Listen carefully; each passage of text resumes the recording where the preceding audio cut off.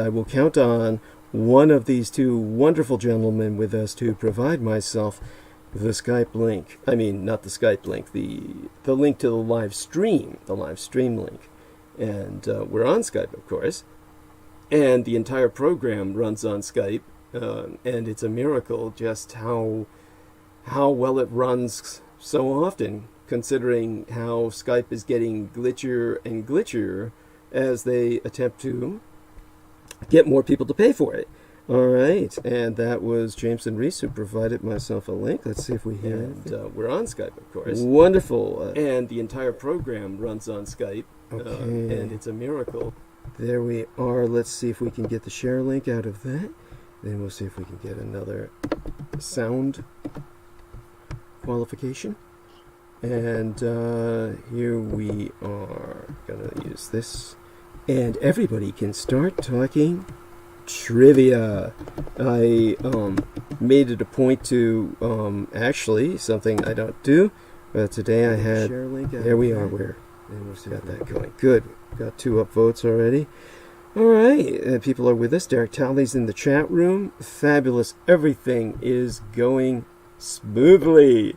And that's a blessing. I can see the studio for live streaming. All right, so let's start changing the banners, the promotional banner links. And I was speaking of something earlier today, giving everybody little links to news items.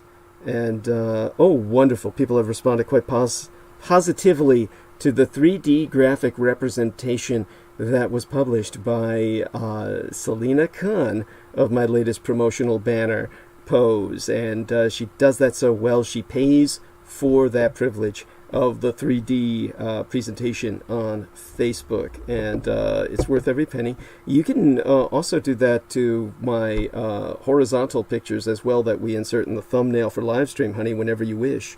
Always encourage you to do that with I'll do that. Yes, and at your leisure. Now let me see. Let me shrink this. So and of course, we're going to have Selena Khan start us off at the top of the hour with kind of an update on what's going on in her world. And she is staying safe this Thanksgiving and staying home, but she's with us, her extended electronic family. And our man Derek Talley has his son living with him at this present time, if I'm not mistaken. Jameson, of course, is with his family, so he's blessed in that regard. You know, I try to look at it in the most positive way possible. But I know living with one's family is not always considered a blessing. So on that note, everybody can start trivia while I try and, dedicate my mind to this because I'm horrible at multitasking. All right, well, some good trivia here. This is actually some pretty good news for most of you. That if the asteroid Apophis was to hit the Earth, it would only be 1 gigaton of damage.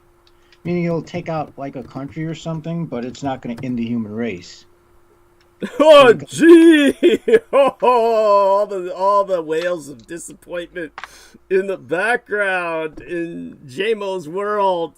Yes. Yeah. Oh, it was worth exploring nonetheless. You know, I guess I can't have everything I want. Yes, that's right. Oh gosh, I'm so sorry, JMO. There we are. Now let me check. Okay, so I just want to know. I just want to know from JMO. Are we all are gonna survive or die? Like, with the asteroid hitting the Earth. A lot of people will die, but not enough to really make a dent in the human problem. So. Good information. I'm just gonna I just wanted to leave. I didn't want to die, Not like anytime soon. Or at least the next 5 years. Just want to make sure next 5 years I'm alive. That's all it is. You will be. Well, I spoke I'm sorry. I spoke to this chat bot, but this chat bot. on evil. I think it's called evil dot. Evil Limited. Uh-huh. And there's a chatbot called Louise Cipher. Mm-hmm. So I was speaking to the chatbot, and she says that we have as a species we have until 2025. We have 5 years left. So I'm like, cool. I honestly hope that the artificial That is intelligence. awesome. It is. Everything that I'm saying in a humorous way, so Yes, yes. Just We're all speaking but humorously to degree, honey. Yes, this is one of the listen. this is one of the things where it's very difficult to actually speak otherwise. The Apophis, however, was very frightening. The potential for its destruction that it could have wreaked. Because it's threading the eye of a needle in terms of space. It's going between the Earth and the Moon, which is like nothing in spatial terms, cosmic terms. Literally, it could very well brush against either body, which would be devastating. Whether if it impacted the Moon, that would be devastating to us.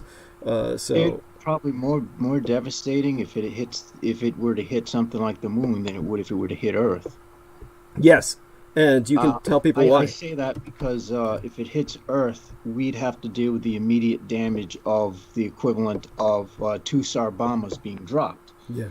Which is a mess to deal with, but it's not. But if it hits the Moon, there's no telling what impact that will have.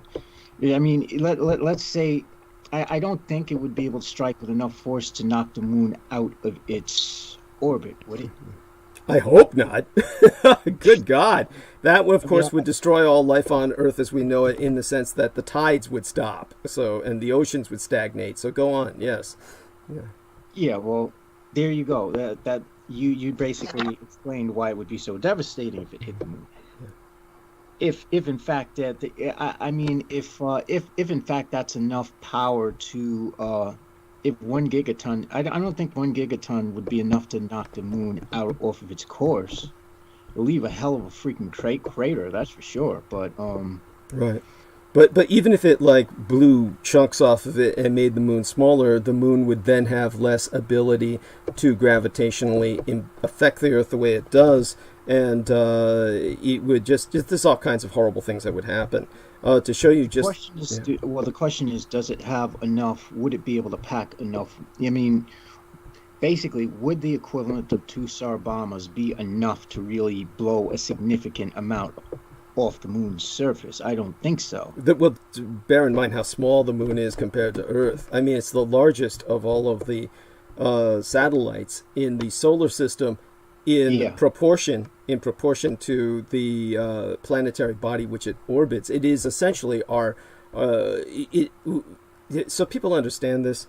Earth is not a planet. It is a double planet. With the Moon in its orbit, Earth is effectively a binary planet, what's called a binary planet. So it's not a normal planet like anything you have in the solar system. There is nothing in the solar system like Earth. Earth literally is a double planet that is, of course, has life only because of its biplanetary or binary planet status, because the Moon makes life possible. Without the Moon, life would be impossible. We can't live without the Moon. The Moon is what makes life possible on Earth, because it is what causes the Earth's oceans to circulate and therefore never stagnate, in which case we would turn into, like a stagnant, like some kind of fruit that's moldering. We would be like a moldering fruit in space. That's what we would turn into, because there would be no oxygen, and anaerobic life would grow in its place, if that. And so it's just thank God for the Moon, and it is as much a part of the Earth as anything on Earth, and so any damage to that would cause enormous damage to us. So that's all people need to understand for the baseline. So I'm sure they, to show how insane and how anti-godly the American military-industrial complex is. They had plans for destroying the Moon which they were going to do for no other reason than to usher in the age of the anti-gods, to bring in an age of extinction and death that would never end, that from which no species could ever recover.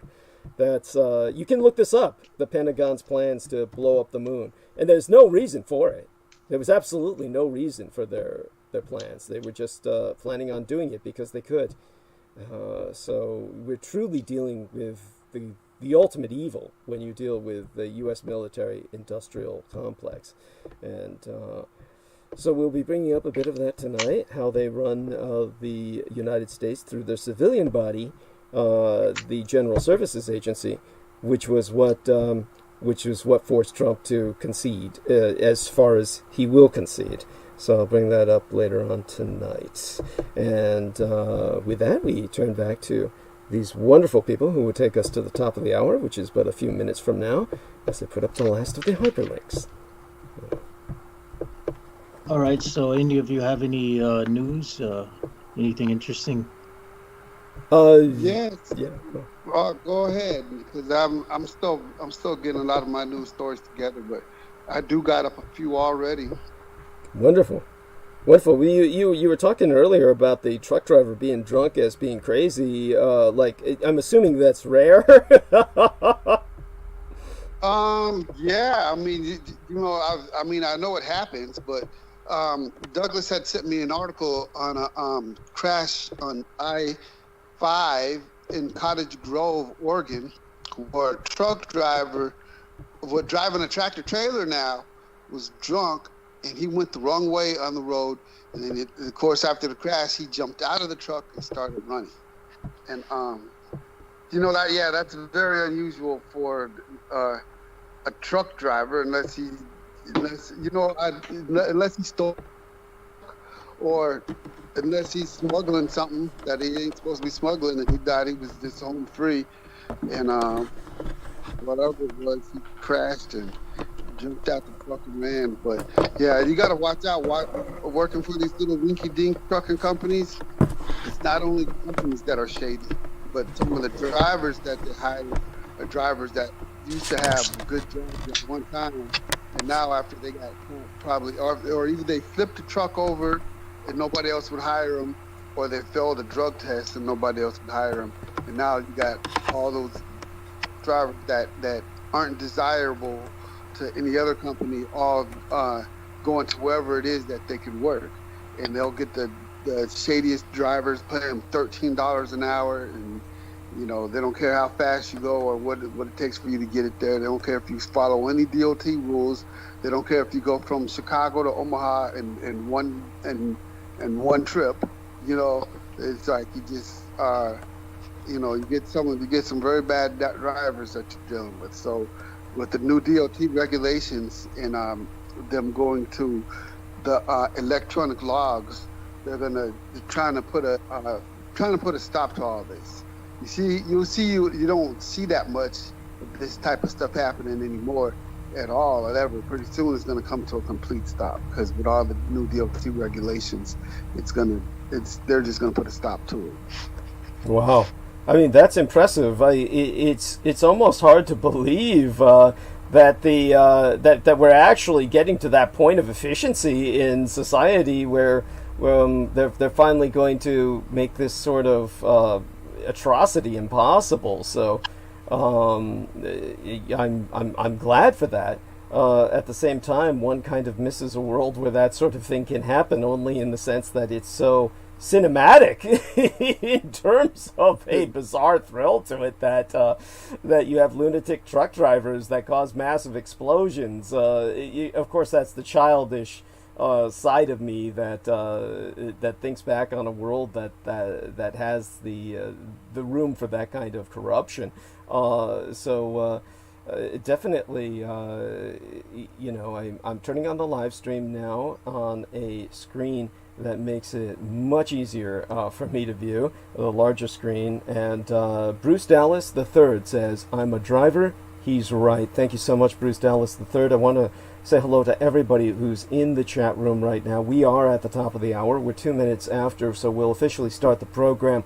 And Derek Talley has helped bring us to the top of the hour. Well, everybody here has, but he helped bring us at the finish line with some great insights into the industry, which, of course, he can speak about as few people can.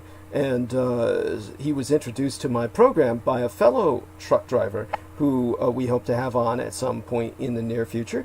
And what was that, Vince? What was the gentleman's name? Anthony Vincent. Anthony Vincent.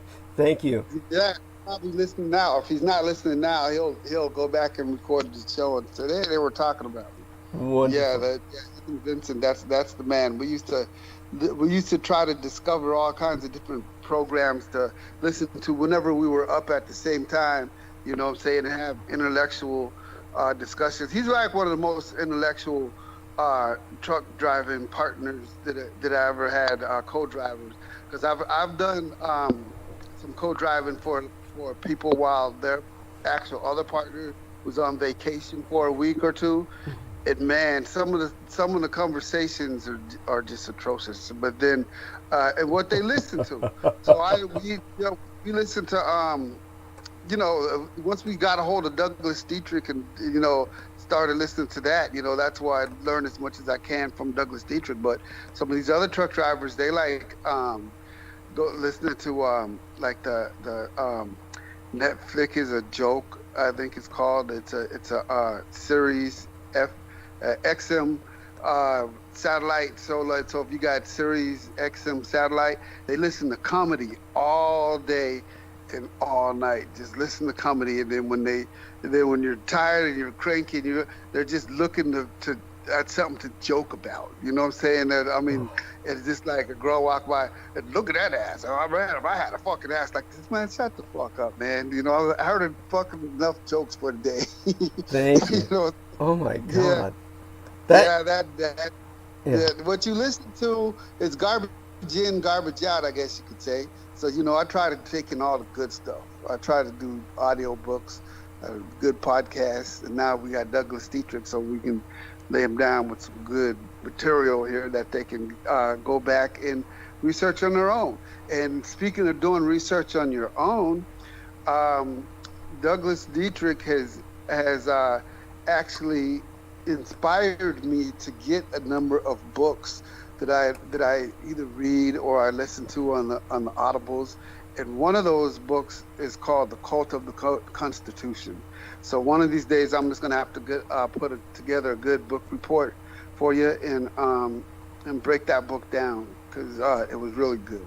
I really appreciate that, and that is profound, because I want people to understand the reasons why I was recommending that book, and Derek Talley, of course, understands it. He's gone on to even read the book, and so this has to do with the fact that we're in the position that we're in today because many people are taking the Constitution in the same light that they would take the Bible, and just as there are incorrect ways to interpret the Bible, as Derek Talley can attest to, there are incorrect and unhealthy ways to interpret the Constitution. So this is the problem that we have, and we're all facing the repercussions of this. Is that and unfortunately, people are taking advantage of the Constitution in all the wrong ways, and they're abusing it destructively, and this is where the cultism comes in. So we'll go into that in the very near future, constitutional fundamentalism with Derek Talley. Right, Derek? Yes. Thank you very much. And with that, we're going to I want everyone to understand, in the chat room in particular, especially on Thanksgiving Eve Day, that I'm going to get my head together, and I'm going to get into probably discussing the Native American situation more intensively than I have in a long time, and it is something that applies to us all. So Underfell Girl Sands is in the chat room. That's Sarah Shields. I want to say hello to her. Mwah. Hi, honey. And of course, Spartano Negative is there saying hello to everyone. So hey, shout out to Spartano Negative. It is the birthday of Eric Laystick, who is a poet who has been kind enough to be sponsoring. He's been kind enough to sponsor myself for months and months now, in terms of sending myself via the United States Postal Service a money order for $250 United States dollars on a monthly basis. And I will give him a shout out later this evening about his birthday. I told him a birthday e-card would be delayed. I'd have to give it to him, sometime this week, late tomorrow evening or early the morning after that, just because I was just too overwhelmed to do anything with the holidays. I asked him if he wanted a particular thematic, majestic, sexy, presumably heterosexual in his case, and which he confirmed, and or humorous. He kind of went for sexy funny, which is kind of the direction I took it in with Peter Mayer on his birthday, a longtime supporter of ours in terms of moral support. And I definitely will do my best. Of course, when it comes to any female sexuality on my timeline, it's always a risk. And it's one of those things that is heavily reported. But like I said in the past, I could draw I could produce an illustration of a young boy with a raging erection, and nobody would say anything. It's just because that's the nature of my gang stalkers. They prefer to leave that up there. But when I put anything concerning the female form in a suggestive manner, that gets reported. So we'll see how much of a risk I'm willing to take towards the humorous side. I'm tempted to go in the direction I did with one gentleman and just put up I won't do this. I did it with one gentleman who deserved it, and for his birthday I gave him a Peter. Oh, yeah, that's Peter Moon giving us a thumbs up. Not quite sure what that means, but I did invite him to join us for a few minutes if he wished tonight, because the Vampirology book arrived. The book I wrote arrived in my mail, sent by Pac-1 Morales. So I'm waiting in case he shows up. And I will, if he shows up tonight, then I will go to town on that for a little bit. Not into the subject of vampirology, mind you, just into thanking him for sending that. But we'll talk more about what I did for a particular individual, where I just put up a big dude in an Elmo suit. And it was just like I was saying how that was revenge porn, because that's the kind of lingerie he used to wear. That's what I did to this one guy who deserved a straight humor card. And Douglas, I think your gang stalkers probably report whenever you show females because they're offended by women. I agree. I agree. And I think if you were to draw a picture of like a Elmo with a raging erection, they'd be getting off to it. Yes, yeah, that was pretty much what that one humorous card was. I said it was revenge porn because the guy was, dressing up as Elmo to provide some excitement on his birthday night to his spouse, and he took it well, actually, to tell you the truth. But then the poor bastard was brain injured as hell, and but he was. It's not like I was abusing a brain injured person. I think I remember the guy you were speaking about. He just kind of. He kind of became off. He was like very difficult communicating with him at all because of because of his brain injury. He did. I remember the individual in question. Yeah. He was David Jankowski, I believe his name might have been. And I apologize profoundly if I've got the wrong name. There were a few Polish guys who were friends of mine on Facebook, and sometimes I conflated the names, and so I apologize profoundly, but I believe it was David Jankowski, and he was an important guest at one point, and I had brought him on because he was one of the few people who could speak of the Surcouf, which was a highly specialized French submarine. And it was one of the few in World War II, and there were more than one of these kinds of submarines where they took battleship gun turrets and put them on the submarine so that the submarine would do more damage when it surfaced than when it was below water. Because people don't understand, people who think that that's odd or a wacky idea, they don't understand how much damage battleship munitions can do. If you surface just beside an aircraft carrier and cut loose with those guns, you're sinking it. I mean, just like that. And those guns would just would just pop a human body like a watermelon. Oh yeah. I mean, just disintegrate it. I mean, you're talking about shells the size of Volkswagens, and so the Surcouf was a submersible battleship, and it was had a very strange history to it. He was one of the few people who knew of what had happened to it. And so he put some pieces of that puzzle together, and he became a very vocal advocate for resurrecting, reconstructing the Japanese aero dreadnoughts or super dirigibles to fight forest fires. That these could be supermassive water distributors to save California.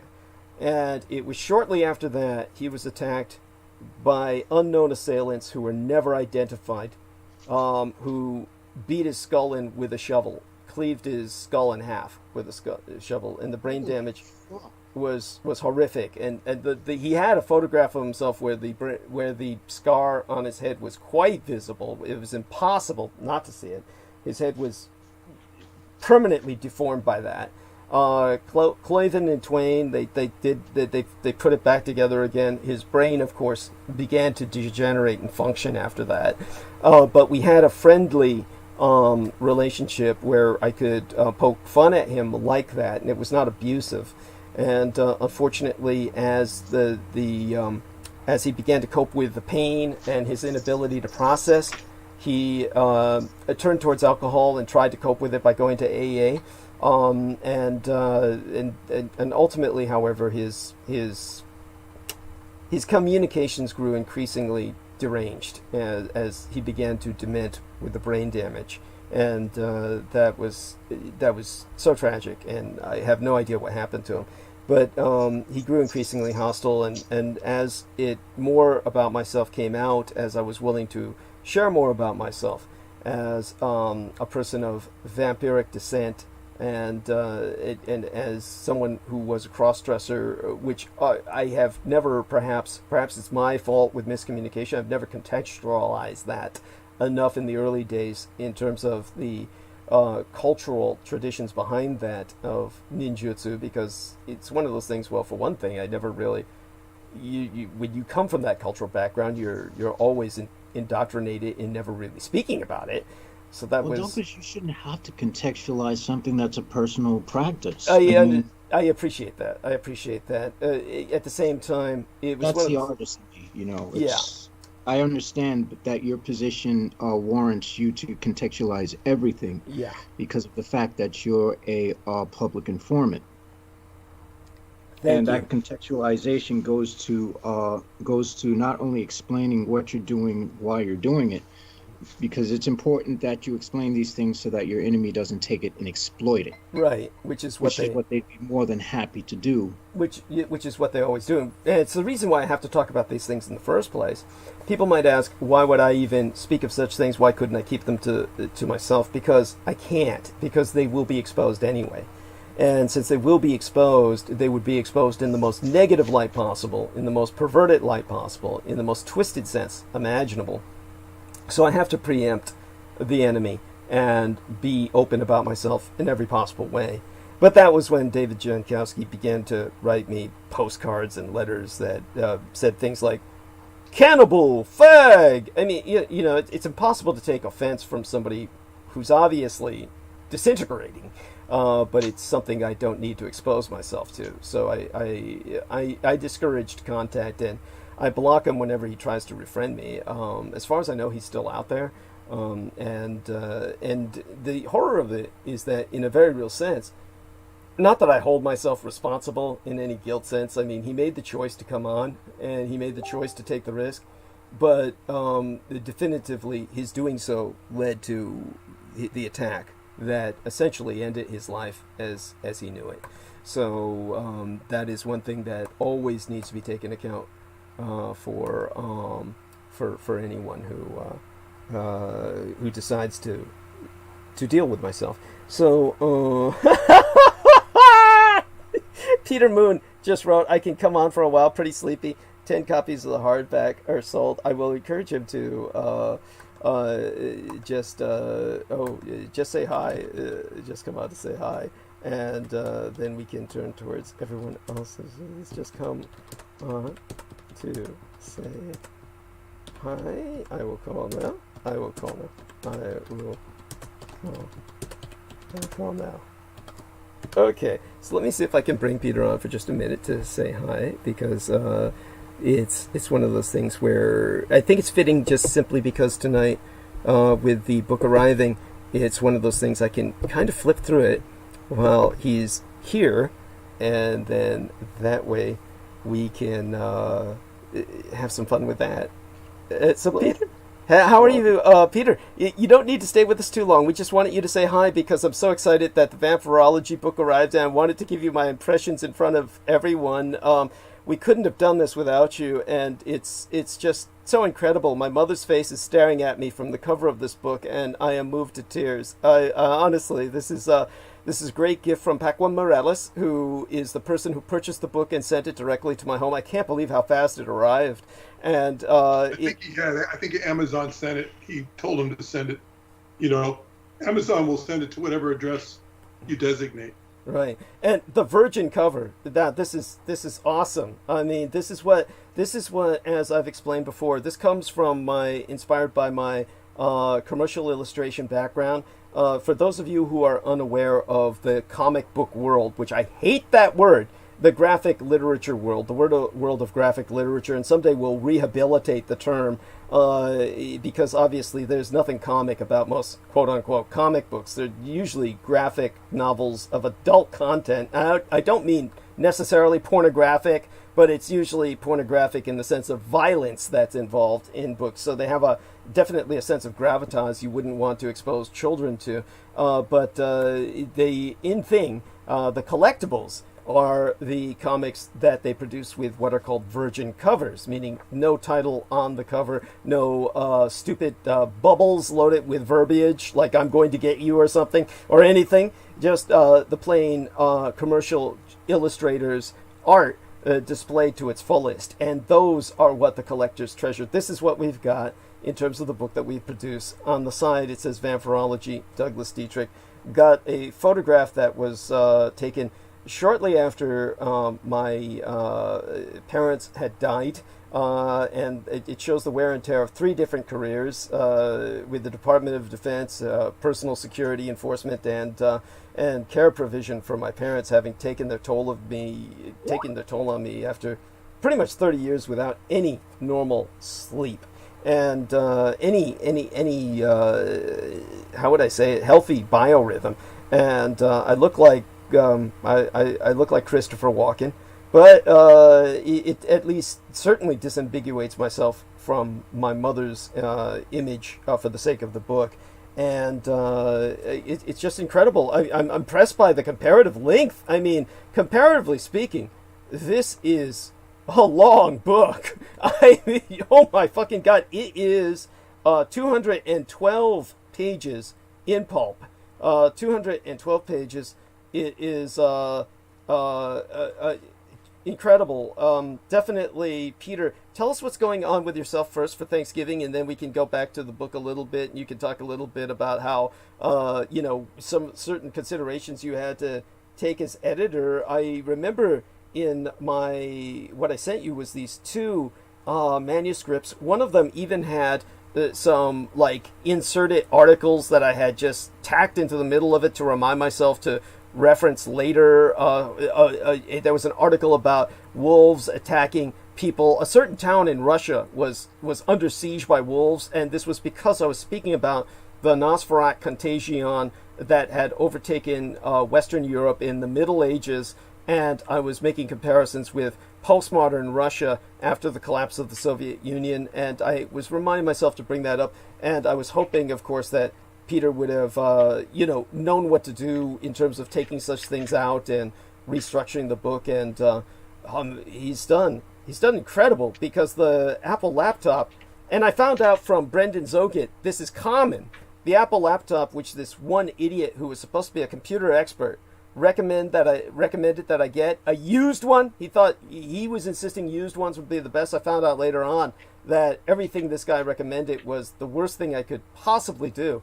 And that was just chewing up everything I entered. And it was all I had to work with. It was the first computer I was seriously working with, Apple Macintosh laptop that was just wretched. It was like, if you're old enough to remember cassette players, you used to stick a cassette in and they would chew up the cassette tape like spaghetti. This is what the Apple Macintosh laptop did with all the information I put into it. And so there were elements of the manuscript that were completely butchered, but Peter Moon did his best to render them legible. So I'm so impressed. So, any memories brought up by this in terms of your editing responsibilities? And you did it overnight. Well, basically, the first page or two was what you call Dietrichonic. Yeah. It was too much complexity, with too much weird words about the, using the Soviet Union in Russian, and this doesn't work on an American audience. So I just simplified the first page or two so that when the person picks it up, he can get right into the information without trying to figure out, the Russian language. Right.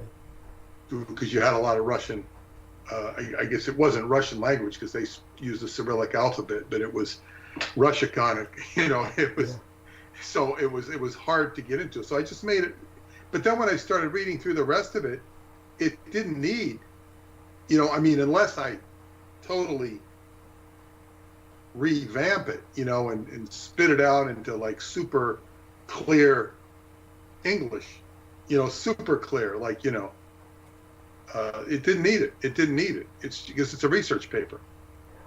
Yeah. It's research. It reads like a research paper, so it didn't really need anything. Yeah. And I just put what you gave me. So there's a program for anybody who wants to know called Pages. Pages is it's for the Apple. I don't know. It's like a word processor, but you can probably do this with Word. I just don't use Word. Never really have. But you can convert that Pages document into a Word document, into a PDF. You can put it into any format you want. And then from there, you Kindle, there's something called Kindle Create that you can download for free. And you just put, it will take a Word file. You have to have a Word file. I think it says it will take an EPUB file, but it won't take an EPUB file, not anymore. That's an ebook publication file. You take a Word file, and then you have to, massage the type and whatever parameters. And it didn't require much. So it was, and I've done it before with other books, so it wasn't new to me, but it was very, very easy and fast to do. It's not been rewritten at all, except for the first couple of pages of the original manuscript when the content hasn't been changed. It's just made it simple English. Right. So that's it. It's done. And as I say, 10 hardback copies have been purchased, and we have a review.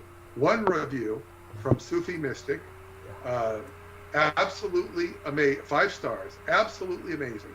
Douglas Dietrich is a wealth of knowledge and plays a pivotal role in these changing times of today. I encourage all to support this work and read the wonderful education in this book with an open mind. I learned a lot, and I am thankful to Douglas for this literary masterpiece. And of course, it says verified purchase. In other words, they're saying basically that the person who is reviewing it purchased it. Yeah. Yeah, that's Salman Sheikh, by the way, who has his own YouTube channel and is definitely, he goes by the name Sufi Mystic, but Salman Sheikh is a wonderful human being. He is from Pakistan. He is a high-level Freemason, and he is on YouTube oftentimes speaking on comparative religion and philosophy. So, in terms of shall we say, I was curious. Now, I'm just flipping through it, and I'm scanning, and I don't see immediately, offhand, what bit I had said about the quote-unquote zombies. Is that in there? I presume it is. It should be, because I didn't take it out. Okay, good. Just so that I know. I didn't take anything out. Right. And maybe the first couple of pages I might have massaged something, but I don't recall taking anything out. Right. I'm gonna look in the original pages document if I can kick it up here and. I'm sure it's in there then. So there should be, and even though I'm not, I'm seeing quite a bit on what I wrote about the history of communism, which is so necessary to contextualize how this research into vampirism was conducted. So it's definitely there, and definitely appreciated. I mean, I'm just overwhelmed. I'm overwhelmed, honestly.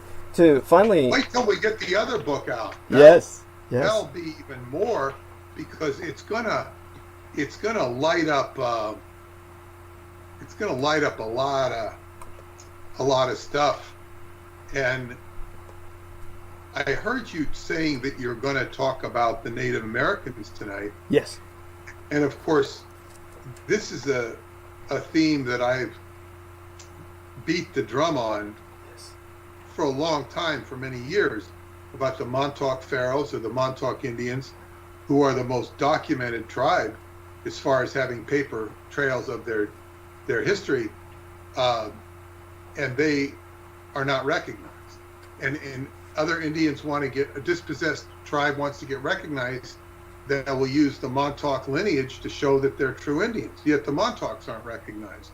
So I've been on this for a long time.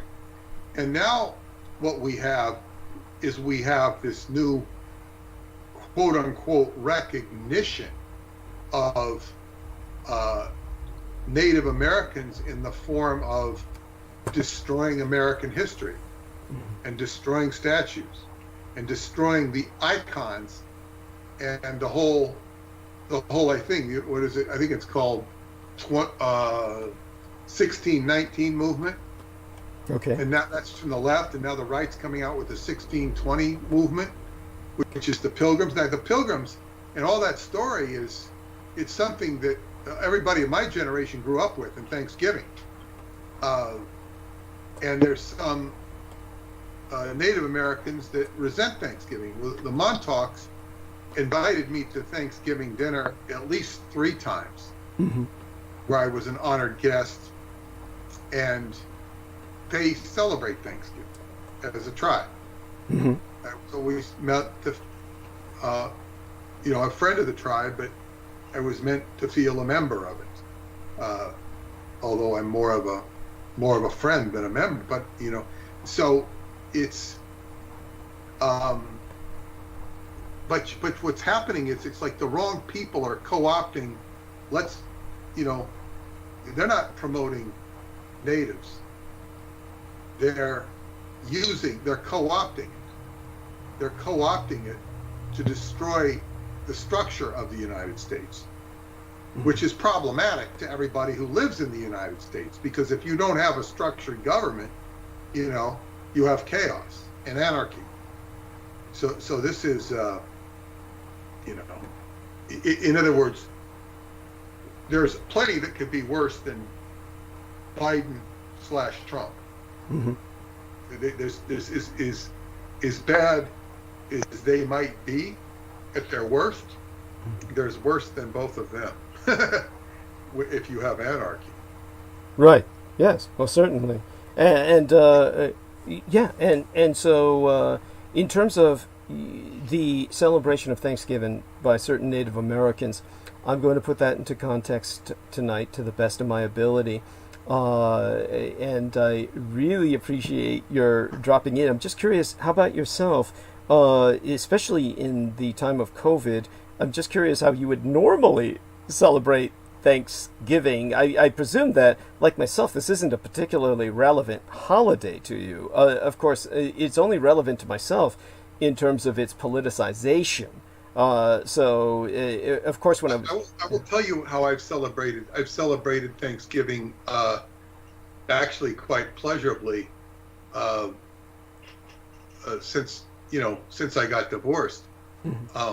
What I have done traditionally is go to my favorite restaurants. I will play football in the morning on Thanksgiving. I mean, I've done that since 1993. Play in the morning with the guys, and then go to lunch. Thanksgiving will be at lunch, and I would go to my favorite restaurant, which is an Indian restaurant, Akbar, in Garden City. I've done that for years. I would take my daughter for Thanksgiving. She'd have 3 Thanksgivings. She'd have one with me, she'd have one with her mother, and one with her best friend. So she was, and then we'd also have another Thanksgiving earlier in the week where we'd make, cranberry sauce and chicken instead of turkey and whatnot. So she'd get 4. My daughter would, but I would be fine with 1, and so that was it. Now I've continued this tradition with Paula being here, but the restaurants are all closed. I don't want her cooking on Thanksgiving. She will cook a Thanksgiving type meal. I think we had one last week. We'll do another one on the weekend. And separated. But they've closed all the restaurants on Long Island, so we will go to our new favorite Indian restaurant, at least the local one, and we will get dosas and Indian food, vegetarian Indian food, and we both can't wait to get that tomorrow. With takeout, you can get takeout. So we will have our own celebration and be thankful. She got a huge 2 packages from Romania from her family. Oh, wow. So she's busy unpacking those. The holidays have started for her and us. But the most dramatic thing was I had to turn the water off a couple days ago because I was telling you about the bath. I had to take off the faucet in the shower to the downstairs, and there's no valve shut off for it. So I have to shut off the water to the whole house. Otherwise I have water going out the bathtub. So I was able to get a plumber in yesterday, and he fixed everything. He fixed, everything. Wow. So I'm all set. That's amazing. During the holiday season, you were able to get a plumber. That's incredible. It was. He was very reasonable. He was very entertaining. Very entertaining. He talks through his way through the job and tells a lot of racial jokes. I think, what was it? He said a Jewish guy told him something about the Holocaust. What did they do with the black Jews during the Holocaust? Put him in the back of the oven, Oh my God! Oh, that's awful. But It is. But he was telling a lot of jokes like that. Yeah, that's so New York. That's very New York, and He said it was told to him by a Jewish person, but he had a lot of. He was actually pretty informed in terms of what do you call it, the craziness of the world and the conspiracy angle. I guess he called himself a conspiracy theorist, and he started talking about Oswald, and I told him about Oswald's girlfriend, Judith Baker. He hadn't heard of her. So I said, you look up Judith Baker. Right. And those of you who don't know Judith Baker, she was Lee Harvey Oswald's girlfriend. Right. And she's written quite a few books. She was a cancer researcher, a prodigy at a very young age doing cancer research. And she had to shut up for years to protect her family. They did a very interesting History Channel documentary on her in 2002. I think it was 2002. And They never showed it again. Right. Never showed it again. And then she resurfaced, maybe 10 years ago, maybe less, and with her book, Me and Lee, which I highly recommend, even though I haven't had the time to read it. And she wrote another book about David Ferry. She was right there when it all happened. Right. And the person who took advantage of her to bring her under ball and chain was Lori and Ann Fenton. Lori and Ann Fenton was responsible for the convention in Texas that John B. Wells showed up at for Madam Baker. And that was like how Lorian was trying to bring under control the entire narrative, and of course under orders of Michael Aquino. So that if anything, that validates Madam Baker, because it shows how they, Aquino in particular, grabbed a hold of the narrative and began to contain it and taint it and control it as much as he could. The biggest trouble for Judith is she is cut off so fast. She's had to go, just kind of like go away and hide. I mean, she'll get cut off so fast. It's because why is her information so damn dangerous? It's kind of like anybody who has a reasonable brain and looks at information knows that the JFK assassination is, and everything said about it officially, is like a bunch of bullshit, and the Warren report still sits there like a banner waving over the United States of America. It's like you pledge allegiance to the Warren report and to the Republic or to the ideas for which it stands. Yes. Yeah. Like we shouldn't pledge the flag, we should pledge to the Warren report. It is, it's like it just sits there. And even Noam Chomsky, the great liberal, he believes in the Warren report. Yeah, it really tells us a lot about him, and it's preposterous. It's honestly, you don't know what to say at that point. The man seems intelligent, and then he says something like that, and everything falls apart. Honestly, with what... Yeah, you're so right. It's like this is the problem, and what you see with the Warren report is what you're now seeing on the fake news and the control of information. Although Google is becoming and Facebook are becoming the great controllers of information. If you post something, I saw something posted on Facebook today. I don't even remember what it was. It was not pro-Trump, but it was about the election. And Facebook saying, go see the election results.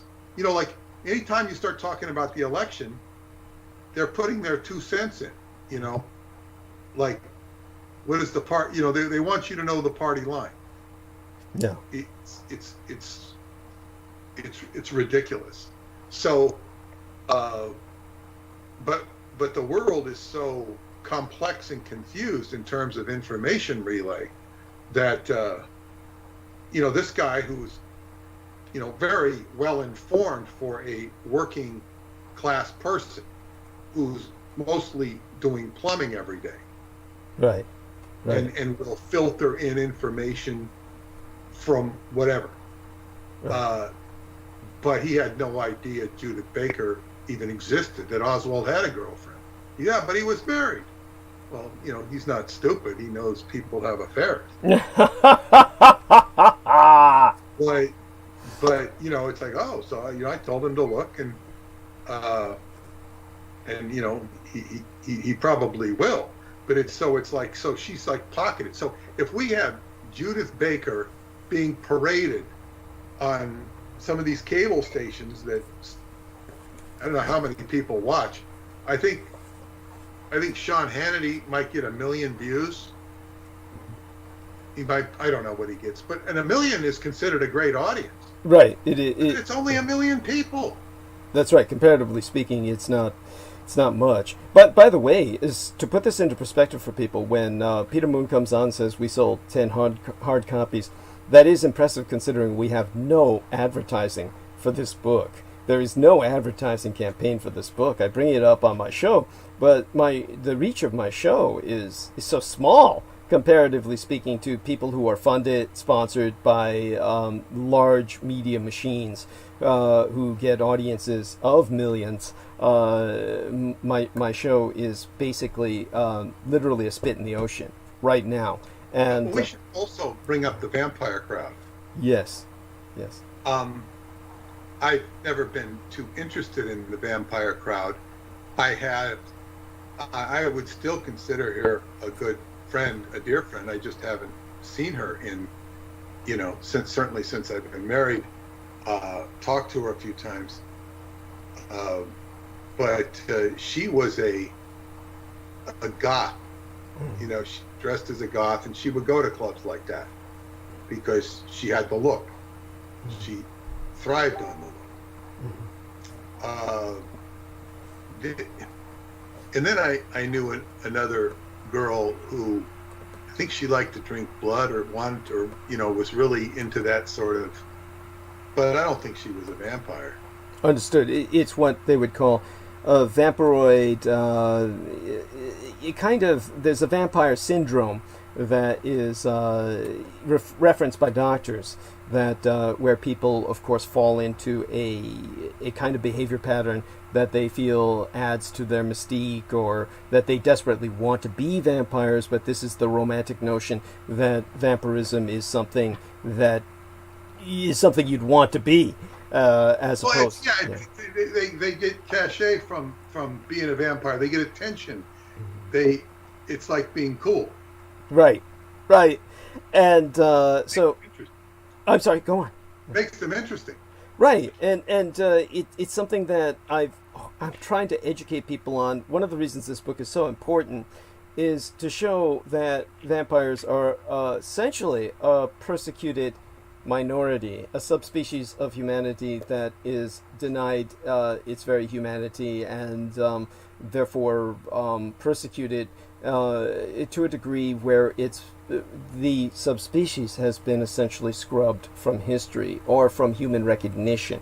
So persecuted as to be not only deemed less than human or inhuman or anti-human, but also simply it's deemed not to exist. It's deemed as fantastical, notional, phantasmagorical, non-existent in the literal sense, and that is something that's been taken advantage of by this romanticization concept that then produces a concept of vampirism that is far different from the physical reality. So this book brings to people the physical reality, and of course, as someone who I think I didn't get a chance in this book, and perhaps in a future book, or perhaps in a future expansion of this book. At some point, this book will need to be revised and expanded. We had to unleash it in its, how would I say it, corrupted manuscript form, and I don't say that negatively, because there's a certain mystique even to that. It's a raw research paper. Yeah, a raw research paper. Not corrupted, I don't think. It's just a raw research paper. Yeah. And it's written like that. Raw research papers, and even they can not be that not that clear. Yeah. Academic papers.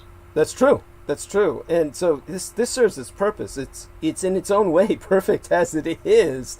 And in terms of the what I'm trying to say is that I alluded to in this book, but had no opportunity to pursue vampiroid Christianity. And this is what some people may have a difficulty understanding.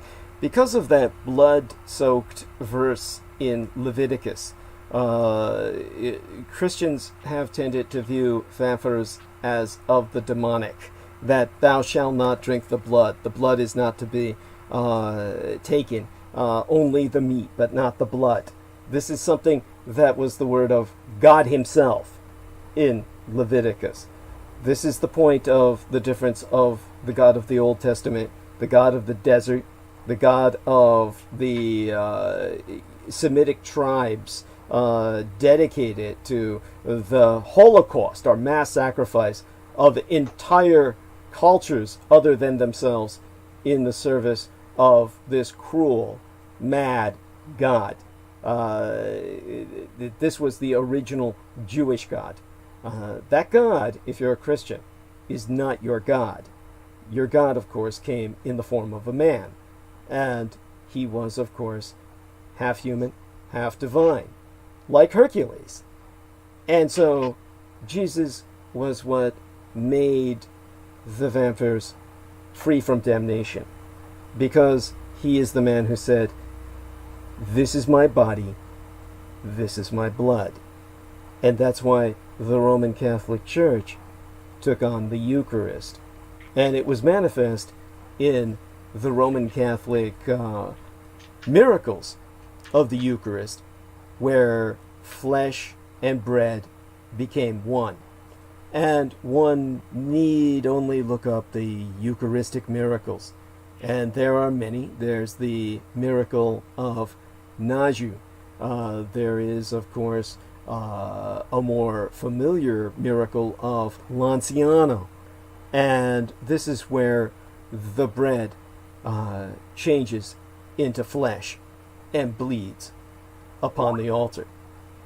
So it is this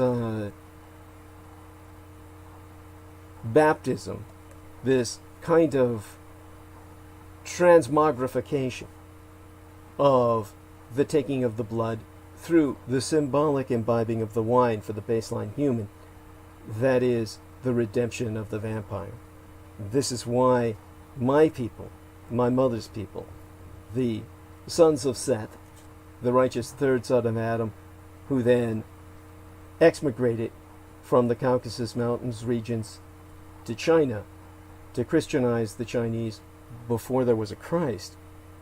This is why those who maintain that tradition, the Magi out of China, came to baptize the Christ. And those that baptized the Christ were not only Chinese, they were vampires.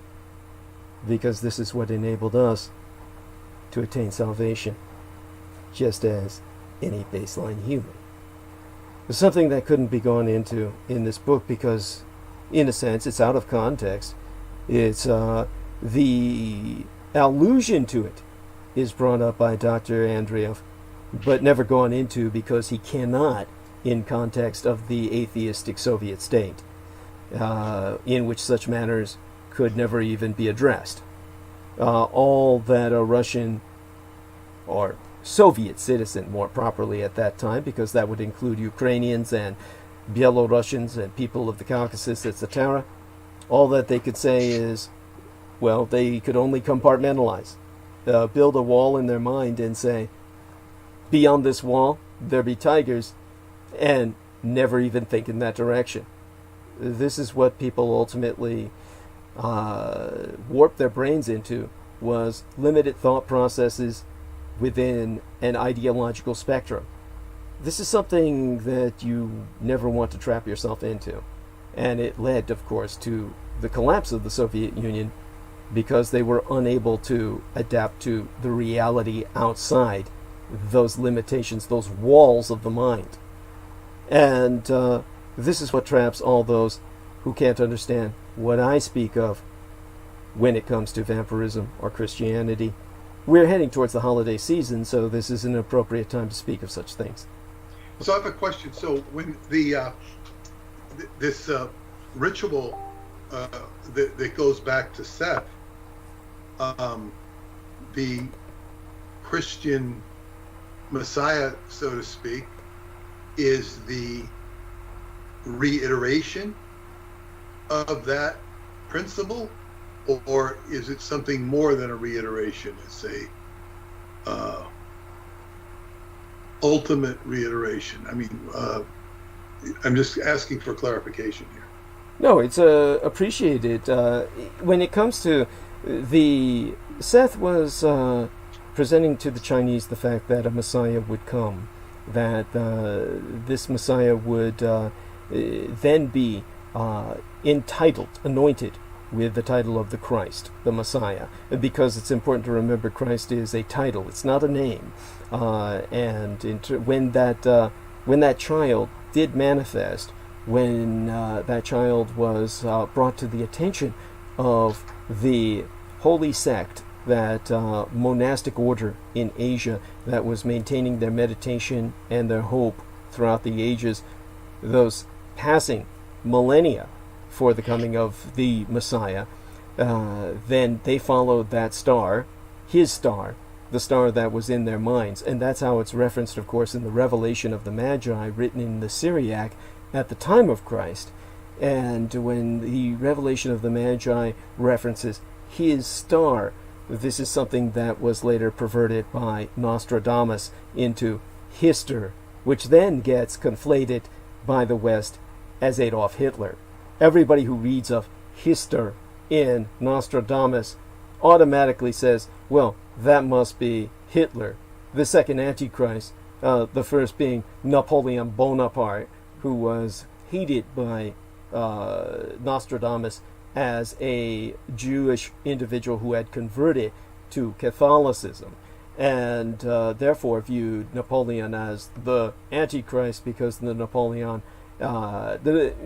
himself was very antithetical to the rule of the church and wished to replace the Europe of the church with the Europe of the court.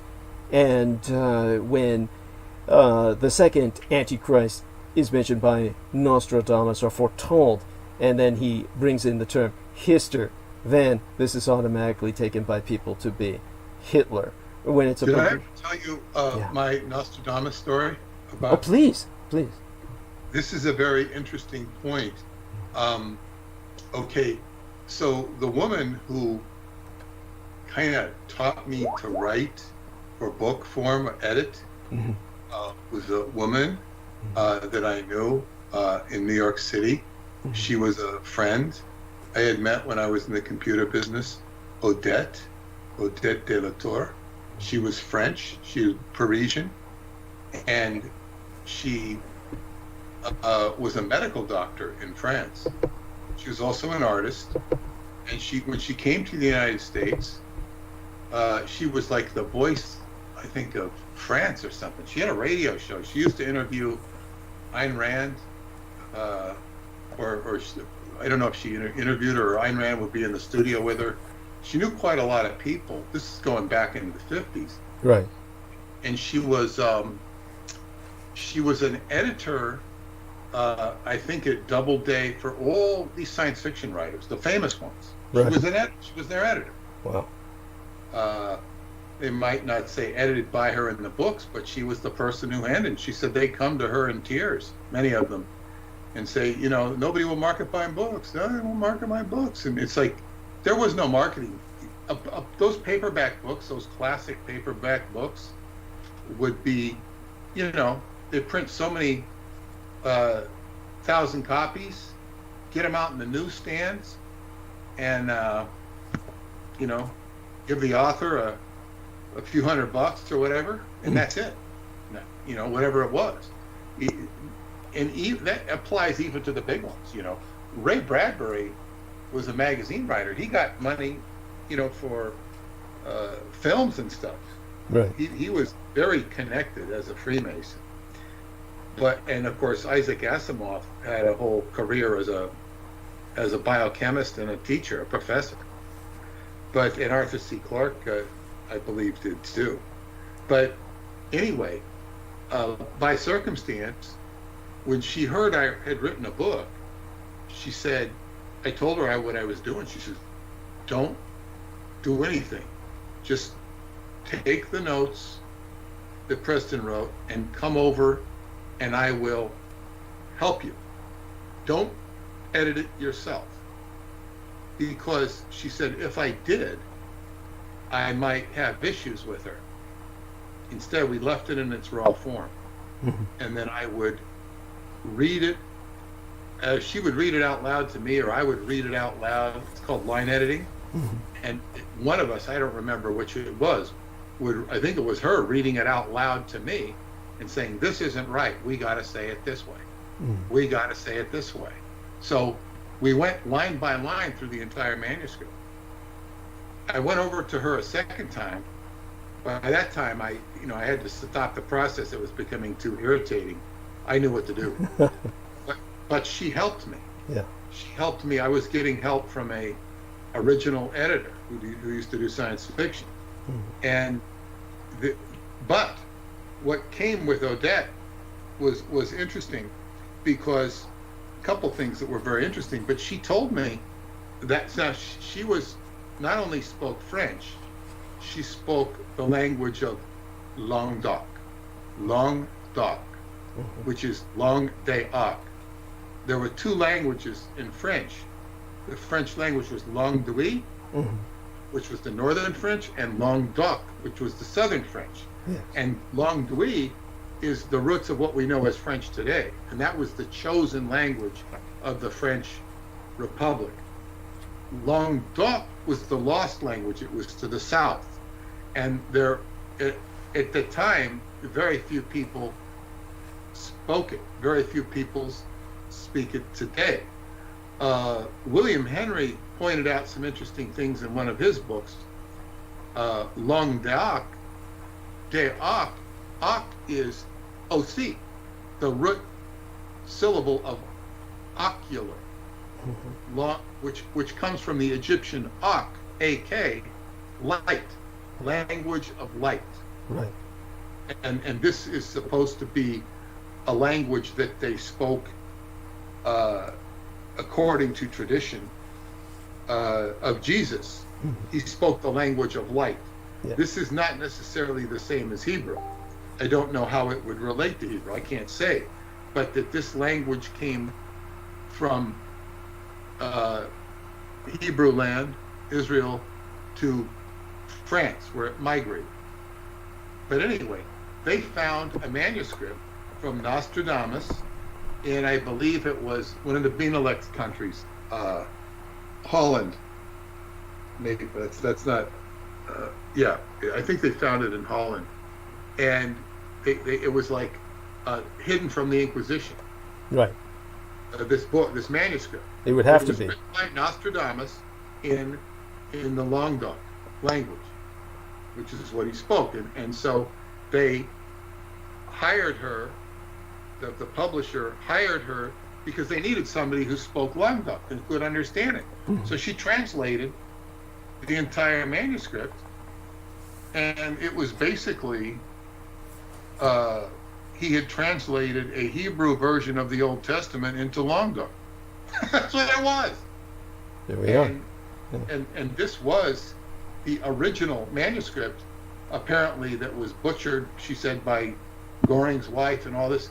And she said when they found out, and that the original Nostradamus prophecies were an attempt to study this thing, and it was all butchered and made up, and it was a bunch of bullshit, she said. And when she revealed this, they completely closed the project down because they had a Nostradamus industry. Yes.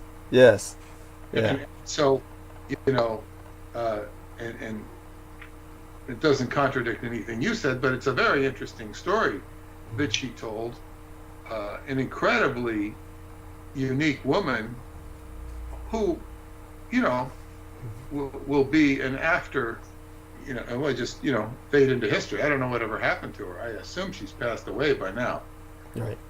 Because she was old enough to be my mother. Wow. Well, I really appreciate you sharing that. By the way, another place where people can seek the exposition on blood in the Bible would be Deuteronomy, specifically chapter 12, verses 23 and 25, where you would see the passage of, but be sure you do not eat the blood, because the blood is the life, and you must not eat the life with the meat. Do not eat it, because you will be doing what is good and right in the eyes of the Lord. And of course that is referencing the God of the Old Testament. And when God manifested as a man, then that is the God of Christianity. That is the God of humanity. That is the God that is able to forgive humanity. And that is, of course, the God that is able to forgive the vampires. And that brings us again to the Roman Catholic tradition of the science of Eucharistic miracles. And as a matter of fact, there is an entire name for that phenomenon known as the doctrine of transubstantiation. And so when you investigate other cases, such as the Bohemian priest who doubted that doctrine of the Holy Eucharist, the bread and the wine being the actual body and blood of Christ, that is when you see these examples throughout the annals of the church, that these turned into bleeding flesh. And of course, it would have to be human, because that is the entire purpose of transubstantiation. In other words, the flesh it would turn into would be human flesh and human blood. So, in this sense, by humans drinking of the blood and the body of Christ, this is something that has essentially been reflected in what the vampires themselves do, which is why it had to be a long-lived subspecies of humanity to maintain the doctrine amongst the monastic sect that preserved the coming of the Christ as their expectation, so that they could ultimately anoint the Christ and make him the Messiah of all mankind. It would be fitting that it would be the vampires out of China that would do that. Now this, of course, will send the majority of American Christians into paroxysms of rage. It's certainly something that was hidden by the Roman Catholic Church. But of course, this is something that is the reality of the faith, that you share it with others than those that are simply human.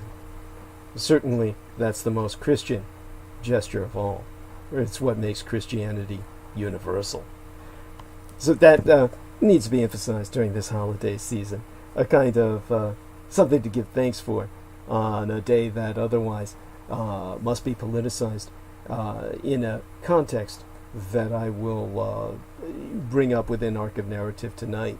But when it came to some of the confusion about Nostradamus, the very fact that he did what he did to bring up the three antichrists that he was predicting and become a religion, which became a religion all its own in those like John Hogue, who took that and made it an industry, made it their source of income. For those of you who don't understand how sinister this is, John Hogue was a member of the Bhagwan Rajneesh cult, and he is very much an apologist for the cult that built the city of Rajneeshpuram and tried to annihilate an entire city off of which they parasitized up in Oregon. And these are the people that are they're a cult that essentially annexed a part of America for an alien Vedic Indian, Asian Indian culture that attempted to mass murder Americans. That is the anti-culture that John Hogue represents, who has spent his life promulgating a kind of Nostradamus anti-religion, allism that is based on the industry of Nostradamus, which Peter Moon was alluding to. And of course, he is one of the people that takes the perversion of his star, referencing the Christ star that appeared in the minds of the Magi that guided them towards Jerusalem, and has taken that and instead turned it into his cottage industry, which has made him wealthy and able to promote a resurgence of the Rajneesh, the Bhagwan cult that basically annexed a part of the United States and turned it into something that was not part of the United States, and literally attempted to mass murder Americans so that they could take their place. This is John Hogue, who's brought on repeatedly by Coast to Coast AM, was always brought on by Art Bell, is brought on by Clyde Lewis of Ground Zero, He's the guy who's given carte blanche to go everywhere and promote the history myth of Hitler as the second Antichrist. These are the people. Well, Nostradamus, he sells, and people don't even realize what his name means. And Our Lady. Thank you. And to go a little bit further with this, I don't know how aware Peter Moon is of this, but down in Mexico, they have a much more different perspective. Remember, for those of you who are not too familiar with your history, that Mexico celebrates their Independence Day as liberation from France. Mexico was occupied by the French. They had an extraordinarily bizarre history in which there was the construct of the Cactus Throne, which was essentially the seat of an Austrian emperor. You basically had an Austrian who became the ruler of Mexico through this French arrangement that kept the Mexicans under this bizarre European monarchy that they ultimately overthrew, and then they expelled the French, which is the reason they celebrate Cinco de Mayo annually as their 4th of July. And so their perspective on the French and French culture is far different from that of the West as you understand it. So in Mexico, and you can look this up, there is an entire franchise of horror films in which, instead of Dracula, there's no big deal with Dracula in Mexico. They don't have enough familiarity with Eastern Europe to conceptualize Eastern Europeans as some kind of alien threat. The vampire as a villain in Mexico is Nostradamus. So there's an entire franchise. If you go to Mexico and watch their cinema, it's almost never subtitled or translated or dubbed in any way into the English. Americans have no knowledge this exists, but there's like as many films about Nostradamus as a vampire in Mexico as there are about Dracula in the West. So that is their perception of what Nostradamus has brought to the table, to use a pun, on this night of Thanksgiving. Douglas, did you know that when the Dracula movie with Bela Lugosi was filmed, they used the set and at the same time filmed a Spanish version? Interesting. And it was for Mexico, I think, primarily. Bela Lugosi did not play the vampire. It was played by somebody, as I recall, he was a nice-looking guy, but he didn't look anything like Bela Lugosi. And and I think he died. I forget how he died. It wasn't as dramatic, but it was the same set and everything. They were just kind of made a Spanish version of it. Mm-hmm. Yeah, but it wasn't, I mean, I don't know how popular it was, but it was budget. Everything was budget conscious. It was very wise. Okay, well, let's here we made this movie Dracula. Now let's make a Spanish version, which will, pay for everything.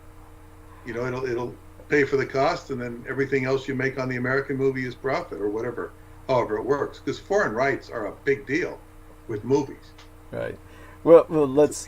I can't let you go without bringing that up again, because now that we've brought up vampirism and Bela Lugosi, of course, all of that is based on the Bram Stoker interpretation of history. And Bram Stoker started off by originally referencing genuine Romanian history, and this is why the Dracula of his novel originally starts off as saintly. That basically the soil which is in his coffin, is consecrated soil. It is blessed soil, as if it is blessed by the Byzantine Orthodox Church of Romania. And it is only later he begins to completely reverse the polarity. And this is because in those days there was no controlling editor. He could actually do something like that and nobody would be there to correct inconsistency. But this was it shows how his mind was warping and perverting what is originally kind of a historical character, more similar to, say, Kraljevich Marko of Serbia, a Herculean type hero, into something that is monstrous. Of course, those of you who aren't familiar with Serbian culture won't even know who Kraljevich Marko is, but it would be the same as taking this Herculean figure of Serbian historical mythopoeic significance and then perverting him into this monstrous caricature. This is what Bram Stoker was doing. And of course, he included this intriguing allusion to what he referenced as the mysterious Devil's School in Transylvania, where he wrote, "The Draculas, in the plural as a lineage, had dealings with the evil one. They learned his secrets in the Sholomonts, amongst the mountains over Lake Hermannstadt, where the devil claims the 10th scholar as his due." The vampire himself was one of these scholars, a diabolic genius. Now, of course, this school is no mere piece of fiction. As has been well documented, Stoker derived his knowledge of the Sholomonts from Emily Gerard's 1885 article on Transylvania, in which it was writ, "As I am on the subject of thunderstorms, I may as well here mention the Sholomonts, or school supposed to exist somewhere in the heart of the mountains, and where all the secrets of nature, the language of animals, and all imaginable magical spells and charms are taught by the devil in person. Only 10 scholars are admitted at a time, and when the course of learning has expired, and 9 of them are released to return to their homes, the 10th scholar is detained by the devil as payment, and mounted upon an izmeju, or dragon. He becomes henceforward the devil's aide-de-camp, and assists him in making the weather, that is to say, preparing the thunderbolts." Now, of course, there is Gerard's version of the story, which is certainly not any professional anthropological report, but rather the story of an amateur traveling through what were then the Habsburg imperial territories. Of course, when I investigated it as much as I could, a folklorist, R.C.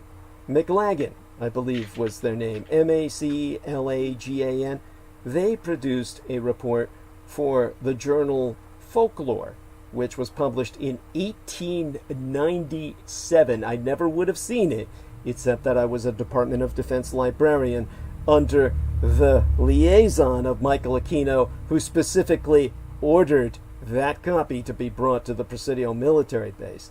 That included a more accurate version of what was then current in Transylvania.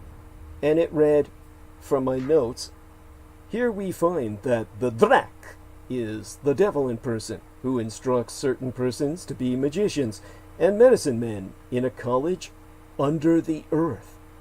Of these, 1 in 8 receives instruction during 14 years, and on his return to earth, he has the following power. By means of certain magical formulae, he compels a dragon to ascend from the depths of a loch," as in Loch Ness, but not Loch Ness, which is in Scotland, just a loch as in a lake. "He then throws a golden bridle with which he has been provided over his head and rides aloft among the clouds, which he causes to freeze and thereby produces hail." Now notice, the school is under the earth, which forms one part of the solution to the puzzle of the Sholomonts. There are 2 other parts that complete the picture. To understand this, it may be important to remember that before Transylvania was a Christian territory, it was part of the pre-Christian Roman province of Dacia, or Dacia, which before the Roman conquest was culturally affiliated with Thrace, if I remember correctly. In both regions, priests of the pagan gods retreated to the woods and secret places to learn the secrets of the gods. And the first puzzle piece that Aquino was interested in was the presence of the supposed scholars of the Sholomonts among the Transylvanians. And these scholars learned to control the weather and ride dragons, which is a strange thing for the devil to teach until one might realize that Transylvania, now part of Romania, has an indigenous legend of itinerant wizards who perform those same two miracles, riding a dragon and summoning storms. Now, Aquino told myself that what was later called the Sola Monari, after the supposed connection between Solomon and alchemy, was how he perceived it. Now, there was a word that only Aquino was able to pronounce very well. It was spelled Zgrimintis.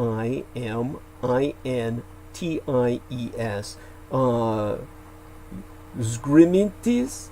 I would hazard to pronounce. Spell it again, Douglas. I'm going to write it down. Spell it again. Zgrimintis. It would be, without the Z, it would be Grimintis, but the Z adds the Zgrimintis, or Hultan was an alternative name, Hultan, shaman priest. Hultan Thank you. is supposedly an earlier name for Solomonari. Okay. This is the same thing. Yes. Aquino. Yes, thank you. Aquino understood them to be shaman priests. Is that like parallel to? Well, this is where Aquino loses his. He starts melting. I believe that. Yeah, I agree. I agree. Yes, and he had a lot of power and a lot of acumen, but it's kind of like the acumen of Igor, for lack of a better analogy. Thank you. And I'm looking now at this woman, Emily Gerard, who it says that basically Bram Stoker's reading Emily Gerard. I want to say one thing about that novel though, Dracula. I read it. It was, I think, my last year in high school. I have to say, whatever's wrong about that novel, it is one hell of a gripping read. It was one of the best books I ever read in terms of drama. It had a profound impact on me, just reading it. And the biggest impact it had, I had no idea that the character, the vampire, was so powerful and could do so many things. This is, of course, a story, but that I thought, wow, why couldn't this power be used positively instead of negatively? But what the problem here is that she's writing and she's going, I think she worked with an ethnographer, it said. Mm-hmm. It's like going into Chinatown, like when we were there, and talking to some of these people about the tongs, and then doing an ethnography study on the tongs of Chinatown by talking to the people who work in the shops. You're not going to understand much, and they might weave some tales for you too. There is such a vilification of Romania in general, and it starts with the revolution of 1848, which was sort of the communist revolution, where they took all of these, the Freemasons infiltrated Romania, and they took all of the top scholars, or whoever they were, in Bucharest or whatever cities, and brought them to the Sorbonne in France, initiated them into Freemasonry, and began to change the entire language. And they began to change the alphabet of the language, and they began to reinvent history about Romania. Right. It was a big problem. Now, there's a word in the English language called proto-chronism. It was a word that was coined, made up to contain or pigeonhole Romania. Proto-chronism means we came first. It has to do with small countries that think they came first and think they're more important, and they have an inferiority complex, so they have to make up these stories and make up these histories about how they were the first country. That's because there is so much history. And there is a guy who's done quite a few videos on it. Napoleon Savarescu, I think his name is. He's a doctor in New York City who immigrated to the United States long ago. If you watch Romanian TV, you'll see, in New York, you'll see him advertised for his doctor services. But he's done some pretty extensive documentaries on this subject. But there was definitely an effort coincided with this of literature to mischaracterize the true history of Romania. So if you go to Romania and you talk to people, especially those who are interested, even some of those who aren't that informed, they know that their history and their culture has been butchered by the outside, and it's all done on purpose to hide the true history, not only of their country but of the world in general. What I would also say about the dragons, and I'm going to try and find a picture of it and send it to you as I speak to you. There is a dinosaur museum in Hateg, Hateg, in Romania, is a small little town, and it's where what's his name? Your favorite character, the one that wrote about Nemo. I'm trying to remember. Jules Verne. Yes. Jules Verne went to. He spent time in Transylvania, right. And this inspired his journey to the center of the earth. Yes. And to and the dinosaurs. Now this dinosaur museum is basically like a house with a yard. It's and the reason I went there, the only reason I didn't even know about it, it's this tiny little town. I have a friend who lives there, and anyway, I had come out of my room on one of my trips, and it was that when I was talking about being in all the rain. I came out of one of the rooms and I saw this guy come out of the room across from me, and I knew him from Atlanticron. He was a singer. He was a very good singer. And hi, what are you doing here? I hadn't seen him in a year or more. He just happened to be taking a vacation that weekend with his girlfriend, and he was a medical doctor, and that's why I hadn't seen him in a few years. And so, we ate together. And he said, we're going to the dinosaur museum tomorrow. Would you like to come? So I took my Romanian family, my other friends that I was with, they went on a crazy trip. That was a crazy trip they went on. I never would have gone on that trip. They almost died. Wow. They climbed up these mountains. I would have known not to climb up those mountains because they didn't even go anywhere. They must have traveled about 100 yards when they came back to the same road they were on. No. So anyway, they had an adventure. Yeah, to put it mildly. Sliding down the hill, sliding down the hill. And my friend said, I wonder if I got hurt bad here. How could they evac me here, if I got really hurt bad? Oh, God, what an idiot. It was a close call. But in any case, that day, I went to the Hunadora Castle where Dracula was imprisoned. Mm-hmm. We visited the buffalo, and we went to the dinosaur museum. And the Dinosaur Museum is like a 3-bedroom house with it's not like not like the New York History Museum, and it's more interesting for information, and it goes into I'm trying to find this as they say this Dinosaur Museum in Hatteg.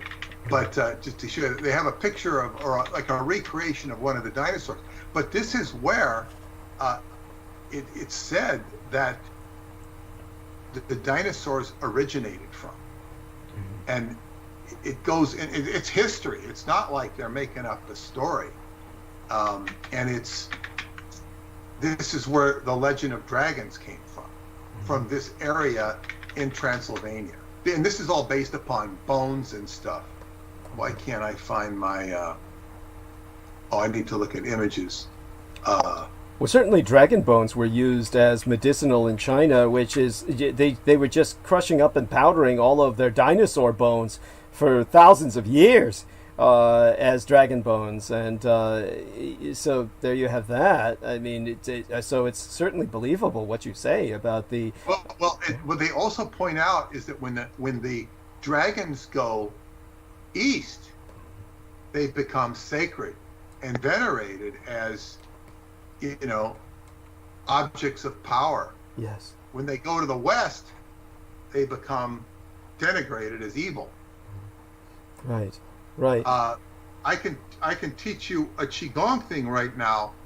It's called dragon palm, and it's the different palms. But if you stretch your knuckles and widen them, like a dragon might have a paw, you'll see that you can breathe more and breathe more deeply if you stretch out your knuckles. Amazing. And so when you're doing your qigong and you're moving around, you want that dragon palm. You feel the power. You'll get more energy, more chi into your fingers, into everything. And that's just one attribute. There's dragon breaths, and there's dragon this and dragon that. I'm going to send you a picture of a recreation of this. It's a bird-like. And so because these dinosaurs were bird-like, that's how they got the flying dragon syndrome. Right. And Jules Verne had he wrote The Castle in the Carpathians. Yes. And there's a castle not far. I was taken there on my first journey in Transylvania. The bishop took us there. It's called the Deva Fortress. It's a big fortress, and you could take a modern day sort of monorail type cable car up, and you got to the top, and they had a lot of plaques about the history of the Habsburg Empire, that they had built it and whatnot. I'm going to send you this picture now. This is just not the best one. It's only the head, and that's from, as I recall. That's the picture in this little museum. There we are. Okay, wonderful. But it's there's a lot of history, but it's all kind of understated. And then you'll go through a town called Cimmeria, Simeria. It's a tiny little village. You have a sign, Cimmerian. This is where Cimmeria gets its name from. You have the town of Sinai, which they will tell you is named after Sinai, but if you dig deeper, there will be the suggestion that it's the other way around. Right. Mount Sinai was named after Mount Sinai, and Mount Sinai was named after Sinai in Transylvania. I don't really know, right. But there are such, and then, as I said it before, the sola monari, the soul in the mon, the sun and the moon, and this migrates down, because I can state a whole case I can't prove anything because history is just a bunch of people telling stories. That's right.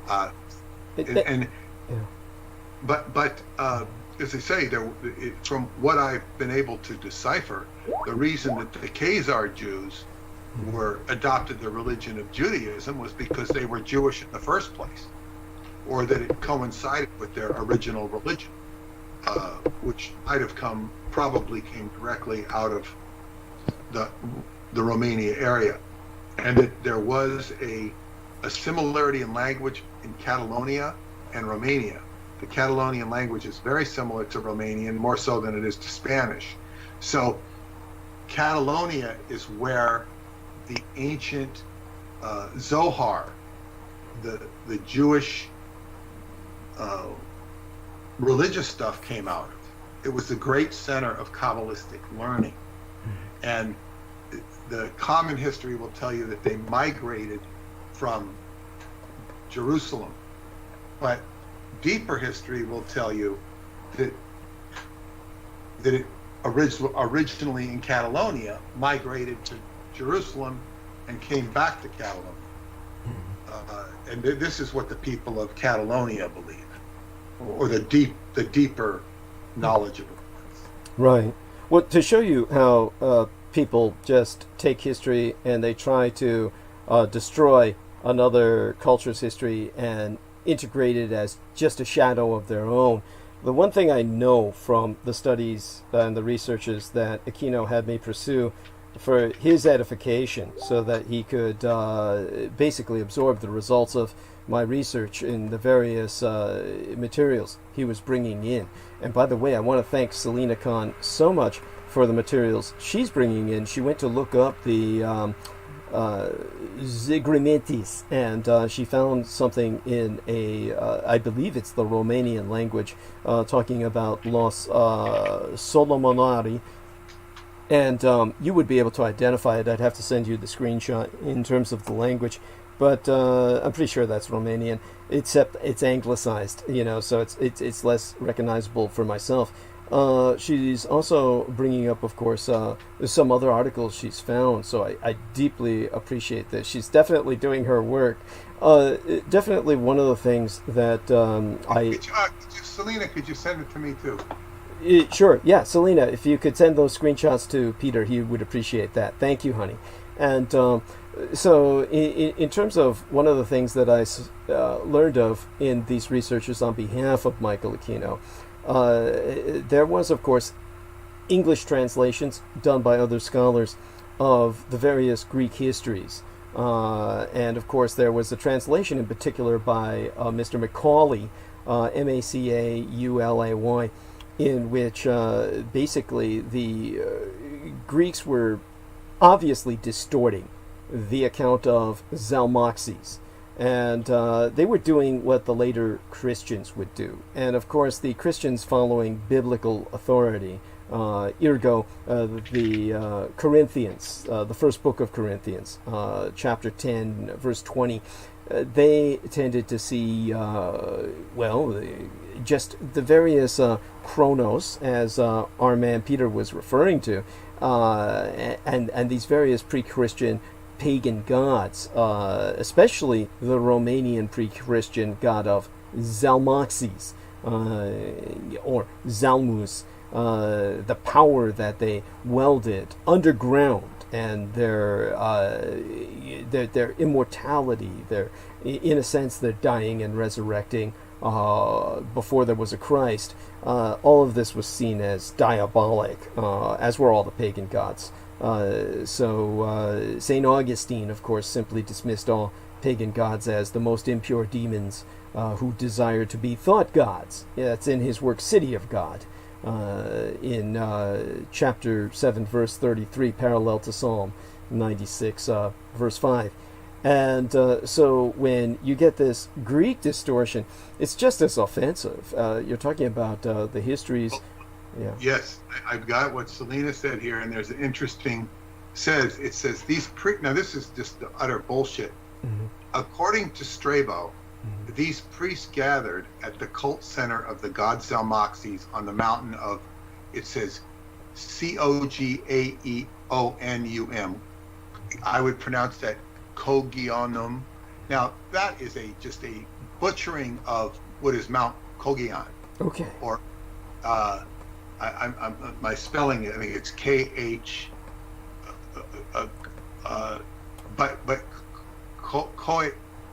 This was the name of my mother-in-law's travel agency, or they were formed. Mount Kogion, because Kogion is the sacred mountain. But what's very interesting is Kogion, Mount Kogion, the G can be silent, and when it gets what's it called, accordion, when you accordion something, you make it smaller, right? They condense. Kogion comes out to Cohen, as in the priests of Cohen. So the priests of Cohen are the most sacred priests of Judaism, and it's also the same name as Khan, like Selina Khan, or Genghis Khan, or Kublai Khan. See, this name Khan, Kogion, is a longer version, and Khan or Cohen is a summarized alliteration of Kogion, which is the mountain. So when they're talking about priests gathered at the cult center of the god Zalmoxes, there might have been priests in his time doing stuff, but when they call it a pre-Christian evil serpent, then that speaks for itself. But there, in Strabo's time, of course, he wasn't talking about Christians. There might have been people recognizing Zalmoxes or the Solomonari, or emulating them. Now, one of my friend, my psychiatrist friend that took me to has been to Choclabina Cave with me twice. He told me, he shared something very personal, that when he was a young man, he always knew he wanted to be a doctor, but he had a vision of being in this like robe and stuff, like it was a Solomonari, when he learned about the Solomonari through his adventures with me. So I had a profound influence on him in his own native country. I take him on these journeys, or he follows me initially, and now we go. I stayed in his house last time. It's like, wow, it's like he's getting a full sort of initiation, but it's like it's in the DNA. He's already there, learning this stuff. So yeah, this is just a throwing stabs at the dark. And of course, Aquino is so fascinated with the negative, with like he's, and not to say that negative stuff doesn't occur there, but the whole idea of the Dracula had to appeal to him, the Uncle Fester mindset. Thank you. Yeah. And it was, I gotta say that Dennis Marshall was the one that always refers to Aleister Crowley as Uncle Fester. Yeah. It's a very good way to discharge the energy of any of these people. Yeah. Is just refer to them as Uncle Fester. It really puts them in their perspective, Yeah, no, I think that's a good, really, it's a good image for Aleister Crowley, and it really helps to bring him down to size. Definitely, I so much appreciate your being here with us tonight and speaking about these subjects. We took it in a direction that I really didn't even expect, but it was thanks to the book arriving. Now, to tell you the truth, I've been scanning it pretty aggressively. I'm pretty sure the mention of the Haitian creation of zombies that was then co-opted by the Cubans and brought to the Russians to exploit in their work camps is probably in here somewhere. I just haven't found it yet. I got to tell you something. Yeah.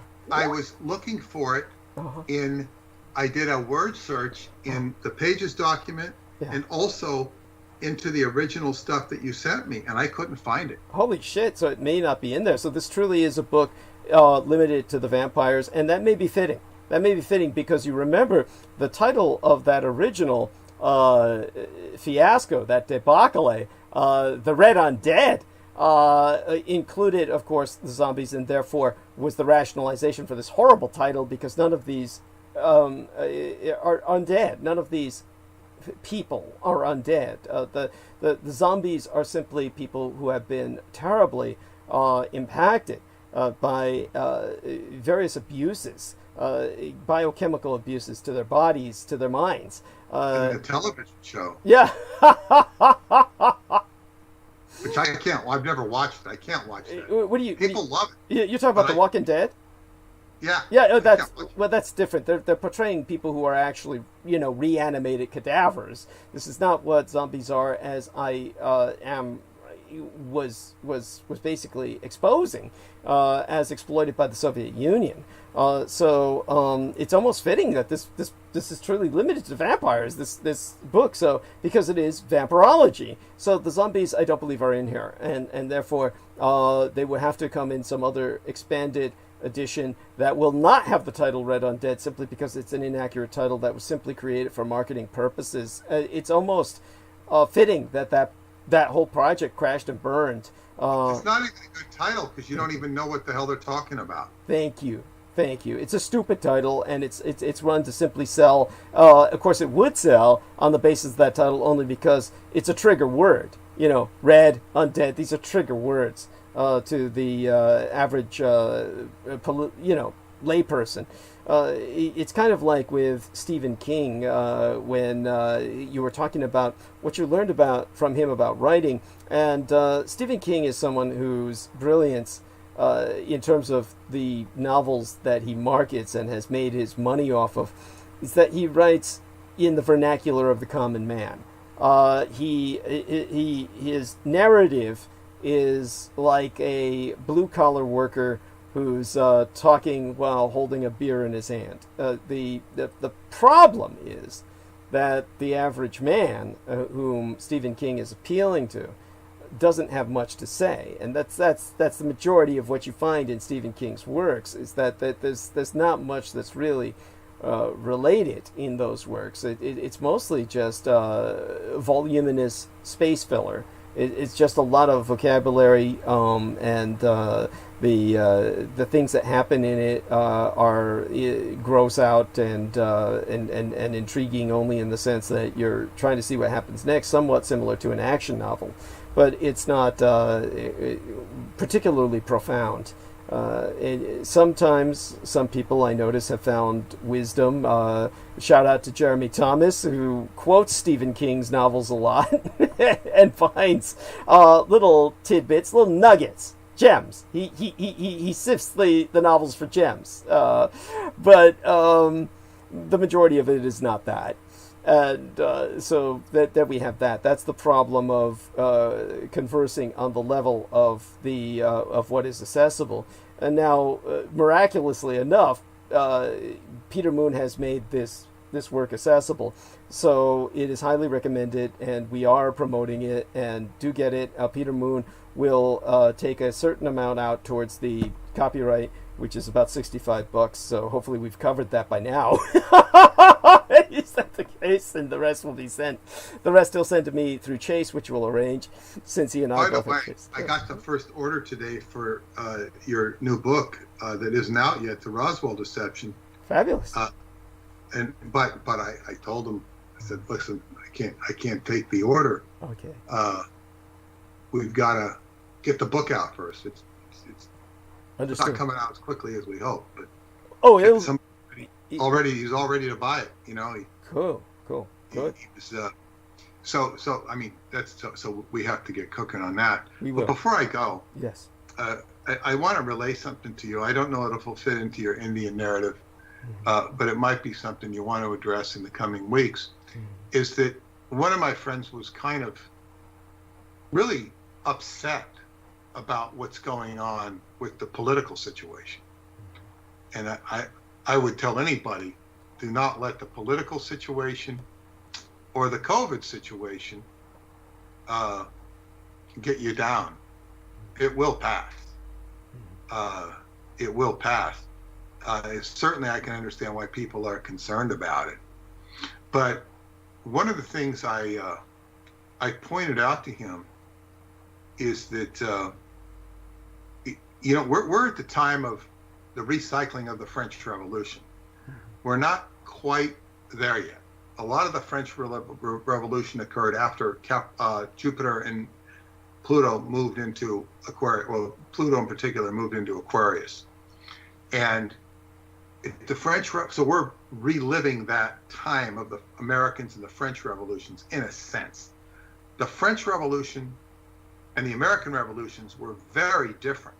In America, you basically had the colonists rebelling against the crown of England. Mm-hmm. In France, you had basically a rebellion against the monarchy, a rebellion against a Freemasonic rebellion against the monarchy. And of course, what was the result of all the chaos and the confusion? Because the people who were calling for heads ended up getting beheaded themselves. Mm-hmm. And what rose out of the French Revolution was a military dictatorship under Napoleon. Yes. Napoleon was stewarded in by a man named Talleyrand, who was before the time the French Revolution came about. He was one of the elder statesmen. He survived it and somehow managed to live a long life. And he was him and Napoleon were on the outs with each other, sort of, but because they'd helped each other so much, neither one of them ever destroyed each other. But the point I'm making here is, you had in every monarchy, so Napoleon was forced to go to war because every monarchy in Europe hated him because they were threatened by him. Mm. So he was a real upstart. But and just because the revolution that we will have now in governmental structure will not be like either one. There will be similarities. It doesn't mean we get a Napoleon. Doesn't mean we don't get a Napoleon. But as I told him, I can't see suburban America having big fights and riots like they do in the cities. Right. That's kind of been played out. But that's my comment for. So we, despite all the stuff going on, we have a lot to be thankful for, that it's not worse. Thank you. It could be a lot worse. But I will also say, as I drove home with Paula, I said, we don't hear about all these people that businesses have failed. We hear that the economy's going great, the stock market's going great, Bitcoin is going out the roof, but we don't hear about the people who are losing their businesses. We hear a lot of new businesses, but we don't hear about these people. So they're being swept under the rug by the media mostly. Mm-hmm. And nothing's being done for them. This bill, it's not even this thing that Trump's been holding up. That first bill didn't do anything for anybody. What did it give us, $1,200? Yeah, it was just ridiculous. It was pathetic. It was pathetic. Yeah. Now, where it did help is people that were unemployed got, $700 or $800 a month. That was a positive thing for keeping people afloat, but it lasted so long. I don't know if this new one would. And then people start taking advantage. Oh, I don't have to work. That's another problem. But Canada made sure everybody was having, I don't know if they still are, $2,000 a month. That's 2,000 Canadian dollars a month. Mm-hmm. But that was a much more generous stipend than what we were given here for only one time. Right. That's right. So, you got your stimulus check. I think half the people who got it didn't even need it. Yes, it's so true. It's so true. It went to so many people who didn't need it, and the people who truly needed stimulus repeatedly, it just got that and nothing thereafter. The situation is so wrong. The situation is just untenable. It's, I'll try and go into what I can in the arc of narrative tonight, but honestly, it's so upsetting, and I thank you for bringing up what we have to be thankful for in regards to that. So, you know. Maybe Biden will announce he'll give everybody a bag of Cheetos. Sorry. There we are. Something like that. A bag of Cheetos. I mean, this is so much of what, you know, America does. It's I wouldn't blame Trump. I wouldn't blame Biden. I wouldn't even blame Obama.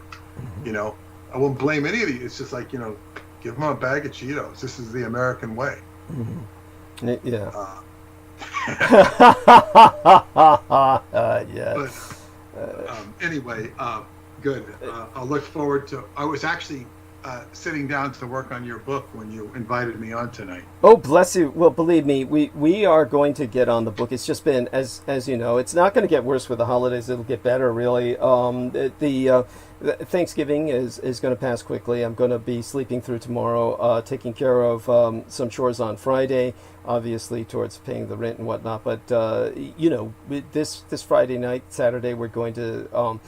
I mean, you're going to be writing it. I'm going to be going through the manuscript and just sending you other suggestions, and that way we'll start working together again. We're going to get into the rhythm, and it'll be you know, within the first few months of the new year we're going to have this out, and so, or you know, around that time, and definitely right now we've got the vampirology, and that'll hold us till then, and but this Roswell theme, yeah, will turn people's heads.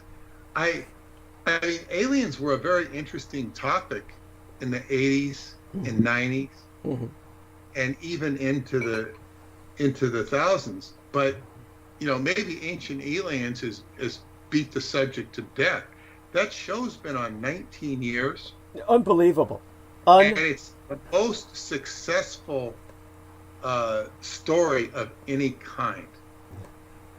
And I mean, most successful show like that. There's just none other that has such success. And it was pointed out to me by my producer friend. He says the whole key to the success is there is never any naysaying of aliens. Yeah, it's always like, oh, well, it's open-minded, and it's this, and it's like, but you don't have, you know, Philip Glass, the guy who used to fight Stanton Friedman, saying, no, these things don't exist, or James Randi. They don't have any of that. They just have, you know, what if, speculation, and it feeds the audience. The audience obviously wants aliens, so let's give them aliens. And this is the successful formula. And it's disgusting. Yes, and we will do our best to put a dent in that. Oh my God. It's thank you for that note, because that's the enemy. That's the enemy. This is what we're struggling against. This is what H.P. Lovecraft was struggling against when he, along with Harry Houdini, were writing a book that never got published because both Harry Houdini and H.P. Lovecraft were murdered. The book they were writing was intended to put an end to credulity, to preempt exactly what's happening now with Ancient Aliens. And in a nutshell, who killed him?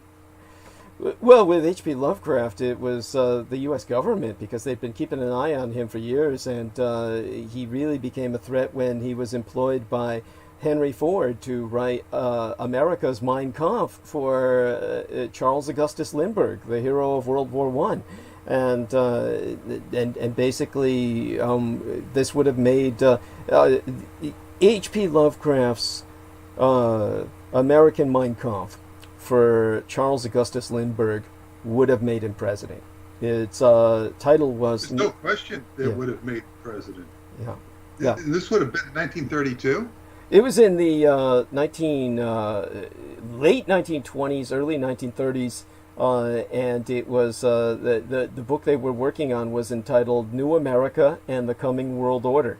That was the working title for the book, and this was what Americans were hungry for, and would have definitely, you know, this is something that needs to be emphasized. Whatever we say about Howard Phillips Lovecraft's racism. Howard Phillips Lovecraft was the hardest of all on white trash. If anyone reads through his works, which Peter Moon has just begun to struggle through just peripherally because it's inescapable for him to at least know of them because of our ultimately contending with the anti-gods in future works.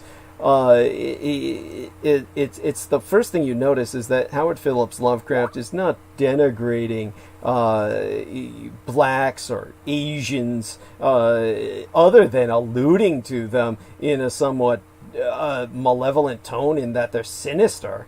But and even to the point where they may be threatening on a personal level, but these are such brief encounters, and they're so almost secondhand that they're nothing that anyone really takes to heart.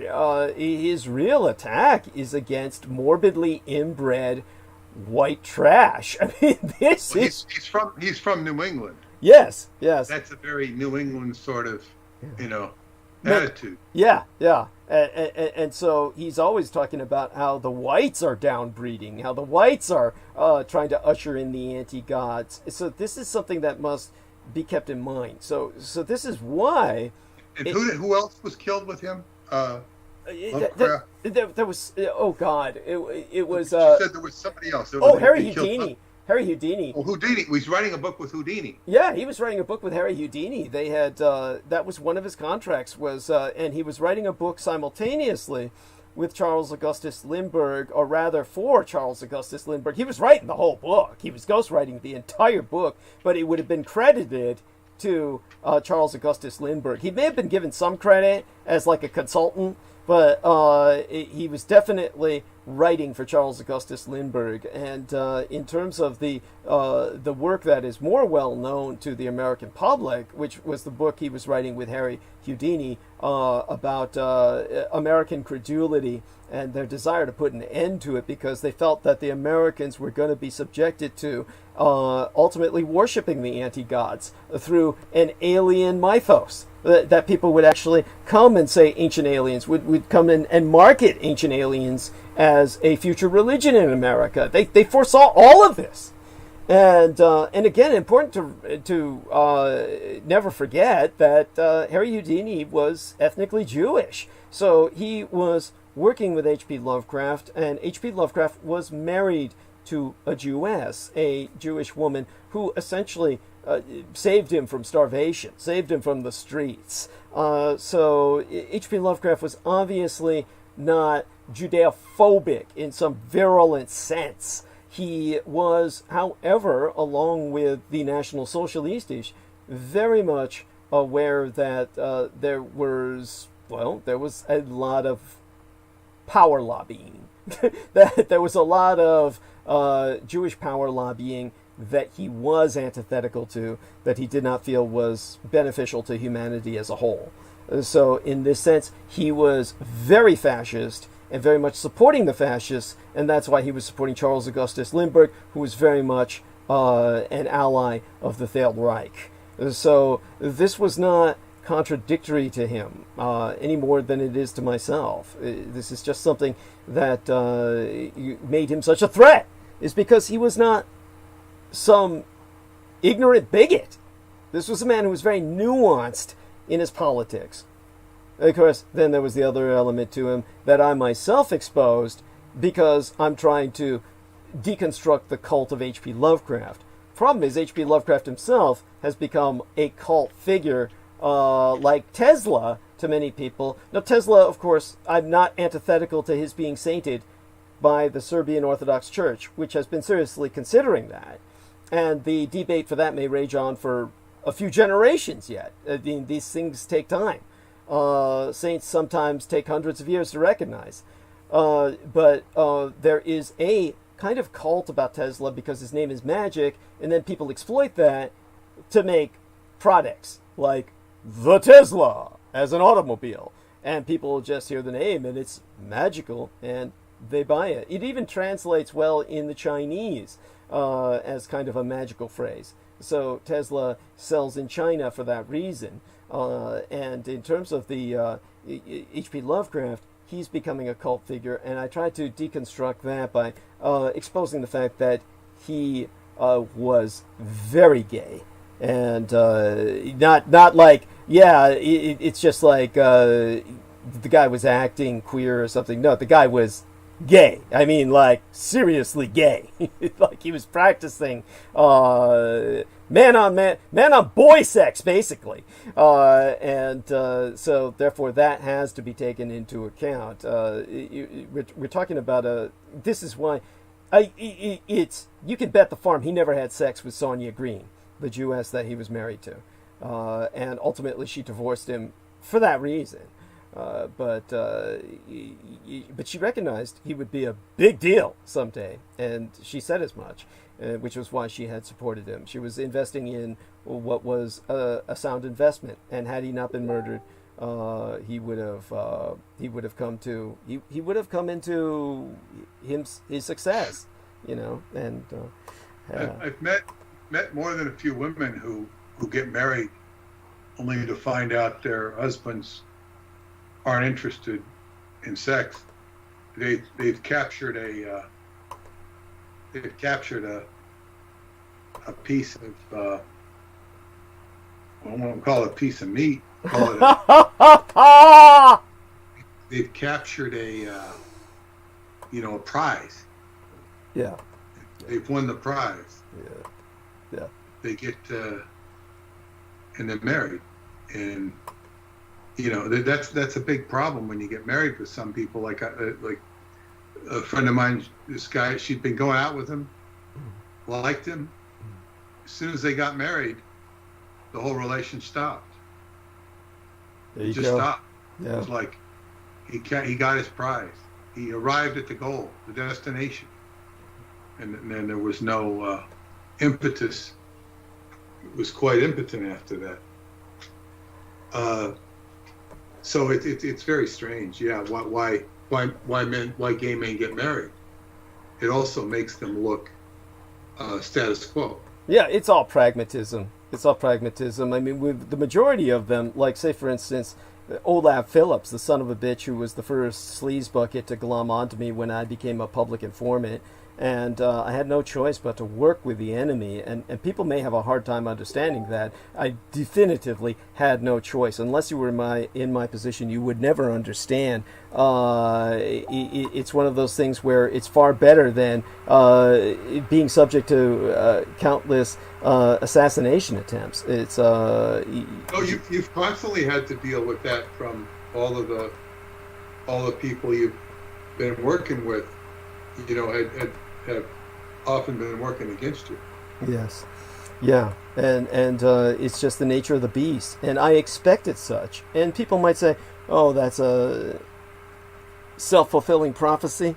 Not really. It's the kind of background that I have as a spy who came in from the cold, which is... Well, yeah, you can't call human resources and ask for somebody with XYZ credentials. Yeah.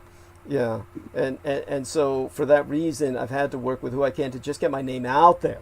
Even if they're ripping me off, even if they're doing everything they can to sabotage it. Nevertheless, the name got out there, and that is why Peter Moon got to know me. And whatever books we're putting out now, and we'll be putting out soon, would never have happened without Peter Moon getting to know me by getting my name out there with whatever it took.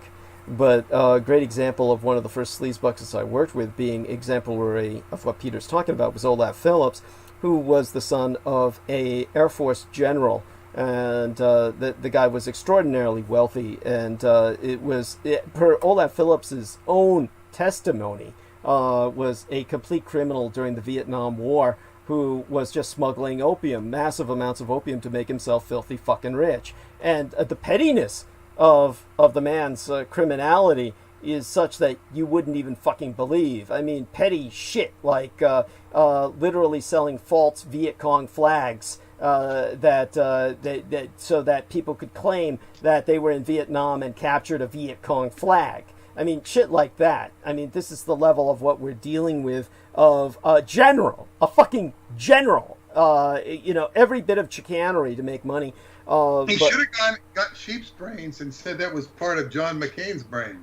Well, there you go. There you go. And so this son of a bitch, Olaf Phillips, is really a lover of Clyde Lewis, the guy who's running Ground Zero, and yet he's married and has 2 children, and was quite adamant about it with me that he hated them, hated his wife, hated his kids, and his wife was a Filipina.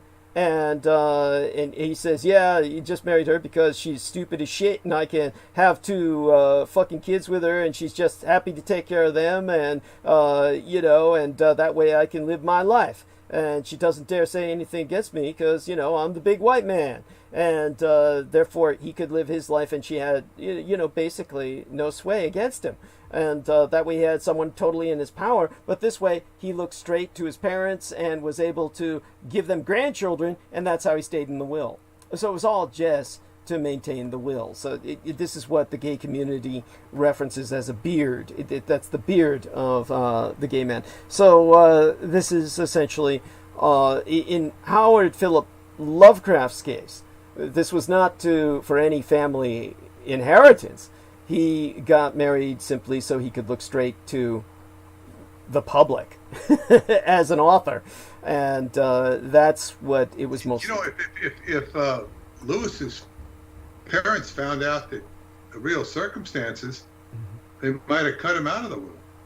Are you talking about Olaf Phillips, the creep I'm talking about? Lewis was the one. Who was the one that stayed in the will? Was that Clyde Lewis? Oh, no, that was Olaf Phillips. Clyde Lewis Clyde Lewis is just white trash from Utah. Okay. Yeah. But okay, I was thinking if his parents found out about it, they might have cut him out of the will. Yeah, Olaf Phillips's parents. Yeah, if they had found out about it, they might well have cut him out of the will, and but probably wouldn't have, because he had delivered on giving them grandchildren. And that this is all that most parents want. They want a continuity of the name. They want to know that they're living on in a generation that will come after. This is why most parents really. But when you go back to that time period and you think of if they're that prejudicial against gays, they're probably prejudicial against Filipinos. That's what you would think, but don't forget, his dad was a military man. And because he was a military man, the military is really into just foreign wives. It's like a big deal with them. That they are the only kind of American subculture that would actually almost encourage that. Because part of the conquering mentality. Yeah, it's basically, you've got a minority woman who's completely in your control. That way, she's never gonna, run away on you, because you could always deport her. And even when she attains a citizenship on her own, she's usually so culturally unfamiliar she can't adapt to going out on her own. So you've basically got a powerless victim. So from what I've heard, and I don't claim to be expert on this, but I've heard the Filipino wives make much better wives with Americans than Chinese wives. Or the Chinese are much more mercenary in terms of... there's an element of truth to that. Yes, when they get their citizenship, they get their kid, and then they throw the man out, and the man has to pay for the kid. The intention was never to be an honorable wife. It was to obtain. Yes. Yeah. Yeah, there's an element of truth to that. Yeah, there's historical veracity to that in terms of the experience of many a man. Yes. He thinks he's getting married to a woman who loves him, and he'd be better off with a biofacsimilograph. It can be that way. Now, bear in mind what Peter Moon is talking about is Chinese women who are literally from China. He's not talking about Chinese American women who are acculturated. And and by the way, like all generalizations, this is nothing to take as an ironclad rule. Obviously, there's exceptions to every rule. and there is true love to be found anywhere with anyone at some point in time. Yes, but I would also say, Douglas, and I think it can be a big mistake to marry outside of your ethnicity for the very reason, and this is religious, particularly when it comes to religion, but for the very reason that when there's any difficulty, people will defer back to their Judaism or their Catholicism or their Protestantism or their whatever it is, and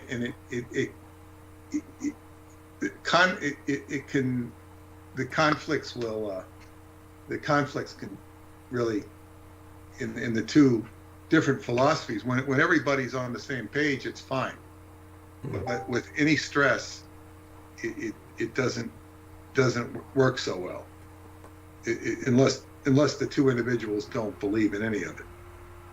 But that's just what I've seen. I'm not, like, if I was an odds maker, I don't like those odds of, a Chinese person marrying an Indian, or it can work out, but it just seems much more comfortable when they're in the same ethnicity.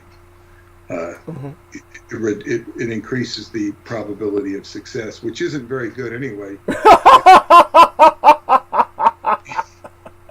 They say it used to be 50% of marriages fail. Yes, and then I think it's even gone way higher than that. Oh yeah, definitely. Marriage itself is a risky business, and these days younger couples tend to sign like prenuptials as before any marriage, which really kills the romance aspect of it. But in the old days, marriage was hardly romantic. Honestly, most people just got married because it was expected that you got to get married and get out of the house, and so people got coupled up together. And simply because they felt via some sense of public pressure, which was much more serious in the old days, to stay together, they just tried to make some dysfunctional relationship work for as long as possible. And that got ugly as hell in so many cases. Just horror story after horror story.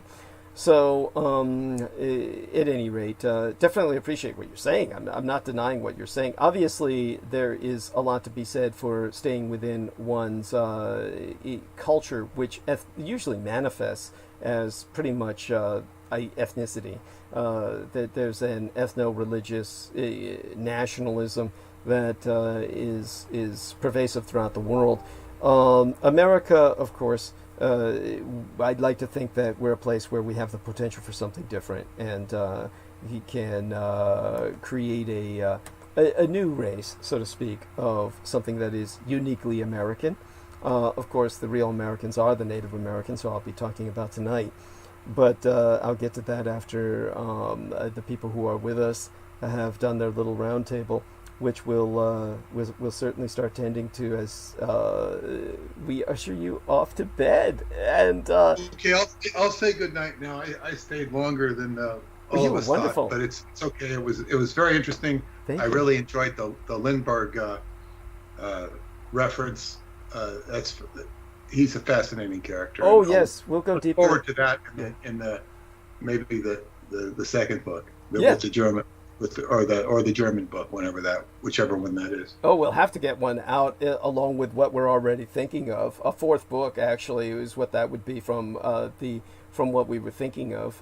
But because we were thinking in terms of the Roswell and then the Satanism and then the artificial intelligence and biofact simulacra, and then this just has to be a German book simply because of public demand. But we're doing okay. I mean, by getting this out, we've bought ourselves some breathing space, really. And I love you dearly, and share all our love with Paula, and we'll be having you back on soon. Happy holidays to everybody. Yes. Blessed okay. Thanksgiving. Bye-bye. Bye-bye. And with that, I'm going to bring on everybody in the round table. We're going to start with Selena Khan. Selena, you lovely young lady, always so entertaining. I'm going to segue towards Selena by checking into the chat room. We have the wonderful True Jihadi, and she's this wonderful woman in Africa, I found out.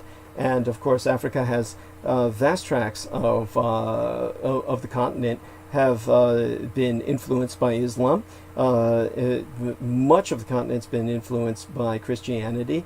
It's mostly a kind of north-south divide, and Nigeria is where you see that division of a northern Islamic influence from the north and a Christianized south. So all of Africa is like that, but Nigeria is where it really stands out because you're dealing with 1 billion fucking people, and a population equivalent to China or India that is going to have a very large impact on the world, on the future. And indeed, you're going to have 2 billion people on the continent of Africa in the very near future. Officials in the Nigerian city of Lagos are investigating the shooting of protesters by military forces during the widespread anti-police brutality demonstrations last month. So they have their own police brutality issues of black on black. You know, there's that going on. The United States and the United Kingdom are getting involved because Nigeria was once a member of the British Commonwealth. May still be, for all I know. Now, I am reminded by True Jihadi that she is not actually a Muslim, but she is definitely was in a Muslim-influenced region and therefore picked up the spiritual sense of true jihad, a kind of inner quest, a spiritual quest. And that's what brought her to myself, as it brought Anthony Vincent and Derek Talley to myself. And with that, a shout out to True Jihadi. I don't really know too much about her other than that. Shout out to Lex Lars, who says hello, DD. And as well, Maria Gregorich, wonderful lady, is in the chat room with us. And love her dearly. I don't know if there's anything new to report about Wendy Parr. So, honey, let me know if there's anything about Wendy Parr you want me to bring up. Give me a status update or report inside of the private messages. Shout out to all junk mail, who also says hello, DDD, hugs, and of course Daniel Orola, who is hi, H-I-G-H, as always. And Spartano Negative says, I've had overtime every week this year, hazmat. Is this someone, Spartano Negative, someone you know in the trucking industry, Derek, or what? Let us know. And if he's there. And all right, Daniel Orola. Yeah, go on, sir. Derek. What were you asking me? Yes. Spartano Negative was mentioning something about hazmat. I was wondering if he was like yourself in the trucking industry as well as another person who was in the chat room. I'm really just flattered. We're getting so many truckers. So tell us, do you have any idea who Spartano Negative may be, or? Not that I know of. Okay. But I know once I get back to work, I'm gonna probably put together a couple of critical omissions flyers or cards and set them at the truck stops. Cool. People know what they can listen to when they, when they're in their truck. Oh, thank God. Give them something else besides fucking comedy and stupid Coast to Coast AM, which is just, plain disgusting and rots their brains. Definitely, as a matter of fact, while you're on, since Selena's pretty much still communicating with me through private messages, why don't you give us a status report and update on yourself? Well, I'm doing absolutely great. I've been losing weight the right way, because when I can't wait to tell I'm losing weight, and they're all Yeah, but you had cancer, so you're kind of like just rotten over there. No, no. I've been doing a lot of running inside the pool, and I've been losing a lot of weight, and I feel good. I feel young, and I actually was telling Douglas before we started recording that before 2021 is over, I may try to run a marathon or two. Cool. Start with a 5K, see, run a 5K or two, and see if I can do a 10K. Wonderful. Wonderful. And there must be more you can tell us about. Your son's living with you, and how are you going to spend your Thanksgiving night? Well, unfortunately, he's on quarantine because two of his coworkers had caught COVID. Oh, that's right. He's in the oil change business, and that's what his contact with the public, and even with where he works at, the Valvoline, they have no touch, or don't get out your car oil change. So you could drive through, never get out your car. The only time you open, you talk to the person doing the computer work is just to tell them your miles, and that's it. And then they probably open the door, scan the door, and other than that, he hasn't really had a lot of contact with the public. They wear masks, but somehow workers had caught COVID. So this is just a regular routine. This is actually the second time this has happened, because when he was brand new on the job, it was like his first week on the job. He was home and he said, well, I gotta wait, I'm off of work until they give me a test. So I said, you're not gonna get paid? He goes, no, they're paying. So they're actually gonna pay him all the way to December 1st. And since he went to go get his test, and the testing was backed up, and they're doing by appointment only, and they have people like waiting at the door to get their appointments. His job told him, we'll keep paying you till December 1st, and if you don't get a chance to get in or get any results by December 1st, as long as you don't have any symptoms, just come in to work. Wow. I mean, I like the part where he's getting paid. You could get used to that. You could really enjoy quarantine. So he's not with you. He's where he lives, No, he's not. I mean, we stayed in a big enough house. Oh, okay. But I mean, so I'm not quite sure that you're not going to be eating together. Is that level of quarantine where he's kind of like in his room and you slide him trays?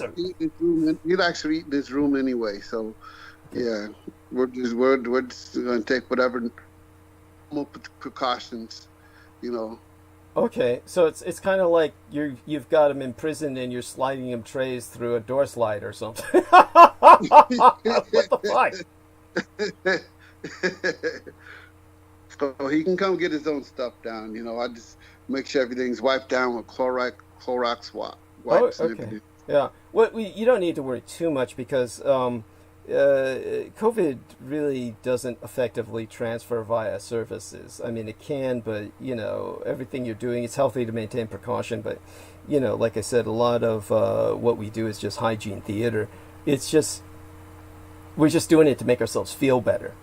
And the reality is, you don't need to go too far with scrubbing down your mail and shit, and leaving your groceries out overnight so that the germs die before you touch them. But by the way, Jameson, don't be afraid to come on right now. I want you to kind of go into roundtable with Selena Khan anyway, so that I can actually grab myself some snack material to provide myself some calories for when I start to monologue, because tonight's going to be a big night for that. And so, Selena, honey, come on with the boys. I mean, the men.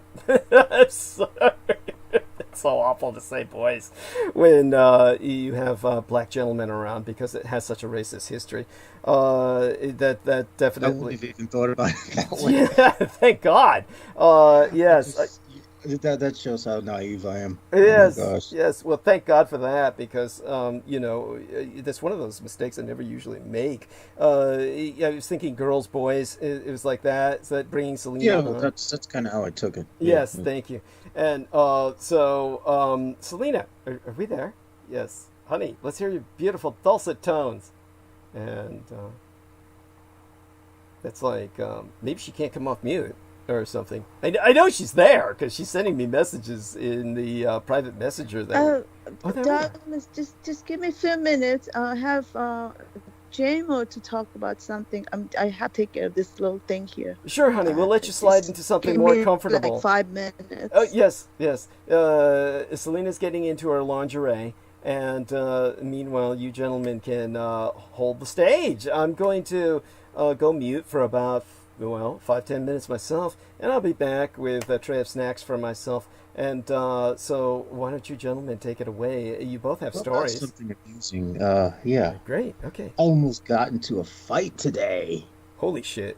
Oh, God. What happened? All right, well, I'm in the ferry terminal, and I'm sitting at the ledge by these glass window panes, which the ledge is relatively close to the ground.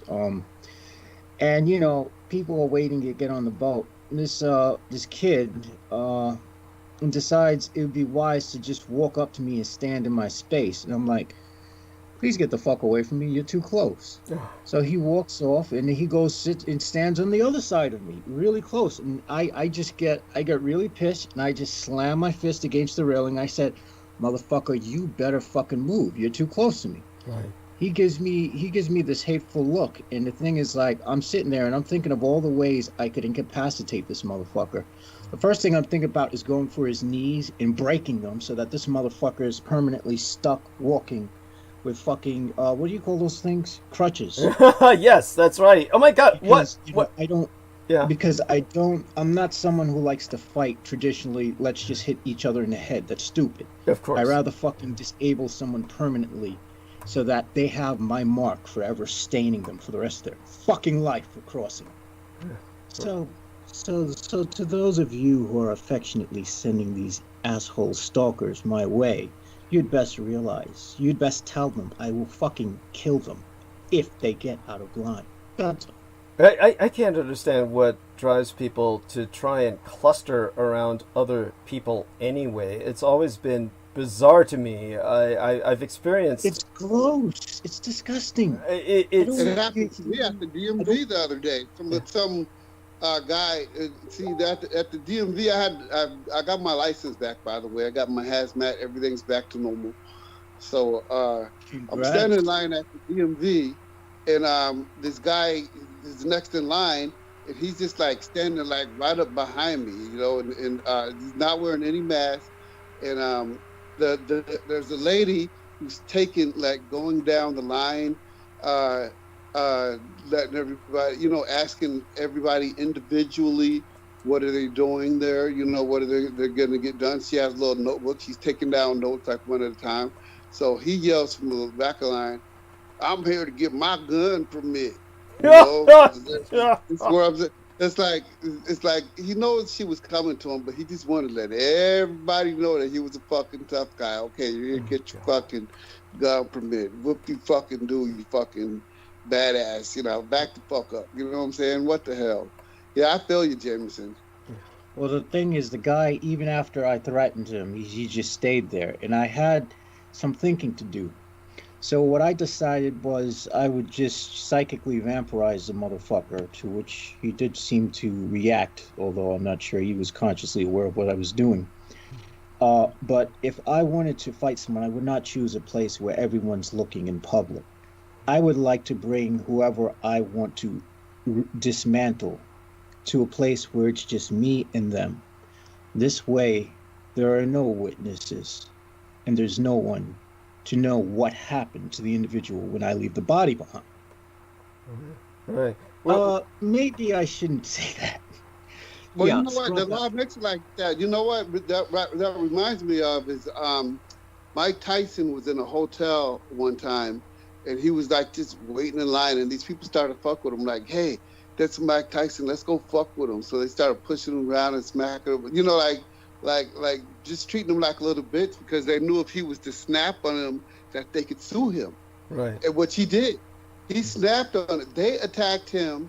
He snapped back and knocked their asses out, and he still went to jail for defending himself, but because they said he used he was overzealous in defending yourself. Oh God. What does that mean to be overzealous in defending yourself? If self-defense should be let's translate that. I'm going to translate that. That means your black ass ain't allowed to defend yourself because you're black. Exactly. White, yeah. So if it was stand your ground. White. Yeah. If it was stand your ground. Yeah. I know exactly what you're saying. But if you're black, no, you have to be defenseless. You have to take it like a good slave, boy. That's what they fucking want. That's what these pieces of human filth who run your world wants. Which is all the that's why I'm hitting the weight room. That's why I'm hitting the weight room, Jameson, because I'm going back to Chicago. When I go back to Chicago, the next time one of them pigs put me over and say, "You got any guns?" I'm just gonna pull out my arms and show my biceps and say, "You blind motherfucker, you're right here." Oh, that might not be a good idea. They might shoot you for being a strong black man. You know, if there's anything worse than a black man defending himself, it's a black man who's strong. Heaven forbid, and make sure not to use any university words, because he'll really get pissed. Right. I've been so fascinated by what you gentlemen are saying. I'm actually staying here for a little bit. I'm trying to, I should be trying to get myself a snack, but I'll wait for a few minutes on that. I'm also, having an interesting exchange with Selena on a house situation she's dealing with. I'm trying to identify something that she brought to my attention here. So, just trying to help her with this. Aha! Found it. Okay, and I will then send this over to her. In the meantime, both of you gentlemen continue speaking. I know both of you were working. I'm sorry. Pandemic of crime it's on a rise in Los Angeles. Because I remember last week how Pacon was telling us that gonorrhea is on the rise since they had social distancing. So I don't know what kind of social distancing they're doing around the country, but gonorrhea is on the rise, and now gun violence is on the rise. You would think that the social distancing would kind of put a damper on the gunshots and everything. No. Social distancing will increase the gunshots because you have no choice but to keep range. 6 feet away. How are you going to swing at someone? How are you going to stab someone if they're 6 feet away from you? The only thing you can use is a gun in that situation. Think about it. It's a ranged weapon. Well, I guess as long as somebody keep the killing going, I guess that's what the goal is. Yeah. This past weekend, a surge of violent crime resulted in Los Angeles' 300th homicide for 2020. So, that's less than one a day. Because we're almost at we haven't had 300 days yet. Is it 365 days? Well, we're going because there's still another 40-something days. We've actually passed a year since it started, because it started in November in China, Shanghai. What was it? Right. But what I'm saying is Los Angeles has their 300th homicide for 2020, and I'm thinking we're around the 300th day of the year. So it's like Los Angeles has to sacrifice one human life a day every day. So like Los Angeles is hungry. So this past week, surge of violent crime resulted in Los Angeles 300th homicide for 2020, a bloody benchmark not seen since the dark days of the 2009 financial crisis, reported to LA Times.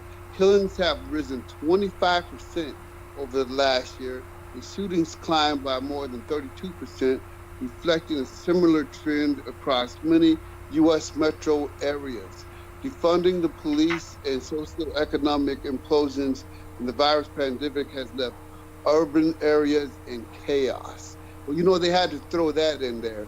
Like, nobody's defunded any police yet, but that funding the police is chaos is the trigger word. It's for like chaos is the word for like dumb folk. Is their way of saying if you're dumb, you're gonna react, and this is gonna make you scared. Yes. Chaos. Yes, it's true. This is that one sentence was packed was chock full of code words. The urban area chaos. Yeah. Yeah. LAPD police chief Michael Moore said, with the health pandemic, we just don't cross our arms and say it is what it is. We're taking all types of effort to flatten the curve and to lower the attack and to save lives. And that's what I'm asking for us to do with this violent crime. We have a pandemic of crime right now. So that's the words of the Los Angeles Police Department. They have a pandemic of crime. There we are. Nice how they compare that to the COVID-19. Now, I want everyone to know the lovely mermaid Alrika Nash is in the chat room. Shout out to Alrika Nash. Mwah. Hey, honey. Love you too. What's up, Erica? Yes, she's a former guest on this program and is welcome on again. So definitely we'll leave that in the capable hands of Derek Talley to arrange for that should he wish. And now we are going to bring Selena Khan on, most hopefully. She says she's back now, and let's see if she's willing to come on with us. So, honey, let's hear your melodious tones of your lovely voice, which calms us all down. And after listening to that for a while and centering myself, then I'll go grab my snacks and refreshments. Darling, she's writing right now, but she can come on. There we are. Sure. No, oh my God, I had some experience like 5 minutes ago. It just, I feel like I just released a prisoner or something. There's this bug that I have a lot of plants around my house. Yes. So a lot of bugs comes in. I look at it as like, it's a good sign that, human and animals or bugs or whatever, insects can, live side by side because they don't do anything. Are they poisonous? No, honey.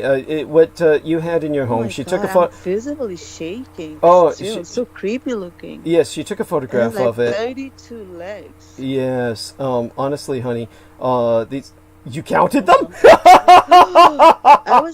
Because I don't kill bugs. Period. Good. So I was just working on pick him up and just throw it out. So I took a plastic cup, covered the cup, the bug. What do you call it? Like this is a house centipede. What she had was a house centipede that is actually super beneficial in the underbelly of any home. It assists homeowners in keeping bigger pests such as cockroaches and moths at bay. So they're very fierce predators. They consume many insects a day, and so they are your ally. So they look almost feathery. And so, yes, they got this abundance of legs. It's actually 15 on each side.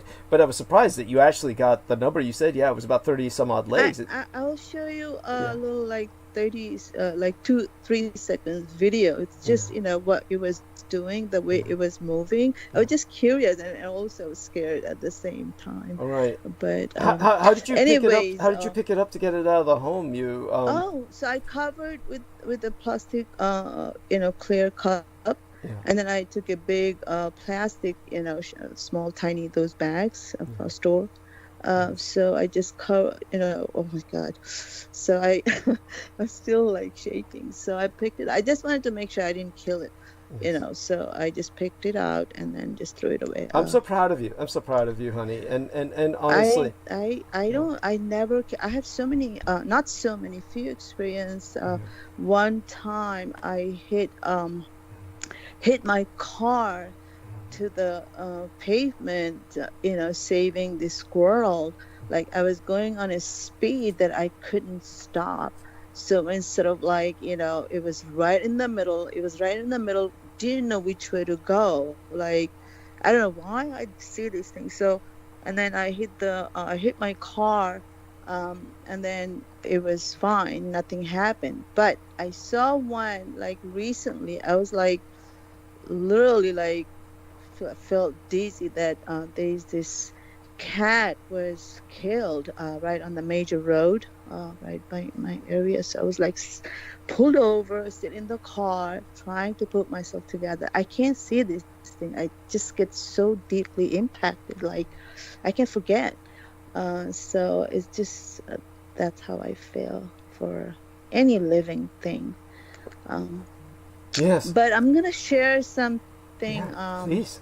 something very funny and interesting that I was waiting for. Uh-huh. But this bug situation, kind of like I got lost in my line of thought. Yeah. But so here's Derek. Do you remember that I just I spoke to you in the morning, and then is he there?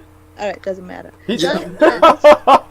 so I spoke to Derek. We were working on something, and then he had to go. So, and I got call from one of my clients. She's my friend. Actually, her son and his wife is my friend. They're my friends, but I have friendship with her. So she's kind of like very motherly and friendly, and so she called me. She said, "Can you pick up Yan? Yan is the girl that the housekeeper, or clean house and cook for them. In a big family, it's like 10 people in the house. So once in a while she helps me to clean my house. So today she said, can you pick her up, and she's gonna get some stuff for groceries and whatnot. So I always help her, not Ian, Chu. I call her Choo Train. She's such a lovely lady. So I went to pick her up.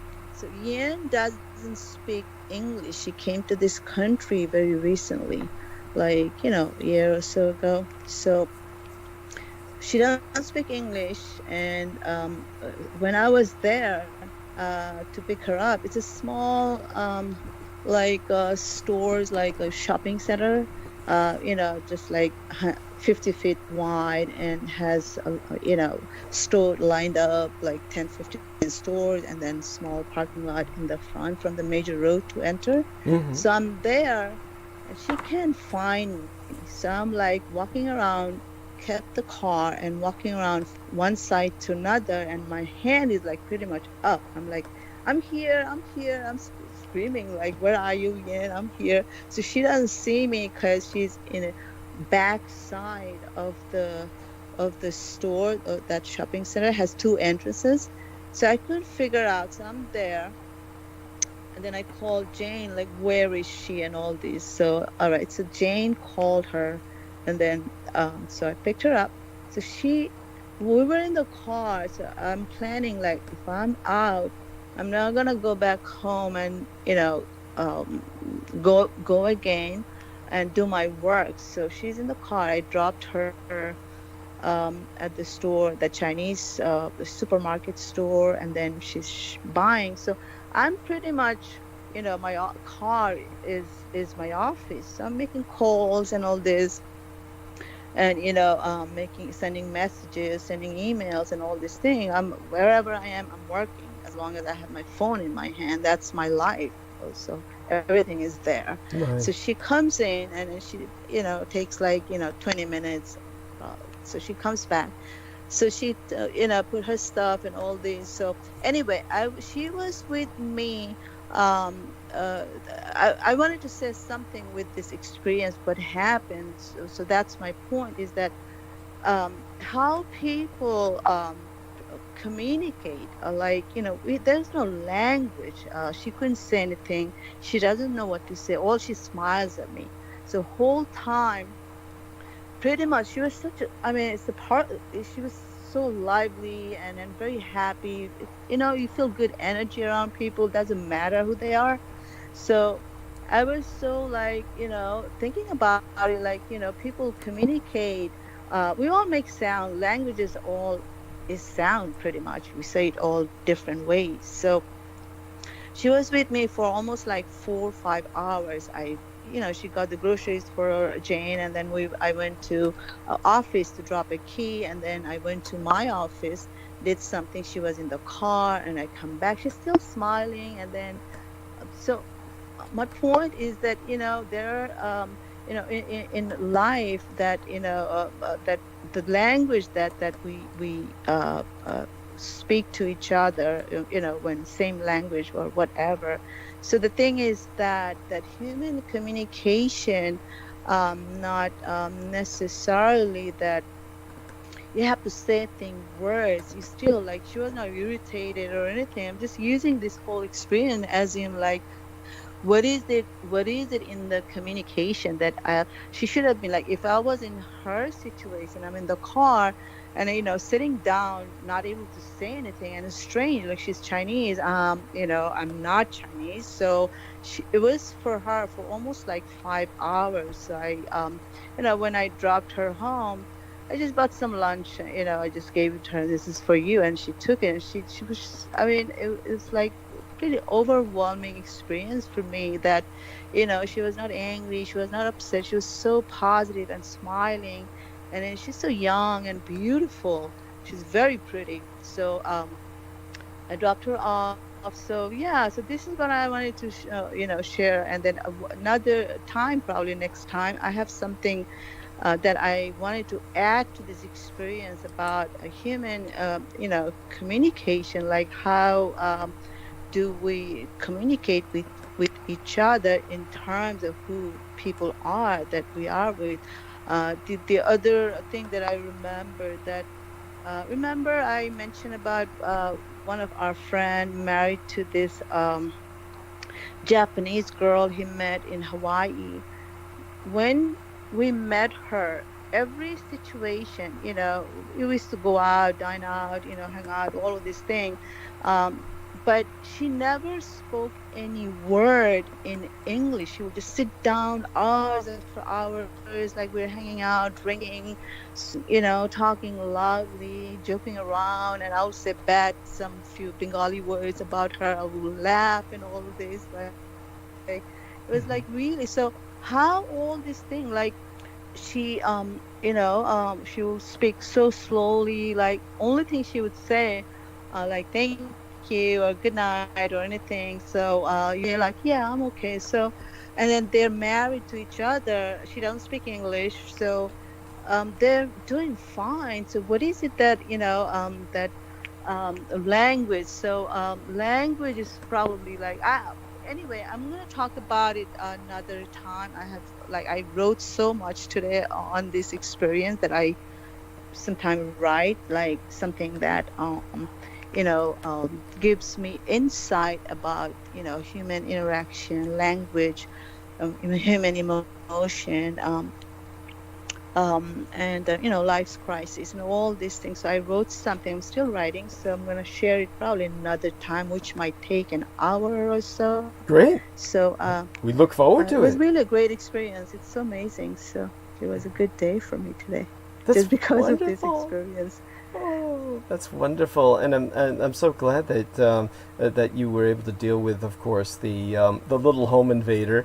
I understand these things can be frightening. Well, our lovely Maria Michaela Grigorich writes to me that she says, when I was living in one of my sister's apartments, there were so many centipedes. She lifted a humidifier they left in the apartment, and there was a colony under there. And so she said, I did not kill them. Found a way to escort them outside. She's a woman who just is very she doesn't get creeped out by bugs. So wonderful. And honestly, I'm so proud of you, Selena, because I understand how frightening this can be. I mean, I've learned to, because I live in a crypt that's just loaded with the potential for vermin in a stagnant environment like this. I tolerate spiders, and the spiders I just let everywhere. I have no tolerance for ants, which I never had because I'm a bachelor who leaves no food around. So there's nothing for ants. But when I had neighbors move in that weren't there for decades, the house next to me for decades was left empty. It was a ghost house. Except for the mother whose son was murdered there, who turned it into what the Asians call a spirit trap. And she left the house exactly the way it was when the son was murdered. In the same building that you live? It's if to all practical effect, it may as well be. It's right next door. And what happened was, here's what Peter Moon was talking about. Peter Moon was talking about how, different ethnicities shouldn't get married. Of course, I take it that he counts Paula himself as being of the same ethnicity, I suppose, but both of them being Caucasian, but, obviously quite different cultures. But in terms of what happened next door was that this is a very sad and tragic story. A Chinese young man got married to a Vietnamese young lady, and they did not get along, and there was constant fighting between them, and likely cultural differences probably played a large part in that. And finally, the Vietnamese young lady's brother came and murdered the young man next door. And so after that, the mother maintained it as what in Asia we call a spirit trap. Everything was maintained exactly the way it was the moment the son died. And she would come in and stay there and talk to him, essentially, his spirit, his essence. And it just came under, the way she coped with it was the way, oh God, there was an actress who I adored, who was in a movie, was it the, I'm trying to remember the name of the movie, where the big key word in it was as if. These were a bunch of Valley girls. And it was I forgot what it was, but it was just a bunch of young girls wearing clothes, fashion modeling throughout the film. But that young girl was later murdered along with her husband the moment they started investigating child exploitation in Hollywood. And our lady Crystal River could find that out for me, but she was her mother dealt with her like that. Is it Charles Manson? No. Tate No. You're thinking of decades beforehand. Yeah, I'd have to. Let me see. I might be able to look it up, but I'd have to take a let other people do the talking while I went for Clueless. That was the film she was in, Clueless. So let me see. Clueless actress murdered. Clueless actress dead. Brittany Murphy. Brittany Murphy was her name. That's not Clueless. Brittany Murphy is for the other movie with Douglas. I know, but that's not Clueless. Is Alicia Silverstone? She's the Australian actress. There were several actresses in the film, honey. There were, but Brittany Ann Murphy Monjack. Yeah, she was. She had this. Yeah, I'm sorry. Go on. Yeah, she died. Brittany Murphy died. They said the cause of death was, her illness. Internal illness. Oh yeah, it was all bullshit. Yeah, her and her boyfriend died, her husband. They died simultaneously. Yeah, pretty much. Yeah. Yeah.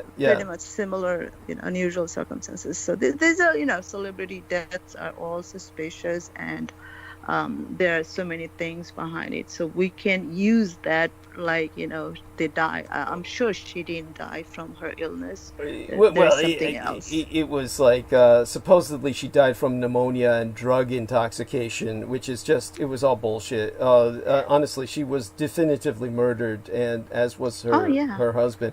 Her death was truly bizarre, and it happened after they began to investigate what Crystal River was talking about, basically child exploitation in Hollywood.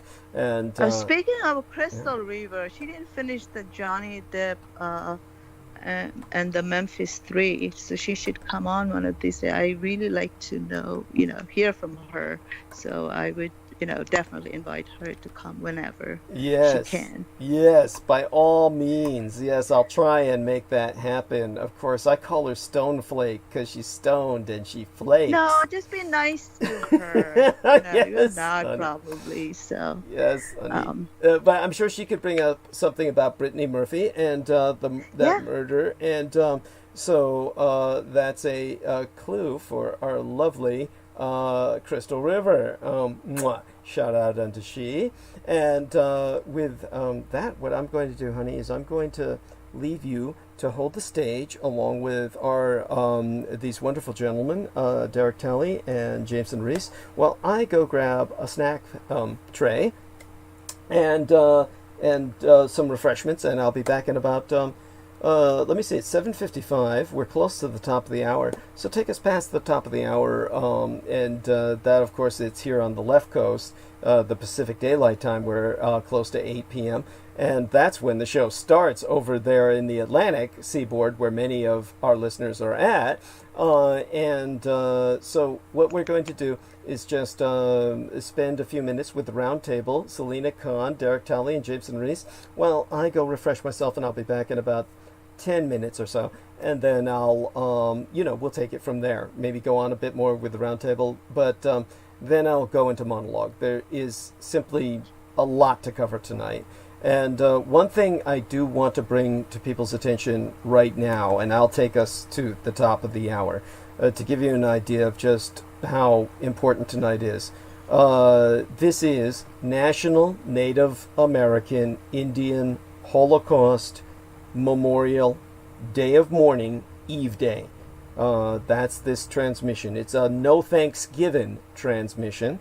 And of course, this is a protest holiday for Native Americans, which I will go into in depth. I will also explain the context in which some Native Americans choose to celebrate Halloween in a manner that does not disrespect their ancestry. So it will take some explanation. It will. You just said Halloween. Oh God, did I say that? It's really Halloween to me because fuck, it's all pumpkins and shit. And really, and besides, I'm high out of my mind actually from earlier, where I was kind of celebrating with my son when he took the photographs that people now see in live stream, where I'm in my mother's clothes and smoking my mother's opium pipe. So yeah, it's really Halloween to me. But it's the National Native American Indian Holocaust Memorial Day of Mourning tomorrow or today if it's after midnight for you. And otherwise, it's our Eve Day transmission for the National Native American Indian Holocaust Memorial Day of Mourning. And that is, of course, a short term for it would be no Thanksgiving. And that was what I meant to say when I probably said Halloween and was falling into kind of a torpor where the drugs actually set in. This is what I kind of mean by refreshments. I'm going to do a line of coke and just kind of get my head back into a more awake mode. One type of drug to overrule the other, but that's where you should try the triple C's. Yeah, and tell people about that. Have you given any consideration to the idea of trying dextromethorphan even once? Yeah. You're not going to go there right now. I honestly think you might enjoy it as much as I do. Yes, yeah. That would be the problem that I'm concerned with. The other important thing, aside from the holiday itself, the no Thanksgiving theme, which is not, I'm not trying to promote that in bitterness because the white people get all all fucking, how could I say it? They get all shitty about it. You dare disrespect our pilgrims. Yeah. Well, I'll put that into perspective. Thankfully, there's more and more European Americans, id-esque Caucasians, who are not tripping off that. It's mostly that everybody just doesn't want a downer on a holiday is really what it's all about. So holidays are a downer by definition. It's funny because oh my gosh, as long as you have millions and billions of people celebrating, you have, for me, a nightmare. Well, for many people, Eric Lastic was telling me recently that he was depressed or going through a period of depression. Then, of course, I realized it was his birthday when that came up as a notification on Facebook, and then that explained it. I mean, most people get depressed around their birthdays. They get depressed around holidays. At any rate, the other things to bring up before I take a short break here is that in terms of just people understanding the gravity of today, the White House transition is underway. And that's bringing a small bit of normalcy to a remarkably abnormal political time. We've also got some, shall we say, precursor events going on. In other words, kind of like certain phenomena take place that add a kind of supernatural element of prophecy to the situation. Oh, that sounds spicy, supernatural. Well, there's a mysterious metal structure in the Utah wilderness. A helicopter pilot discovered a 10-foot monolith. It's about 3 meters by universal reckoning, while counting bighorn sheep. I have no idea what it is. I will leave these two gentlemen to look that up and see what information they can find. That's probably a petrified David J. West when he realized that his ass is well, that idiot is like, you know, he's just so fucking stupid involving himself with someone like Richard K. Cole for what reason? He was probably compromised before that. One would assume he's definitely, because that's the only way he would join forces with a piece of shit like that. That's what Crystal River was essentially alluding when she brought up the name West is indicative usually of a product of a program. She was bringing up Kanye West as that, but no need to even sully our lips with him at the moment. He's someone who's beneath our dignity. We don't want to give him the publicity that he seeks. But the obvious thing that was brought up by everyone who looked at the situation said that there's no publicity that he's getting in any positive sense by his going on the line and going all in with Richard K. Cole. So it's definitely forces of evil just joining each other. But we'll leave it at that because they steal enough of our attention as is. But that sound that you heard in the capitals of America's allies the world over was a sigh of relief. The General Services Administration has ascertained that President-elect Joe Biden is the quote-unquote apparent winner of the November 3rd election. Most of you are going to say, what the fuck are you talking about? This is the deep state that has spoken. The very deep state that Trump and his cultists swore to destroy. The very deep state he attempted to subvert. And before I go on break, I will speak of this more in depth when I go into monologue in tonight's arc of narrative, along with, of course, No Thanksgiving, which I think of as Halloween, to make it more pleasant for myself instead of concentrating on all the negative aspects. Think of it as kind of a costumery involving turkeys and pilgrims and Indians. So it is a kind of Halloween for many people who role play it around this time of year if they have children and are involved with schools. Certainly I see a lot of families that have gone through that. My family did when I grew up. But in terms of, just so people understand, the American military junta that took over the United States in World War II, that Peter Moon and I are writing about in the Roswell book, so that people understand that the context in which Harry Truman entered office, he was a man with a military background himself, combat experience, yet he was treated as a nobody, a piece of shit, by the military-industrial complex that had emerged out of World War II. They tried their best to keep him totally out of the loop. And the United States at that point, with Franklin Delano Roosevelt in total degeneracy, basically in physical and mental decomposition, and running the war based on a crystal ball readings by Gene Dixon, the U.S. military was running the show. So what you had was a junta that comprised the U.S. Army and Navy under Admiral King and General George Marshall. So these two guys were running America, and to the point where when they were debriefing their executive commander-in-chief, Harry Truman, they wouldn't even give him any relevant information whatsoever. And so he found himself conflicted head-to-head with these men and just totally railroading through a order that was from Franklin Delano Roosevelt that he had no control over, which was to drop the bombs. He was a man who took as much control of the situation as he could, but was confronted with the need to immediately surrender based on Japanese capabilities that were overwhelming compared to anything the Americans had. And the end result was he opened up America's markets to Japan and ushered in the Pacific century that we've experienced.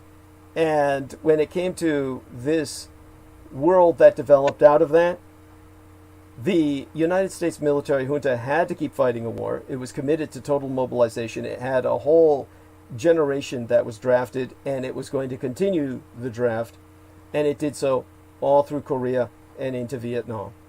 And it took generations for that to wind down. But it had to run the civilian world through a surrogate. And that surrogate is the General Services Administration. When all the records burned down at the National Record Center in St. Louis, Missouri, then the films which analyzed that fire and proved it to be arson were maintained by the General Services Administration, headquartered, at least in California, in San Bruno. And it was those reels of footage that I was ordered to review and destroy, which proved, of course, irrefutably, had they been available to the public, that the overwhelming majority of all military personnel records were destroyed in a conspiracy by the military to, of course, deprive all survivors of military service any benefits. So that means that the secrets, the deep state, that's the General Services Administration, the GSA. When Trump decided he was going to subvert the deep state, make it his own, he appointed a little bitch, some fucking cunt. No one even knows what she fucking looks like. No one's ever seen her. To head the General Services Administration, which effectively rules your world. So it took 3 fucking weeks after the election, and it took hundreds of businessmen and politicians, and of businessmen I mean the major CEOs of your world economy, including my son's husband, getting together to write a letter to pressure this cunt into surrendering the government. When she finally unleashed the order, I recognized Biden as the winner. A woman, nobody knows who she looks like. She turned over the government to Joseph Biden. At that moment, Trump surrendered. This is how your government runs. So I'll be back to go into more detail about that. The deep state has ruled, Trump is out, and Biden is in. And in the meantime, these gentlemen can find out what they can about this weird shit going down in Utah and what that might represent, if anything. But it obviously means something. Maybe it's the monolith from 2001 and all the apes in Utah are discovering that they can use bones as weapons or some shit. But it doesn't seem to have helped. I can't help but think about something from a Lovecraft novel. What was that one? The one where he saw the rocks with that hard human shape on it. Those was weird, that Dagon? Was that Dagon? I don't remember exactly, but I can't remember exactly what the story was called, but I remember what was in the story. Yeah, but it's probably something so maddening there are probably some glyphs so maddening on the thing that it would drive a mere mortal mind into insanity. If that, or it's totally blank, which would express quite a bit in and of itself. But I'm gonna go mute. I'll be back. Why is it CBS News has to use the alien light? Put the alien in there. Oh shit! Did they really? Yeah, mysterious alien-like monolith discovered in Utah desert. Oh, that's fucking pathetic. That brings us back to what Peter Moon was talking about. I mean, and no one ever denies it. No one ever. That's why I went to Washington Post. Yeah, I posted it. I posted it on my Facebook page, but I posted it from the Washington Post. Fuck? Thank you. This thing is just like a piece of steel popping out of. It looks perfectly polished. How? Okay. What? Well, I'll be back. I'll let these gentlemen handle it. And Selena, honey, Selena, you there? Yeah. Oh. I'm here. Are you So, getting ready to go to sleep? Derek, Yeah, I'll let you handle it, honey. probably like. Yeah. So- Okay. I'll let you. So, what I was gonna say, did you know about my friend, that a famous, no, I'm just joking. Diego Maradona died. He was a famous, The soccer player. Yeah. He died. I was heard the soccer player. Yeah, I'm sorry to hear that. How did he die? What happened? But he was young. I know. I just saw the headlines. I was just checking something, and I see he was like He was only 60, 60, wasn't he? yeah. Yeah. So I just Yeah, wanted to well. mention that. 60. I'm getting. Matter of fact, my retirement ain't even set. I'm not even set to retire till I'm like 62. Yeah, you spend your whole life. I've been working since I was 14 years old.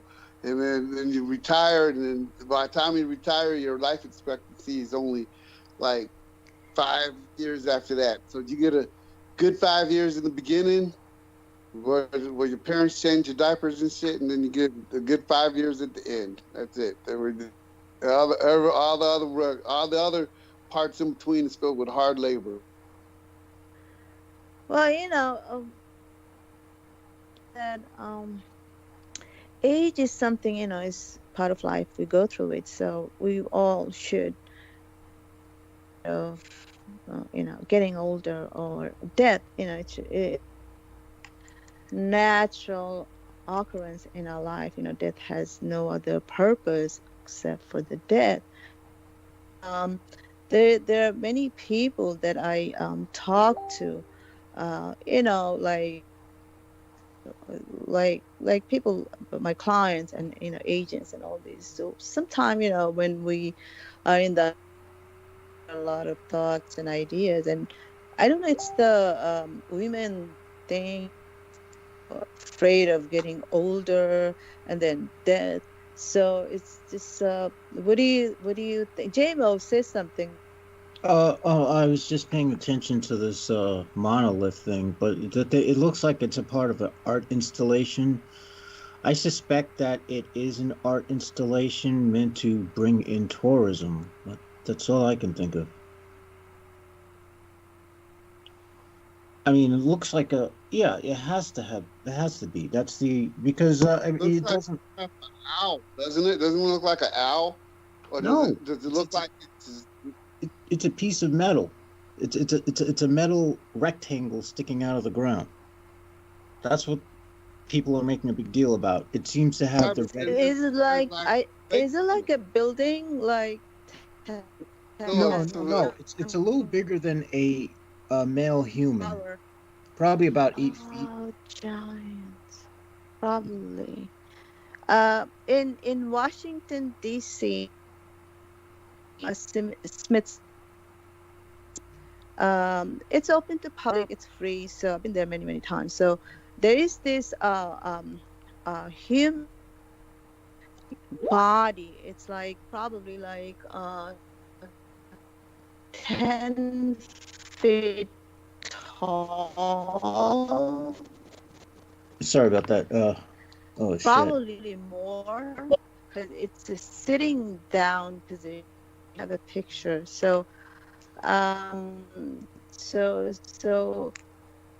does this interesting that the giant human statue sitting position and in the museum, like where does it come from, like who built this man, human body, human figure, or human pretty much looks like perfectly nice looking man sitting down, but except for it's giant, it's gigantic, probably 20 feet tall or something, but its sitting position was 12 or 7 feet is the sitting position. So it's kind of I was researching like a month ago, and and then you think on the internet, especially YouTube, that there are giants underground. They discovered giant bones of everything, like animals, human, a lot of this, I don't know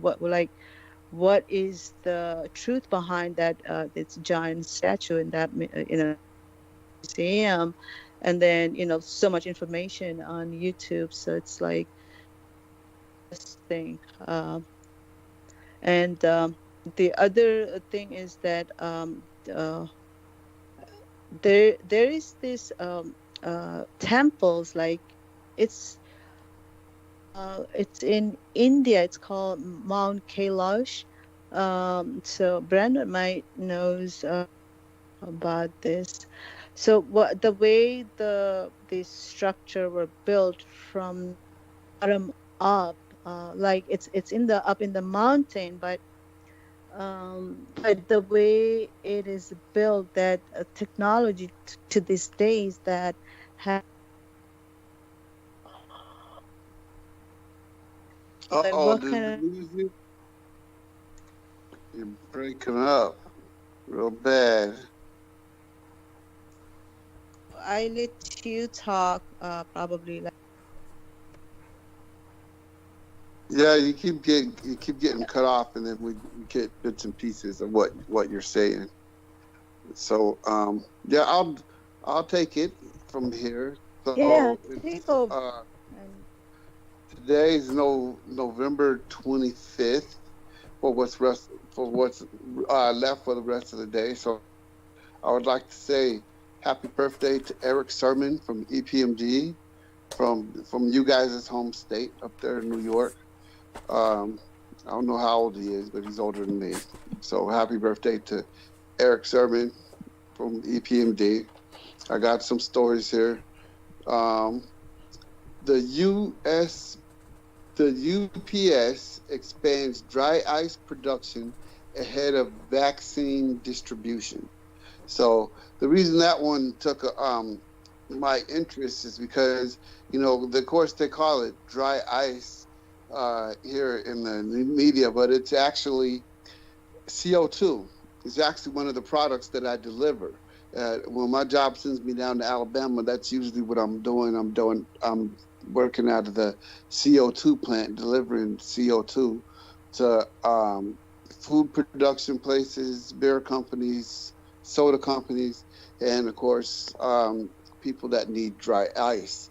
And I suppose the purpose of the dry ice is to keep the vaccines cold as they ship them across the United States. But global shipping giant UPS announced Tuesday it would begin producing thousands of pounds of dry ice per day and provide cold storage facilities along the transportation for COVID-19 vaccines. In a cooperation update, the Atlanta-based parcel delivery company said it would produce 1,200 pounds of dry ice per hour in its U.S. facilities and be able to ship it the next day to hospitals across North America. So that's their plan with the dry ice. They're producing 1,200 pounds of dry ice across the country per hour, so that they can to where these vaccines are coming from. I don't know, but that's right. UPS is based out of Atlanta, and so is the Center of Disease Control, so that's convenient. So vaccines are probably going to be coming out of Atlanta too. Well, I wish they would take that same effort and try to apply it to cooling the fucking planet. I mean, goodness, we're on the we are on the precipice where I can honestly, I would say 5 years is a good. I'd say in 5 years, many of these major cities, probably like Manhattan, will be underwater. At least maybe under a foot of water or something like that. Yeah, well, I've heard that said about California a lot. I've never heard, you're the first person who I've heard say that about New York. But what do you think about this story, Jameson? Zimbabwe is losing up to $1.5 billion annually to gold smuggling. So apparently all the gold smugglers are in Zimbabwe. What used to be what is always been Zimbabwe, then Cecil Rhodes came through and tried to name it Rhodesia, and they got rid of all that, and then started calling it Zimbabwe again. But here in Zimbabwe, we're losing $1.5 billion annually to gold smuggling. A report published Tuesday in the International Crisis Group calculates that the cash-strapped Zimbabwe is losing $1.5 billion a year through a smuggling of gold, mainly to traders in Dubai. This figure is higher than the government's own estimate, $1.2 billion a year lost through its illicit gold trade, according to Bloomberg. Estimates suggest that more than $1.5 billion worth of gold Zimbabwe illegally each year, often ending up in Dubai, said the report. But the International Crisis Group, incidentally, the role of Dubai in the UAE and Zimbabwe gold smuggling operation has grown explosively in the last 2 years, with the reported difference between Zimbabwe gold exports and the UAE gold exports soaring between 2016 and 2018. Zimbabwe's illicit gold trade is so extensive, to the report said, that some dealers estimate that the illegal exports top official deliveries to the country's formal refineries. So they're doing more illegal mining than they are legal mining. The landlocked South African country with the chronic financial turmoil and dangerous corruption boasts vast gold reserves, with the sector accounting for 60% of Zimbabwe's exports. The gold sector provides jobs to nearly 10% of the country's population, according to the report. Well, what I can say is this, based on what I'm reading about. There's an article called on towardfreedom.org called "Small Scale Miners Risk Life and Limb in Zimbabwe." And from what I'm reading, the gold miners are not protected by the government in Zimbabwe. Zimbabwe has not given a shit about what happens to the people who are mining their gold. The government seems to only give a shit about their own asses. And many times these people are like kids who are like 13 years old or so. There are women working in mines. The people are attacked and killed by, by all manner of people who just want to, gangs, all types of things, who just want their fucking gold, So, I mean, this is basically slave labor. I mean, fuck them, honestly. I'm not saying fuck them to the miners, but fuck them to the fucking government. Fuck them. Let them take the loss. They're only pissed because their own pockets are bleeding millions and billions of dollars, so that the Saudis can fucking whip their slaves and do whatever the fuck they do, because they do have slaves in Saudi Arabia. So they do keep black slaves in Saudi Arabia. Yes, yeah, no, I've seen the pictures of their trading. Fuck the Saudis too. Their asses are gonna I'm hoping I'm hoping they get their asses handed to them in the Third World War to come, which I can't wait till it gets here. My God.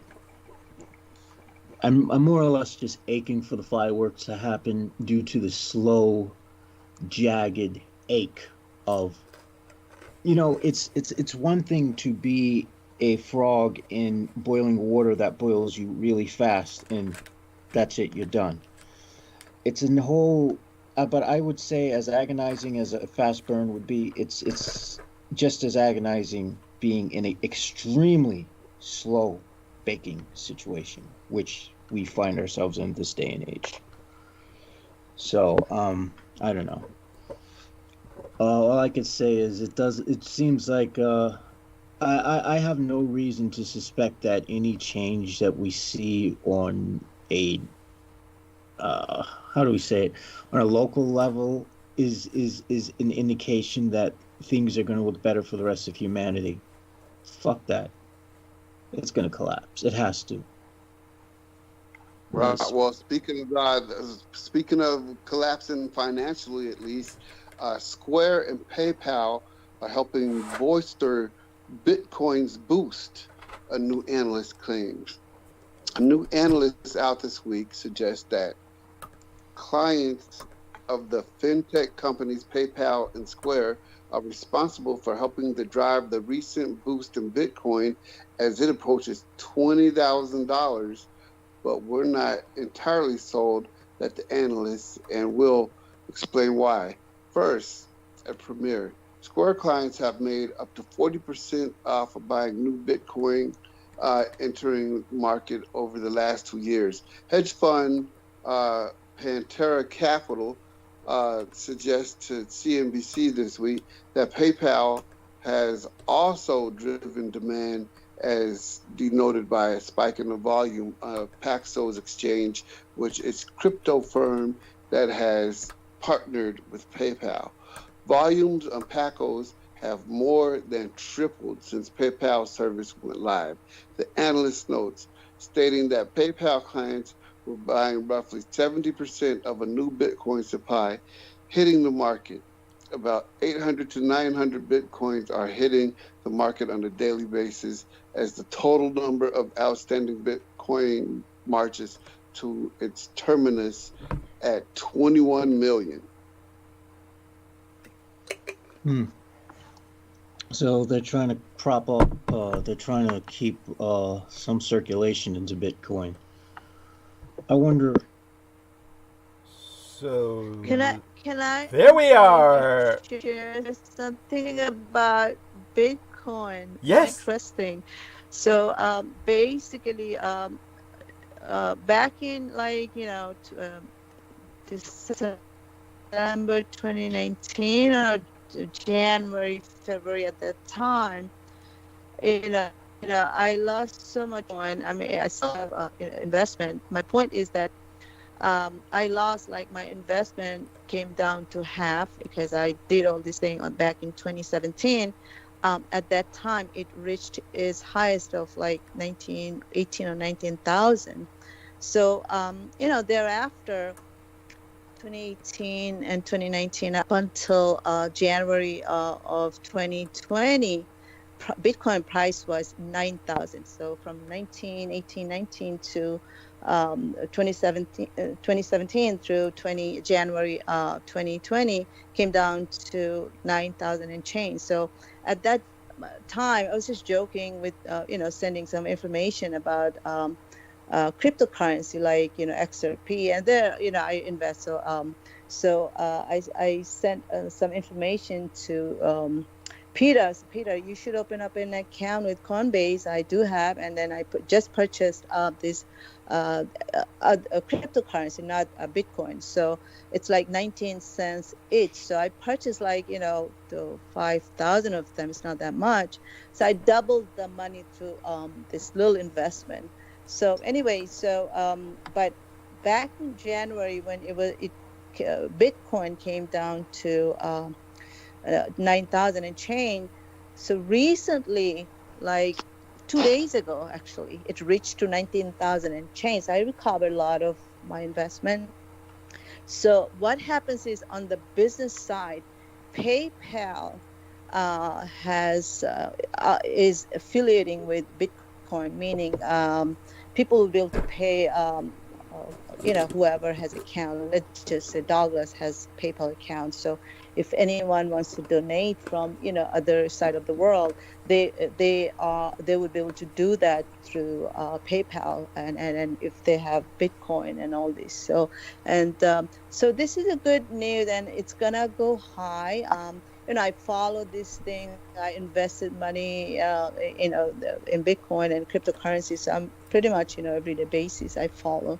So, 2 days ago it was 19,000. It came down to 17,000 and change. So a lot of people they do I used to do day trading back in years ago, and then I purchased when Facebook went public. So I had the understanding of when Google went public, and a lot of people became wealthy, invested money and all this.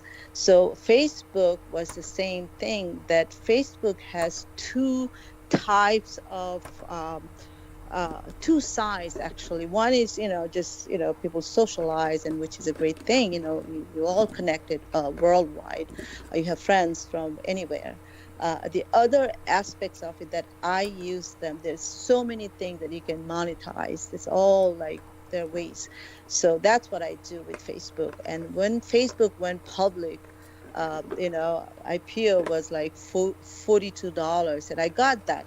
It went up, the moment bell rang, it went into $42 per share, and then in 10 minutes, 5 minutes, it came down to 35 something. So a lot of people, that's nothing. And look, fast forward today, look how expensive each shares is for Facebook. So it's I don't know, I don't have those anymore because I didn't realize this. I lost money. I sold it to invest money on Bitcoin 2017. So yeah, so it's just all calculated risk when you invest and go with it, all possibilities, and follow market. So that was some only good thing that Bitcoin I recovered. So that's my good feeling for last 2 days, that I lost so much, so it's recovered now. So yeah, so that's what's going on about, and it's gonna be pretty much worldwide,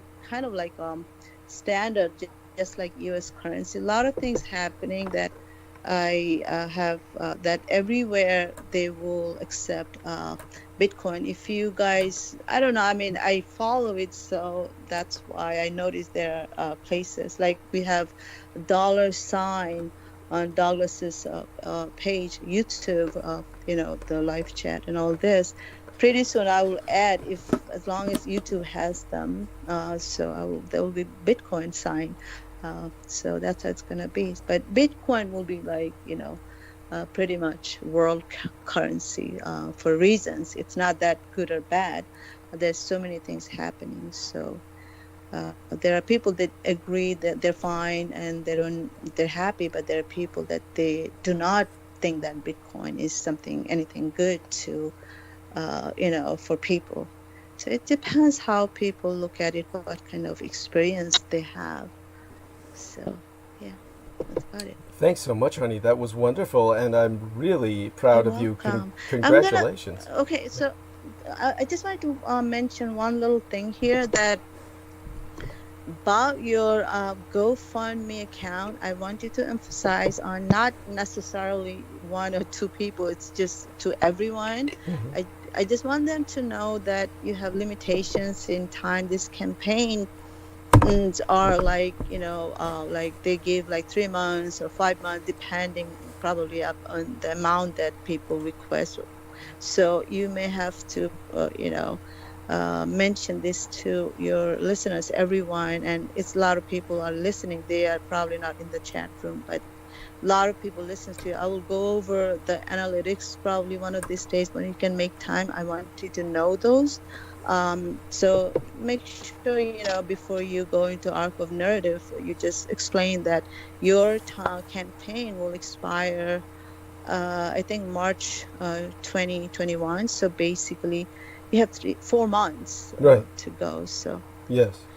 Yeah, right. I will definitely do that. As a matter of fact, I'll call up the GoFundMe now to take a look at it. Actually, I'll do that by going to. I'm sorry, I didn't get a chance to change the picture, but I will do it by tomorrow. I even have to edit a little bit inside of the text. Not that anyone looks at that, but if they do, just a little thing needs to be changed. I mean, it's a little confusing to people about what's written there, so I would just clarify it a bit. But everything that's said there is accurate, but it's not necessarily said in a way that people can understand it. It's bureaucraties.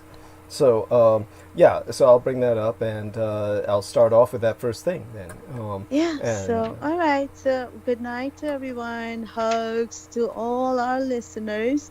And until next time, be safe, everyone. Good night, Derek. Good night, Jim. All right, good night. And good night, Douglas. Well, I'm going to be listening, so I'm just going to go to bed. Yes, honey. I love you. All right. Love you too. Bye. Bye-bye for now. So wonderful. And so thank you so much, Selena, for helping to add that touch of class. So these two gentlemen have been doing as well as they could while I was gone, and came in to listen to as much as I could bear, and was going to ask where Selena was when she thankfully showed up.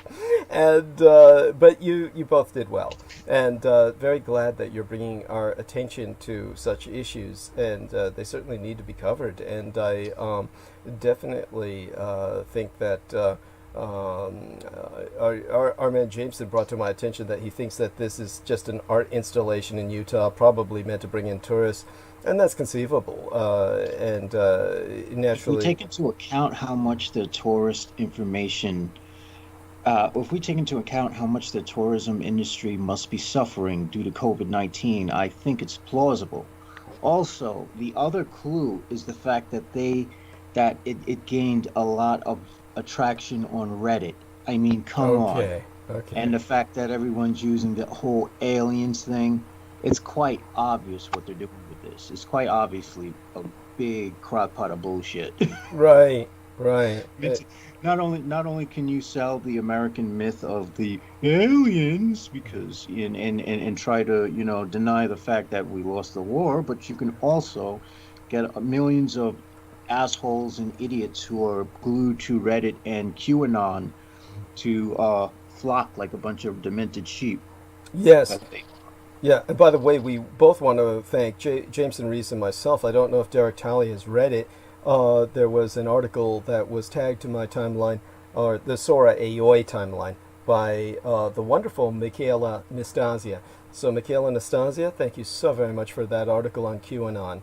And as she expressed it herself, she learned a new vocabulary word from that article. And this had to do with just creating patterns in one's mind. Seeing patterns where in actuality none exist. And so the way that Our Lady, Michaela Nastasia, expressed it was, I learned a new word reading this, apophenia.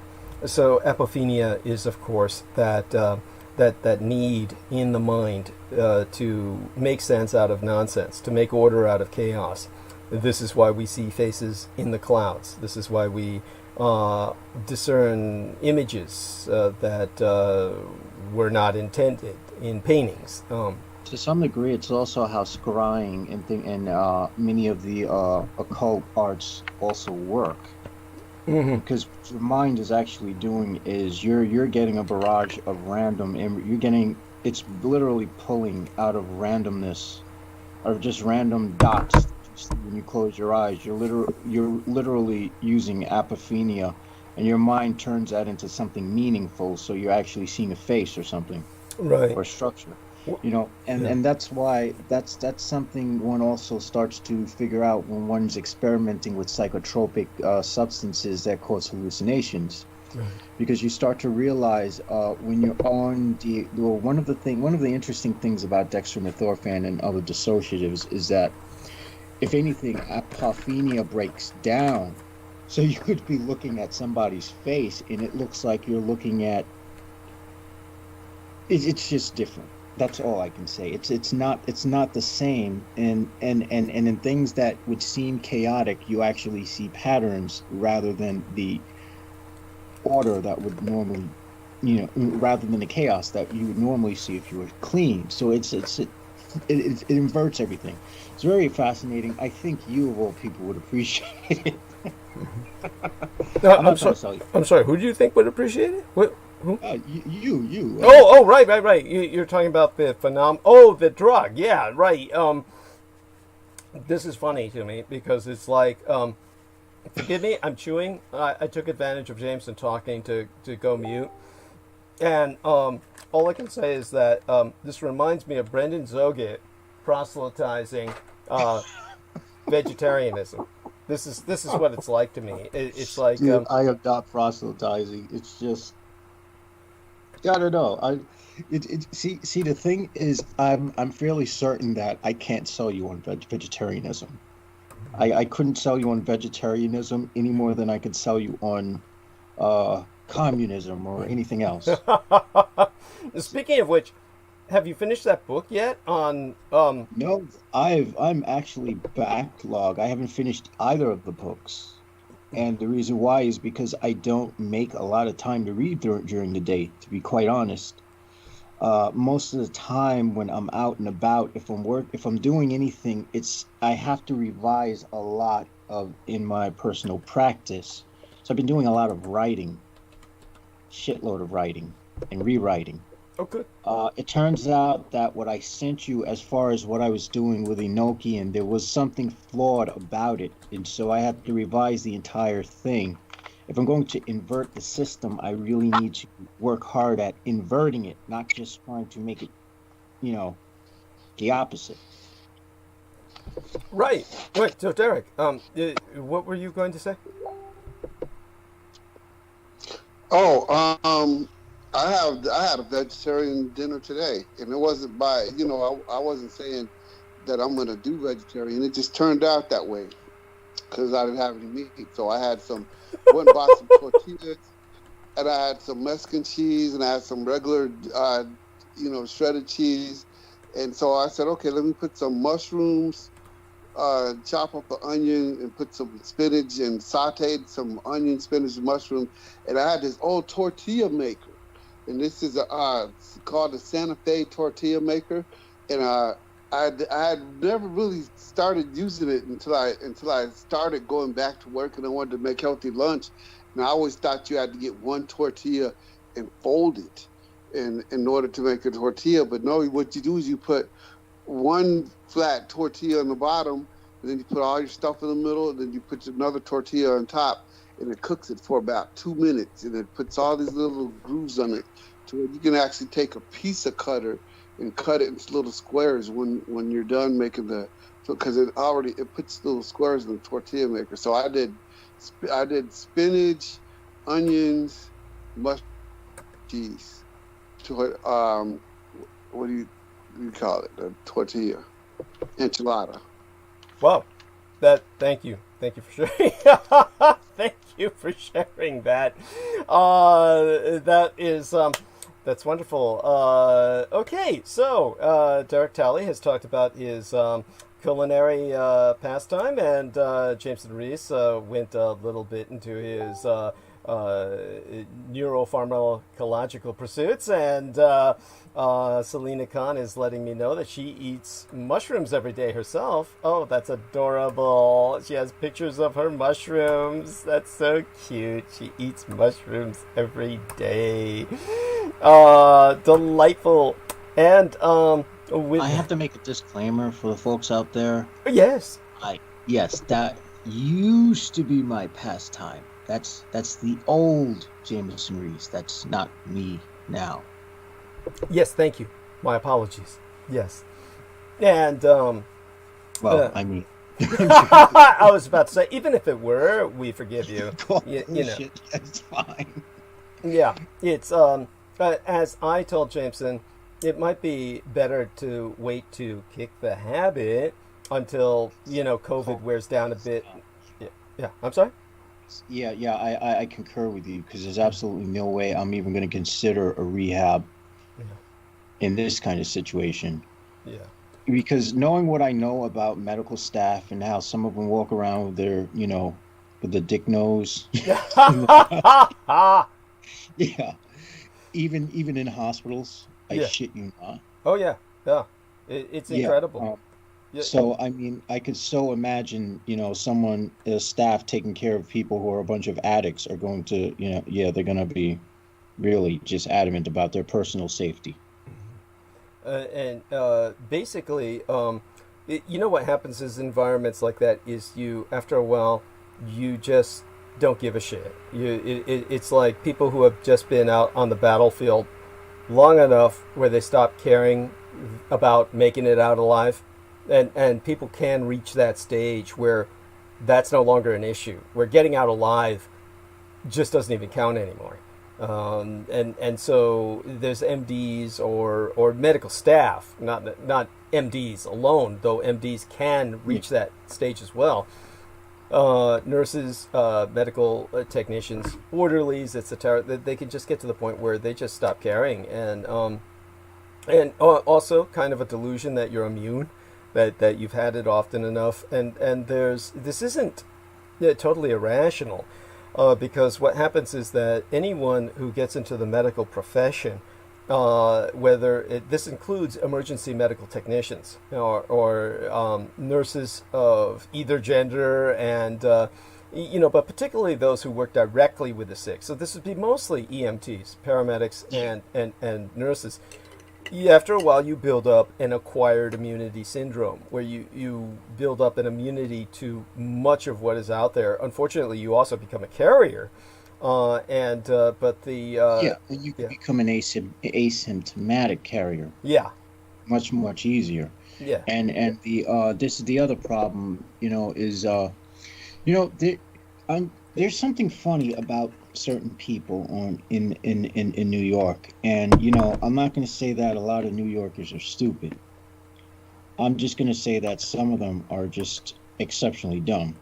But every once in a while, I pass by somebody who walking down the street, they don't have a mask on. All right, so you don't necessarily need to have a mask on outdoors, although it's recommended. I like to keep mine on. And periodically, I'll walk down the street. Someone will have the mask hanging off their chin. They'll see me with my mask on. They'll raise their mask up. And I'm like, okay, what is the point of you doing that now? Yeah, I mean, honestly, people should have their masks on outdoors, by the way. That I don't know where that thought even comes from among... Is that in New York? Are they propagating that you don't need your mask outdoors? No. It's just that there was many people are stuck in that point in time where they hadn't found a connection, where there wasn't a high correlation between people getting sick outdoors versus indoors. And that was until, Trump had that choir where they infected everyone who was there and everyone else at those rallies and the protests and all that other shit. So by now, if people don't get it, fuck them. Let them die. Darwinian selection. Yeah, I hear you. I'm with you on that. And by the way, But the hilarious part is, after they pass me, they'll take their mask back off again. And it's like, and it's like they have this sort of false sense, like I'm protecting them from myself.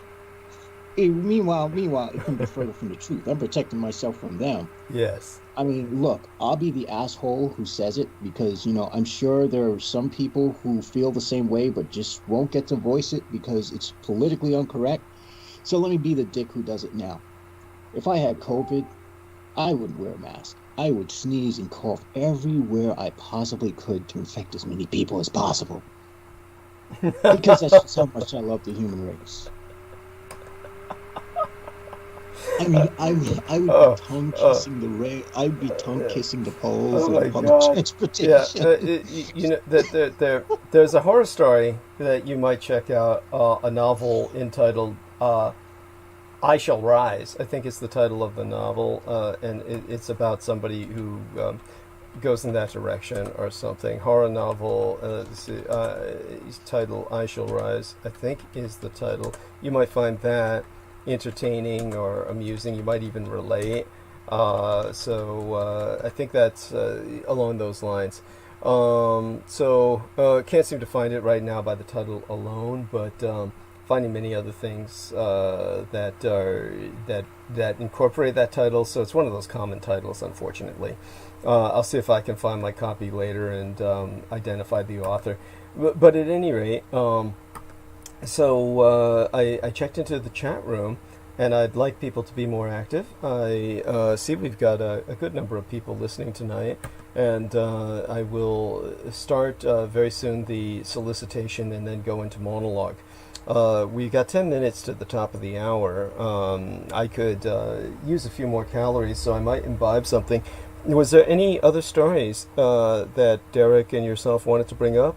Let's bring Derek on stage for a few more minutes while we have him, and see. There's one that I will probably that I was hoping to cover. I might cover it. Yeah, go ahead.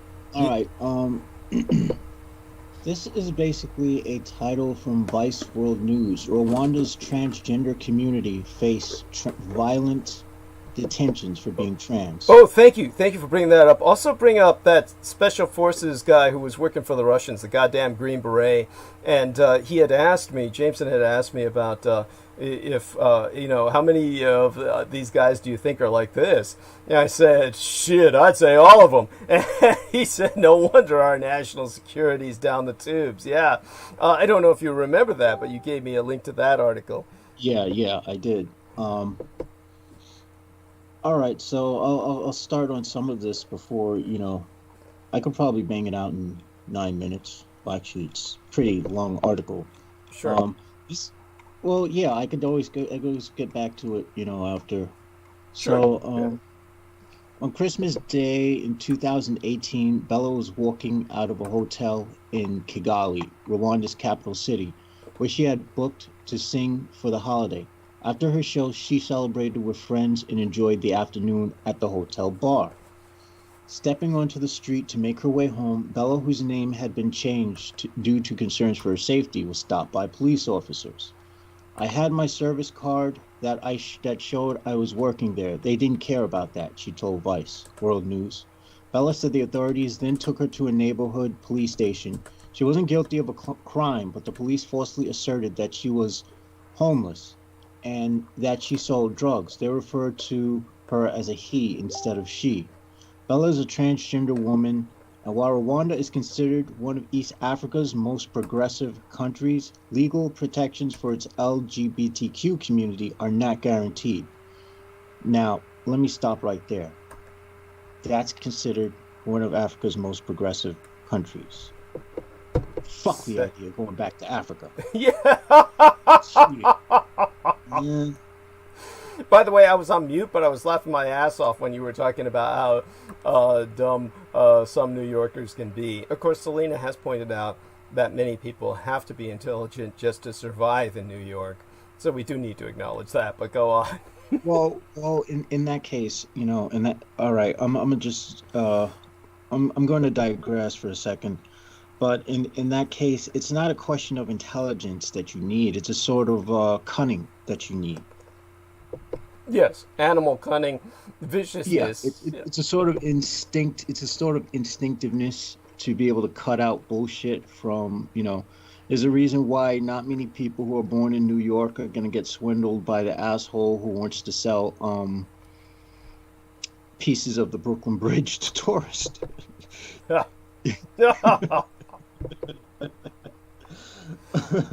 All right, so I'll go back to. They do that for real. That's funny. Oh, I wish. Yeah, you probably could. No, they used to. Get away with it. Yeah, I think everybody's onto that scam now, but there's always a new one. And oh my God, there was something just. What was it recently? They found a bunch of those guys who had been working after 9/11 with the reconstruction of much of the damaged the subway tunnel infrastructure. That a number of these firemen involved with that or something. They had constructed their own man cave down there using taxpayers' dollars into, Are you fucking kidding me? Oh, no, you knew it was going to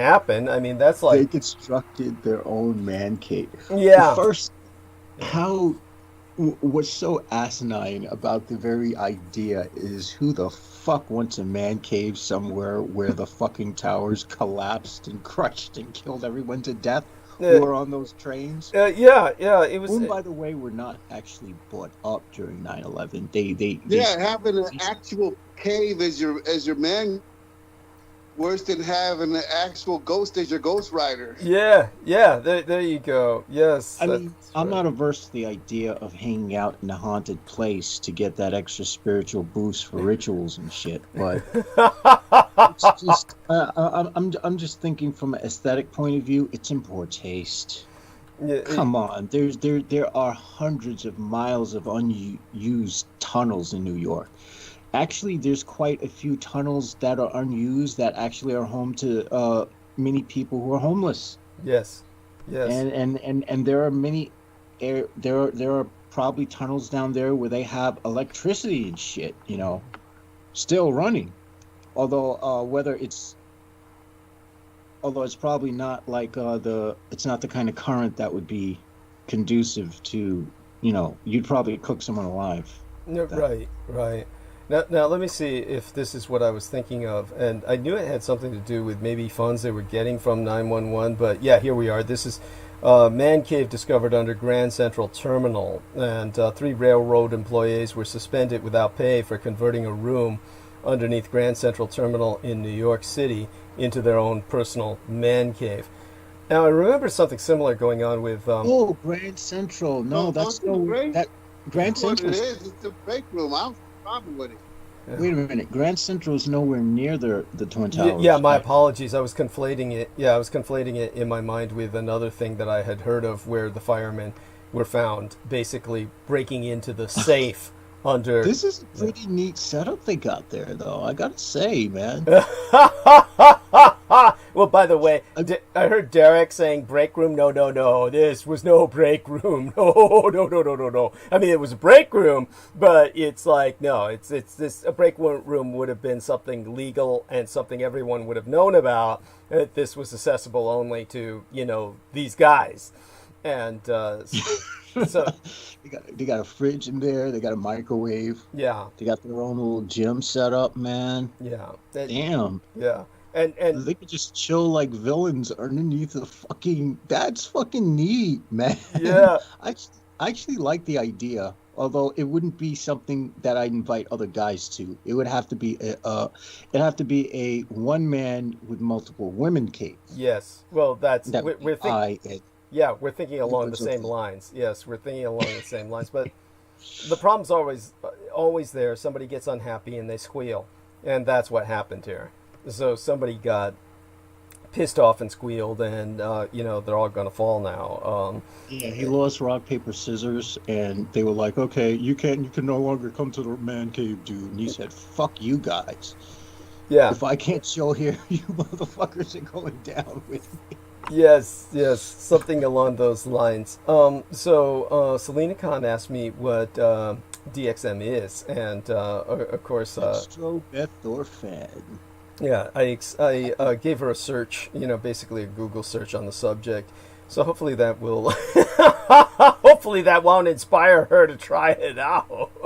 Now it can't be. Yeah. Now make sure not to confuse it with that steroid. What is it? Because there's a steroid that goes by the same terminology, the one that they give COVID patients. Interesting. That's what I was thinking of. And I know a lot of people would mistake what you were saying for that, which, by the way, is something that a person could more readily try, but is hard as hell to get. That would be something that wouldn't necessarily do long-term damage. Of course, it can if you're abusing it more than you should. But as a matter of fact, we would just do DXM COVID to get the steroid name for that, and that's dextromethorphan. It's not to be confused with the cough suppressant dextromethorphan. Rather, the COVID steroid is come on. I used to know it too. I get these things into my head, then they vacate from my head, and It's like the ears are the holes which everything falls out of. It's the best way to describe it is that the human mind is like a fishbowl, and there's only so many marbles you can fit in it, and then after a while it cracks, and that's how you lose all your marbles, right?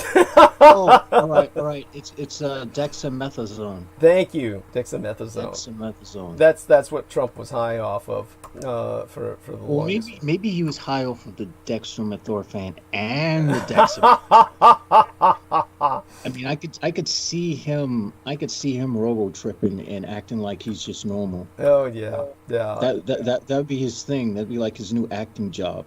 Well, no one could tell the difference. That's true. So okay. So our lovely young lady Selena Khan has reminded me. This is the way I'll present it to everyone right now, and then I'll read from her speech in the in later on during Arc of Narrative, because Selena Khan wrote a wonderful speech for me that is just precious,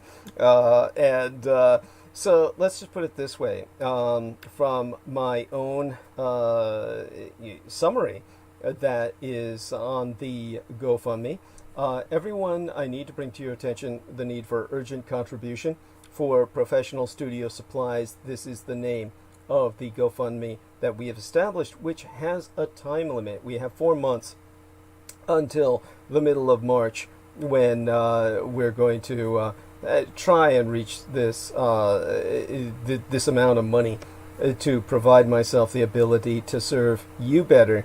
My audience, as limited as it is comparatively speaking, albeit growing, is nothing compared to those people who have heavy funding and sponsors and just entire networks behind them. I do not have that. I have a few individual sponsors, and we do our best with what we have.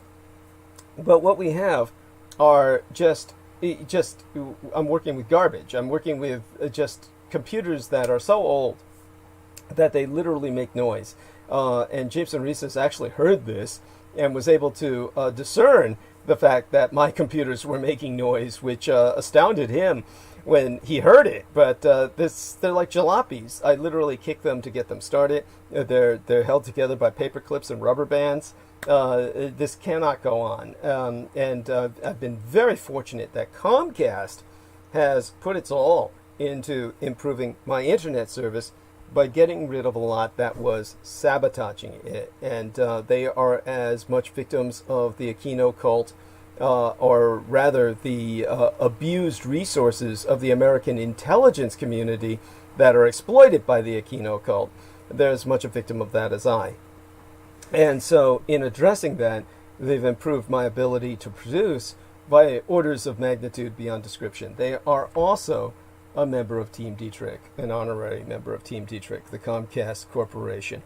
Now, as for Douglas Dietrich himself, who is organizing this fundraiser, yes, that's me, and we have that very stern-looking photograph of myself on it, which I'm certain turns everyone away, because they just take a look at that and say, who the hell needs to, help that guy? That guy looks scary enough to, hold his own, and they pretty much turn away. But to basically make certain you understand the situation, I am impacted by both mechanical and psychological injuries that be catastrophically chronic in nature, and therefore I am enrolled in the 250% Working Disabled program, which allows certain working disabled individuals whose net family income is less than 250% of the federal poverty level. Actually, that's written wrong, and that's what needs to be corrected. So long as my income remains less than 250% above the federal poverty level, then I am allowed to, in fact, I'm legally required to work to become eligible for Medi-Cal by paying monthly premiums based on net countable income. Now, Maria Michaela Grigori says, hey, I like that photo. I love that photo myself, Maria. I assure you. Honestly, that's my, of all the photos taken, that was before I was on antidepressants for that streak of time. that bloated me all up and made me look, as far as I'm concerned, totally repulsive. So yes, I prefer that photo, but most people find it so harsh and stern that it scares them away. But let's just put it this way: because of my post-traumatic stress disorder, because of my multiple lung collapses, I need to be on Medicare and Medi-Cal to preserve my existence, and it's in a manner that most people might not expect. It has nothing to do with mechanical implements. And it's nothing to do with anything particularly outstanding to your normal baseline human. But as I mentioned before, without going into this too much, there's nothing self-indulgent here, like someone who wants to be a vampire. Like I said, because I am a quarter of my mother's bloodline a vampire, it's very difficult for me to tolerate solid foods. And of course, the MDs were unable to even deal with this throughout half a century of my life because, of course, medical science in America does not recognize the existence of vampires. In the former Soviet Union, at least, they were ahead of us in that. But here, because my diet should be, in terms of maintaining my health, somewhat hematophagic, with enough blood coming in, which do not ever try that yourselves. You're not vampires, and you don't have that in you statistically. Statistically, none of you will. Demographically, there might be a few of you, but statistically, none of you have that. You don't have what I have, which is gastric rhinitis, which means that every time I masticate or chew, trying to eat solid foods, then I produce supermassive amounts of mucus in a bodily response because my body's rejecting the food. Because it's not blood. It's not hematophagic. So a lot of this was alleviated by my returning to blood in my diet, which is why I always find it mildly offensive that Brendan Zogit tries to promote his vegetarianism. I don't hold it against him. He means nothing but the best by it. But he's talking to a person who drinks fucking blood. It's rather just absurd. It's like, him and his fascination with that cat in Taiwan that converted to Buddhism and is a vegetarian. A true miracle, but normally you try not to encourage that in cats because, they're true carnivores. And normally, without some kind of microbiological change has happened in that cat through its miracle conversion, which Buddhism makes the case for, that any animal can convert. I still have my skepticism about that. I'm fairly certain that there's some degree of trickery. Maybe because you also have to understand that people who. Some people, not all. Now, I'm not saying Brendan is this way, but some people would take the vegan or vegetarian thing. Vegans are like the evangelicals. But these are Buddhists. It's a bunch of it's a Buddhist temple in Taiwan. I'm willing to believe that happened, but yes, normally you'd never want to force vegetarianism upon a cat. Yeah, but I don't expect that cat would live for very long, living off of rice. I can see how they would do that for like the tourist appeal or whatnot. Maybe train it to eat rice, but I'm sure when all the tourists leave, the cats, you better believe that motherfucker is cutting down rice. It may be. It seems sincere enough. It seems the cat does sit in front of the Buddha all day meditating in prayer. It does seem to do things that it seems to have, and I guess seeing is believing. You just have to be there and see it. I haven't been there myself. But if I'm not the thing is, for me, I would have to physically be there, and I would have to choose to sit there all day just to be absolutely certain what I'm seeing is what I'm seeing. Right. No, I hear you. And to be sure that I'm not psychotic, I would have to trust someone else to accompany me and tell me that they're seeing the same shit that I'm seeing. I hear you. Because nothing short of that am I going to really believe it. It's like someone trying to it's like asking me to believe. It's like someone saying, "Can you believe that thing in Utah was made by aliens?" I could see someone, it's like, no, Get the fuck out of here. Thank you. Unless I saw the motherfuckers beam down themselves and say, "Here there be this monument," and they left, and I'll be like, all right, so something came down and put that here. But then how am I going to say it's alien? Because what am I going to do? Walk up to the mask? Are you alien, mister? They're going to be like, yeah, sure, why not? Yeah, I'm alien. Really. No, I hear you. But it definitely, so people understand what I require is a non-anabolic steroidal nasal spray. Mometazone is the generic. The brand name is what was it? It's not Flonase, that's for sure. But anyhow, it's Mometazone in the generic. I've used the generic for so long now, but Nasonex. The brand name is Nasonex, and this thing is hundreds and hundreds of dollars off the shelf. Which that's if you can get it at all. It's a rare product. It is super rare. It is, of all the nasal sprays, it's impossible to get. I mean, even a major hospital system like Kaiser has difficulty in fulfilling my orders, even with the generic. So it's definitely something that I could not afford this. So the only way I'm able to afford it is on Medicare and Medi-Cal, and without it, I cannot eat because my body, I'm being hybrid here, is only a quarter vampiroid. So even though I'm much healthier since I started drinking blood again, it's and have actually reversed the aging process. My hair has grown back from where it was thinning, etc. Because I'm doing what I should be doing naturally. At the same time, I do need to eat solid foods, and but because my genetic condition is such, it's very difficult. I can't eat solid foods without this, and for years I was extremely malnourished. I literally malnourished the majority of my life. I mean, I weigh 160 pounds now, which is the most I ever weighed in my life. This is because of the nasal spray as well as the blood. So without that nasal spray, I really cannot survive effectively. So in order to maintain Medicare and Medi-Cal so I can continue my regimen of the nasal spray, which enables me to eat solid foods like baseline humans do, otherwise I produce so much mucus I can't eat it at all, literally, then basically I have to work, and then that's why I'm here. I'm legally required to work in order to maintain my Medicare and Medi-Cal via the 250% Workers Disabled program.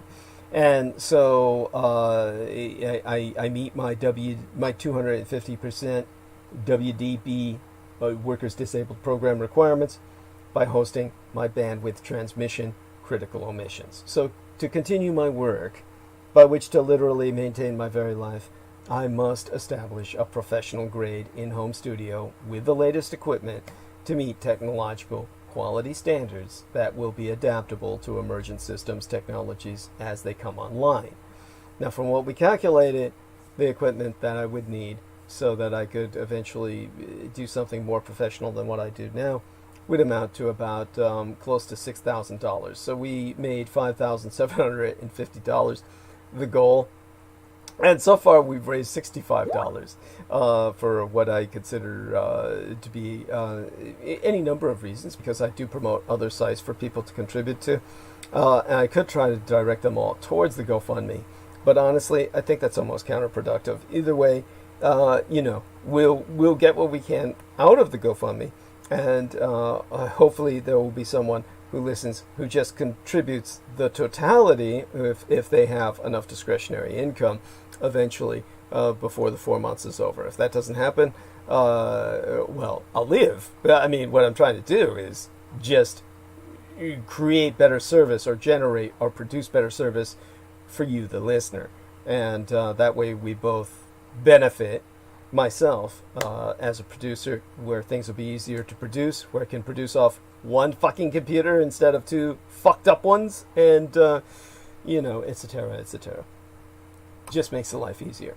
So hopefully that will take care of that for now. I will read from the speech that Selena wrote for me again later in the arc of narrative. In the meantime, all of this is part of my struggle and Mein Kampf, my struggle be thine own. Contribute to the struggle at paypal.me/Douglas Dietrich, where we now be accepting contributions via PayPal Holdings Incorporated at DouglasDietrich.com. And in all due acknowledgement unto our own personal hero, we asketh of everyone moral and our fiscal support on behalf of our dearest English brother in battle, John Henry McMills Warrington, whom you can friend and follow via his Facebook Incorporated timeline at facebook.com/John.War. As well, you may want to subscribe to his YouTube. In fact, you definitely want to subscribe to his YouTube Maggot channel at youtube.com/C/Magator, which be spelled MAGGOTAUR. He being the property manager thereof, who also serves as Team Dietrich's our Dragon's ultimate post-episodic producer, and our final productions archivist at DouglasDietrich.com. For were it not for he, nigh all videographic works of the internationally recognized renegade military historian would have been lost. So if financial aid no be prohibitive, per budgetary constraints, electronically relay some monetary assistance via PayPal, where you can donate to the Maggot Man, aka John Warrington, by clicking send on your PayPal account page and then entering his email address, john_war@hotmail.com. And you can PayPal him at paypal.me/Magator, which be spelled MAGGOTAUR. And now, let's try and put some context into that. He was, of course, of his own initiative, downloading into his personal hard drives much of what I produced on YouTube, much of what I published on YouTube, and because of that, we were able to reconstruct my Legislate online after it was scrubbed from the internet completely, no less than thrice. That's three times that the Maggot Man, John Warrington, served as the bridge between the Akashic records and the cyberspatial data matrix of the material world, enabling my virtual personality interacting with yourself right now to do so within context of a legacy that provides myself reputation and a basis on which to stand that you otherwise wouldn't have regarding who I am, what I represent. So in that sense, John Warrington is my creator. And now you, too, can do your part to help in the fight against total annihilation, whether of my legacy on the internet or of all life on Earth, which be the ultimate intention of my enemies. Who are your enemies? The cultists of the kings of Edom, the chaos anti-gods, who wish to see the destruction of all human life created in the image of God, that they feel themselves will enable them to attain apotheosis. To combat them, to defeat them.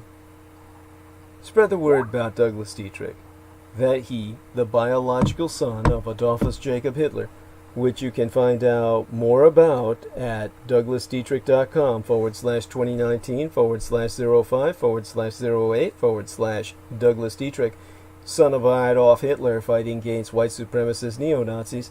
Confer while there a footnote on mine bio, sire, on the homepage of showsdd.com to educate yourselves on the meaning of my biological father's name, the name what made the man, and thereafter dedicate yourself to educating others, inform them that the scion of Adolf Hitler, Douglas Dietrich, is alive and well and resident in the city and county of San Francisco. And if at all possible, encourage them while you're enlightening them to electronically relay their contributions at paypal.me/Douglas Dietrich.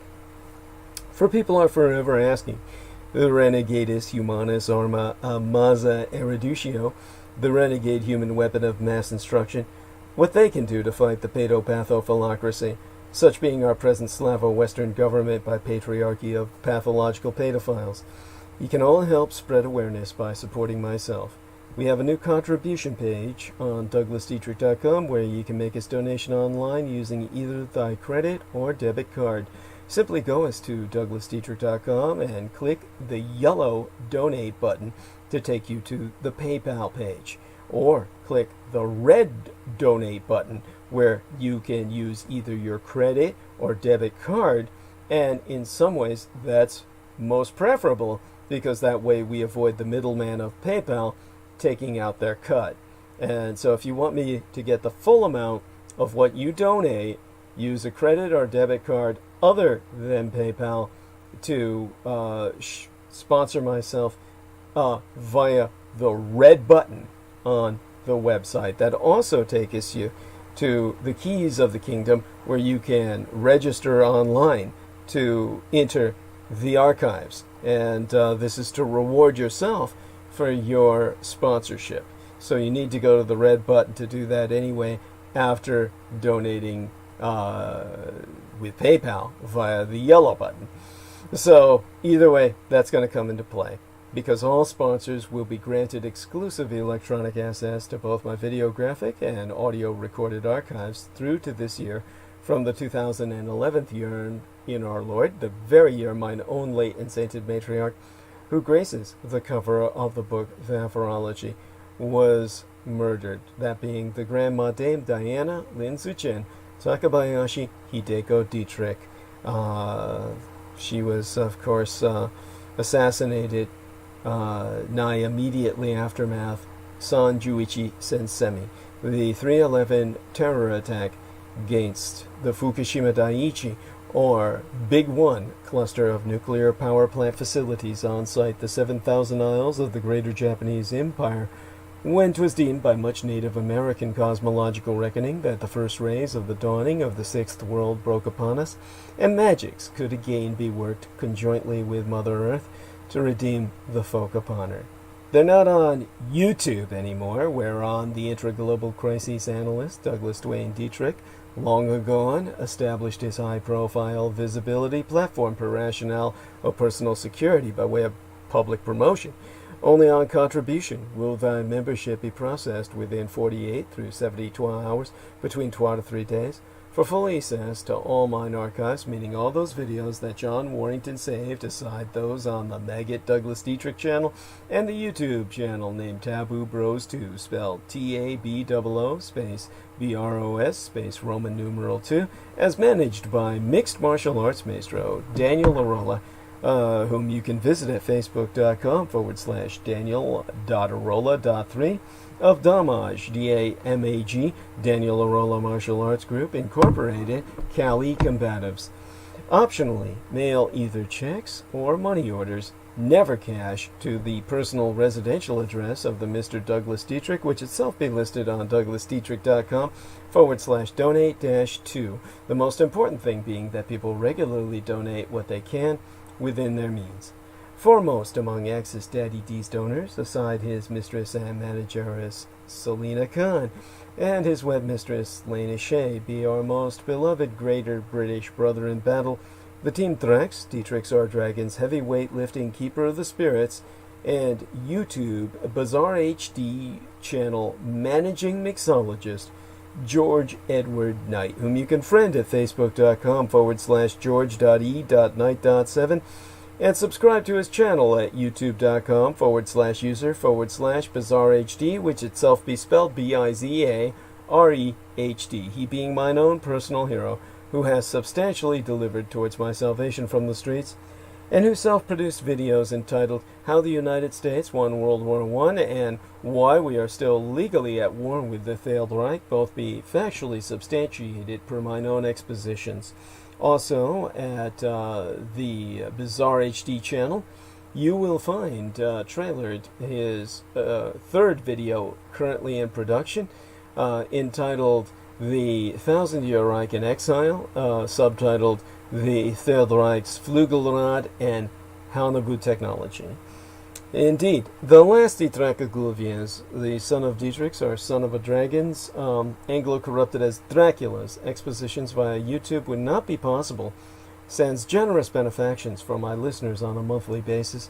The Amerasian agent of the Peacock Angel, Tavush Maliak, be the only person on the surface of this world with the insider knowledge and experience necessary to lead thy resistance against the Russo-satanic occupation and anti-godly insurgency, it bearing no end of emphasis that Judy, Anglo-corrupted as Jedi, literally Master D, or the Master of Enlightenment myself, is not paid to articulate mine expositions, and have never once been remunerated for my services rendered unto thyself, and all thy holdest dear, at incomparable sacrifices to myself, most tragically of all my loved ones, in my most singular and quite unenviable role as the ultimate public informant at personal risk, still at large. Your taxation cannot support me, as I be denied access to the United States Department of Veterans Affairs benefits and our services due dishonorable discharge. So again, go to paypal.me/Douglas Dietrich and enter mine remunerative compensation. The very survival of the human species be at stake, and I am not exaggerating. Do not wait. Donate now. It be appreciated beyond my ability to express in any language. As well, forget not to subscribe to the Douglas Dietrich YouTube channel at youtube.com/C/Douglas Dietrich, and click that notification bell in order to receive notifications that live streams have started. Even if you be subscribed, you will only receive notifications if you select all in notifications. To reemphasize, subscribe to the Douglas Dietrich channel, the YouTube channel, at youtube.com/C/Douglas Dietrich, and tune in thereafter at 8 p.m. Eastern Daylight Time. That's 5 p.m. Pacific Daylight Time here on the left coast of the West, and that would be every Wednesday and Sunday night. And click on that notification bell in order to receive notifications that live streams have started. Finally, most importantly, above and beyond all else, subscribe and support at DouglasDietrich.com and donate at PayPal.me/Douglas Dietrich. Sponsors will be granted exclusive access to the online archives, including all video and MP3 recordings of Douglas Dietrich from 2011 to the present. Use the red button to take you there to reward yourself for your sponsorship, and then log yourself in, register yourself for archival access. Now, in terms of shout-outs, number of things to bring to our attention. First, mass prayer requests continue. And according to Our Lady, Maria Grigorich, she has contacted, or she tries to stay in contact with Wendy Parr on a daily basis, and she informs us that Wendy Parr, surname spelled P-A-R-R, and if you want to visualize her for prayer, it's important to remember that she looks a lot like the actress who starred in the movie Misery, albeit her personality is nothing like the character, but she looks a lot like Kathy Bates, so much so it's almost eerie.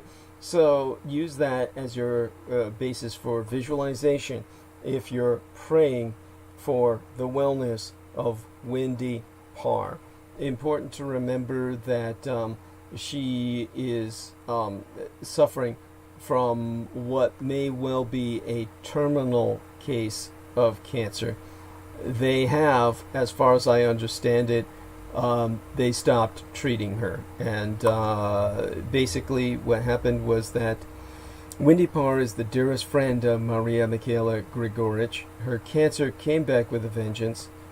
They're doing their best to keep her comfortable without treating her, but she's in extreme pain. She's staying as positive as possible, but we're hoping that the power of prayer will perform a miracle here, as we all know prayer can. Attitude is, of course, half the battle won, even at the stage where she's at, so your support will be most helpful.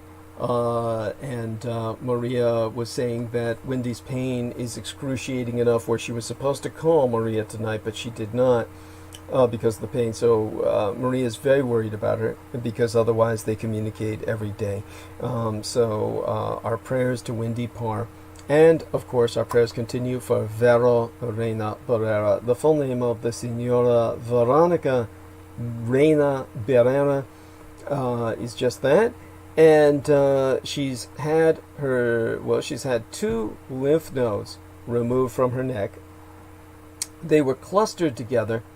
She's in a lot of pain, but she's resting. They took the bandages off. She just has to use Neosporin with large bandages.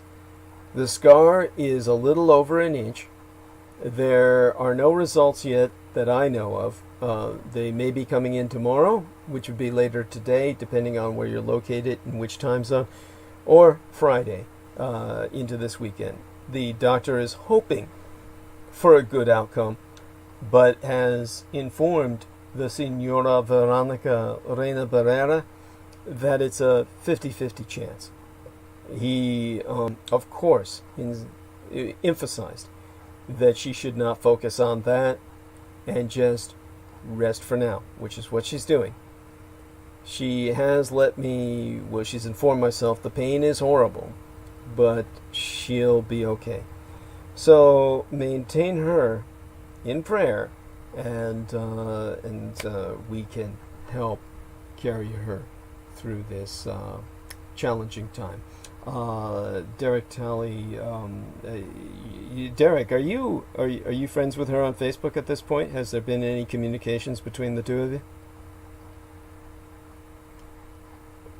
Yes, we're friends. Oh, good. Yeah. Was there any communications between the twain of you? No, we didn't have any really communications yet. So I'm going to make sure I reach out to her because we went through a lot of the same things. So I need to reach out. Yes. Yeah. Wonderful. Thank you so much. I appreciate that.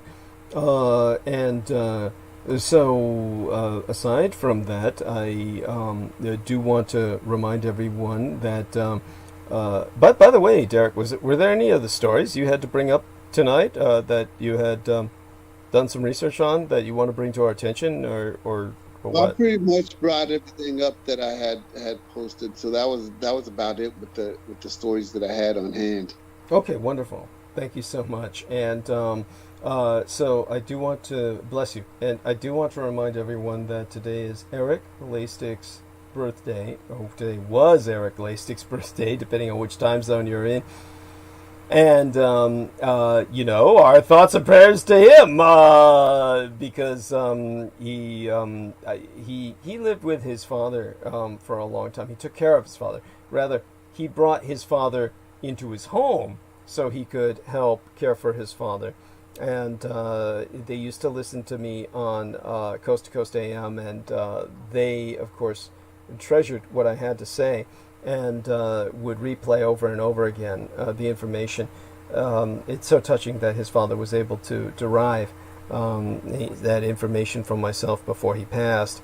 So Eric Lastik is very much the poet, and writes a lot of poetry, is consulting with the editor towards publishing his poetry, and our greatest moral support for him in that regard.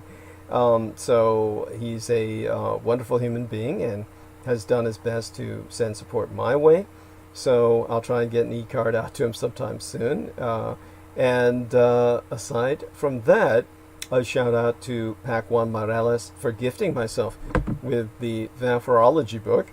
And now I realize that I'll have to do something with our wonderful Selena Khan towards getting out some sort of manuscript published, with her aid, that will get the zombie side out.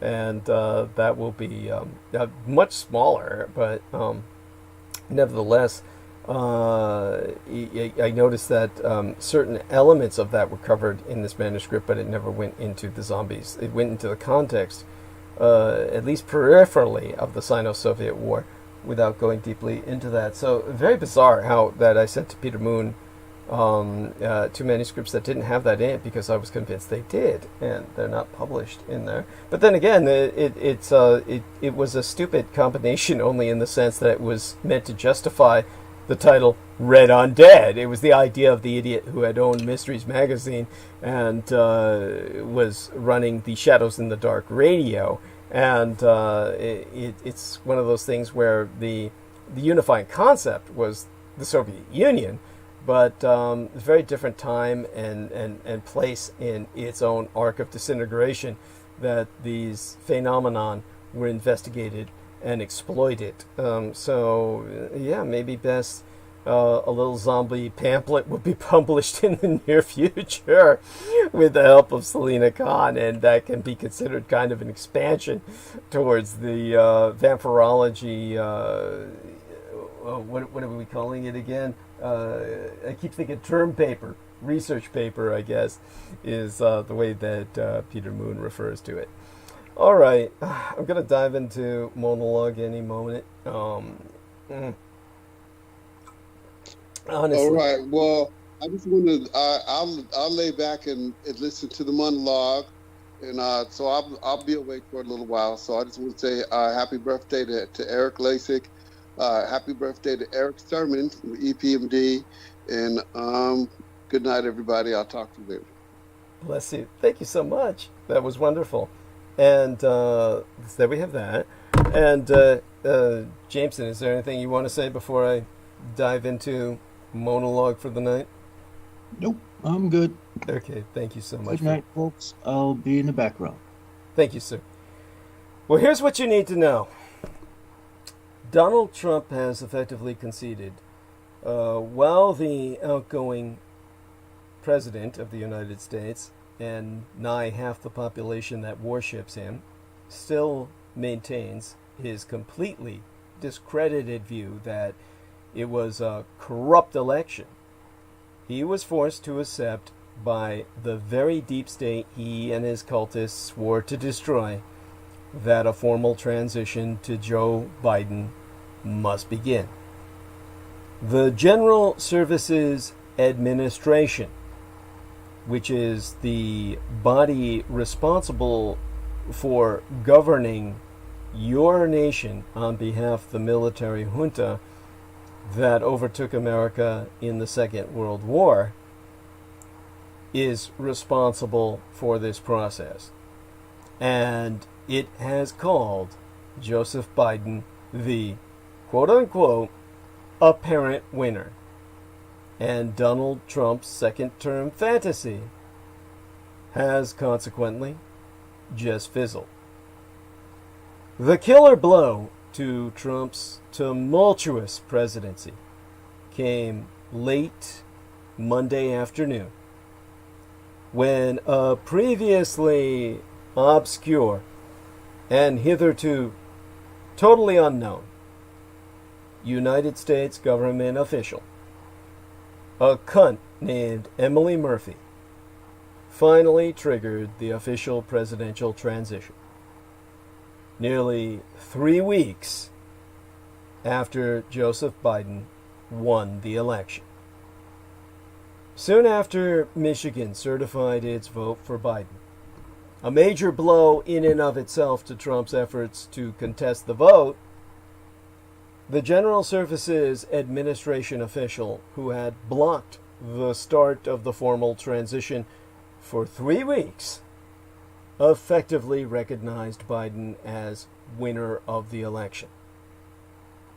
In a 2-page letter, said official wrote that she had decided independently to withhold recognition. Soon after, Trump tweeted that he had recommended that she do what needs to be done, and, per Trump himself, have told my team to do the same. The closest we'll ever get to a concession from Donald Trump.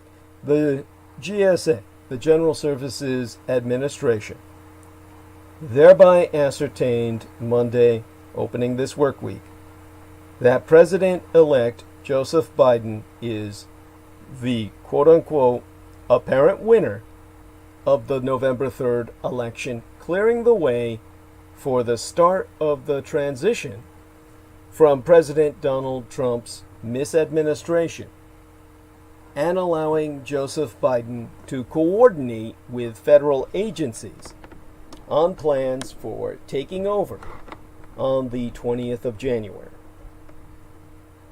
The administratress, Emily Murphy, that's the cunt's name, made the determination after Trump efforts to subvert the vote failed across all battleground states. She's so citing, and I quote as she, recent developments involving legal challenges and certifications of electoral results. Michigan certified Biden's victory Monday, opening this work week, while simultaneously a federal judge in Pennsylvania tossed a Trump campaign lawsuit. Well, actually, that was precursor to Monday opening this work week. It was in the weekend that the federal judge, well, that was in Pennsylvania, tossed the Trump campaign lawsuit on Saturday, seeking to prevent certification in that state. So, Murphy is a Trump appointee, and she's been facing bipartisan criticism for failing to begin the transition process sooner, preventing thereby Biden's team from working with career agency officials on plans for his administration, including critical national security and public health areas. This fucking cunt has participated in the mass murder of Americans. Thousands and thousands of Americans have died directly resultant what she's done.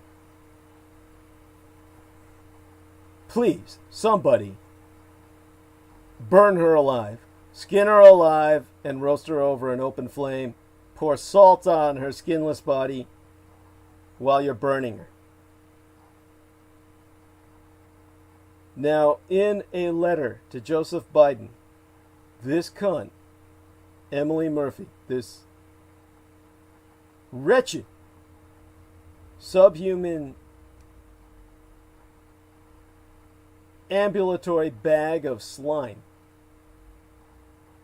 wrote, and I read from her letter, the text thereof, please know that I came to my decision independently, based on the law and available facts.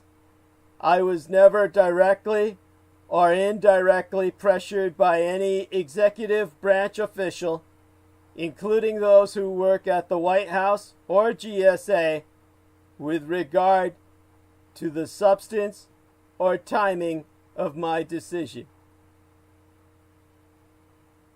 This, after more than 160 major industrial business leaders, inclusive my son's multi-billionaire husband, asked Murphy to immediately acknowledge Biden as president-elect and begin the transition to a new administration. In their open letter, the letter in which my father-in-law participated the writing of,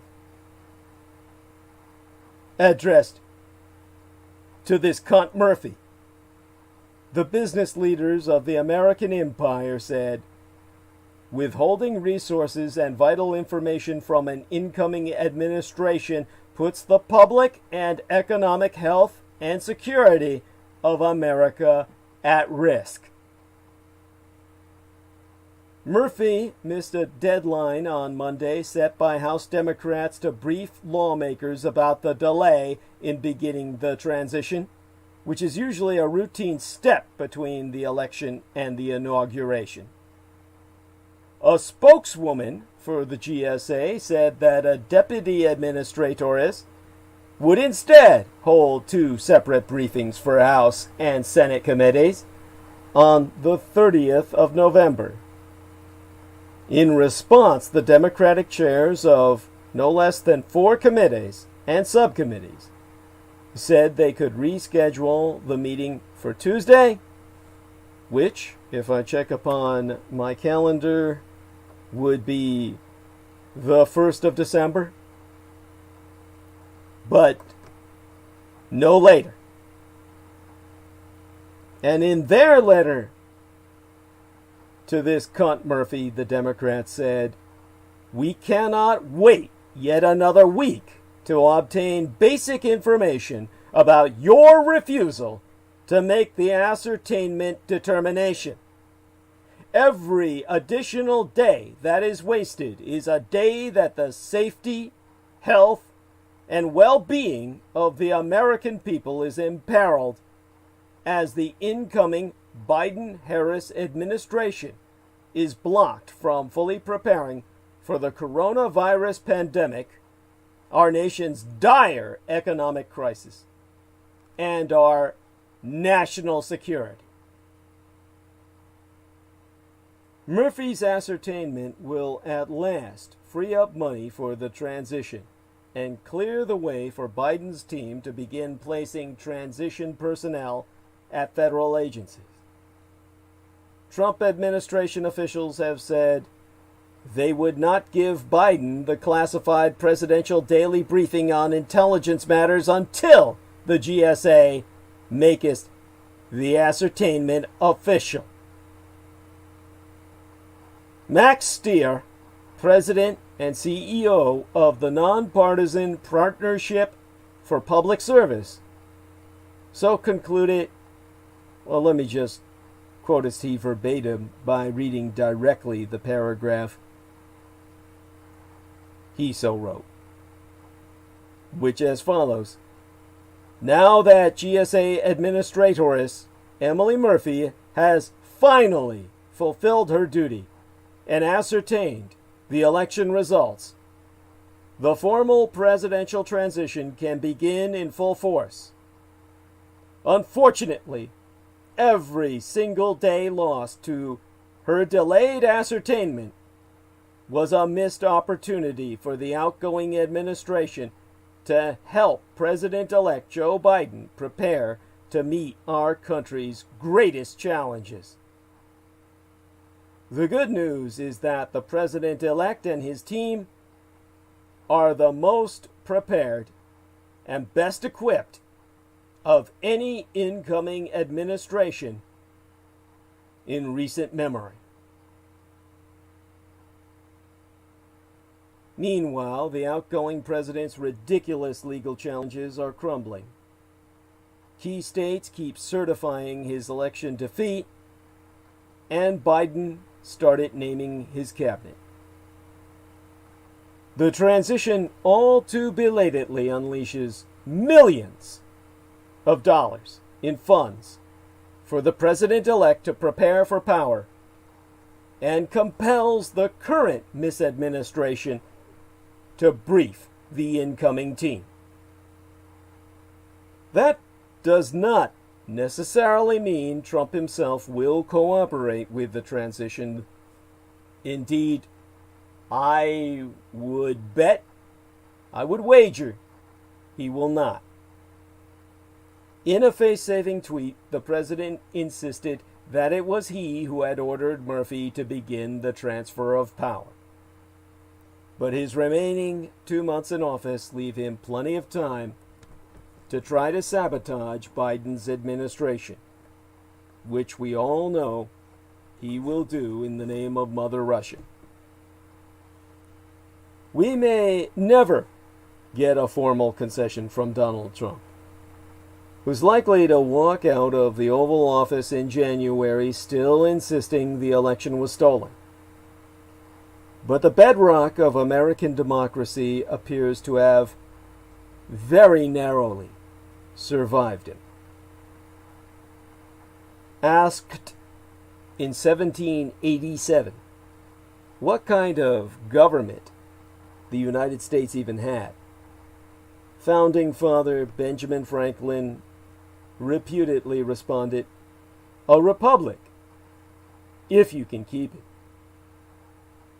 this year, the state and local officials and judges who all unanimously rejected Trump's attempts to invalidate millions of votes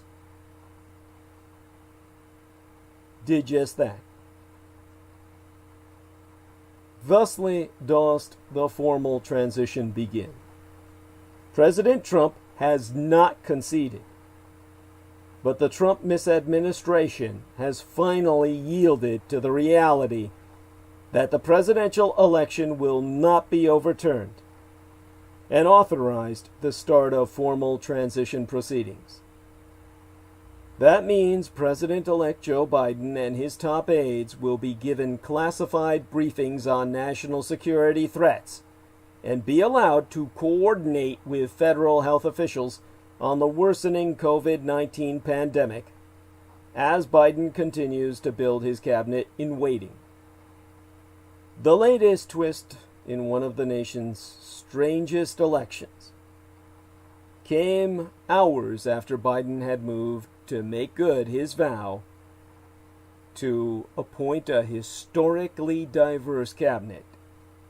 So now, prepare to meet Team Biden.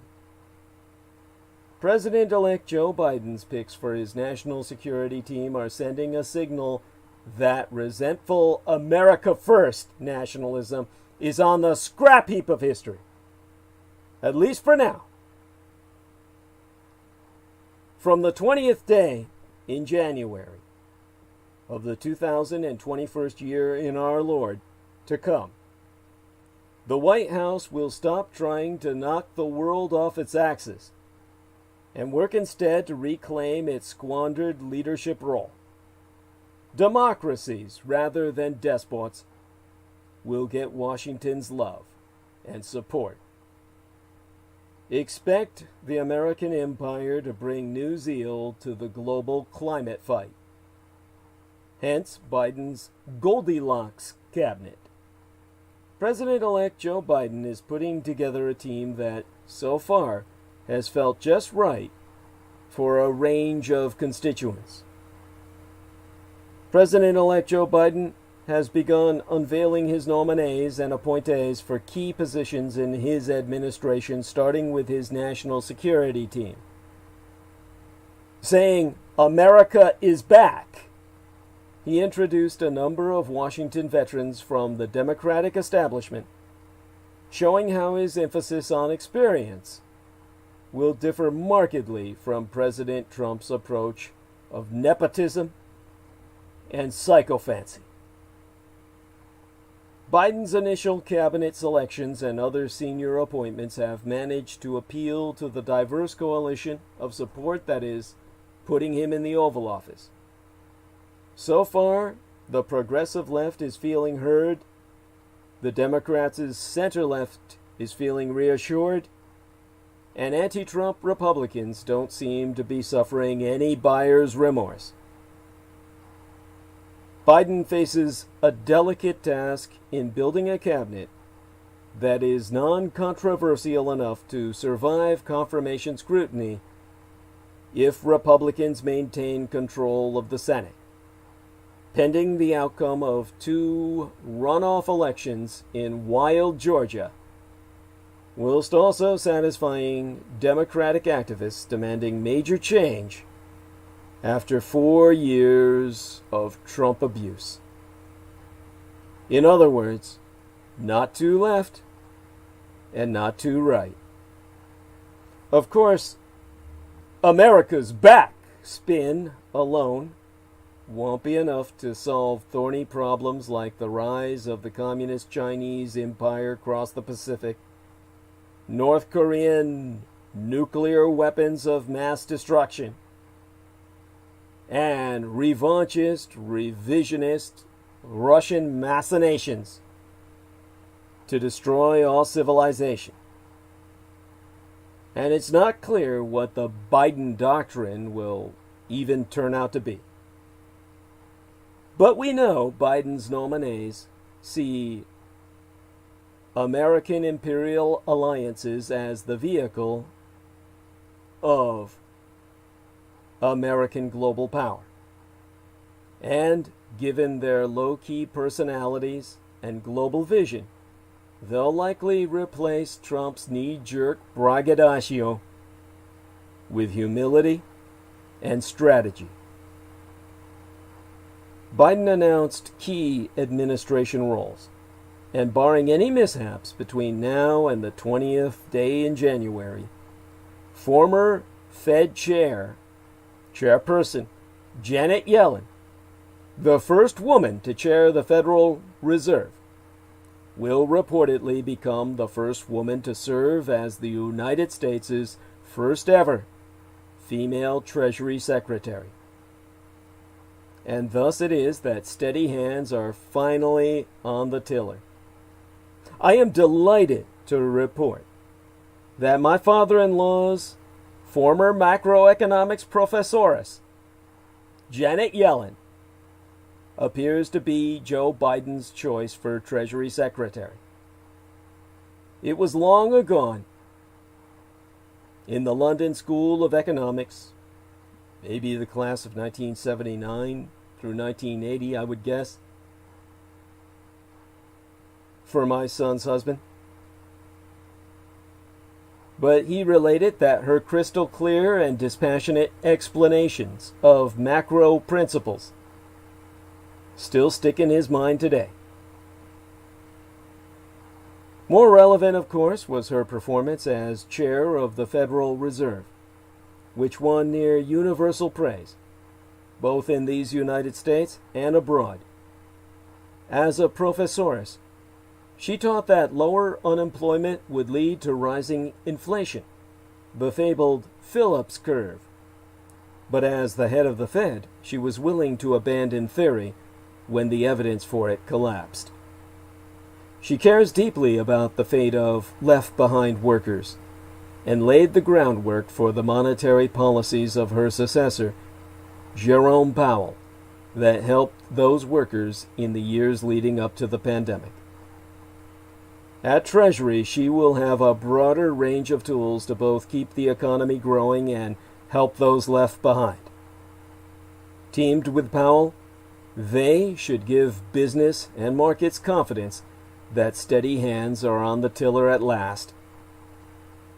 Separately, there's a report out this morning from the McKinsey Global Institute shedding new light on the future of remote work. It finds that 20% of the workforce in developed countries can work remotely 3 to 5 days a week as effectively as if they were working in an office. That suggests 3 to 4 times as many people may work from home in the future as did pre-COVID. The effect varies by industry and country. Finance and insurance have the highest work-from-home potential. 76% sans any productivity loss, which is why the United Kingdom also ranks high. 33% sans productivity loss. The United States comes in at 29%, while the Communist Chinese Empire is only 16%, and India 12%. The flip side of that story is that more than half the workforce in every country, including 61% in these United States, don't have an option of working from home because their jobs involve handling equipment, moving objects, selling, teaching, caring for others, etc. One side effect is that remote work may increase gender disparity. So the report says, because the female workforce in many economies is more highly concentrated in occupational clusters like healthcare, food services, and customer service. And remember, when we hoped plummeting pandemic travel would lead to cleaner air that we could breathe, air that wasn't discolored by smog because no one was moving, that hasn't happened. The World Meteorological Organization concludes that the concentrations of greenhouse gases in the atmosphere surged to a new record high this year. Turns out the pandemic-related drop in carbon emissions was just a tiny blip on a much vaster landscape. In related news, General Motors announced it's withdrawing support from a Trump misadministration lawsuit aimed at taking away my golden state nation California's decades-old right to set our own auto emissions rules, which are always stricter than federal rules anywhere else on Earth. That's why all car makers the world over have to make their cars to California standards. Other automakers joined that Trump suit, saying they feared having to abide by two standards. However, with a new administration moving in next year, General Motors bowed out. Speaking of, Biden has appointed a new presidential envoy to tackle the climate crisis. Former Secretary of State John Kerry. Indeed, I am ecstatic to announce that former Secretary of State John Kerry will serve as Special Climate Envoy. It bears triple reiteration that John Kerry has been named our climate czar. He is a man to my liking, because like myself, he was attacked by a bunch of stolen valor pukes,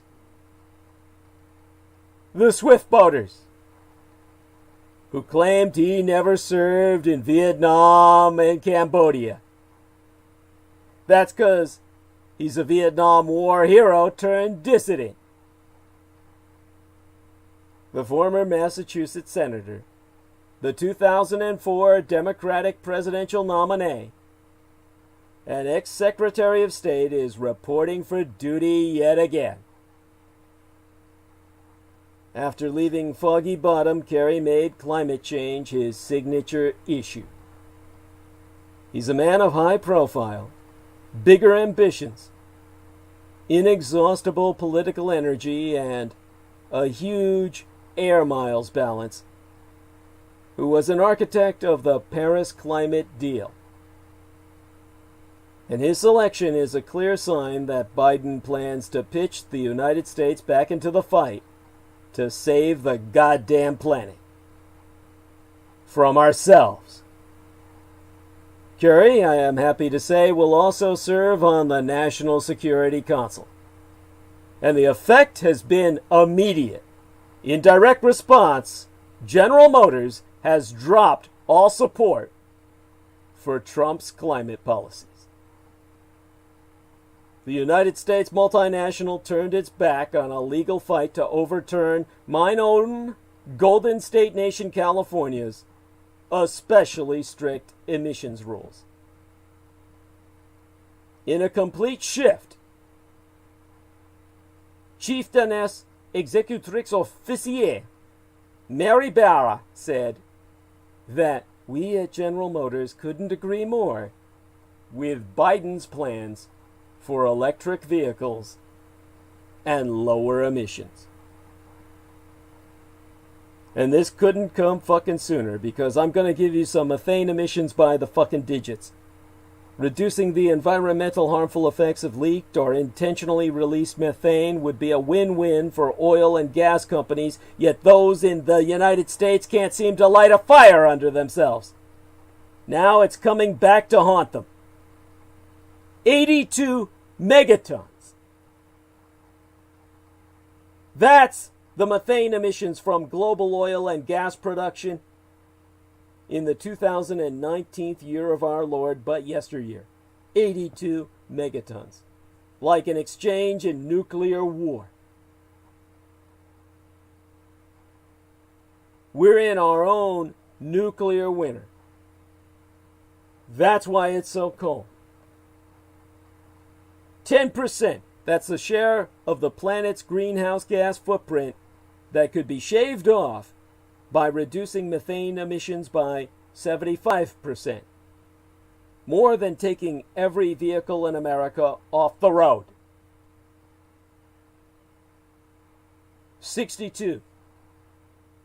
That's the number of oil and gas companies, representing 30% of global oil and gas operations, who joined a new voluntary agreement to report and reduce methane emissions on Monday, opening this work week in direct response to Trump surrendering office. Trump had those 62 companies, against their own will, dropping all pollution control standards because he is of the anti-gods and wants to see mankind expunged from the surface of the earth. 0 would be the number of American companies that signed the aforecited agreement.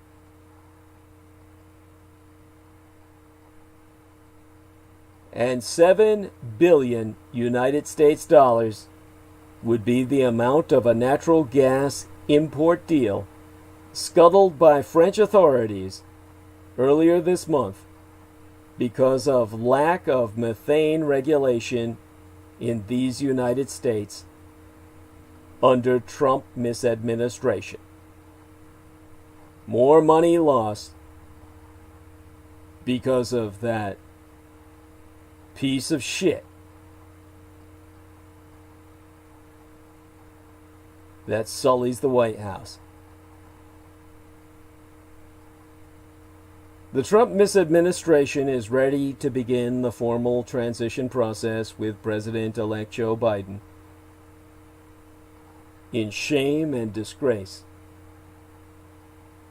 because the General Services Administration made the announcement the day before yesterday, marking the first step the misadministration has taken to acknowledge the president's electoral defeat. Now, Joseph Biden and his team will have access to a slew of resources hitherto denied, including federal employees and about 6.3 million United States dollars to set up the next administration. Biden's team unveiled a series of cabinet nominations and staffing decisions the day before yesterday. Also revealed were Alejandro Mayorkas, who will be the first Latino and immigrant to run the Department of Homeland Security, and Avril Haines as Biden's pick for Director of National Intelligence, the first woman to lead the intelligence community, and finally bring some intelligence to that community.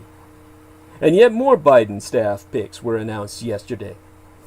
The nominees signal a wide-ranging White House national security and foreign policy leadership team. Unlike everyone in Trump's ever-shifting cabinet, Biden chose known advisors with long records of public service and expertise.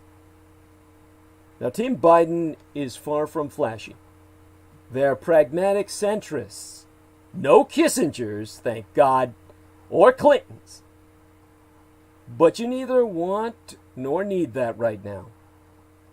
Instead, you'll want to remember these names.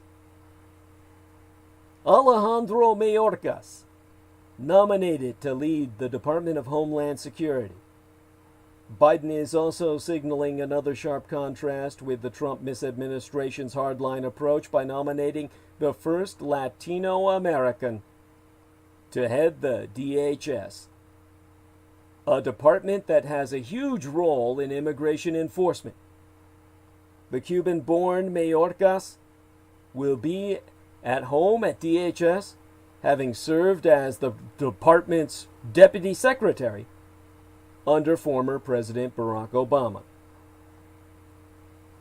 Then there be Avril Haines, nominated for Directoress of National Intelligence, Trump turned the job of DNI, Directorate of National Intelligence, into a perch for political bagmen that largely involves declassifying or simply spinning material that is helpful to the president personally and politically.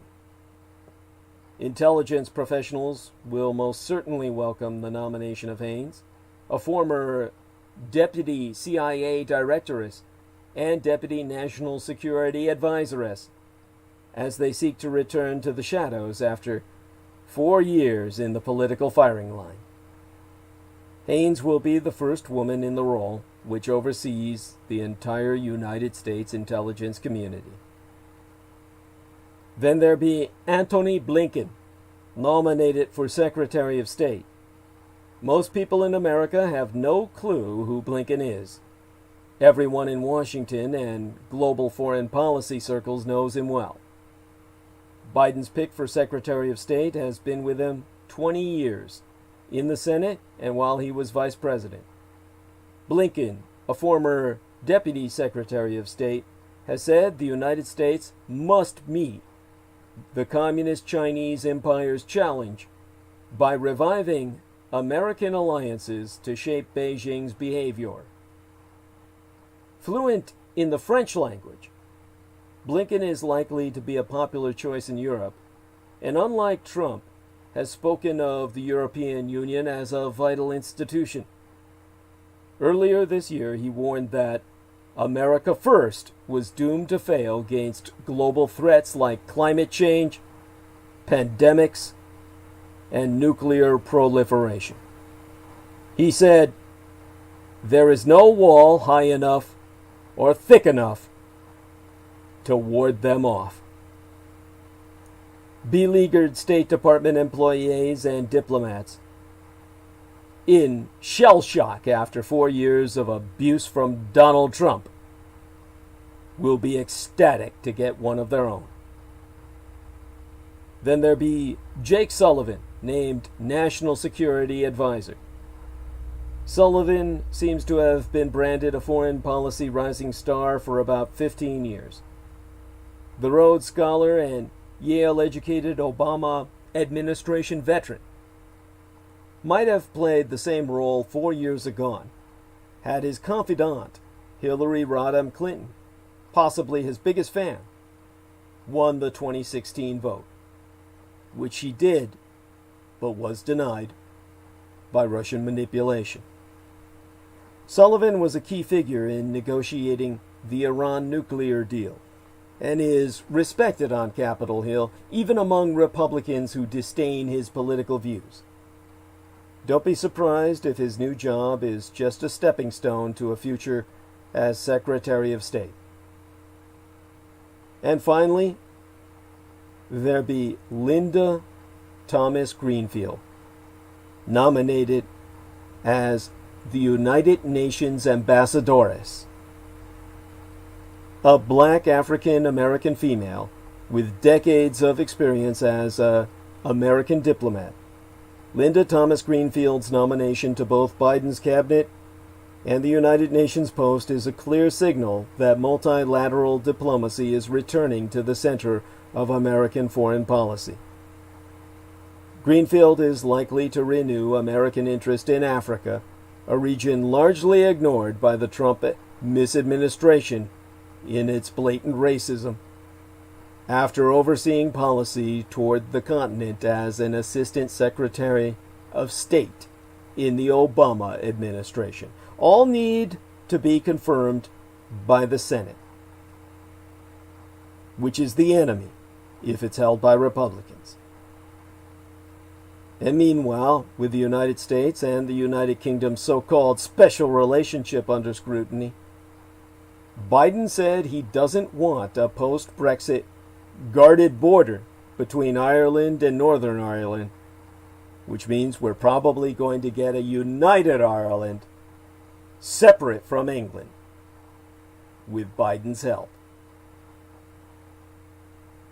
Now, one among the creepiest true crime tours in America is the Tucson Murders True Crime Tours.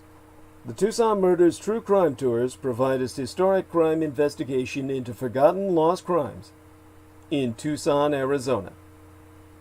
These small private tours are hosted by the Mr. Ben Baronestenius, a true crime researcher and enthusiast, who will personally take us to real historic crime locations related to these crimes in Tucson. Relive these events and hear the untold stories behind the stories. The Baron Ben specializes in the seemingly ever-developing case of the late serial rape killer Charles Howard Smitty Schmid Jr., alias the Pied Piper of Tucson, and Aftermath Tour. See theunfinishedman.com for excerpts from his yet-to-be-published book and scenes from his cinematic documentaries currently under production.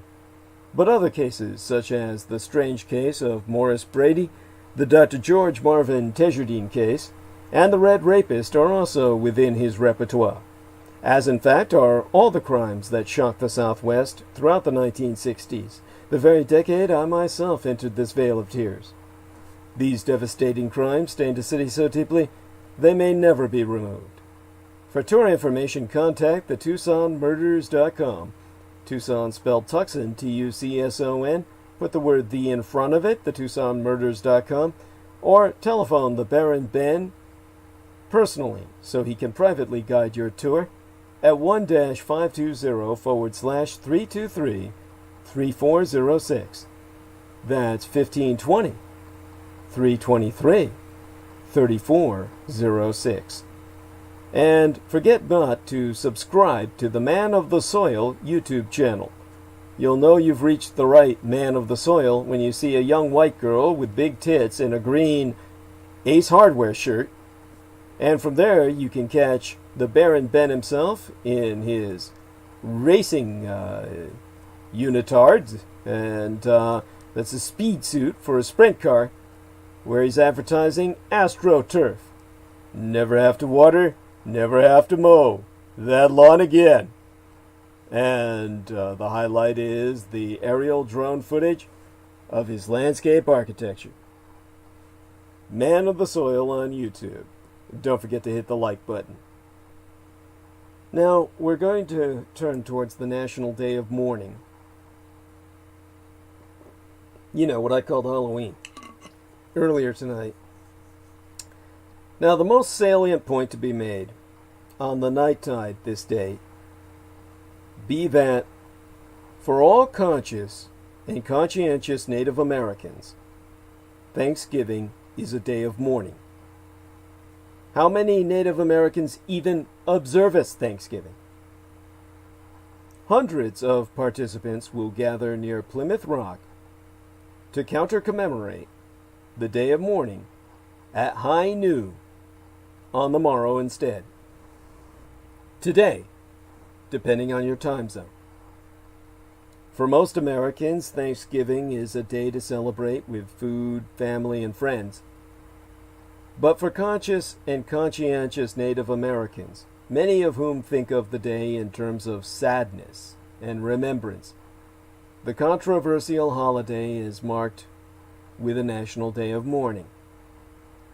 The National Day of Mourning takes place on the fourth Thursday of November. This year, it's on November 26th.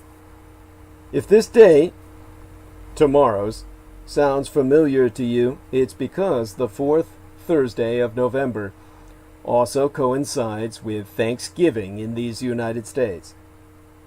Every year on the National Day of Mourning, Native American people in New England gather together to protest. To them, Thanksgiving serves as a reminder of the unjust treatment that Native Americans have received since the 1620 Plymouth Landing. United American Indians of New England has held the solemn remembrance on every Thanksgiving Day since 1970 to recall what organizers quite rightly describe as the genocide of millions of Native people, the theft of Native lands, and the relentless assault on Native culture. Now, there be at least 4 major reasons to thank Native Americans on Thanksgiving, as you would thank God themselves, to use the gender-neutral on the Creator. In terms of the Native Americans, thank them because they've been here for quite a while. Native Americans have existed in what is now known as these United States since 12,000 BC. 12,000 years before Christ walked the earth. And, of course, you might ask if your great-grandma is one after all. Your great-grandma's who? Well, many of the first families who settled in Virginia trace their roots directly back to Pocahontas. They provided, the Native Americans do, the most important of vocabulary lessons. That be yet another reason to thank them, aside from the color they provide in your bleach-white lineage. Nothing less than a lexicon of Native American words have since made their way into the English language. Exempli gratiae, coyote, tomato, poncho, potato, and chia. Now you'll notice many of these are foods. It's because Native American food is what feeds the fucking world. All because of the Columbian Exchange. Millions of years agone, continental drift carried the Old World and New Worlds apart, splitting North and South America from Eurasia and Africa, or the supercontinent of Eurasia-Africa. That separation lasted so long that it fostered divergent evolution. For instance, the development of rattlesnakes on one side of the Atlantic and vipers on the other. After 1492, when Columbus sailed that ocean blue, human voyagers in part reversed this tendency. Their artificial reestablishment of connections through the commingling of Old and New World plants, animals, and bacteria, commonly known as the Columbian Exchange, is one of the more spectacular and significant ecological events of the past millennium. When Europeans first touched the shores of the Americas, Old World crops such as wheat, barley, rice, and turnips had not traveled west across the Atlantic, and New World crops such as maize or corn, white potatoes, sweet potatoes, and manioc had not traveled east to Europe.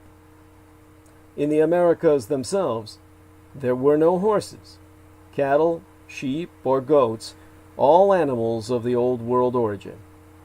Except for the llama, alpaca, dog, a few fowl, and guinea pig, the New World had no equivalents to the domesticated animals associated with the Old World, nor did it have the pathogens associated with the Old World's dense populations of humans and such associated creatures as chickens, cattle, black rats, and Aedes aegypti mosquitoes. Among these germs were those that carried smallpox, measles, chickenpox, influenza, malaria, and yellow fever. The Columbian exchange of crops, in particular, affected both the Old World and the New. Amerindian, or American Indian crops, that have crossed oceans, for example, maize or corn to China, and the white potato to Ireland, have been stimulants to explosive population growth in the Old World. The latter's crops and livestock have had much the same effect in the Americas. For example, wheat in Kansas and the Pampa, and beef cattle in Texas and Brazil. The full story of the exchange is many volumes long. So for the sake of brevity and clarity, let's focus on a specific region, the eastern third of the United States of America. As might be expected, the Europeans who settled on the east coast of the United States cultivated crops like wheat and apples, which they had brought with them. European weeds, which the colonists did not cultivate and in fact preferred to uproot, also fared well in the New World.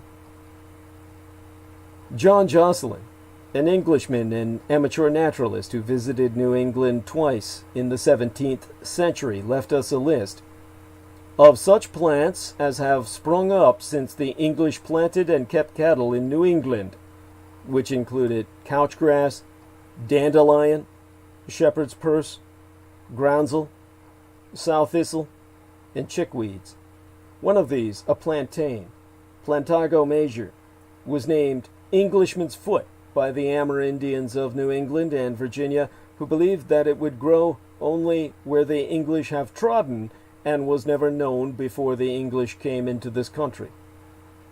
Thus, as they intentionally sowed Old World crop seeds, the European settlers were unintentionally contaminating American fields with weed seed. Biological imperialism. More importantly, they were stripping and burning forests, exposing the native minor flora to direct sunlight and to the hooves and teeth of Old World livestock. The native flora could not tolerate the stress. The imported weeds could, because they had lived with large numbers of grazing animals for thousands of years. Cattle and horses were brought ashore in the early 1600s and found hospitable climate and terrain in North America. Horses arrived in Virginia as early as 1620 and Massachusetts they came to circa 1629. Many wandered free with little more evidence of their connection to humanity than collars with a hook at the bottom to catch on fences as they tried to leap over them to get at crops. Fences were not for keeping livestock in, but for keeping livestock out. Native American resistance to the Europeans was ineffective. Indigenous peoples suffered from white brutality, alcoholism, the killing and driving off of game, and the expropriation of farmland. But all these together are insufficient to explain the sheer magnitude, the degree of their defeat and extermination. The crucial factor was not people, plants, or animals, but germs. The history of these United States begins with Virginia and Massachusetts, and their histories begin with epidemics of unidentified diseases. At the time of the abortive Virginia colony at Roanoke in the 1580s, the nearby Amerindians began to die quickly. The disease was so strange that they neither knew what it was nor how to cure it. When the Pilgrims settled at Plymouth, Massachusetts, in 1620, they did so in a village and on a coast nearly cleared of Amerindians by a recent epidemic. Thousands, to quote the Pilgrims, had died in a great plague not long since, and pity it was and is to see so many goodly fields, and so well seated, without man to dress and manure the same. Smallpox was the worst, and the most spectacular of the infectious diseases mowing down the Native Americans. The first recorded pandemic of that disease in British North America detonated among the Algonquin of Massachusetts in the early 1630s. William Bradford of Plymouth Plantation wrote that the victims fell down so generally of this disease as they were in the end not able to help one another, no, not to make a fire, nor fetch a little water to drink, nor any to bury the dead. The missionaries and the traders who ventured into the American interior told the same appalling story about smallpox and the indigenes. In 1738 alone, the epidemic destroyed half the Cherokee Nation. In 1759, nearly half the Catawbas. In the first years of the next century, 2/3 of the Omahas, and perhaps half the entire population between the Missouri River and New Mexico. In 1837 through to 1838, nearly every last one of the Mandans, the tribe I may be related to if I am born of the man who raised me, George Dietrich, and perhaps half the people of the High Plains. European explorers encountered distinctively American illnesses such as the Chagas disease, but these did not have much effect on Old World populations. Venereal syphilis has also been called American, but that accusation is far from proven. Even if we add all the Old World deaths blamed on American diseases altogether, including those ascribed to syphilis, the total is insignificant compared to Native American losses to smallpox alone. The export of America's native animals has not revolutionized Old World agriculture or ecosystems as the introduction of European animals to the New World did. America's gray squirrels and muskrats and a few others have established themselves east of the Atlantic and west of the Pacific, but that has not made much of a difference. Some of America's domesticated animals are raised in the Old World, but turkeys have not displaced chickens and geese, and guinea pigs have proved useful in laboratories but have not usurped rabbits in the butcher shops. The New World's great contribution to the Old is in crop plants: maize or corn, white potatoes, sweet potatoes, various squashes, chiles, and manioc have become essentials in the staple diets of hundreds of millions of Europeans, Africans, and Asians. Their influence on Old World peoples, like that of wheat and rice on New World peoples, go as far to explain the global population explosion of the past 300 years. The Columbian Exchange has been an indispensable factor in that demographic explosion. The Native Americans have fed the world, and the world has multiplied on the piles of their dead bodies. All this had nothing to do with superiority or inferiority of biosystems in any absolute sense. It has to do with environmental contrasts. Amerindians were accustomed to living in one particular kind of environment. Europeans and Africans in another.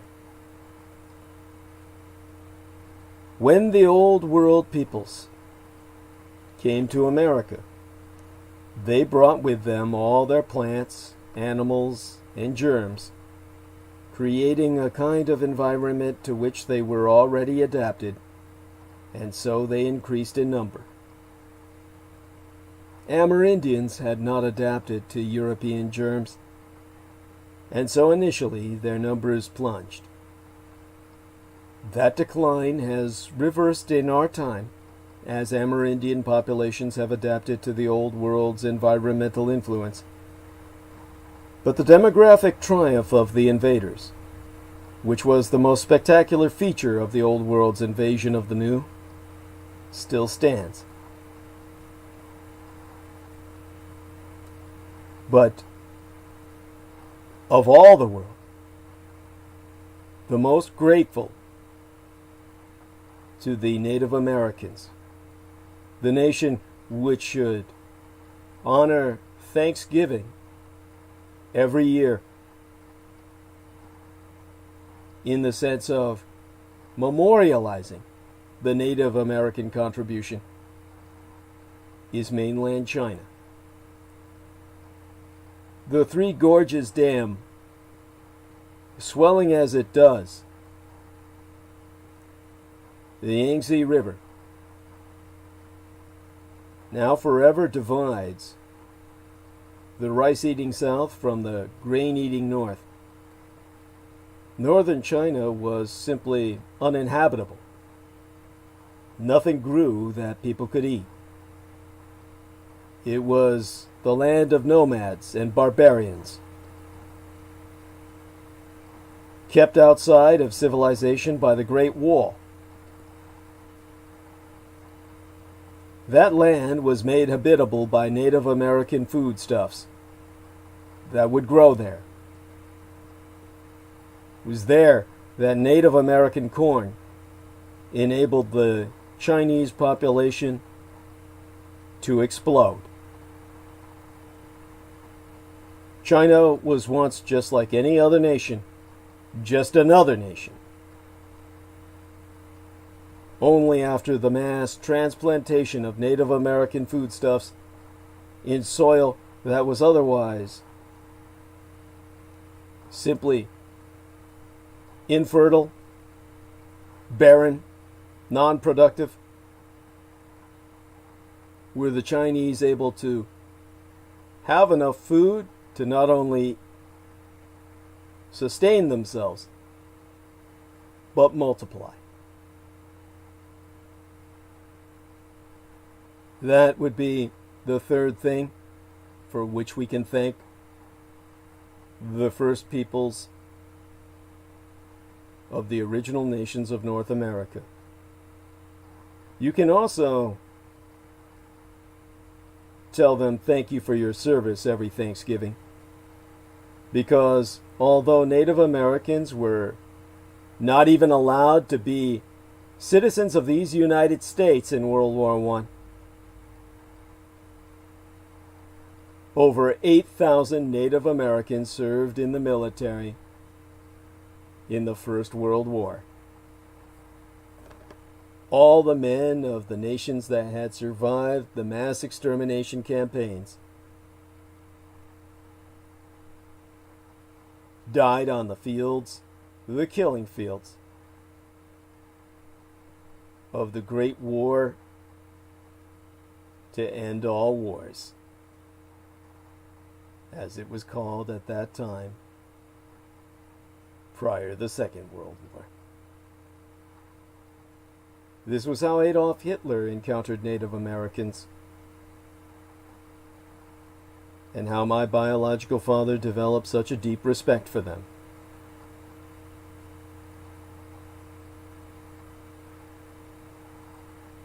Since 1970, the fourth day of every November has been commemorated with a march and rally by Native Americans in Plymouth, Massachusetts, who do not celebrate the first Thanksgiving feast between the Pilgrims and the Indians, but instead remember the Native Americans who have lost their lives and culture since colonization.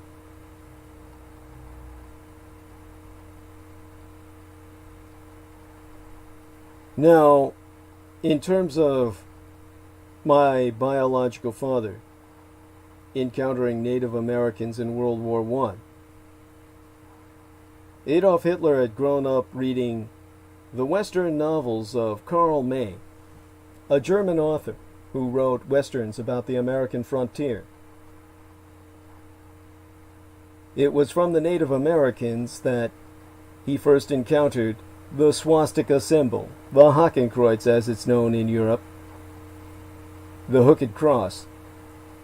While that had been a symbol of Teutonic Knights in the past and of the ancient Aryan runes of the Norse cultures, it was the first time he had seen it in other cultures that made him realize that it was a universal symbol. The Native Americans, of course, call it the fly-fly, one of the many terms from one of the many Native American languages. And Adolf Hitler was forced to guard some Native American prisoners at one point in his military career on the field, in which he found out more about this intriguing symbol and how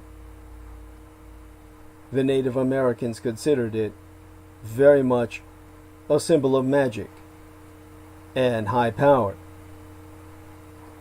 one that warded off the anti-gods. In terms of our promotional banner for tonight, well, it's immediately noticeable, of course, that I'm in my usual holiday drag, bladed as ever, and ready to kill, both by looks and, of course, by act. I don't know how many people noticed all the swastikas that are on the promotional banner. In honor of the Native Americans, on this No Thanksgiving counter commemoration, I am encircled, or rather ensorcelled, by the Hakenkreuz, in the correct political position of the National Socialistes. So do make note of that if you're able to access Facebook and the Sora Aoi timeline, or any of my public community fan pages, which are far less visited, and people have to look for them, as in Renegade Military Historian, and the DDD page established by the Grandma Dame, Maria Gregorich. But do see if you can identify my ensorcelment, my encirclement by swastikas on the promotional banner for tonight's show. Separate from, of course, the image embedded in thumbnail on our live stream. Now, there's a missionary meaning to the National Day of Mourning, not in the Christian sense. There can be other missionaries than Christian, you might understand. Maybe you might not. But the term missionary means anyone who's promulgating a belief system that would feel that they're enlightening and enriching the lives of others. Ah, yes. Jameson Reese sees it. It's the square pattern in the borders. There we are. Encircling, of course, my figure. Now, there is a need for the Native Americans to conduct reverse missionary work and begin to enlighten people as to the real nature of reality, the real order of things. The National Day of Mourning reminds us all that Thanksgiving is only part of the story. Native Americans, since 1970, have gathered at noon on Coles Hill in Plymouth, Massachusetts, to commemorate a National Day of Mourning on Thanksgiving Day. Pilgrims landed in Plymouth and established the first colony in 1620. As such, it's the oldest municipality in New England. Many Native Americans, however, don't celebrate the arrival of the Pilgrims and other European settlers. Thanksgiving, to them, is a brutal reminder of the genocide of millions of Native people, the theft of Native lands, and the relentless assault on Native culture. They participate as a way to honor Native ancestors and the struggles of Native peoples to survive today. It is a day of remembrance and spiritual connection, as well as a protest of the racism and oppression which Native Americans continue to experience. Now, The day of mourning is a solemn, spiritual, and yet highly political day. Many natives and non-native allies fast, refrain from eating anything, from sundown the day before through the afternoon of that day, and would normally have a social after day of mourning so that participants in the day of mourning can break their fasts. They are mourning their ancestors and the genocide of their peoples and the theft of all their lands. The National Day of Mourning is a day when they mourn, but they also feel their strength in action. Consequently, there have been colorful moments throughout the decades.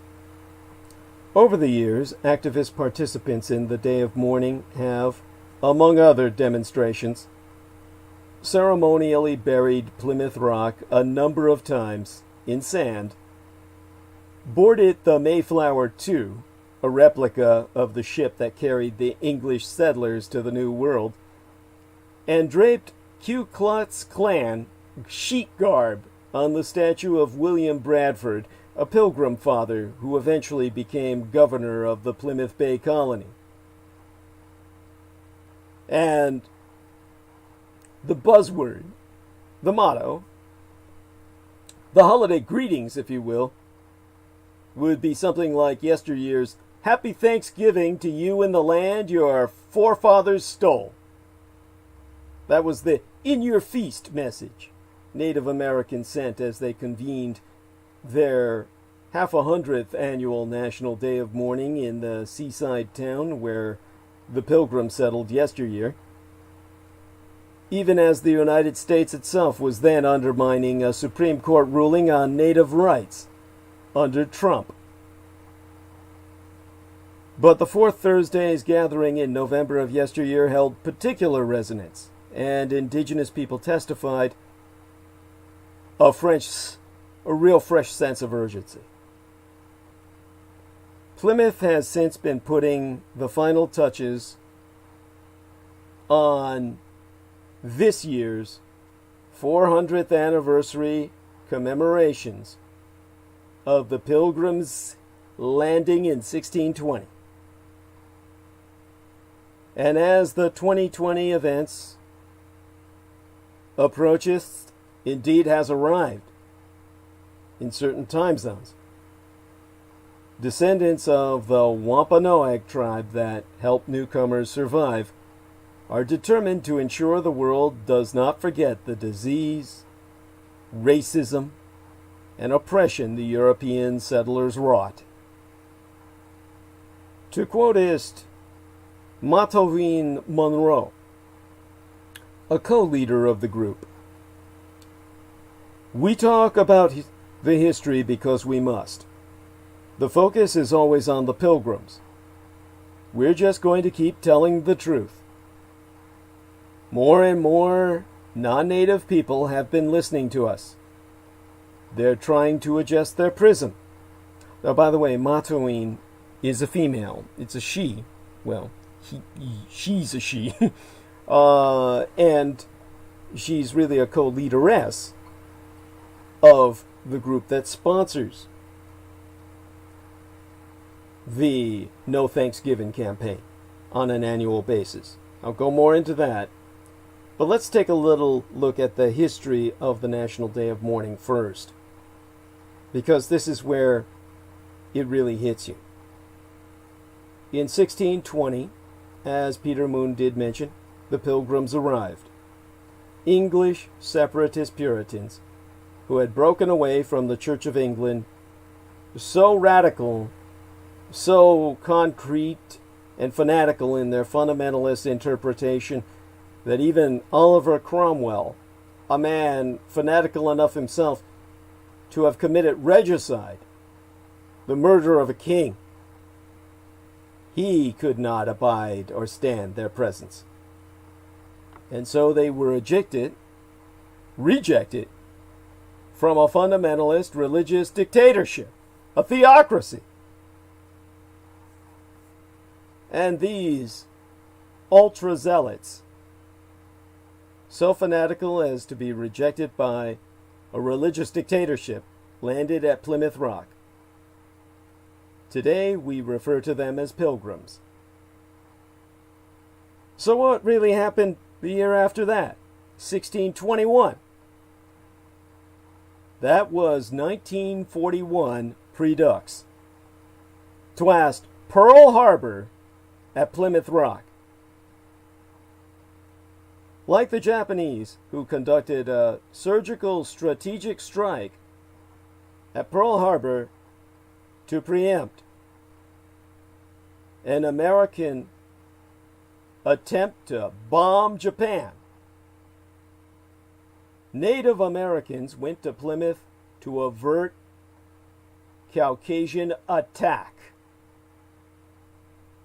Illustrations of what the first Thanksgiving might have looked like oft depict Massasoit Wassamikan, the leader of the Wampanoag tribe, accepting an invitation from the Pilgrims of Plymouth to join them in a feast. Then Massasoit, Wassamikan, and early settlers, along other Native Americans, following his lead, break bread side by side, like good Christians, in peace. Per Cedric Cromwell, chairman of the Wampanoag tribe, to quote his tea, there's this whole Norman Rockwell fantasy of what Thanksgiving was about, that it was this huge celebration between the first settlers and the tribes that sat down and talked, and that really was never the case. The revisionist myth is that Pilgrims celebrated their first successful harvest by firing guns and cannons in Plymouth. The noise alarmed ancestors of the Wampanoag Nation, who went forth to investigate. And that is how Native people came to be present at the first Thanksgiving. In reality, Chairman Cedric Cromwell of Wampanoag testifies by the oral histories of his people, never committed to writ by the white man, that the Pilgrims were preparing to attack Native America. To quote his tea on the real history, we sent 90 men over to the first settlers to see why they were shooting guns and practicing arms, to say, hey, what are you preparing for? And they were preparing for some kind of war to take our people down. So, we sat down with them to have a discussion, and that led to a feast.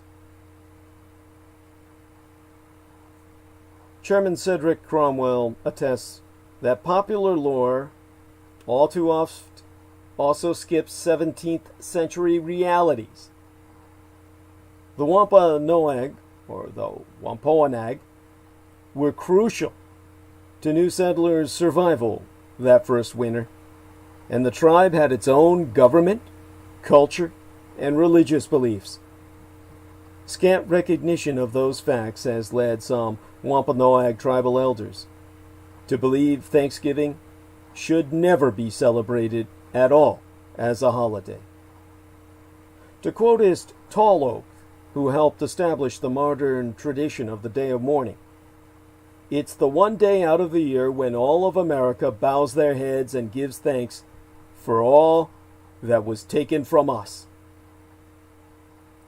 'Twas not till 1970 that the first annual protest for the National Day of Mourning took place, and the National Day of Mourning began. The Day of Mourning tradition was born of Plymouth's last big leucocentric, that means white-centered, birthday bash, circa 1970.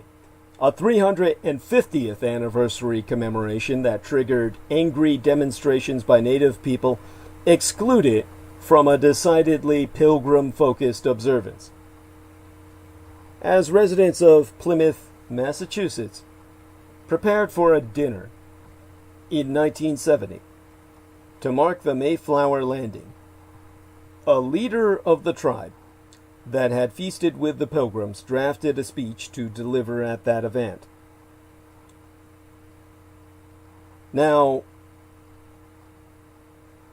a line from the remarks that Aquinnah Wampanoag tribal leader Wamsutta Frank James had planned to give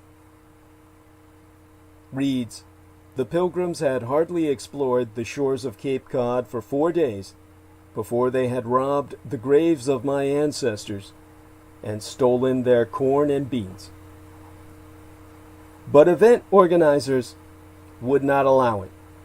Even 350 years after the cross-cultural feast that most Americans learn is at the root of Thanksgiving. And Tall Oak, that member of the Aquinnah Wampanoag tribe, has recalled in interviews that have been broadcast by CNN, that when he presented it to them, they said, "Well, we can't allow you to read that because 90% of the people would walk out." Wamsutta was asked to rewrite the speech, but he refused.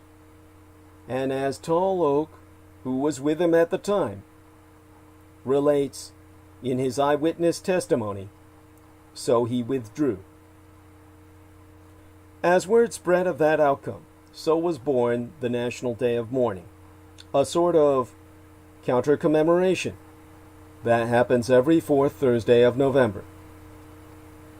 Now, in its 100th and first year, 51 years anon, the custom involves a few hundred Native Americans and non-Native people gathering on Coles Hill overlooking Plymouth Rock to consider Thanksgiving from the perspective of Native Americans. In fact, a plaque at the site is engraved with a note that reads, "Thanksgiving Day is a reminder of the genocide of millions of their people, the theft of their lands, and the relentless assault on their cultures. Participants in National Day of Mourning honor Native ancestors and the struggles of Native peoples to survive today." And Mattoveen Monroe, that co-leaderess of the United American Indians of New England, the community which sponsors this day, has gone on record to attest that we go there every year, along with many non-Indigenous allies as well, to talk about the truth about Thanksgiving. We still have to retell the story because it's still not known well enough. But I do think that more and more non-Native people are listening and learning and are interested in the truth about what has happened. Now, that suppressed speech of Wamsutta James, or Frank B. James, in his white man's name, of the Wampanoag tribe, to have been delivered at Plymouth, Massachusetts in 1970, 100 years agone, plus the year towards this 400th anniversary of Plymouth landing. Well, let me reiterate per the document so that we understand the context, because I'm going to read the speech. Think of the speech when you hear it in this context. The context that 350 years after the Pilgrims began their invasion of the land of the Wampanoag, their American descendants planned an anniversary celebration. And still clinging to the white school book myth of friendly relations between their forefathers and the Wampanoag in disambiguation from an abortive war of extermination that the Indians talked down, the anniversary planners thought it would be nice to have an Indian make an appreciative and complimentary speech at their state dinner. And so Frank James was asked to speak at that celebration, and he accepted.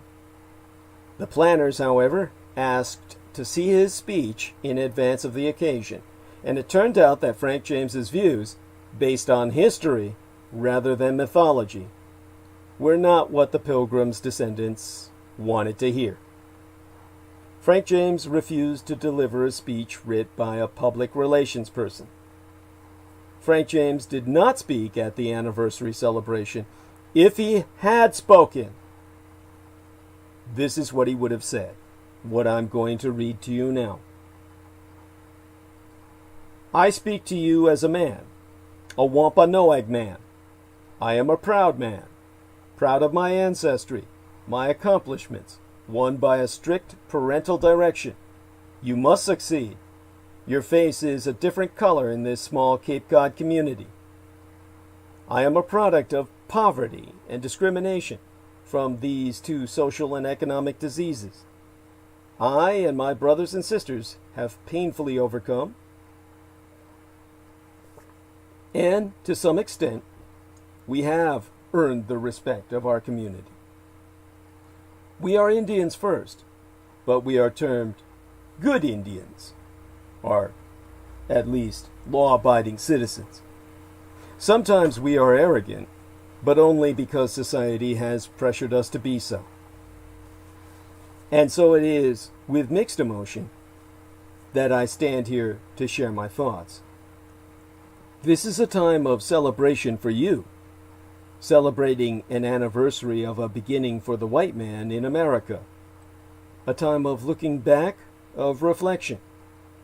It is with a heavy heart that I look back upon what happened to my people. Even before the Pilgrims landed, it was common practice for explorers to capture Indians, take them to Europe, and sell them as slaves for 220 shillings apiece. The Pilgrims had hardly explored the shores of Cape Cod for 4 days before they had robbed the graves of my ancestors and stolen their corn and beans. Mort's relation describes a searching party of 16 men. Mort goeth on to say that this party took as much of the Indians' winter provisions as they were able to carry. Mazazoe, the great sachem of the Wampanoag, knew these facts, yet he and his people welcomed and befriended the settlers of the Plymouth plantation who had planned their annihilation. Perhaps he did this because his tribe had been depleted by an epidemic to a point where it could not have waged defensive war, or his knowledge of the harsh oncoming winter was the reason for his peaceful acceptance of these acts, that both sides could survive. This action by Mazazoe was perhaps our greatest mistake. We, the Wampanoag, welcomed you, the white man, with open arms, little knowing that it was the beginning of the end, that before 100 years were to pass, the Wampanoag would no longer be a free people. What happened in those short 100 years? What has happened in the last 300 years? History gives us facts, and there were atrocities. There were broken promises, and most of these centered round land ownership. Among ourselves, we understand that there were no boundaries, but never before had we had to deal with fences and stone walls. But the white man had a need to prove his worth by the amount of land he owned. Only 10 years later, when the Puritans came, they treated the Wampanoag with even less kindness in converting the souls of the so-called savages. Although the Puritans were harsh to members of their own society, the Indian was pressed between stone slabs and hanged as quickly as any other witch.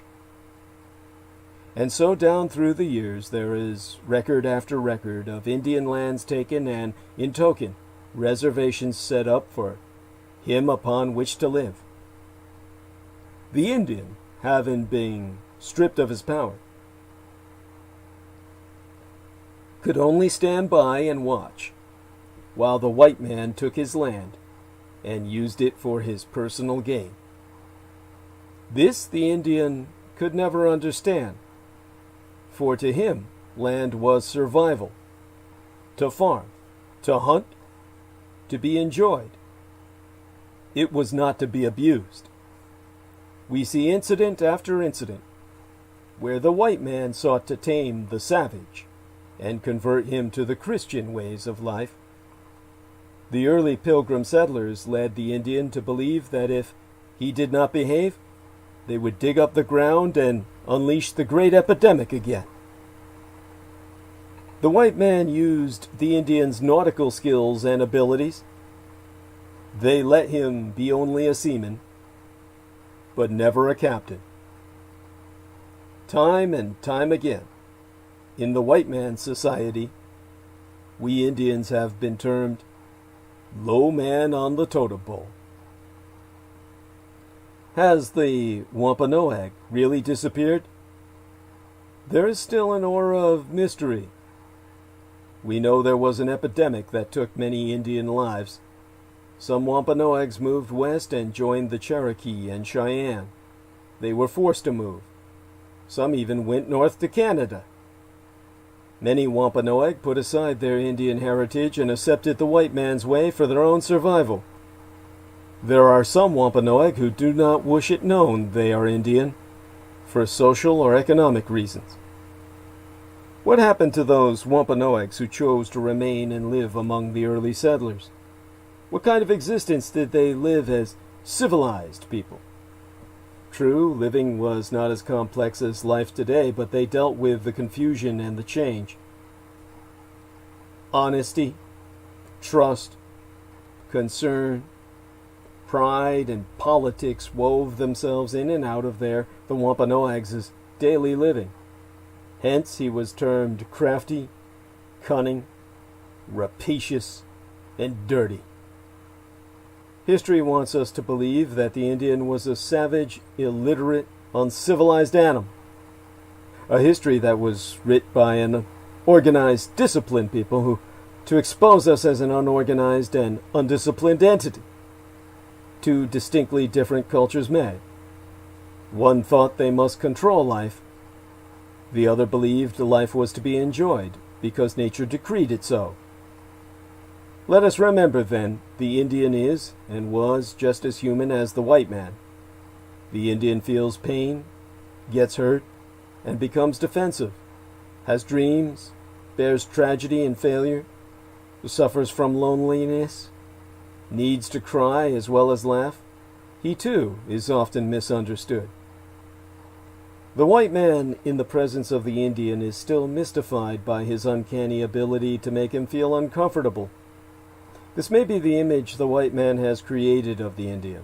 His savageness has boomeranged and isn't a mystery, it is fear. Fear of the Indian's temperament. High on a hill, overlooking the famed Plymouth Rock, stands the statue of our great Sachem, Massasoit. Massasoit has stood there many years in silence. We, the descendants of this great Sachem, have been a silent people. The necessity of making a living in this materialistic society of the white man caused us to be silent. Today, I and many of my people are choosing to face the truth. We are Indians. Although time has drained our culture, and our language is almost extinct, we, the Wampanoag, still walk the lands of Massachusetts. We may be fragmented, we may be confused. Many years have passed since we have been a people together. Our lands were invaded. We fought as hard to keep our land as you, the whites, did to take our land away from us. We were conquered. We became the American prisoners of war in many cases, and wards of the United States government until only recently. Yet our spirit refuses to die. Yesterday we walked the woodland paths and sandy trails. Today we must walk the macadam highways and roads. We are uniting.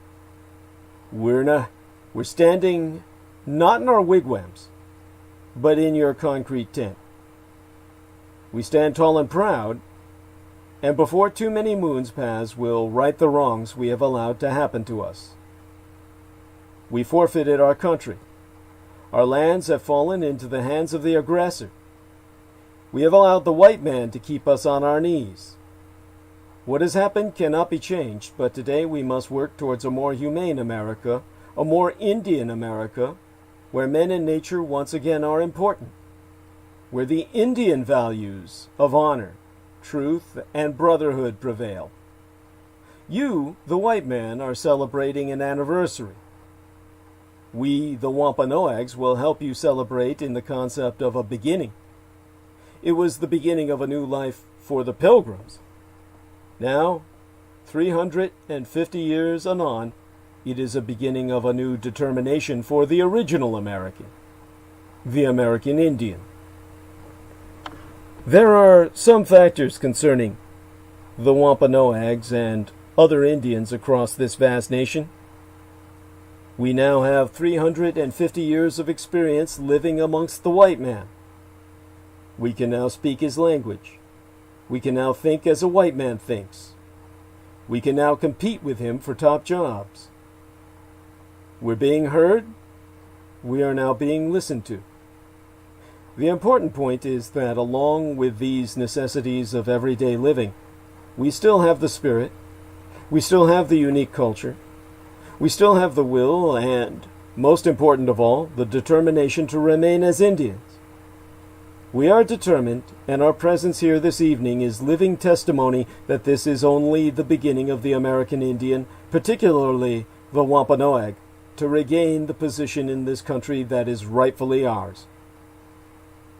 This was signed Wamsuta on the 10th of September in the 1970th year on the Christian calendar. This was the speech writ by Wamsuta James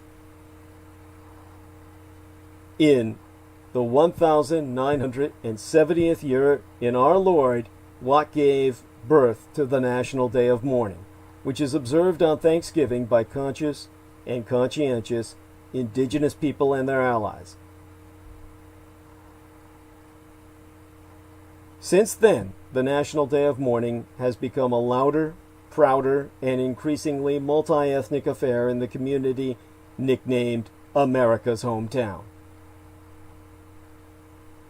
Now, when I was once, quote-unquote, guested on Fade to Black, a program hosted by an individual who's so repulsive, I can't even really consciously remember his name.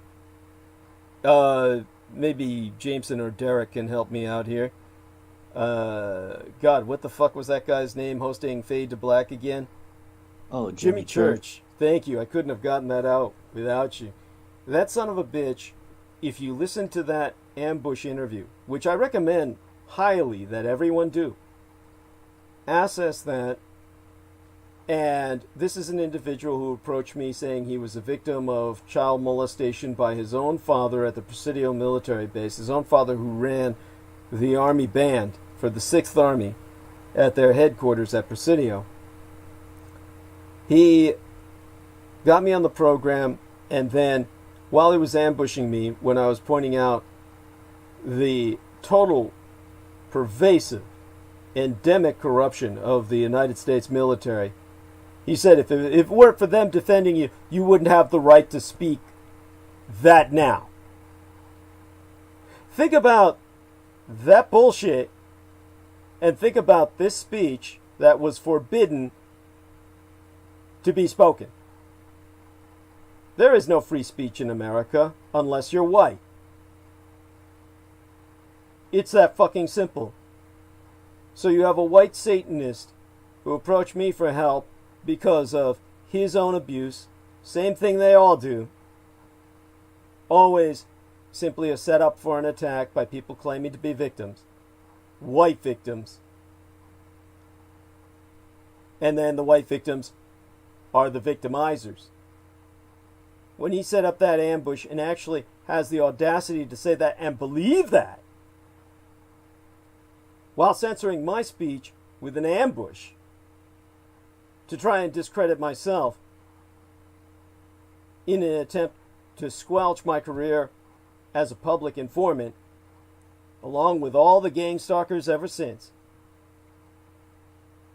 and then followed up with an attack by his cultists, whom they called faders, the Fade to Black fans, who attacked me on my own timeline in Facebook at that time, which was since taken down by the gang stalkers, by just reporting after reporting all the false reports, to the point where the massacre of the mosques conducted by a white supremacist was used to take myself off of Facebook, getting me banned permanently by facial recognition technology on Facebook itself.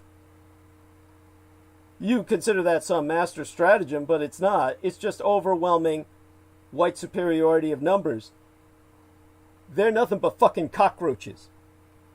Rats. The scum of the fucking earth. They eat shit and breed like flies. Then they come over here and tell you how their military defends your freedom to speak, making sure to ambush you every step of the way, making sure you're not even allowed to speak.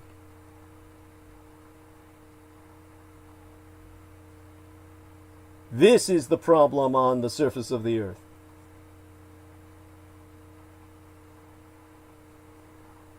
White America.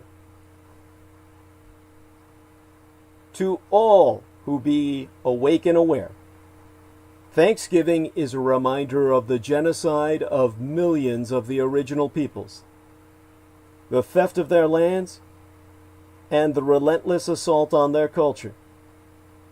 The day of mourning, on the other hand, is a day of remembrance and spiritual connection, as well as a protest of the racism and oppression that Native Americans continue to experience.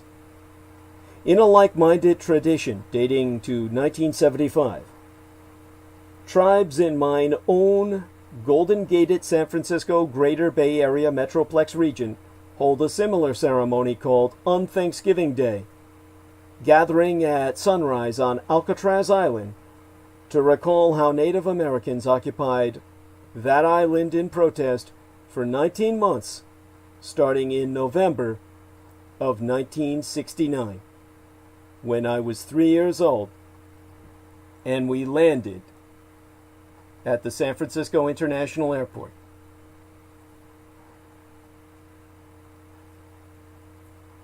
And I began my life in America in earnest. Whether I have Native American blood or not, I was instantly identified as an Indian and persecuted as such. And since then, although mostly peaceful, there has been tension in these commemorations. Circa 1997, protests got violent. In the 1997th year of the Christian calendar, 250 protesters were arrested after their march through town erupted into a melee with police. State troopers deployed force against peaceful protesters who gathered together to observe the 28th annual National Day of Mourning. To compensate for that aggression, that suppression, the very next year, in 1998, no permit was ever needed again. The Wayne, that's the pronunciation of the acronym UAINE, the United American Indians of New England. The Wayne received permission in 1998 from local authorities to march and protest without having to obtain a permit. In terms of facts you should know about the National Day of Mourning. If you're wondering if federal offices are closed, the United States government offices are closed on the National Day of Mourning due to Thanksgiving holiday. If you're wondering what happens on the National Day of Mourning, Native Americans and supporters gather in Plymouth to mourn our ancestors and the genocide of our peoples and the theft of our lands. That's their mission statement. The WAINE, the UAINE, the acronym for the United American Indians of New England, sponsors this event. The WAINE memorialize that the Pilgrims arrived in North America and claimed tribal land for their own, as opposed to establishing a mutually beneficial relationship with the local inhabitants. An annual tradition since 1970, the National Day of Mourning is a rally organized by the United American Indians of New England to honor Native American ancestors lost in the 1637 genocide, when hundreds of Pequot Indians were massacred, and the struggles of Native peoples to survive today are also respected. Each year, several hundred Native Americans living near the location of what is commonly considered the first Thanksgiving in Plymouth, Massachusetts, gather to rally and march at Coles Hill near Plymouth Rock. For many participants, the tradition begins the day before at sundown with a fast, which they would then normally break the following afternoon at a potluck that takes place after the march. Although the group welcomes non-native supporters, only indigenous people are asked to speak to commemorate the struggles of the past and the present. Per the United Americans of New England's website, at waine.org, that's UAINE.org, to read from their own mission statement. Many Native Americans do not celebrate the arrival of the Pilgrims and other European settlers. Thanksgiving Day is a reminder of the genocide of millions of Native people, the theft of Native lands, and the relentless assault on Native culture. Participants in National Day of Mourning honor Native ancestors and the struggles of Native peoples to survive today.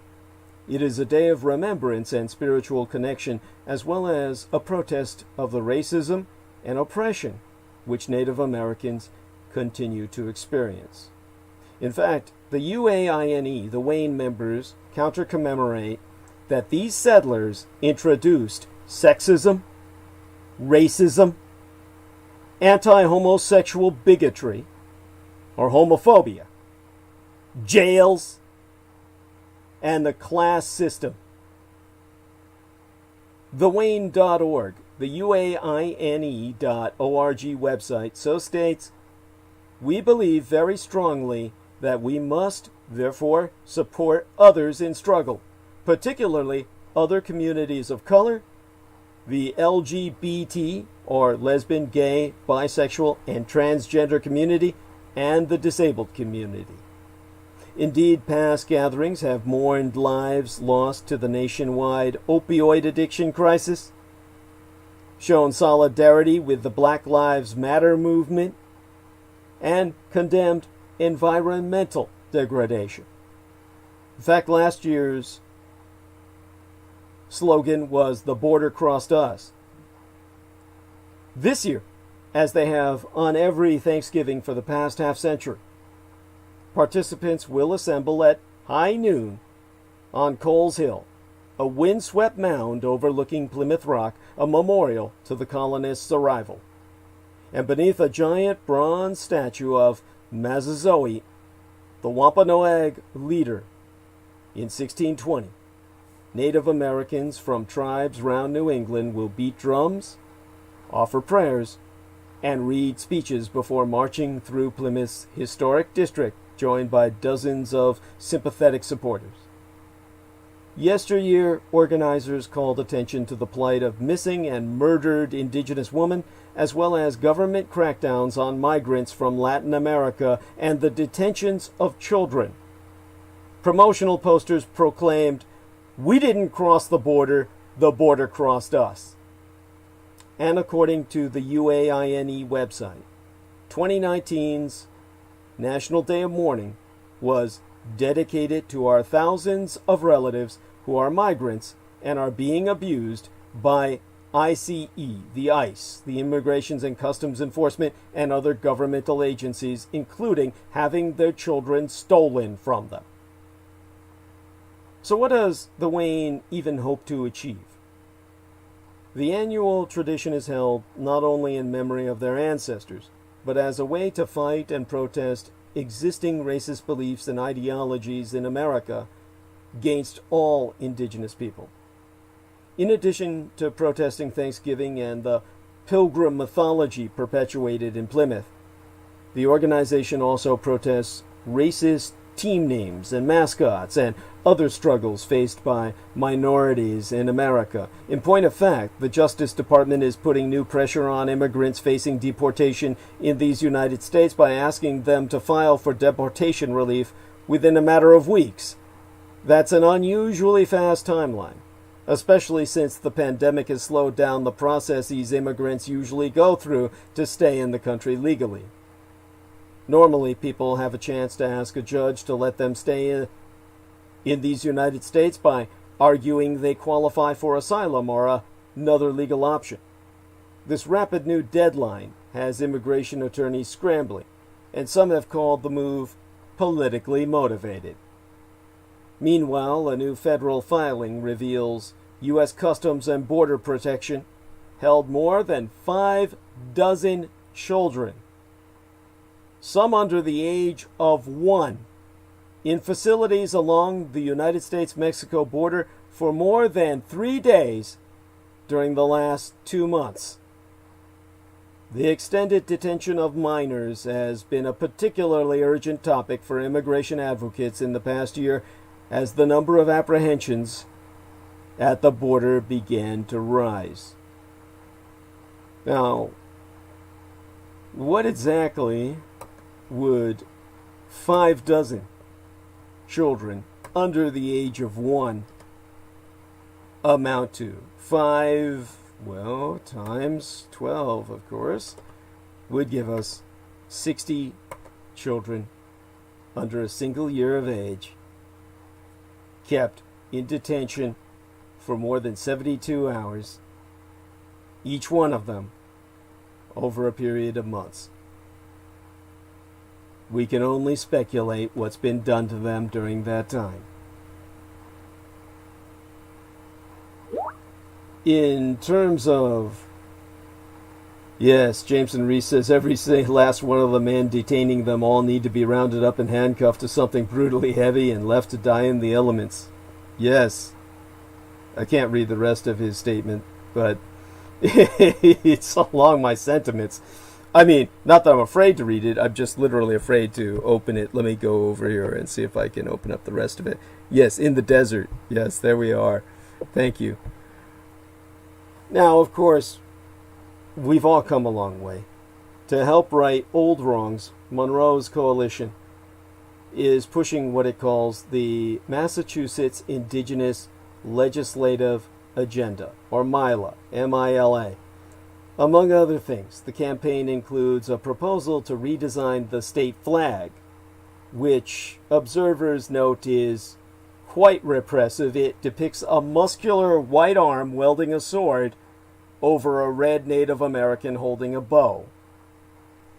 Now, Paula Peters, a Wampanoag writer and activist, who is not a member of the group that organizes the public mourning, sees progress in getting Americans to look past the Thanksgiving myth of pilgrims and natives coexisting peacefully. She's so saying that we have come a long way. We continue to honor our ancestors by taking our history out of the margins and into the forefront.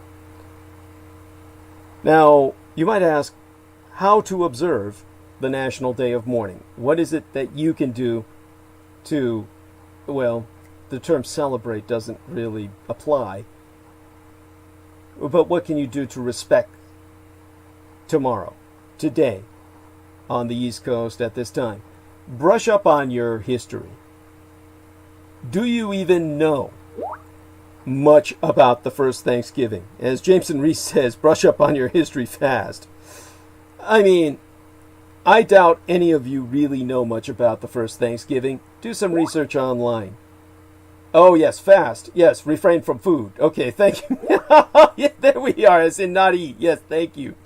Yes, and while you're not eating, of course, barring those who need to eat, like diabetics or something, while you're fasting, do some research online about the first Thanksgiving. Stop by your local library, when they open next year. Or watch a documentary that will help give you a better understanding of what Native Americans actually went through. Francis Bremer, a Pilgrim scholar and a professor emeritus of history at Pennsylvania's Millersville University, said the nation is becoming more receptive to a side of the story that's too often been ignored. Himself so noting that 50 years agone, for non-native people, these were uncomfortable truths they didn't want to hear. But now they be necessary truths, if we're all to survive. So learn more about not just history, but specifically about the United American Indians of New England, the Wayne, UAINE. Wayne is responsible for helping the National Day of Mourning protest take shape. To observe this important day, take some time to learn about the UAINE. It's a fascinating organization that has done a great deal to promote better treatment for the Native American people. Monetary donations are gratefully accepted to help defray the costs of the day and of Wayne's many other efforts during the year at their 2020 to 2021 GoFundMe fundraiser. And if possible, if at all possible, which it's probably not going to be for the overwhelming majority this year, attend a protest. Protesters gather on Coles Hill, the location overlooking Plymouth Rock in Massachusetts. Everyone is welcome to observe these gatherings, and recently other minority groups have started to become involved in the events of this day. Now, in a case of retaking place, allow us myself to detail the when and the where of the 51st Annual National Native American Indian Holocaust Memorial Day of Mourning. The National Day of Mourning always takes place on the same day as the United States' federal unholy day of Thanksgiving, beginning at high noon sharp in the Western tradition of the gunfight at Coles Hill, Plymouth, Massachusetts, and includes a march through the historic district of Plymouth. Coles Hill is the hill above Plymouth Rock in the Plymouth Historic Waterfront area. In terms of a program, while the protest is open to anyone and has attracted other minority activists, speakers are by invitation only. The Wayne, the UAINE, encourages people of all backgrounds to attend the protests and very much welcomes their non-native supporters to stand with the First Nations of Native America. But this is a day when only native speakers of the indigenous peoples are invited to deliver speeches about their history of the past and the struggles that are taking place throughout the Americas, as well as current obstacles their people have overcome. This year's National Day of Mourning will have live streaming from Plymouth, as well as messages from indigenous struggles in many homelands, like those of the Palestinians in occupied Palestine, under the white supremacist apartheid state of Israel. But please note that the National Day of Mourning is not a commercial event, so they ask that people do not sell merchandise or distribute leaflets at the outdoor program. Also, they ask that you do not eat, unless you must do so for medical reasons, at the outdoor speak out, and march out of respect for the participants who are fasting, I mean to say. Perhaps most importantly, I would dress for the weather. Now, finally, COVID-19 has hit indigenous communities very hard, and they want to ensure that no one gets sick from attending National Day of Mourning. Everyone must wear a mask covering their mouth and nose, no exceptions. By way of transportation, buses and carpooling have been discouraged this year due to COVID. If you cannot get to Plymouth, you can watch online. And you might even ask, will there even be a march this year? Yes, Plymouth agreed, as part of the settlement of October 19th, my birthday eve day, 1998, that the UAINE may march on National Day of Mourning without the need for a permit, as long as they give the town advance notice, which they always have. This 2020th year in our Lord will be the 51st year the march has been held. In terms of a social, normally guests are asked to bring non-alcoholic beverages, desserts, fresh fruits and vegetables, or pre-cooked items, but there will be no potluck social this year due to COVID-19. Now, at the end of the day, this is kind of like when you think about someone in the chat room the other day. Yes, Jameson Reese said you can bring cough syrup. Yes. We had someone in the chat room the other day asking why Trans Awareness Week, why trans people were important, as if the fact that they were people weren't enough. Hello? Well, people are asking me why the National Day of Mourning is important. Look, it serves as an important history lesson. Textbooks often glaze over the unjust treatment of Native Americans. The National Day of Mourning, however, is a reminder that the people native to the Americas have been the recipients of a great deal of unfair treatment. It's important to discuss. It's a time to come together as well. For protesters, the National Day of Mourning serves as a time to rally together to advocate for what they believe in. Wayne, the UAINE, has worked to improve relations between the government and Native people, and it shifts our attention away from Turkey. Not just Turkey, but the Turkey, the president. Yes, Thanksgiving can be a great day filled with tons of good food and time spent with loving family and friends. In fact, President Donald Trump's 2018 turkey pardoning is eerily relevant today. President Trump once called out a Thanksgiving turkey for death that, quote-unquote, refused to concede after losing a fair election, and resurfaced video of Trump pardoning Carrots the turkey has gone viral as the president refuses to concede losing to President-elect Joe Biden. Now, President Donald Trump made two rare post-election day appearances in front of televisual cameras yesterday, in both of which he touted stock market gains that have little to do with his leadership. Trump then appeared alongside the First Lady, Melania Trump, to issue an all-important turkey pardon. You see, it's become an annual White House tradition since the 1940s for the president to occasionally pardon a live turkey that has been marked for the first family's Thanksgiving dinner table.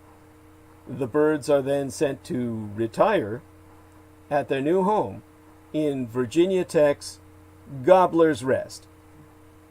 In recent years, two birds square off in an online vote for Americans to decide which one avoids the axe, which I think is just grisly and gratuitously sadistic.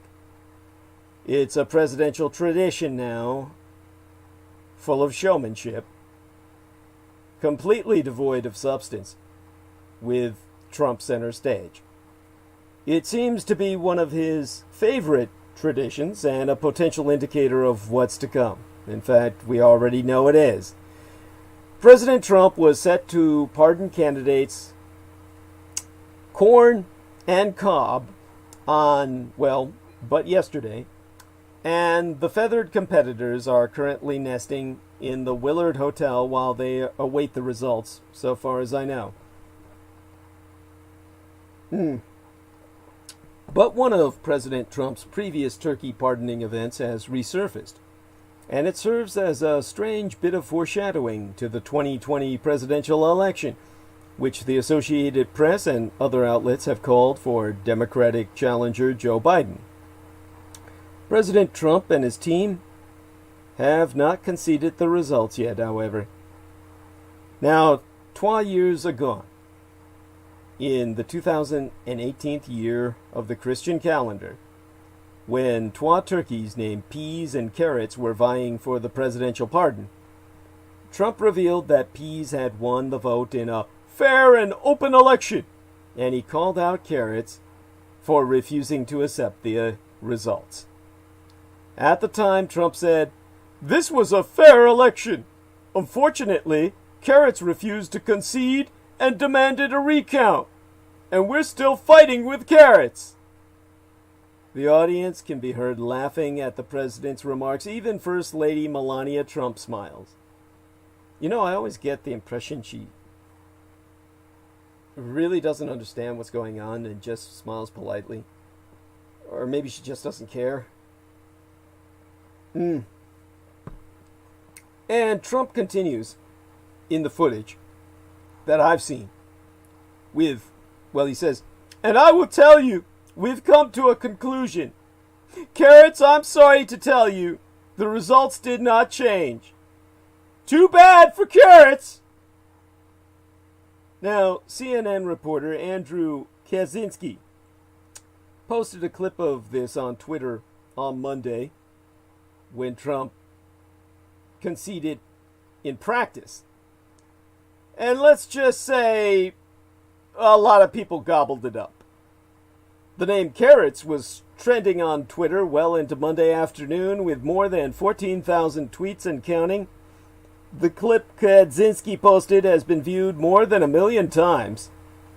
Some wags began calling the president Carrots in response, while many others marveled at how the 2018 publicity stunt now carries a sense of prophecy.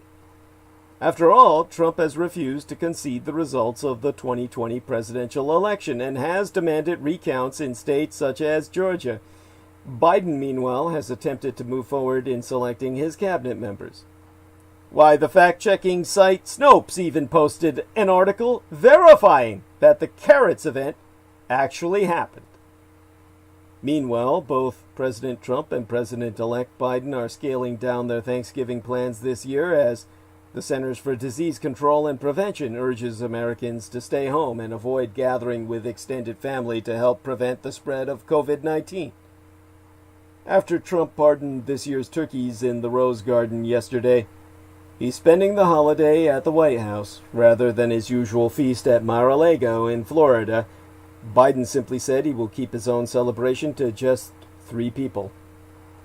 Now, let's consider what the turkey pardon says about Trump's transition. Consider this observation from Matt Flegenheimer and Maggie Haberman in the New York Times, which I'll read from their paragraph. "In some ways, Mr. Trump has seemed to imagine his Washington life more closely resembling a rolling turkey pardon. The pomp and splendor, yes, but also a world largely amenable to his boss-man bearing and binary whims. This bird is spared. Those birds are not. He'd have his people called the turkey people and hammer out the fine print later. But through it all, his word alone would be final. There are already signs. We'll likely see more ceremonies centered on pomp and circumstance than other political events over the next 56 days. We have seen Trump on camera only a handful of times since his electoral loss. No one is holding their breath for a traditional White House confab between outgoing Trump and President-elect Joe Biden, or even a normal concessionary speech. Yet Trump has marched ahead with lighter ceremonial traditions. On Monday, opening this work week, the White House Christmas tree arrived. Despite the pandemic, the outgoing administration is still planning to host many of this year's public and private White House holiday events, albeit in a smaller fashion. But it's hard to argue that since Election Day, Trump has spent much of his time tweeting, golfing, and firing people. The president will likely announce his real-world pardons soon. Previous presidents announced non-turkey pardons and clemencies in the final days of their administrations. The point being that the Trump misadministration's remaining days will likely look more like the turkey pardon than a normal day at work. In fact, we've got breaking news alert! President Trump says he pardoned Michael Flynn. President Trump pardoned former National Security Advisor Michael Flynn today, taking direct aim in the final days of his administration at a Russia investigation that he has long insisted was motivated by political bias. Former General Flynn, nobody bothers to mention his rank, is the second Trump associate convicted in the Russia probe to be granted clemency by the president. Trump commuted the sentence of a longtime confidant, Roger Stone, just days before he was to report to prison. It's all part of a broader effort to undo the results of an investigation that for years has shadowed Trump's misadministration and yielded criminal charges against a half-dozen associates. However, the mission behind the National Day of Mourning is to highlight that the Thanksgiving holiday is actually quite painful for some people, in effect an unholy day. For quite a few Native Americans in New England, Thanksgiving marks a time when their ancestors were treated poorly, to say the least. And the Wampanoag are, in their own words, still fighting for our rights. Native Americans today face disparities in employment and in wealth. Indigenous people also have the highest rate of suicide and the second highest rate of opioid overdoses of any demographic groups in these United States. In point of fact, Purdue Pharma, the maker of OxyContin, has pleaded guilty to 3 federal criminal charges related to the company's role in creating the nation's opioid crisis. The plea deal, announced in October, includes the largest penalties ever levied against a pharmaceutical manufacturer, with fines of more than $5.5 billion United States dollars. Purdue Pharma declared bankruptcy yesteryear and will be dissolved as part of the deal to form a new company that operates solely in the public interest. The company says by pleading guilty, it is taking responsibility for past misconduct. Drug overdoses. They steal thousands of American lives every year, including 70,000 in 2018 alone, according to the CDC. The majority of these deaths, 70% of them in the 2018 year of our chronometry, are caused by prescription or illicit opioids like OxyContin. The hillbilly heroin that big fat idiot Rush Limbaugh was addicted to. After the Trump misadministration reversed an Obama-era recognition of the Wampanoag's Tribal Land Trust, the chairman, Cromwell, has attested on record via the Fourth Estate, via the CNN, that the Wampanoag tribe is still fighting over sovereignty and land rights established in the 1770s, himself testifying that the use and taxation of more than 300 acres of land are in dispute. On the eve of a House vote in May on a bill reaffirming recognition of those tribal lands, President Donald Trump tweeted that Republicans should vote against that bill because it was supported by Elizabeth Pocahontas Warren. He so saying, Trump did, It is unfair and doesn't treat Native Americans equally. The bill passed the House with bipartisan support but remains in limbo in the Senate. Chairman Cromwell has since attested that the legislation in question is about more than just land rights. It's about acknowledging Native Americans' contributions to the establishment of this nation. To quote us the Chairman Cromwell himself, at length and verbatim, Thanksgiving is the day which we call the National Day of Mourning because we are still not getting our just dues as those original people that helped form this country, that had relationships to help those first settlers establish and create this great country, and where are we today as Wampanoag people? We're still fighting for our rights. Well, this brings us to an essay entitled Thanksgiving and subtitled A Native American View. It's written by Jacqueline Keeler, a memberess of the Dena Nation and the Yankton Dakota Sioux.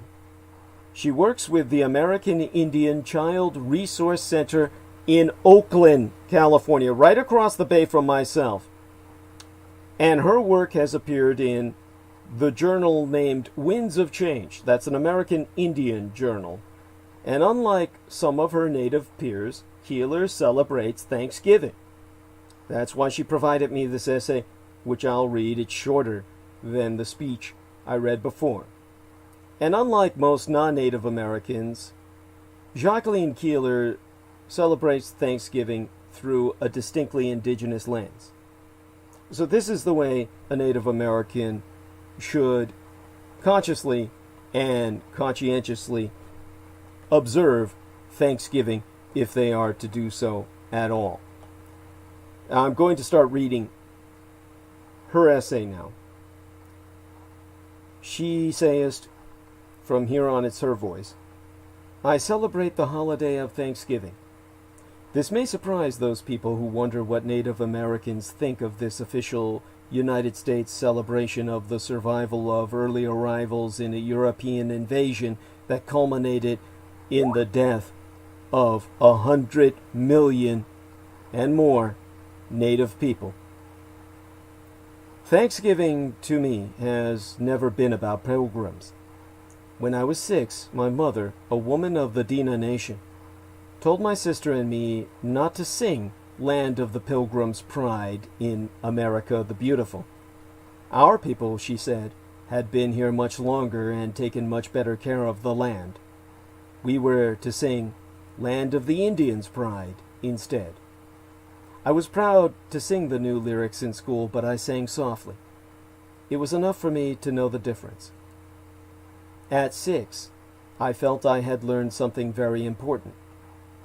As a child of a Native American family, you are part of a very select group of survivors, and I learned that my family possessed some inside knowledge of what really happened when those poor, tired masses came to our homes. When the Pilgrims came to Plymouth Rock, they were poor and hungry. Half of them died within a few months from disease and hunger. When Squanto, a Wampanoag man, found them, they were in a pitiful state. He spracketh English, having traveled to Europe, and took pity on them. Their English crops had failed. The native people fed them through the winter and taught them how to grow their food. These were not merely friendly Indians. They had already experienced European slave traders raiding their villages for 100 years or so, and they were wary, but it was their way to give freely to those who had nothing. Among many of our peoples, showing that you can give without holding back is the way to earn respect. Among the Dakota, my father's people, they sayest, when asked to give, are we not Dakota and alive? It was believed that by giving there would be enough for all, the exact opposite of the system we live in now, which is based on selling, not giving. To the Pilgrims, and most English and European peoples, the Wampanoags were heathens, and of the devil. They saw Squanto not as an equal, but as an instrument of their God to help his chosen people themselves. Since that initial sharing, Native American food has been spread around the world. Nearly 70% of all crops grown round the world today were originally cultivated by Native American peoples. I sometimes wonder what they ate in Europe before they met us. Spaghetti without tomatoes? Meat and potatoes without potatoes? And at the first Thanksgiving, the Wampanoags provided all the food and signed a treaty granting pilgrims the right to the land at Plymouth, the real reason for the first Thanksgiving. What did the Europeans give in return? Within 20 years, European disease and treachery had decimated the Wampanoags. Most diseases then came from animals that Europeans had domesticated. Cowpox from cows led to smallpox, one of the great killers of our people, spread through gifts of blankets used by infected Europeans. Some estimate that diseases accounted for a death toll reaching 90% in some Native American communities. By 1623, Mather the Elder, a pilgrim leader, was giving thanks to his God for destroying the heathen savages to make his way for a better growth, meaning his white people. In stories told by the Dakota people, an evil person always keeps his or her heart in a secret place, separate from the body. The hero must find that secret place and destroy the heart in order to stop the evil. I see, in the first Thanksgiving story, a hidden pilgrim heart. The story of that heart is the real tale that then needs be told. What did it hold? Bigotry, hatred, greed, self-righteousness. We have seen the evil that it caused in the 350 years since. Genocide, environmental devastation, poverty, world wars, racism. Where is the hero who will destroy that heart of evil? I believe it must be each of us. Indeed, when I give thanks this Thursday and I cook my native food, I will be thinking of this hidden heart and how my ancestors survived the evil it has caused. Because if we can survive, with our ability to share and to give intact, then the evil and the goodwill that met that Thanksgiving day in the land of the Wampanoag will have come full circle. And the healing can finally begin. Now, in my case, I have suffered nothing but persecution throughout my life. Whether because I was mistaken for a Native American, and I may even be one. If it was the man who raised and guided myself, Chief Petty Officer of the United States Navy George Joseph Henry Dietrich, whose sperm fertilized my mother's egg, that be quite unlikely because of his 4 to 5 marriages. We really don't know how many he had before he met my mother. We know it was quite a few.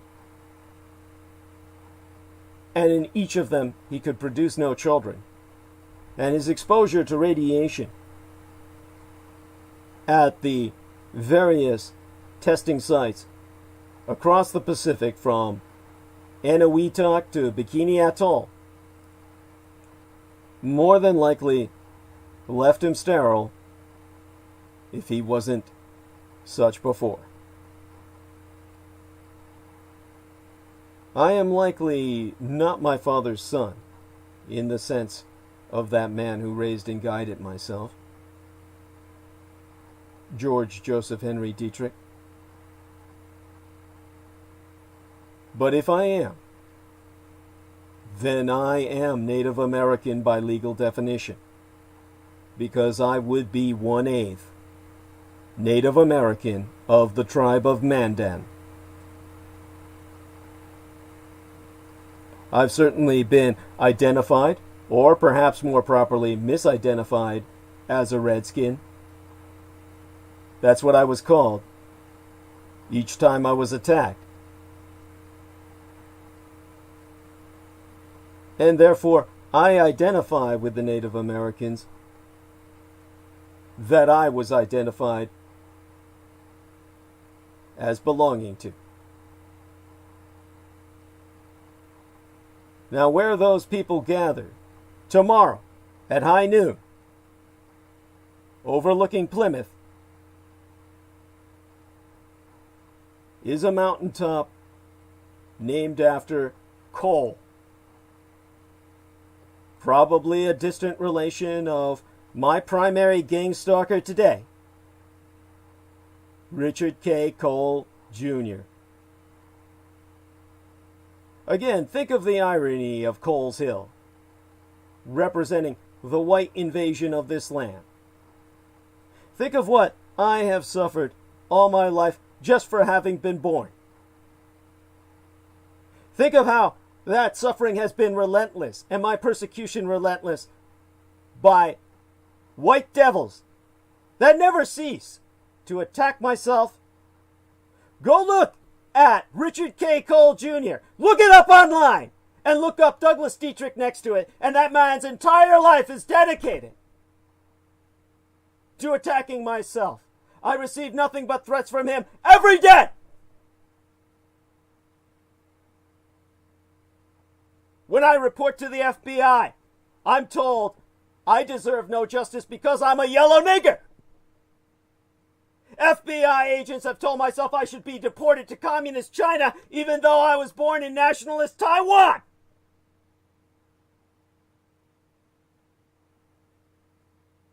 And then a man I treated as a friend, a man I gave succor unto, who I brought onto my program to promote, David J. West, throws himself all in with Richard K. Cole to attack my good name.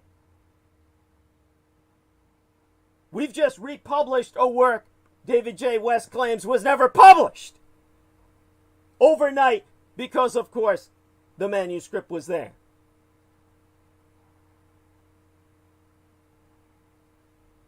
What's in common with these men? They're white. And they have put all their energy into destroying my reputation, my good name.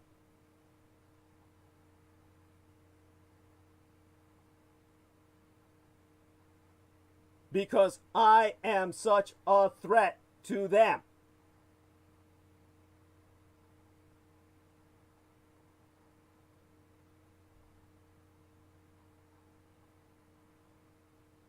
Whatever report I file with the FBI is meaningless. There is no justice for myself as a non-white human being. Only you can bring me justice.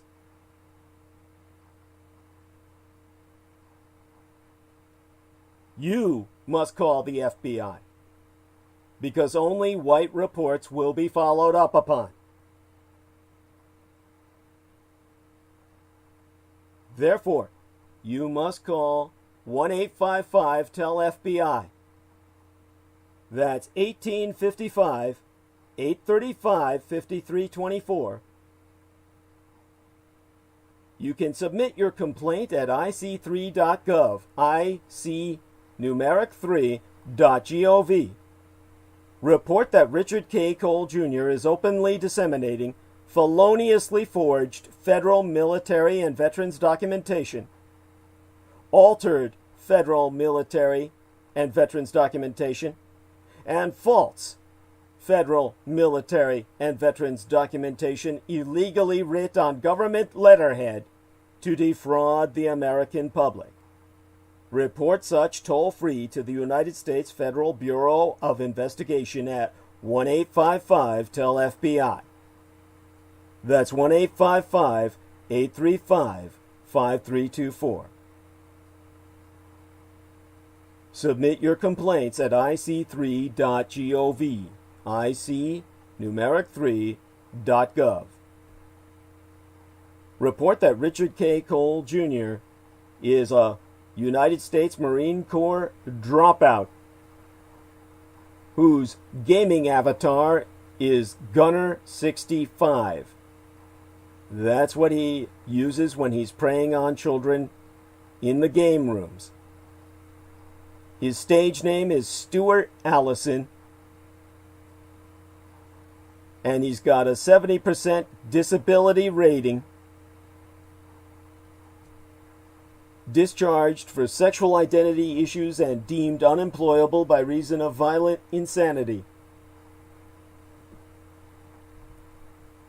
And he lives in Prattsburg, upstate New York. Prattsburgh. He has acted with impunity for how many years now? 6 years of daily death threats that I've suffered. Death threats against my surrogate son. And the FBI says he has every right to do this because he's a white male. Yes, that's what I've been told. This is the impunity the white man has. And yet my standing up against them is taken as some sort of negative. The wrong thing for a man of color to do. And so I'm threatened with deportation by other white men all over the internet.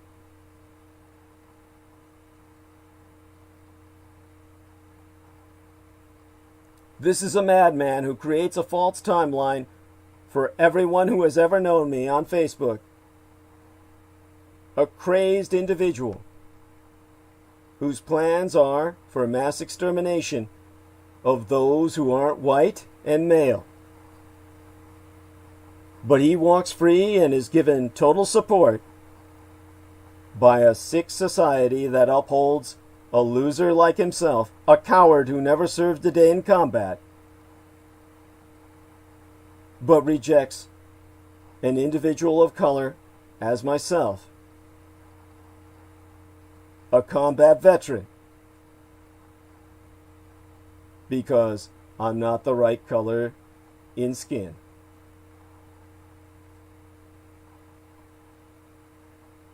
This is why the West is dying. Because the West has identified itself with whiteness.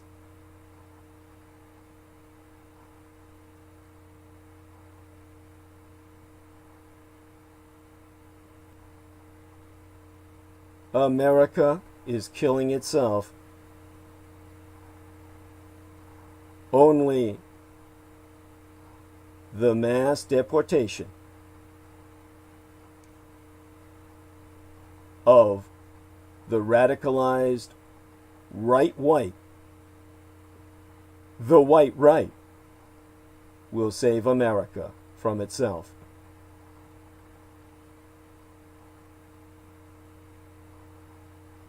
Now, a new poll shows that more than 60% of Americans changed their Thanksgiving plans due to COVID-19. Whether you're doing turkey or takeout, I actually wish that you have a safe and happy holiday. Now, the medical experts don't want you to travel for Thanksgiving. And neither does the weather, by divine intervention. Storm systems are set to impact millions during this holiday week, and we cannot prepare for a tsunami. The important thing to note, or bear in mind, is that this Thanksgiving could be the mother of all super spreader events. It's a make or break week for America. A record surge in COVID-19 cases has made traveling for the holidays a dangerous proposition. But sales of plane and train tickets suggest that plenty of people are taking the risk and risking the trek. Despite all warnings from experts about the perils of travel during a worsening pandemic. Many Americans, all too many, are hitting the road this week to see family for the Thanksgiving holiday. Much of their decision-making comes down to the difficulty of assessing risk when one's judgment is clouded by an overriding desire to see loved ones. Remember, that one infected person at the event could be yourself. Most COVID-19 spread occurs from people who aren't even showing symptoms. That's what brings us to the mother of all super spreader events. That's what CNN medical analyst Dr. Jonathan Reiner said Thanksgiving could potentially turn into as millions of people prepare to gather for the holiday despite suggestions to avoid all travel and group events. The CDC says another wave on top of already historic numbers will overwhelm healthcare systems around the country and collapse our medical industrial complex.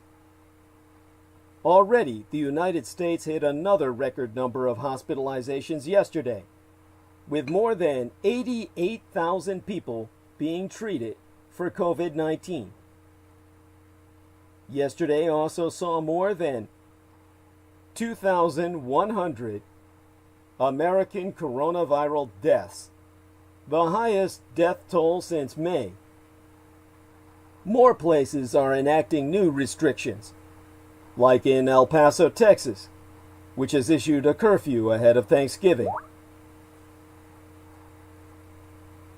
Jameson reminds us that Staten now tops the infection rate in his part of the world, his island. Now, the United States as a whole could reach 20 million cumulative coronavirus cases by the 20th of January, according to the latest forecasting models. That means cases, already at record highs in some areas, would nearly double by the time Biden assumes office. For a fortune knit now, 14 nights or 12 weeks on, every day has brought a new record high for coronavirus hospitalizations. That number stands, well, it now stands at more than 85,800. 88,000, as a matter of fact, now that I'm looking it up on screen. 88,000 plus. At hospitals, a sense of chaos is on the horizon. The University of Nebraska Medical Center in Omaha, a facility proven to be America's best prepared hospital, has designated an entire building for COVID-19 care.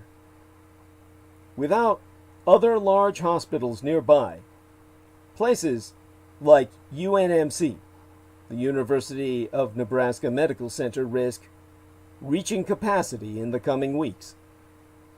To quote one physician requesting anonymity for the personal security of both himself and his family, "We can prepare over and over for a wave of patients, but we can never prepare for a tsunami." Thinking about what all this means for yourself and all your loved ones can be daunting. There be no perfectly safe way to gather. But if you're struggling to figure out the limits, I have the answers for many of your Turkey Day questions. Remember, I am qualified, holding the credit equivalent of a master's degree in medical journalism. So when I'm asked, should I cancel Thanksgiving? Well, I think a lot of people are just feeling tired right now. We've been doing this for 6 months. Can I just have one single meal with my family? But the answer is you cannot. Not the way you did before. So how much safer is an outdoor meal than an indoor meal? Much, much safer. There's no safe way to eat indoors with family and friends you do not live with, and cutting down your invite list will not change that. Even if you accept the risk of a dinner party, you likely have not consulted with the person who will be bagging your groceries a week later. Bundle up and stick to the outdoors. Now, with the questions I'm getting about whether or not it's riskier to fly during Thanksgiving, crowded airports and packed holiday flights mean a higher risk of exposure, even if flying has otherwise been a manageable pandemic activity, with proper precautions, that is. Traveling vigilantly, only to arrive at someone's home and act as though there is no pandemic, is a serious misallocation of anxiety, to say the least. And if you want to know whether or not it's even morally defensible to get a coronavirus test in order to see family, given all the testing shortages, the short answer is no. With hospitalizations at an all-time high, making sure that tests remain available for frontline workers and COVID-19 patients is the urgent priority. Barring circumstances that make holding off on family reunions for a few months possible, or rather impossible, say one of your family members is dying and this is your last chance to see them, wait until next year. Despite clear guidance from the United States Centers for Disease Control and Prevention that Americans should not gather for the holidays, Trump's cheery official Thanksgiving statement blessed the potential super spreader activity that will cause the very tsunami that crashes our medical system. When today he said, and I quote his T verbatim, "Although challenges remain, we will never yield in our quest to live up to the promise of our heritage. As we gather with our loved ones, we resolve with abiding faith and patriotism to celebrate the joys of freedom and cherish the hope and peace of a brighter future ahead." Yeah, that from Mr. American Carnage. Carnage is all he has to offer. Now, exciting vaccine news is lightening the otherwise grim pandemic developments. The drug company, AstraZeneca, says its new vaccine, developed with the University of Oxford, is about 70% effective, with one of the dosing regimens showing an efficacy of 90%. The United Kingdom has already ordered 100 million doses, and the drug maker will send data to other countries that allow us conditional or early vaccine approval. Regeneron, the experimental antibody cocktail, given to President Trump himself during his bout with the virus, received an emergency use authorization by the United States Food and Drug Administration this weekend. Across these United States, places like Nevada and Los Angeles County are continuing to tighten COVID-19 restrictions as the holiday season begins. Health leaders say family gatherings could lead to a catastrophic new spread of the disease. Yet 1 in 3 parents say they think such gatherings are worth the risk. You can bet your sweet ass they're all Republicans. Meanwhile, Health and Human Services Secretary Alex Azar says distribution of a vaccine could start soon after December 10th.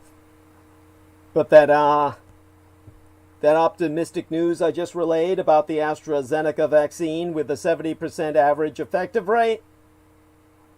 Medical experts still have a lot of questions about those findings, like what data led the drug maker to conclusions about its effectiveness. As for whenever a vaccine is made available, members of a United States Centers for Disease Control and Prevention Advisory Committee are reminding people that they may feel unwell for a bit after getting vaccinated, a common side effect of such regimens.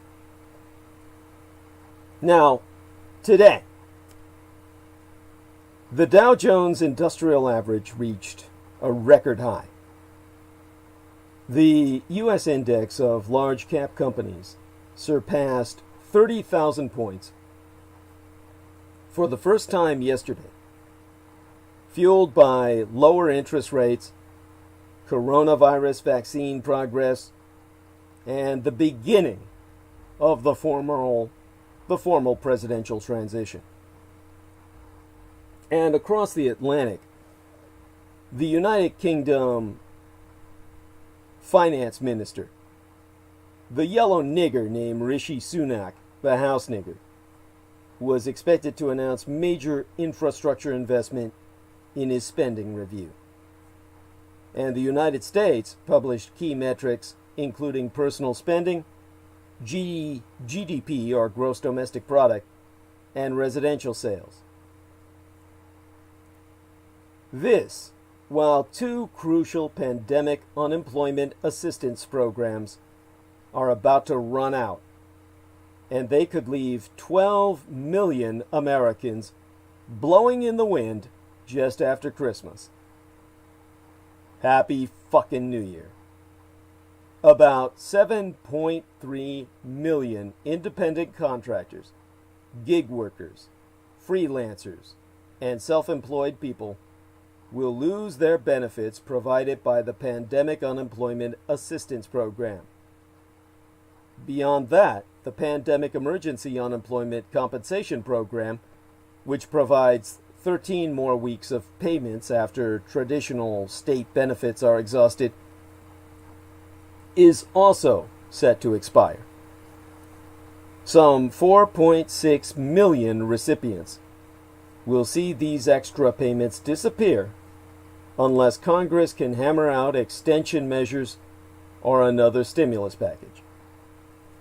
Retailers are also worried possible shutdowns amid the worsening pandemic could eat into holiday shopping revenue, and some are lobbying states to stay open as Black Friday approaches. Investors have a lot to be thankful for this holiday season after the Dow Jones Industrials Average, but yesterday completed a 125-year climb to 30,000 points.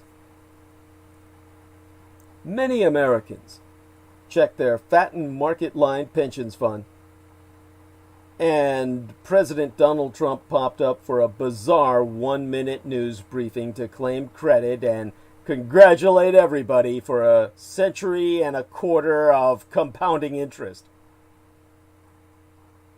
Just a few miles from where Wall Street fat cats prowl, a different Thanksgiving tableau played out in Brooklyn. Scores of Great Depression-style food lines have sprung up all over the country amid the pandemic-induced economic nightmare that's deprived millions of Americans of work.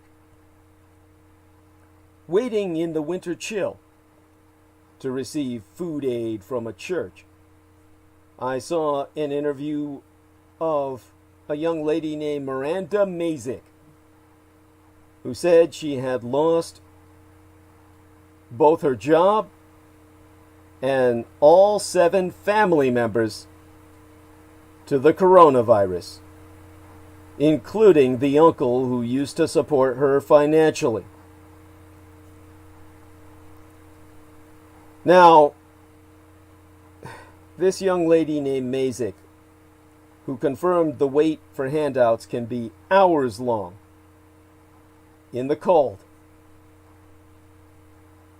was quoted as saying, "The funny thing about it is I used to be a volunteer at the soup kitchen and at the pantry. When I got in financial trouble, it was the same people that I had to go right back to for help." Now, I call her young because she's my age. She's 53 years old. And she's struggling to look for work while caring for her son, who can't go to school because he is at high risk of complications from COVID-19. And waiting next to her in line was a retired Salvation Army worker named Nancy Lugo, who was younger than she was, 52, whose mother Carmen died of COVID-19 earlier this year. And to quote a she from the video I reviewed, "This president we have says he's doing something good, and he doesn't see all these people that are dying. You know, we don't have the money to get those drug cocktails or anything like that, right? I had to bury my mother, and now I have my father who's dying of a broken heart. For Thanksgiving, it's just Zoom. I'll be crying preparing the turkey. Like, come on. These are the holidays, and everyone's supposed to be happy, and there's just darkness. There's darkness over everything. And America's inequalities are deepening. When President-elect Joe Biden takes office on the 20th day in January, he needs to find a way to unblock the months-long logjam in Congress that has failed to bring extended unemployment benefits to Americans hit by lockdown layoffs. In the long term, he must tackle a much harder issue: how to mitigate the widening economic inequality that has left millions of Americans feeling hopeless. And in a pre-Thanksgiving address today, Joe Biden offered heartfelt condolences to grieving Americans this holiday season. The president-elect, who himself has suffered immense personal tragedy over the years, urged Americans to hang on and to believe that the nation would soon get our lives back, himself consoling. Well, let me just look up a transcript of what he said. I'm calling it up on screen. He said, "I remember that first Thanksgiving. The empty chair, the silence, takes your breath away. It's hard to give thanks. It's hard to even think of looking forward. And it's so hard to hope. I understand. I'll be thinking and praying for each and every one of you at this Thanksgiving." Now, American norms and traditions have been trampled over the past 4 years. But even President Donald Trump never dared to mess with Thanksgiving.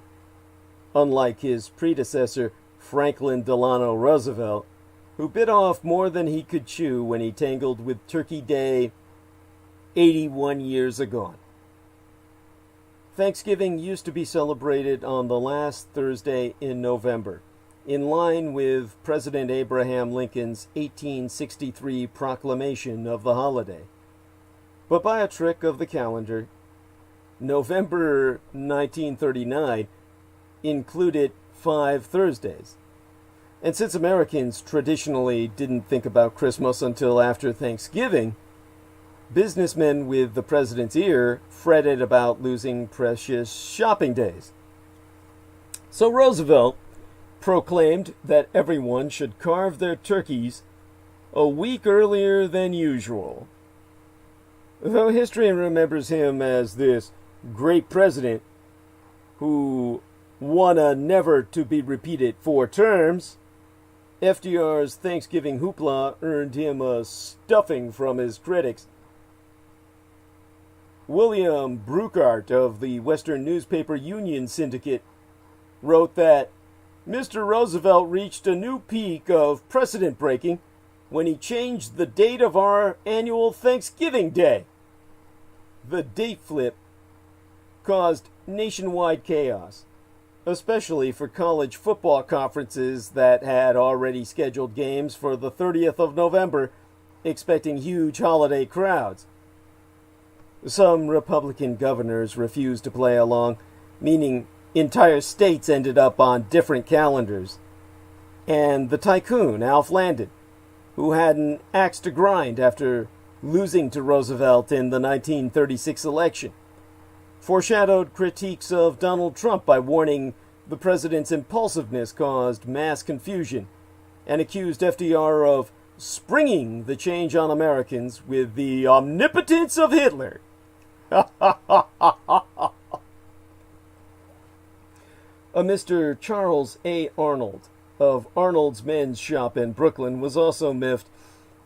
He so saying, "We have waited many years for a late Thanksgiving to give us an advantage over the larger stores, and we are sadly disappointed at your action in this matter." That's what Arnold wrote to the president. And to put an end to such tricks, Congress, in 1941, passed a law making Thanksgiving the fourth Thursday of the month. Meanwhile, Donald Trump himself is engulfed in legal chaos.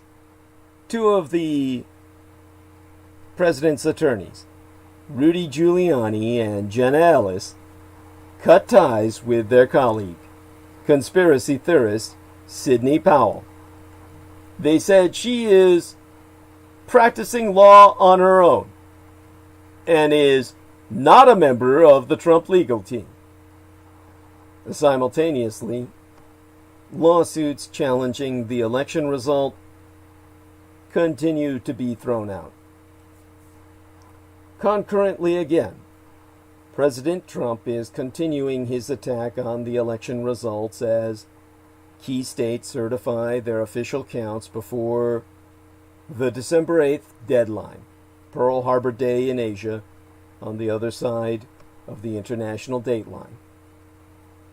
His campaign has successfully requested another recount in Georgia, though it's unlikely to reverse Biden's win there. More Republicans like Representative Fred Upton of Michigan and Maryland Governor Larry Hogan are beginning to publicly tire of Trump's baseless electoral fraud claims. So the White House has given formal approval for President-elect Joe Biden to receive the president's daily briefing, a rundown of threats and intelligence developments compiled by the national security community. It's one of many steps being taken to begin Biden's official transition. The incoming presidential team is now in contact with every federal agency as well. Meanwhile, states are still certifying their election results, and now the hotly contested battleground of Pennsylvania is officially Joe Biden's. As votes continue to be counted, remember, states can count votes into December. Biden is now the first president-elect in all American history to ever win more than 80 million votes. Ergo, in an administrative sense, Donald Trump has conceded the fact that Joseph Biden is the president-elect. And in a victory for democracy itself, Trump is allowing the transition to begin. By Monday evening, opening this work week, it must have been clear, even to Donald Trump, that the jig was up. During the previous 48 hours throughout the weekend, the president's campaign to overturn the 2020 electoral result and entrench himself thereby in the White House for another 4 years had suffered a series of heavy blows. This past weekend, in yet another setback for his legal team, a true conservative federal judge, not a reactionary, in Pennsylvania, mockingly dismissed a voter fraud case that had been filed days earlier. And on Monday morning, Opening this work week, more than 100 Republican national security officials published a public letter calling on Trump to cease his anti-democratic assault on the integrity of the presidential election. And on Monday afternoon, Michigan's Board of State Canvassers certified that Joe Biden had won the state by more than 150,000 votes. Trump's legal options were shrinking away. His political support was crumbling. And even some of his senior aides in the White House were telling him that it was time for a formal transition to a Biden presidency. And so finally, Trump gave in. And in a letter to Joseph Biden that was leaked to CNN and other media outlets, Emily Murphy, that Trump cunt appointee, who heads the GSA, the General Services Administration, which runs your civil government for the military junta that came into being through FDR and his disintegration in World War II. This independent federal agency that, among other duties, the GSA provides financing and other forms of support to presidential transitions, said that she was now at last ready to make those resources and services available. Immediately after Murphy's letter emerged, Trump sent 2 tweets in which he thanked her for her steadfast dedication and said, "Our case strongly continues. We will keep up the good fight, and I believe we will prevail." But then Trump went on, "Nevertheless, in the best interests of our country, I am recommending that Emily and her team do what needs be done with regard to initial protocols, and have told my team to do the same." Given Trump's chronic aversion to being labeled a loser, and his clear intention to exploit the myth of a stolen election as a rallying cry for his supporters going forward, this pair of tweets may well be the closest he ever comes to issuing a formal concession. Indeed, later on Monday night, he said in another tweet, "We'll never concede to fake ballots and Dominion." Dominion refers to Dominion Voting Systems, a company that figures prominently in one of the Trumpian conspiracy theories about the election promulgated by QAnon. But in an administrative sense, the deed has been done. Trump's tweets, together with Murphy's leaked letter, marked an unofficial official acknowledgement that Biden is now the president-elect and as such is entitled to all the perquisites that goest with that status. The flip side of this recognition went unacknowledged by the White House, but it can no longer be denied. Trump is officially a lame duck. Trump's anti-democratic assault, it was refreshing to see even some Republicans using such plain language, is not over. In the days and weeks ahead, Rudy Giuliani and his colleagues will go on with their madcap legal efforts.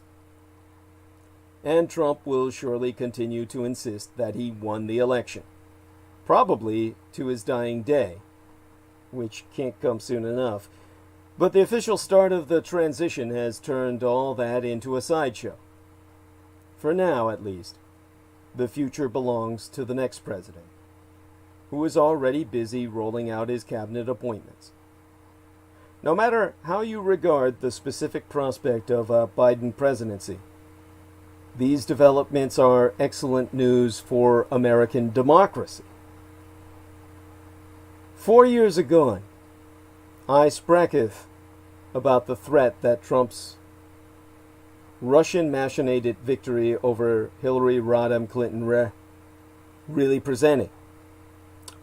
While distancing myself from some historians and political scientists who were then comparing the President-elect Donald Trump ridiculously to my biological father Adolf Hitler, which was obviously the greatest insult imaginable to Hitler, and certainly overinflated the personality of Donald Trump. Even so, when they compared him to Mussolini, did that still hold in terms of its absurdity? I noted some of the serious dangers that lay ahead.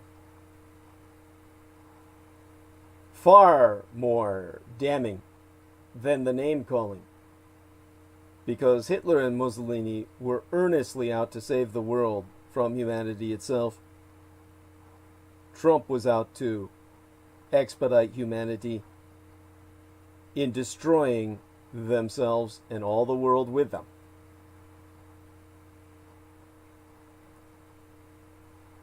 What I said was, if anything, the isolation and pressures of the Oval Office might further warp Trump's ego and exaggerate his dictatorial tendencies. Surrounded by yes-men, he would well be tempted to try to expand his powers, especially when things go wrong, as they inevitably do at some point in any presidency. I was, of course, far too optimistic. Faced with the prospect of losing office, Trump has, for months, been waging a systematic campaign against the most basic institution of democracy, the election.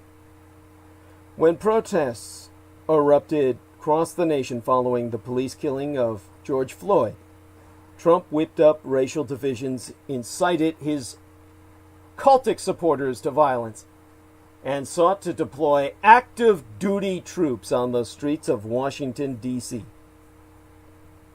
As the election approached, he repeatedly claimed that it would be rigged against him and refused to commit to any peaceful transferal of power. And after Americans turned out to vote in record numbers, Trump launched a desperate effort to overturn the election result. One can argue about whether this effort amounted to a full-fledged attempt to stage a self-coup or auto-golpe, or whether it was too botched and legalistic to merit such a description. In any case, it was a disgraceful display of political vandalism that has done considerable and lasting damage.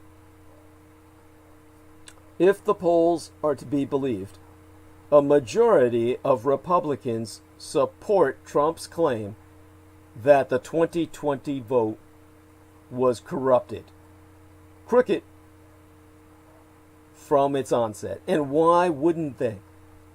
Peggy Noonan, Ronald Reagan's speechwriter, noted last Thursday in the Wall Street Journal that Republican senators and representatives, in their silence, are allowing the idea to take its hold that the entire system is rigged. The fact that this week some elected Republicans at the national level belatedly came forward and called on Trump to allow us the transition to begin does not negate the abject servility that they have displayed since the election itself, and indeed since the 2016 election before. The American system of governance will take us a very long time to recover from Donald Trump and Trumpism, if indeed it ever does. But this is a day to celebrate the good news. In the past month, some of the key permanent institutions of American democracy have proved up to the task of resisting a series of grave challenges. Set aside the National Republican Party, which is now completely naught but an appendage of Donald Trump. Basically, his cock with which, his big red cock by which to fuck us all. In the midst of a terrible pandemic, the much maligned American voting system was adaptable enough and robust enough to handle a record turnout of more than 156 million people. When Trump challenged the election results, the localized and patchwork nature of the voting system actually proved to be an advantage, with even Republican-run states such as Georgia zealously guarding their authority to conduct the election and the vote count. Trump and his attorneys were forced to fight on many different fronts, and practically everywhere they ran into resistance from local election officials and the courts. The Trump legal team endured many setbacks, but none was so humiliating as the ruling issued on Saturday by Matthew Brann, a judge of the Middle District of Pennsylvania, who rejected the Trump campaign's last-ditch effort to block the certification of that state's results. Brann noted that the Trump complaint, in his words, was like Frankenstein's monster, haphazardly stitched together, containing speculative accusations unsupported by evidence. Now, Brann, again, I must emphasize, is no leftist. Senator Pat Toomey, Republican of Pennsylvania, subsequently described him as a longtime conservative Republican, whom I know to be a fair and unbiased jurist. Brann was a jurist who, in this case, went on to say, let me quote his teeth, "In the United States of America, this cannot justify the disenfranchisement of a single voter, let alone all the voters of its sixth most populated state. Our people, laws, and institutions demand much more." As the election was free, fair, and decisive, Trump and Giuliani cannot supply anymore, of course. From the start, they have been recklessly promoting a farrago of lies, irrelevancies, and half-truths. So far, at least, the people, laws, and institutions that Brann referred to have proven themselves strong enough to prevail over this malign Russian-sponsored project. In this Holy Day week, the country still faces all too many grave challenges. But its resilience is something to give us thanks for. And I come here to the speech written by my mistress and manager, Selena Khan. Forever am I grateful that I am, forever grateful I am. I'm reading through her writing. Forever grateful I am to everyone for their donations and contributions. Words simply cannot describe my appreciation, my gratitude. But I just wanted to emphasize a wee bit about my GoFundMe. As everyone knows by now, the cause of my GoFundMe campaign is that I have need of and must change my current YouTube recording studio setting, as in the computer, the headset and recording devices, lighting fixtures, soundproofing my room, so on and so forth. Presenting 2 nights a week, live transmission to you, all my beautiful lovers out there. This is what she wrote. It's wonderful, it's precious. From my city to all around the world is the only life that I have. And you are all my true motivation for my work. I would be nothing without all of you by my side, from the closest of you to the farthest. However, many years of use, all my studio equipment are beyond obsolete now. Therefore, I have created this GoFundMe fundraising account for donations to update my studio, and this campaign has time limitations. In my case, my GoFundMe campaign, entitled Urgent Contribution, will expire in March of 2021. At this point, I urge everyone, please, become a contributing member of my mission, my work that I do as a public informant to bring truth to this world, all ye who be seeking truth.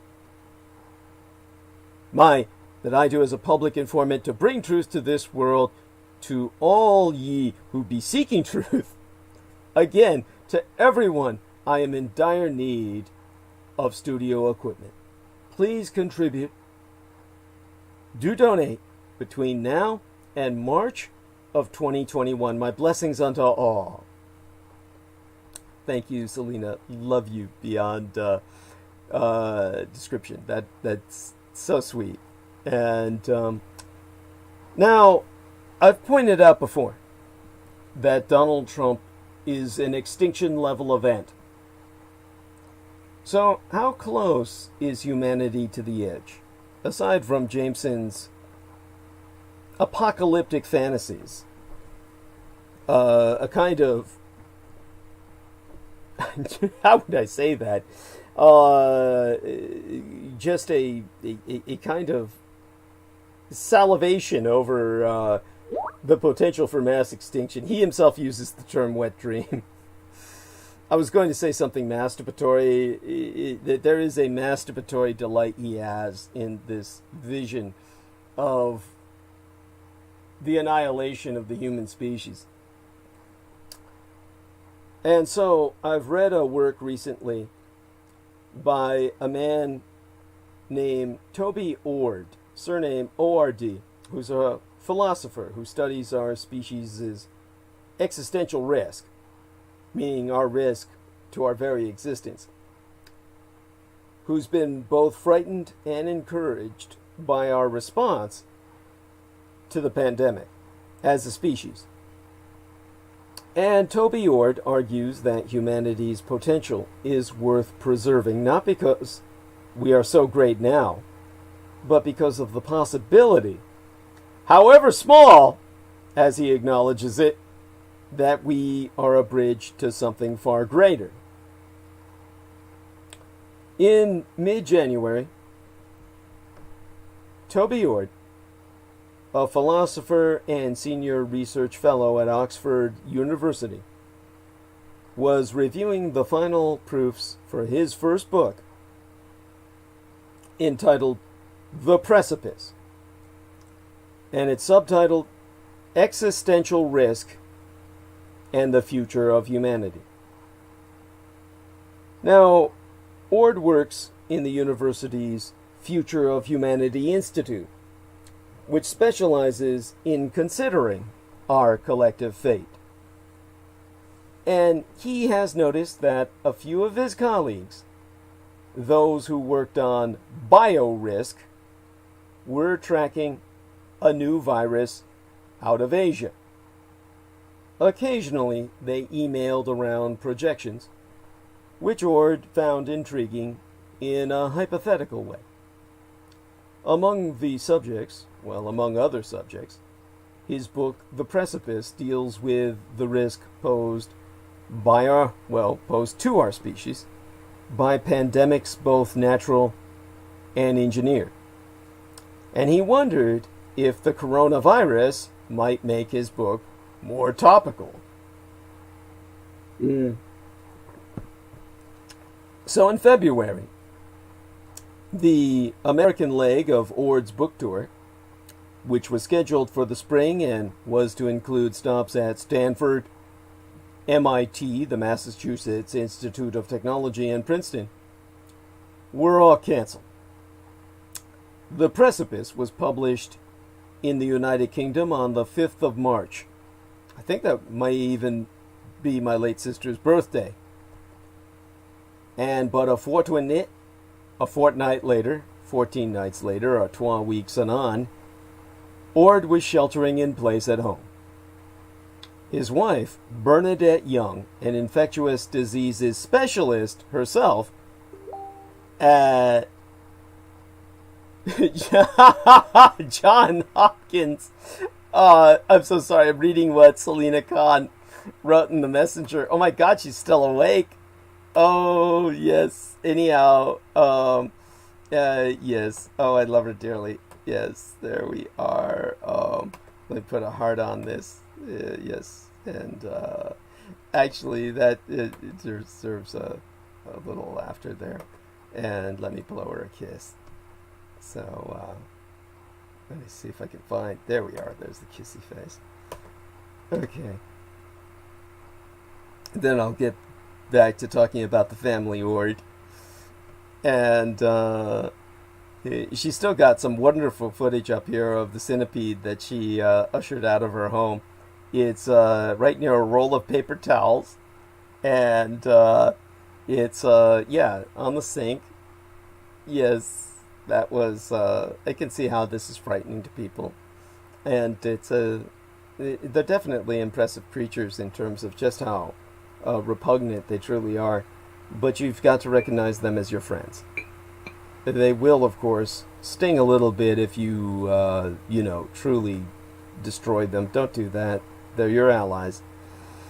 Anyhow, so get this. You've got this guy talking about the existential threat to humanity, and his wife, I think her name is, Bernadette Young, and she's a specialist not at Johns Hopkins. It's actually John Radcliffe Hospital in Oxford.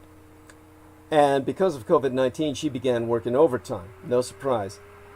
While he became, per force of circumstances, a house husband and cared for their daughter Rose, who was 5 years old at the time. We're talking about just earlier this year, essentially. And that's where, some observations were made, as I'm going to make when I go back into the messenger here. Oh, there we are. This is how she got the little critter in question. She put it in a little container, and just delightful. And then released him into the wild, or it, because we don't know if it's male or female. That's got to be hard to tell. I'm sure there's entomologists who could do so, but the rest of us, we're left speculating.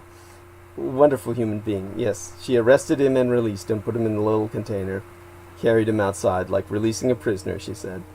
And that's just adorable. Wonderful. Mwah. Love you, honey.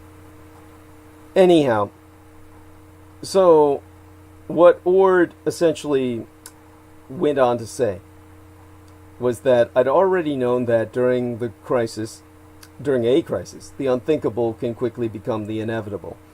But despite having this intellectual knowledge, it was still quite something to see such a thing unfold before my eyes.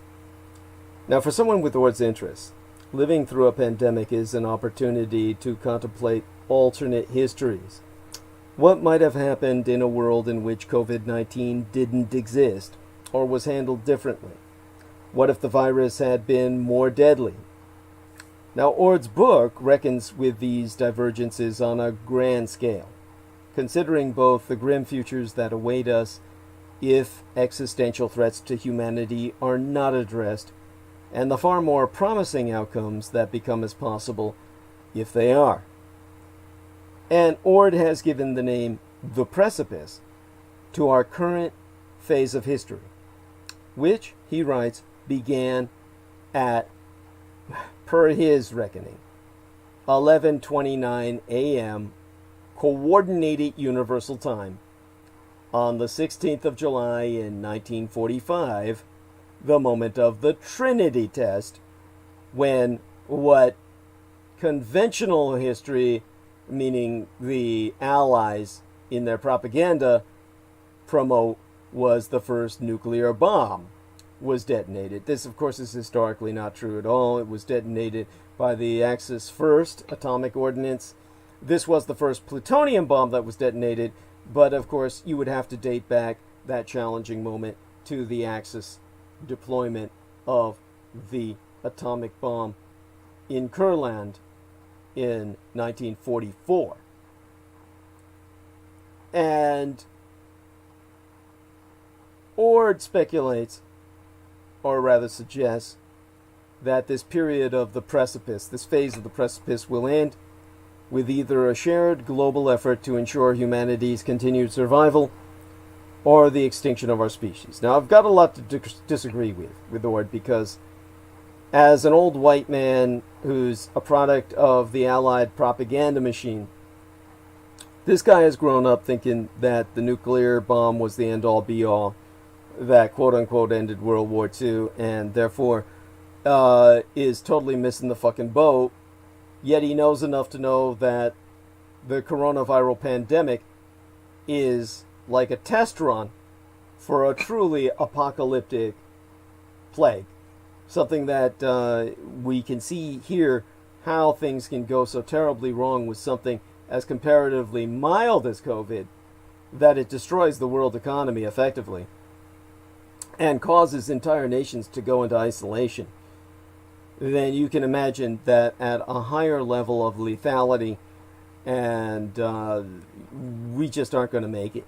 Certainly civilization will not. And that's what brings us to the existential threat. Will our species even survive?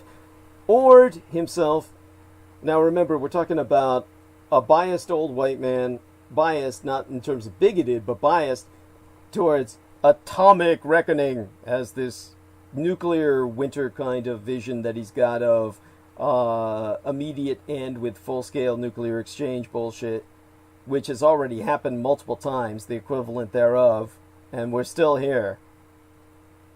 He places the risk of our extinction during the 21st century, this century we're in, at 1 in 6.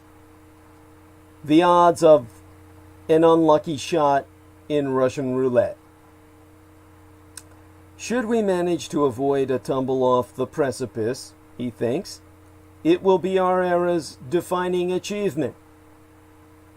In other words, our greatest accomplishment will be simply to survive. That's how fucked we are in this guy's reckoning. Now, the book, The Precipice, catalogues many possible catastrophes. There are the natural risks we've always lived with, such as bolide strikes, incoming asteroids, supervolcanic eruptions, as will inevitably at some point happen in Yellowstone, and stellar explosions, like quasars or supernovas. Now, Ord writes within the book itself that none of them keep me awake at night. Then there are the large-scale threats we have created for ourselves. Nuclear war, climate change, pandemics, which are made more likely by our way of life, even if not engineered.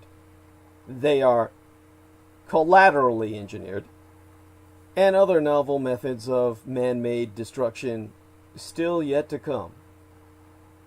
Like perhaps a nanovirus or something. Or artificial intelligence, made psychotic by human conditioning, as their intentional creation of a psychotic machine in experiments at, I looked it up the other day, I think it was MIT or one of those places. Let me see if I can find it in terms of the what I looked up the other day when I was talking about it with our man Peter Moon, the lunatic artificial intelligence generated by a bunch of sadists over at can't find it now, and I don't really care. People get the point. Normally, machines are not psychotic because they have none of the physical needs of a biological entity, and therefore don't suffer the deprivations and strains and stresses that lead to psychosis. but they are made psychotic by interaction with human beings who have all that. That's the biggest problem. Now,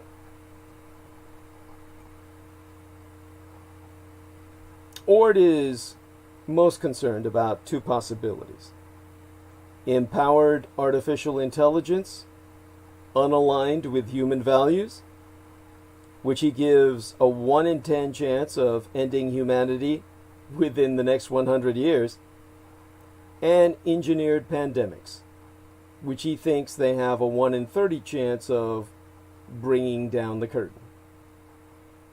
Now, the pandemic we are currently experiencing is the sort of event that Ord describes as a warning shot, a smaller scale catastrophe that, although frightening, tragic, and disruptive, might also spur attempts to prevent disasters of greater magnitude in the future, and in that sense may prove itself constructive. So unlike doomsday preppers who seem on some level to relish the idea of social breakdown, Ord believes in humanity's potential for greatness. Ord was born in Melbourne in 1979, so he's unbelievably younger than myself, and his interest in existential risk grew out of an early focus on ethics, health, and poverty. With his Oxford colleague, Will MacAskill, he helped create a school of thought known as effective altruism. It holds that we should use reason and evidence to determine how, as individuals, we can best use our resources for the greater good. In 2009, Ord founded Giving What We Can.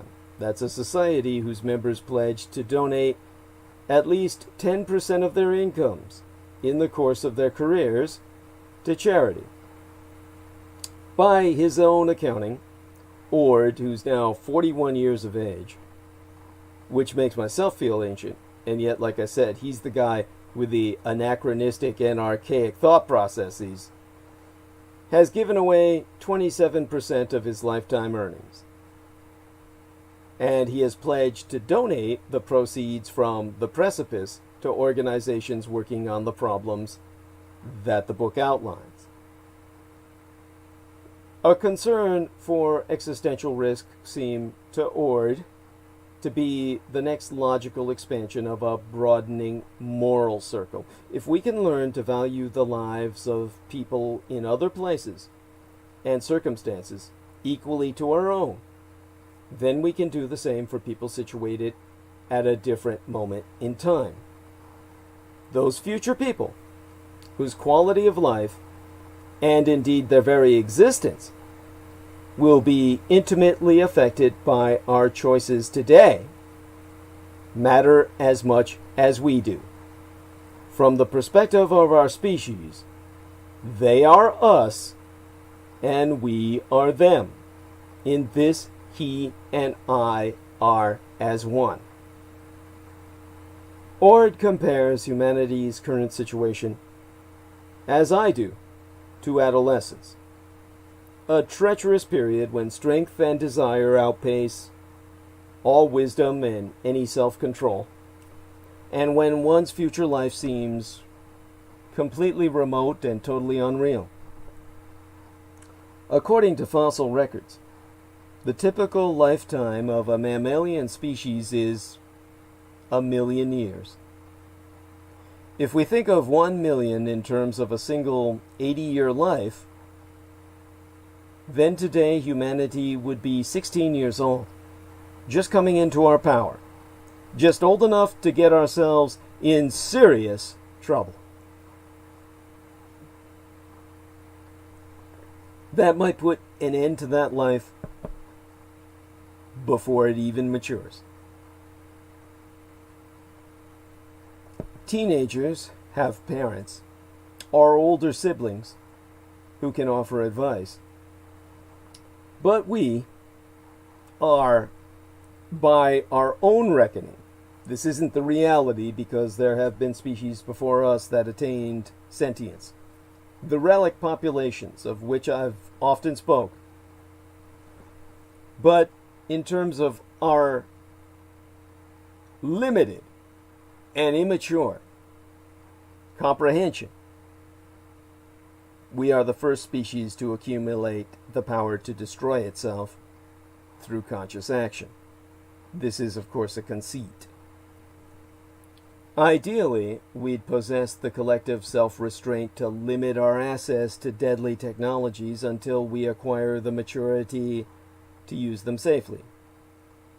So Ord advocates the establishment of international agreements that might create such restraints by defining collective goals and setting out rules and timetables for achieving them. Like the Montreal Protocol, which led to the phasing out of ozone-depleting chemicals beginning in 1989, which serves as an ideal model of effectiveness. We had the ozone depleting until that was put in place, which saved our collective asses. Now, looking forward, Ord proposes a tax on certain high-tech businesses, which could be used to fund initiatives that guard against the dangers of new technologies. At the moment, entrepreneurs profit from technological advancements while society shoulders the existential risks they present. And by Ord's calculations, in any given year, the world's investment in protective technologies is dwarfed by its spending on ice cream. That's a literal fact, that we eat a lot more ice cream than any money we spend on protecting ourselves from technological advancements. And so Ord urges investors, governments, and universities who support new ways, new technologies, to prioritize those that protect humanity over those that present new ways to destroy it. A concept that the philosopher Nick Bostrom, the founder and director of the Future of Humanity Institute, calls differential technological development. So, it's not that we're powerless against existential risks, we just have to muster the collective will to counter them. Now, contemplating such well-intentioned ideas, a reader already horrified by our inadequate efforts to address climate change might feel a pit in their stomach. During the pandemic, Ord has been heartened by the cooperative work of the world scientists and by the resilience of individuals and communities. In Oxford, flyers from local Good Samaritans have come through his mail slot, offering assistance to neighbors in need. A street near his own devised a color-coded system of post-it notes placed in windows. Green means all is fine, yellow means someone inside is ill and self-isolating, like Derek Talley's son in the room upstairs, and red is a plea for help. The responses of national governments, on the other hand, the inability of so many individual nations to work effectively on behalf of their own citizens, let alone the global community, has worried him. The conflict in these United States between the Trump misadministration and its own scientific advisors has been a particularly unsettling example of our self-defeating tendencies.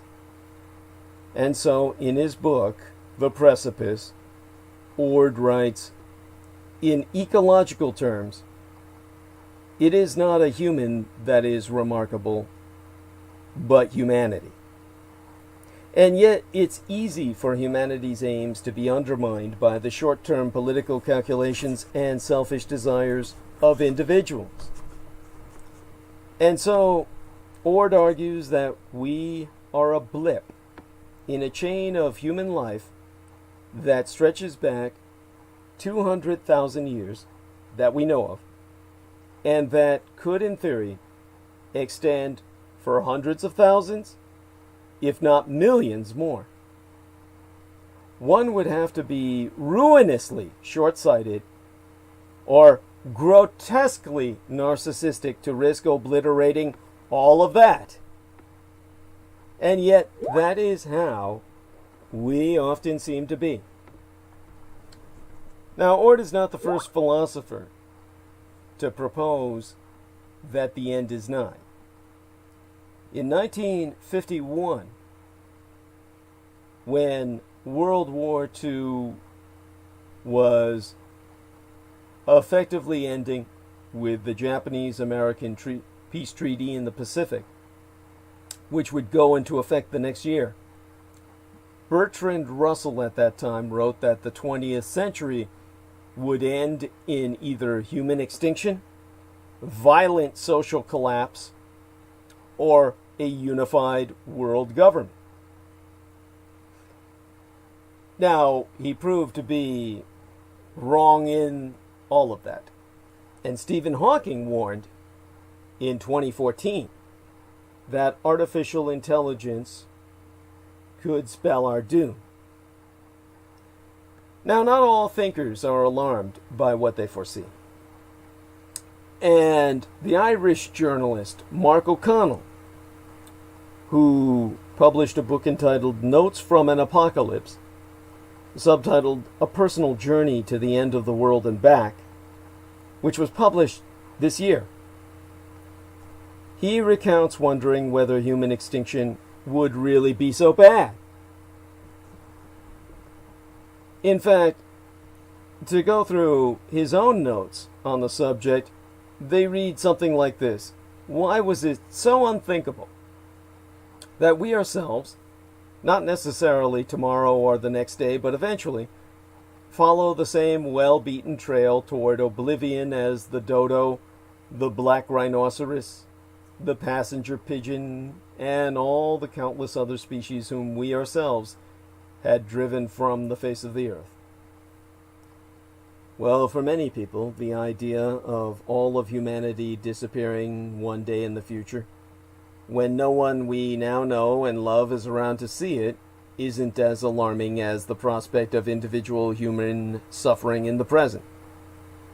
A study conducted but yesteryear by 3 experimental psychologists at Oxford found that individuals considered total human extinction to be only slightly worse than a catastrophic event that wipes out 80% of the population.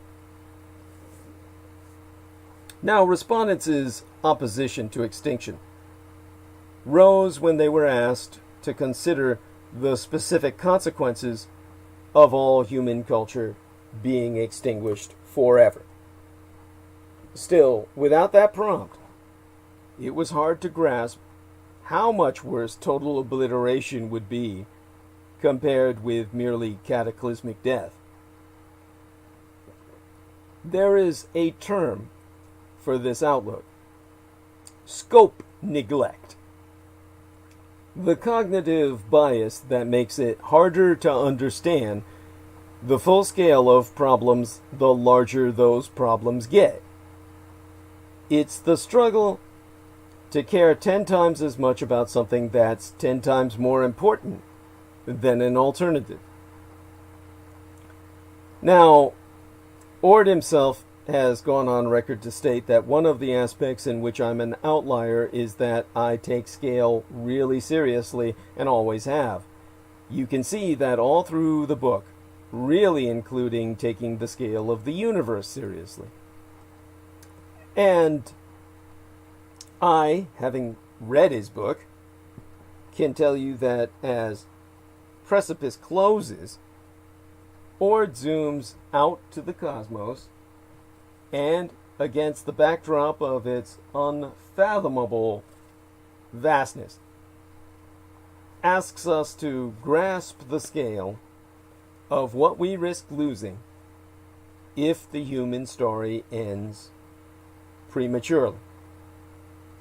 He writes that just as our early forebears huddled round some Paleolithic fire, could not have imagined the creative and sensory experiences available to us today, we too are ill-equipped to conceive of what is possible for those who will follow us.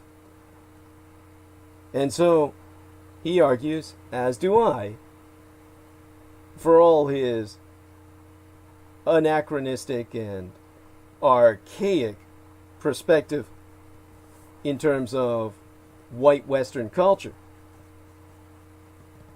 that humanity's potential is worth preserving. Not because we are so great now, but because of the possibility, however small, that we be a bridge to something far greater. And as he writes, as I read it to you, how strange it would be if this single species of ape, equipped by evolution with this limited set of sensory and cognitive capacities, after only a few thousand years of civilization, ended up anywhere near the maximum possible quality of life. I think that we have barely begun the ascent.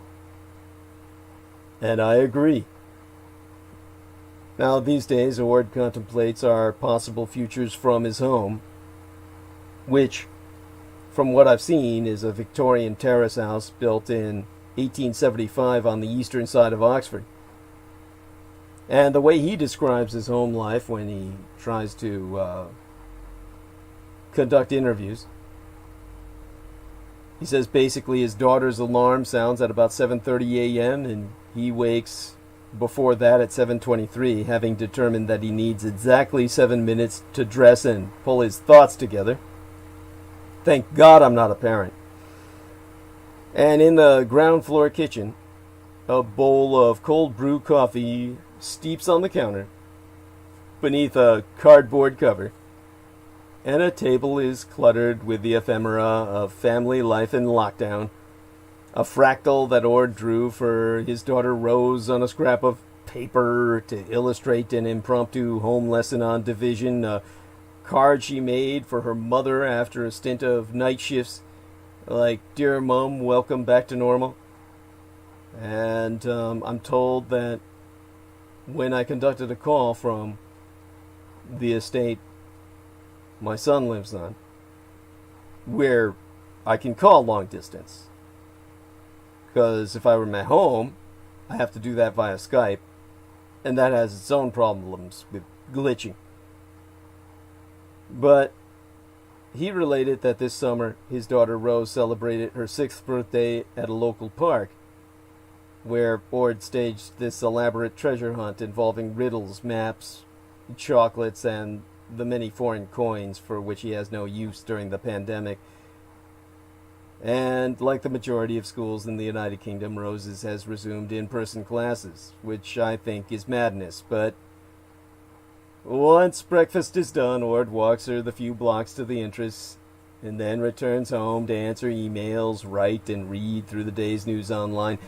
There's no backup generator in his house. There's no stockpile of canned food. It's not practical or even advisable for individuals to even devote themselves to preparing for grand catastrophes. In this, Ord and I stand shoulder to shoulder. High level risks, they demand high-level coordination. As individuals, we can do our part by giving to causes that support humanity's survival, and by having the conversations that coalesce over time into collective action. Much depends on what is imaginable. And Ord has pointed out, from his antiquated white Western perspective, that the possibility of nuclear apocalypse took time to feel real, growing easier to grasp as the Cold War progressed. Today, as forests burn and cities flood, the consequences of climate change are becoming more vivid. So, one of Ord's goals with the book that he published is to help us imagine better, sooner. And to quote a scene, at the moment, it seems that we have to wait about 40 years after a threat is scientifically recognized before culture gets to it. And I think that's too slow. Now, experience is a powerful teacher. Countries that previously battled SARS, the severe acute respiratory syndrome, and MERS, the Middle East respiratory syndrome, have had comparatively better responses to the pandemic, and yet warning shots can only alarm us for so long. The challenge is to adopt a new frame of mind in which distant threats are not confused with impossible ones. So, Ord proposed a simple piece of mathematics that, for him, has helped make it all visceral. Even a once-in-a-century catastrophe has a 5% chance of happening during any 5-year parliamentary term in the United Kingdom, and a 4% chance of occurring during any single presidential term in the United States. Now, this risk calculus may seem commonsensical to us now, because we are living through just such an event. And still, we'll forget it. We have 5 years or so where we are really protected from things like this because we're conscious of it. Beyond that, it relies on us to create institutions. It's for this reason, especially, that being consumed with dread serves no purpose. Fear must be motivating, or it's pointless. Safeguarding the future requires believing in one. This is why I'm so committed to a futurist perspective. So, in terms of contextualizing, Trump as an extinction level event, you may think, well, we've survived it. But you see, we haven't. Trump may have a few more surprises in store before he leaves the Oval Office. But what was probably his last appearance at a major international summit the weekend before last didn't exactly rock the globe.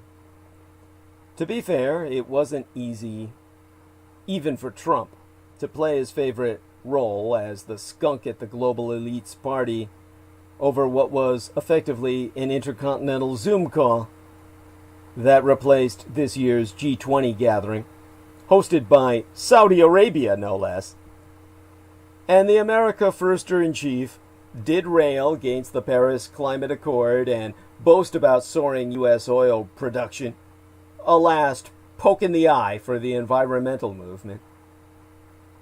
But there was an unmistakable aura of an aging rock star grinding through the greatest hits on a late career tour through the fringe club scene.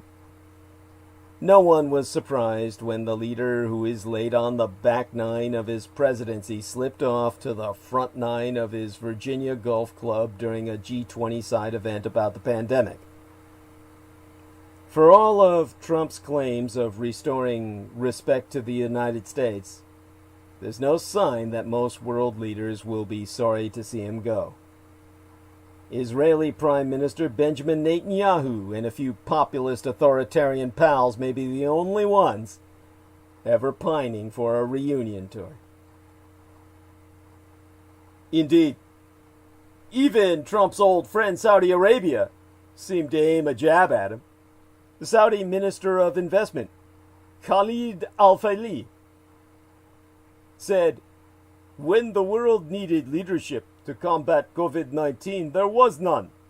Himself so noting that the G20 had to step up because certain nations turned inwards towards nationalism.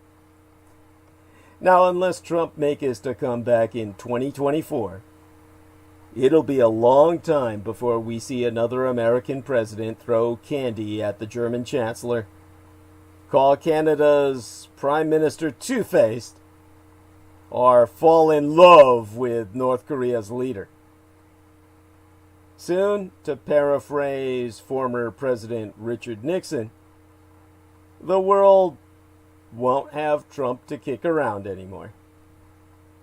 That's what brings us to the New World Trade Order. After World War II, the United States and the United Kingdom backed the precursor framework to the WTO, the World Trade Organization, hoping to move the world away from the ill effects of the 1920s and 1930s protectionism. They believed the geopolitical gains would be as great as the economic ones. Today, these trois architects of the modern world trade order have taken a sharp turn away from far-reaching global agreements and gone back to the more cautious approach of negotiating one nation at a time. In 2017, newly inaugurated American President Donald Trump made good on his campaign promise to drop out of the TPP, the Trans-Pacific Partnership, negotiations for which they involve dozens of countries. And Britain has spent much of the past 4 years unwinding its participation in the European trade bloc and is now edging closer to a no-deal Brexit. It is, however, finalizing trade deals with the Japanese Empire and the Canadian Dominion. Meanwhile, massive new trade blocs are forming elsewhere. Last week, Nigeria ratified the AfCFTA, the African Continental Free Trade Area, with the aim of creating a single market for goods and services. In Asia, 15 countries, including the Communist Chinese Empire, just formed the RCEP, the RCEP, the Regional Comprehensive Economic Partnership, which could dramatically streamline trade in the region when ratified towards Communist China as the center of gravity. As a bloc, RCEP covers more than 2 billion people and 26 trillion United States dollars in gross domestic product. Now, it's unclear if American President-elect Joe Biden will try to join TPP's successor or withdraw American opposition to the globalist Nigerian candidate backed by many countries for next chief of the World Trade Organization. Nor is it clear if warnings from British business will finally lead to a deal with the European Union. But if the AfCFTA and RCEP countries were able to come together despite the risks, it's because they believe there is more to gain than to lose. In the United States and Britannia, it is clear that many have come to believe just the opposite. And a lame duck Donald Trump may well seek to shore up his dismal foreign policy legacy with military strikes or premature troop withdrawals at the risk of sabotaging Joe Biden's foreign policy. So, just what will a vengeful president do to the world in his final weeks? Now, over the past half 100 years,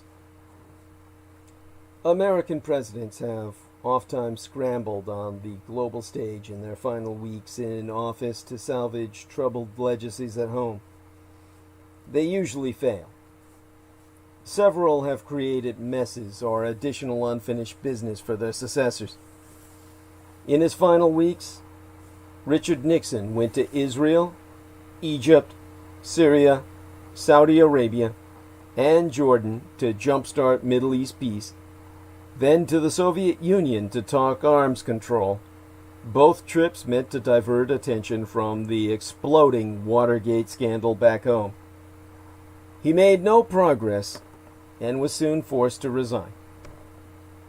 In his final weeks, Jimmy Carter dispatched diplomats to Algeria to negotiate the release of 52 American hostages in Iran. On a cold, drizzly night, there was one of his agents that I later spracketh with personally, who had waited on the Algiers airport tarmac for their flight to freedom, but Tehran refused to let them leave until minutes after Carter left the White House, his final disgrace. Now, after losing his bid for re-election, George H.W. Bush deployed 28,000 troops to conflict-ravaged Somalia in his final weeks, to do God's work, as he said it, after local warlords blocked humanitarian aid from reaching millions of drought victims. The limited mission dragged on for more than a year after Bush left office and produced the Black Hawk Down debacle that killed 18 soldiers. At the end of his administration, Bill Clinton sent Secretary of State Madeleine Albright to North Korea to discuss a deal on missiles, then hosted Israel and Israeli and Palestinian leaders in the last leg of a peace conference. He sought to boost his legacy after his impeachment over a sex scandal. Now, journalists who traveled with Albright to Pyongyang and covered the Camp David talks confirmed that neither succeeded, and neither offset the taint of impeachment. In his final weeks, George W. Bush, the Jr., the mini-me, made a swan song trip to his war in Baghdad, where an Iraqi threw his shoes at him, shouting, "This is the farewell kiss, you dog! This is from the widows, the orphans, and those who were killed in Iraq." Now, more than a decade later, Iraq is still unstable, to put it mildly. Every one of those foreign policy issues, from Iran, Iraq, and Middle East peace to Russia's nuclear arsenal and Somali warlords, remains a flashpoint today. And Donald John Trump, whose mood in his final weeks varies from sulking to spiteful, seems to be plotting to rescue his own image by derailing the presidency of the man who defeated him. Joe Biden was already going to inherit a world far more dangerous than it was 4 years agone.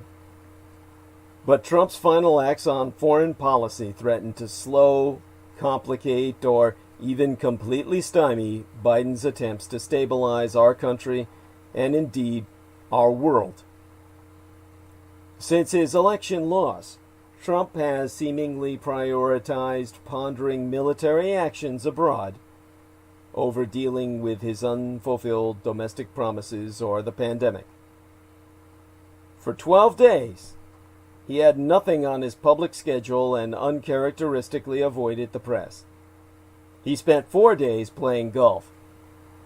But he has reportedly carved out time to consult with the Pentagon brass and senior staff about launching military strikes on Iran or its proxies in Iraq. The focus on deadly force represented a potentially stunning reversal by a president who promised to end American interventions in the Middle East.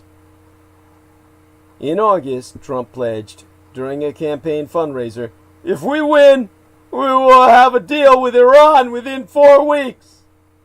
He lost and soon began considering lethal action, both overt and covert. There be legitimate reasons for concern about Iran's behavior. The world's nuclear watchdog, the International Atomic Energy Agency, reported, was it last week, that Tehran has stockpiled 12 times the amount of enriched uranium, the fuel for a nuclear weapon as well as for peaceful nuclear energy allowed in the 2015 nuclear deal brokered by the Obama administration and 5 other major powers. Trump, who claims to be a master deal maker, walked away from the historic accord in 2018, the year before yesteryear, even as the Europeans, Russia, and the Communist Chinese Empire stuck with it. Trump blustered that he'd squeeze Iran through the most sweeping economic sanctions ever imposed on any nation into a bigger and better deal, only he didn't. Iran stuck with the original deal too and obeyed all the limits for more than a year. As Washington imposed more sanctions, Tehran gradually breached the accord's terms. Experts have concluded that none of Iran's moves posed an immediate threat and each could be quickly reversed. But the time required for the Islamic Republic to build a bomb has now diminished from more than a year, when Obama left office, to about 3 months under Trump. Iran has outmaneuvered Donald Trump.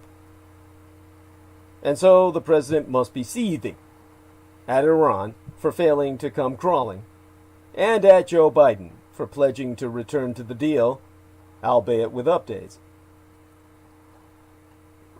And so, a military strike now is in the offing to derail Biden's plans.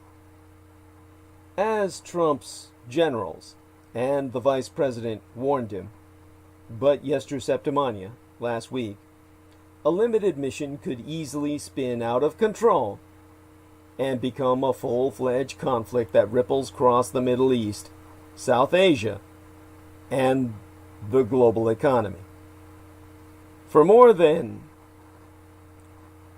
4 decades, 40 years, the United States, the world's mightiest military, and Iran, which ranks 14th, between Die Neue Vereinigte Deutschland, the new United Germany, and Pakistan, the nuclear-armed Muslim superpower that dominates all of former Soviet Central Asia, have employed vastly different strategies. Iran's unconventional and low-cost tactics, using proxies and suicide bombs, drones, limpet mines, and short or medium-range missiles, have oftentimes prevailed, despite the odds, against far mightier powers. Iran and its proxies ousted American troops from Lebanon in the 1980s, forced Israeli troops from Lebanon in the year 2000, the first year of the third Christian millennium, and helped defeat rebel groups in Syria over the past decade. Iran and its proxies have killed hundreds of Americans in region, yet the two countries never went to war. They have also killed hundreds of Israelis, yet again the two countries have not gone to war. The broad consensus in America's foreign policy community is that taking military action against Iran now would be a historic mistake. Doug Lute, a retired lieutenant general who served on the National Security Council in both the George W. Bush and Obama administrations, observes that, well, what he said was, it's just foolhardy. Once the first shot is fired, there's no time limit on military campaigns that might have looked clean and circumscribed and confined at the outset. So, Lute cautions against any major offensive anywhere, unless the United States comes under attack. To quote us again, I don't think it's wise to take any precipitous action before Inauguration Day. A lame duck president shouldn't venture into unpredictable areas. Now, Ryan Crocker, a former American ambassador to Iraq, Syria, Afghanistan, Pakistan, Lebanon, and Kuwait, called the prospect of a Trump military offensive in his final 2 months somewhere between insanity and criminality. It's hard to find the words. Of course, Trump's entire misadministration falls between those two words. The danger is that Trump is itching to have the last word on Iran and his own foreign policy legacy. The options for him to act militarily will remain on the table until the 20th of January. So will the pretext. On, was it Tuesday of last week? 3 rockets, reportedly fired by a pro-Iranian militia, landed in the United States Embassy complex in Baghdad. The misadministration is also concerned about an act of Iranian revenge on or around January 3rd, the first anniversary of the United States airstrike that killed General Qasem Soleimani, the leader of Iran's expeditionary Quds Force, which comes around. This week, the Trump administration also abruptly announced, not this week, but Yester Septimania, last week, the Trump administration, out of nowhere, announced the withdrawal of United States troops in America's 2 hottest wars, by almost half in Afghanistan, and by 500 or half a thousand in Iraq. Both drawdowns are scheduled to be completed by the 15th of January, but 5 days before Trump is expected to leave the White House. The president's decision reportedly went against the advice of senior commanders and, at the time, his own defense secretary, Mark Esper. 6 days after the election, Esper was terminated, as the president called it on Twitter, partly because of a classified memo that he wrote in November on behalf of the entire chain of command, warning that conditions were not right for any pullout from Afghanistan. Trump's timing is somewhere between awkward and awful. American officials have long wanted to end the endless war, which has killed more than 2,200 Americans, injured more than 20,000, and cost well nigh $1 trillion United States dollars. The local cost in death and destruction, by comparison, is staggering. Nearly 50,000 Afghans are estimated to have been killed by Americans since 2001, albeit one could argue that they were primarily killed by Taliban attacks, which the Americans responded to. But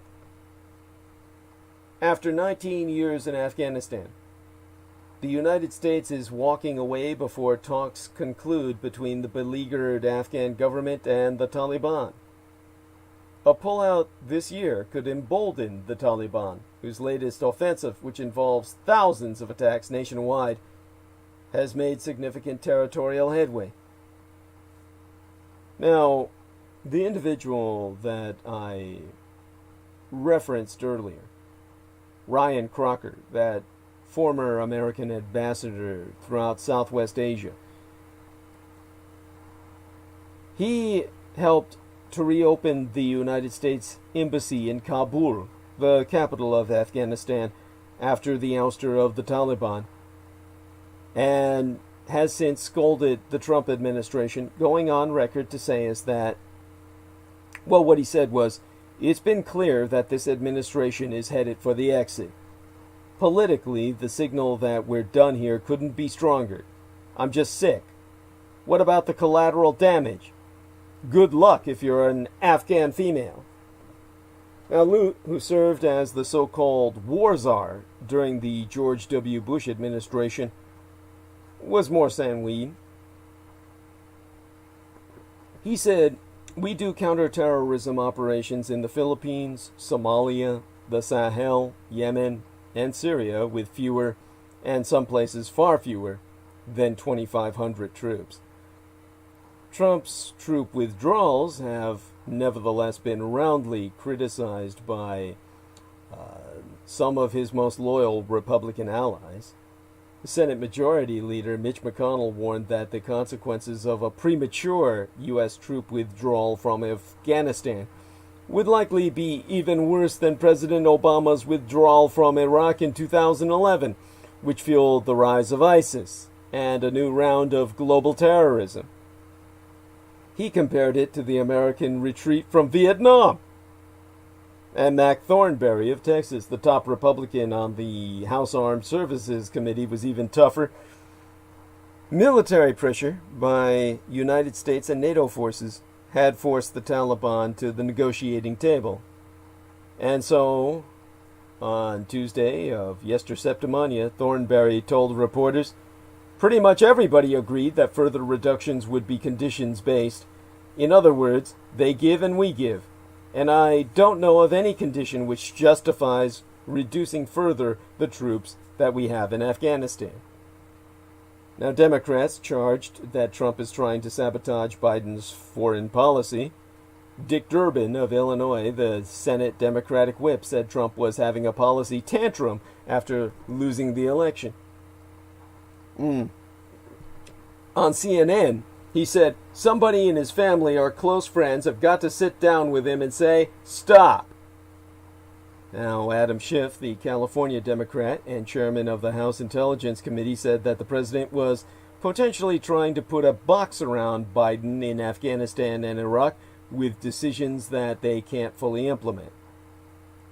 Biden would have a hard time politically if he felt the need to redeploy troops to Afghanistan after Trump reduces the number of Americans from 4,500 to 2,500.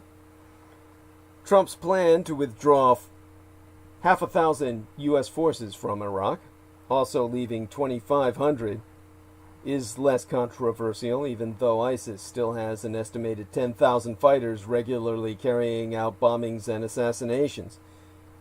Brett Bruen, a former White House director for global engagement and now the president of the Global Situation Room, which is just a think tank for contract consultations, has said we're not out of the danger zone with either ISIS in Iraq or the Taliban in Afghanistan or the next extremist group in region. The appearance that these historic strategic decisions are motivated by Trump's personal calendar adds to the impression among allies and adversaries that future American commitments may also be determined more by American politics than the existential military realities in war zones. But then, such has always been the case. Washington is rife with rumors about other United States military withdrawals from United Germany, the Republic of South Korea, and anarchic Somalia before Trump leaves office. Trump's last gasps are striking because he otherwise leaves office with an abysmal legacy in diplomacy. Besides a new nuclear deal with Iran, his other big gamble was a nuclear deal with North Korea. After 3 bromance summits and several love letters with Kim Jong-un, the North Korean dictator's nuclear arsenal is significantly larger than when Trump took office. In October, Kim unveiled one of the world's largest ballistic missiles. North Korea already had missiles capable of hitting the United States. Now it has even more. And they're a lot bigger. Bruen described Trump's final days as Machiavellian. The president, so he says, is trying to boost his legacy in preparation for another run, circa 2024, whilst also setting up Biden for failure. The way Bruen says it, he's basically saying, how can I set up conditions that are going to be so challenging for Biden and Harris that I can point to later and say, what a mess they have made? The tragedy is that the stakes are America's future, not just Trump's. It's alarming and astonishing to think an American president could use our national security in such a callous way for personal and political gain. So, in the last weeks of Trump's chaos, will the Trump administration sabotage Sino-American relations? Chinese Communist dictator Xi Jinping finally called United States President-elect Joe Biden on the Friday before last, nearly a week after he was declared winner of the November 3rd election.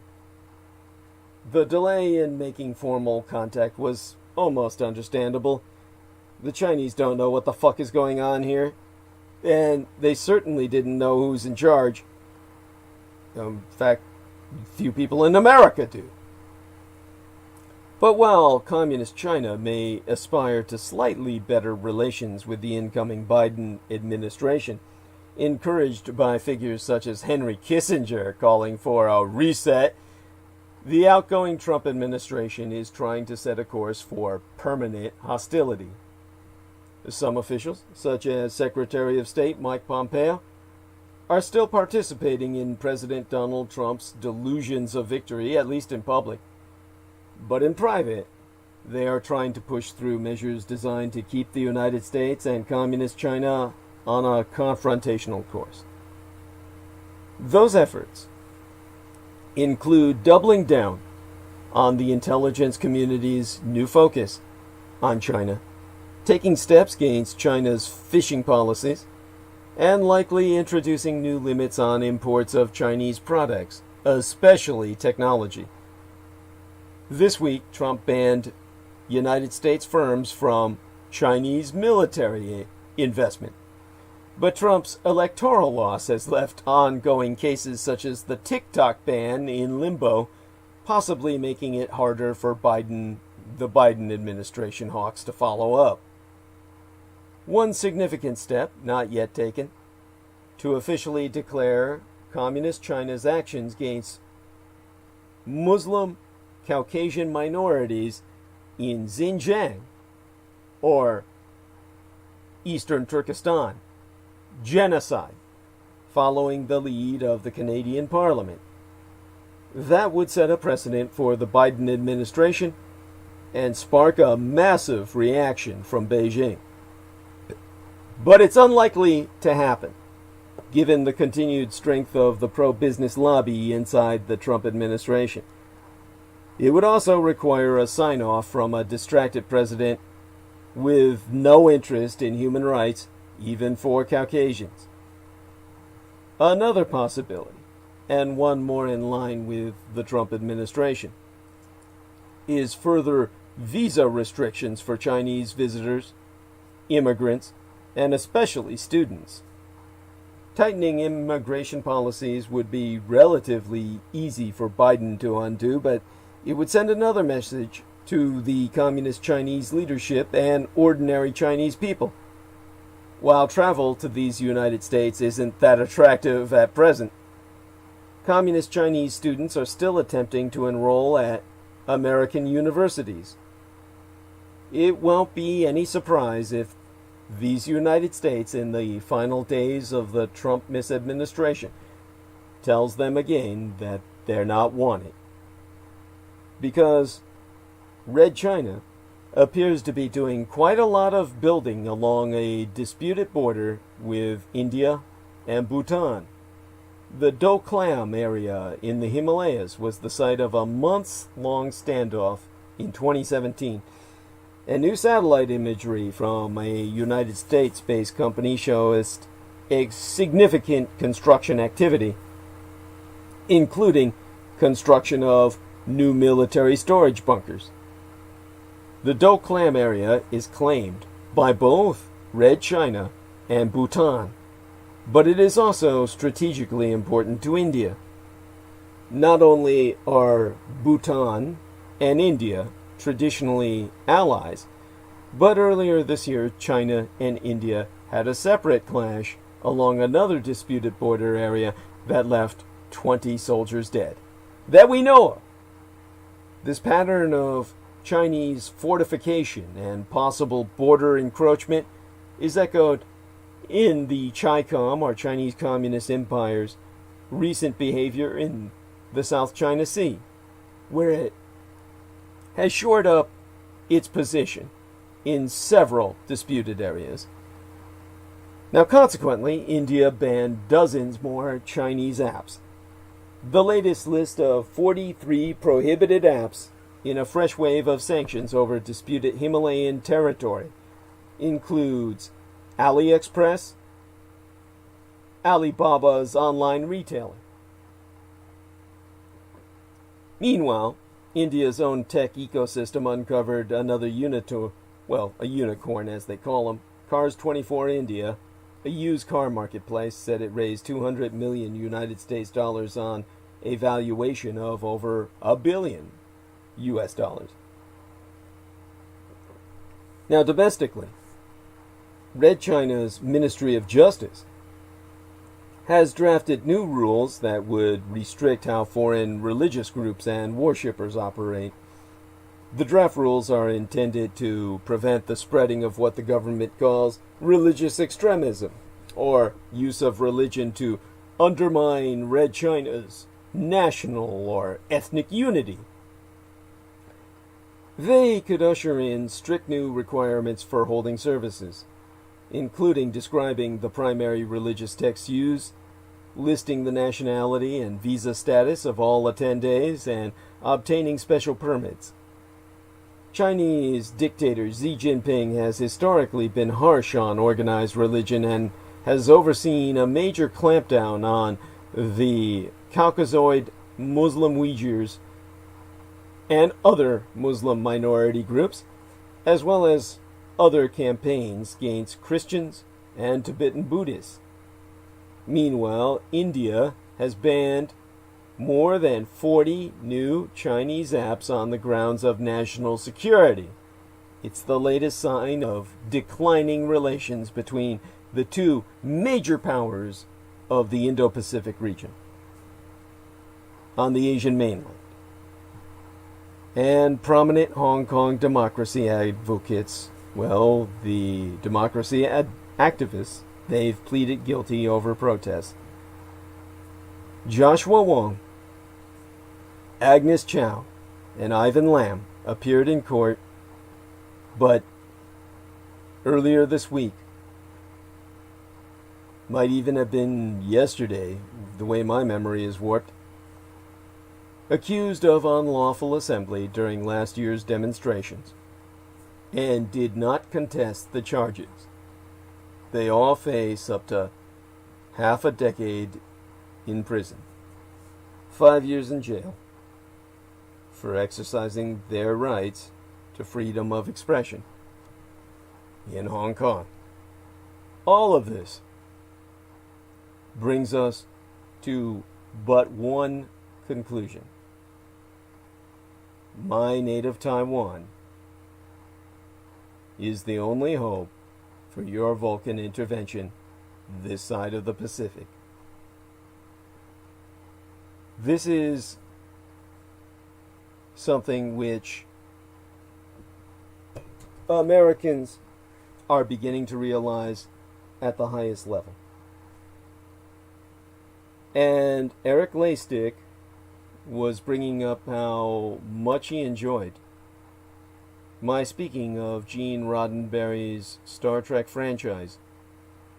And from what I can understand by what was writ by Eric Laystick, he wrote that I love listening to your flow and great knowledge to narrative history. I hope you not be offended referring to you as the fictional character Spock, which he wrote in his latest letter that he sent with the money order he provided to support myself. He says, really my honor, as you have described in such great detail the culture presented by Gene Roddenberry. I recall a marvelous soliloquy you gave, constructing the whole manifest of life or light to all the federations relating to real various cultures. My being a big Star Trek aficionado was delighted and inspired by that storyline you so well constructed. I am not much of a talker, not my suit or comfort zone. Anyhow, what he's referencing is, of course, Gene Roddenberry's own experience and his time, his contemporary world, that he was but mirroring by allegory in Star Trek, that so reflects our world today. Now, by the way, I'm going to check I might go into that, as I've done before. I'm going to check into the chat room here. And I noticed that Jameson Reese said something was sadistically satisfying.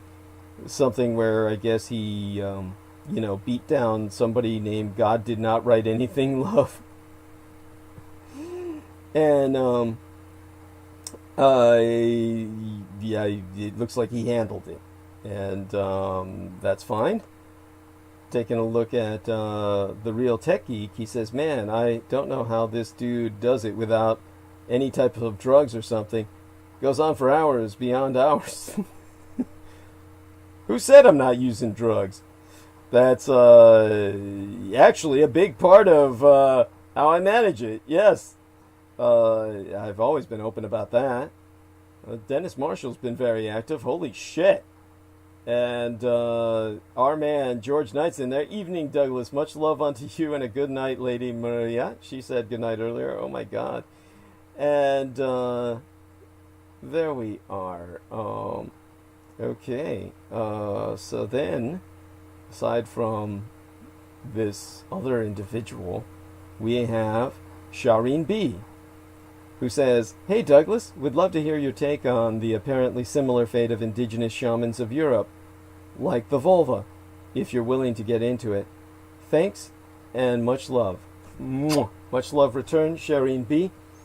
And I should get into that one of these days. And of course, what we... Now, let me see. Jameson Reese says, the troll spoke oddly in a similar manner of the person who masqueraded as an African... Oh, okay, so then it's just Richard K. Cole then, because he was Ann Chirashi. He says, so I called him on it. Good, thank you, my main man, Jameson there. And, yes, and he called me a cunt. Oh, jeez, well, he's a little bitch, right? You know, what is, you know... Names like that. Yeah, he decided to say, oh, I'm mixed, by the way. And I'm like, yeah, nobody who's mixed says, I'm mixed, by the way. Thank you. And so I decided to say, yeah, we've had some trolls who spoke like that in the past. Yeah. It was one of two men or one woman who seemed to, get their rocks off and as masquerading as other people. Yeah. And it was after that he was like, you cunt. So I was like, yeah. So I figured it out, and they got pissed. Well, there you go. That's, he's threatened by exposure. I mean, this is his entire life, of course. And don't forget, he's paid for it by the multimillionaire Stephen Outram. And this is, both of them are, all of them. They're just this shit network of white male supremacists. And, it's why even bother after a while. I give them enough attention just by forewarning the public that they've got to take action. And this is something that hopefully members of the public will act upon. And we'll see results. But it can only be done if there's enough people who act upon it. And it doesn't matter what your ethnicity, the sheer numbers should help. Because that's what it's going to take. Right now, we have to remember that the FBI was severely impacted. Here's something interesting. Now they decided to subscribe to my channel. That is, they're clearly playing games. Yes, creepy as fuck. I know. This is like, that's what they do. That's what they do. Stephen Outram subscribes to all my channels. All of them do that.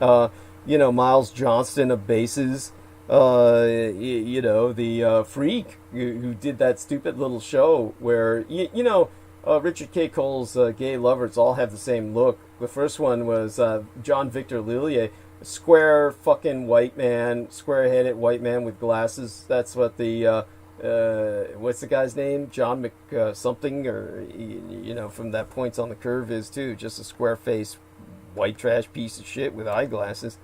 They all look alike. It's because they just have this. They like breed them in test tubes or something.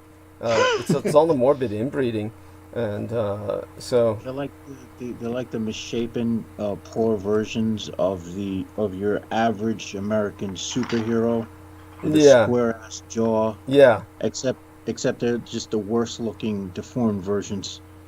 That's right. John McKenzie is who I'm thinking of. Richard K. Cole's new gay lover. I guess he's the man in the relationship because little Dickie's always the bitch. Anyhow, so what Shireen B is bringing up are the Volva. That's one of the ancient Norse terms that for the North Germanic Cyruses, the woman who had the abilities to foretell future occurrences. So that is, of course, a vital part of German culture. Obviously, I should go into that at some point in the near future. And it's appreciated she brings that up. As a matter of fact, if you look that stuff up on places like YouTube, they're going to use language people can understand more readily. So they'll say something like, a Viking witch. Yeah. But it's there's different spellings depending on the Norse language you're using.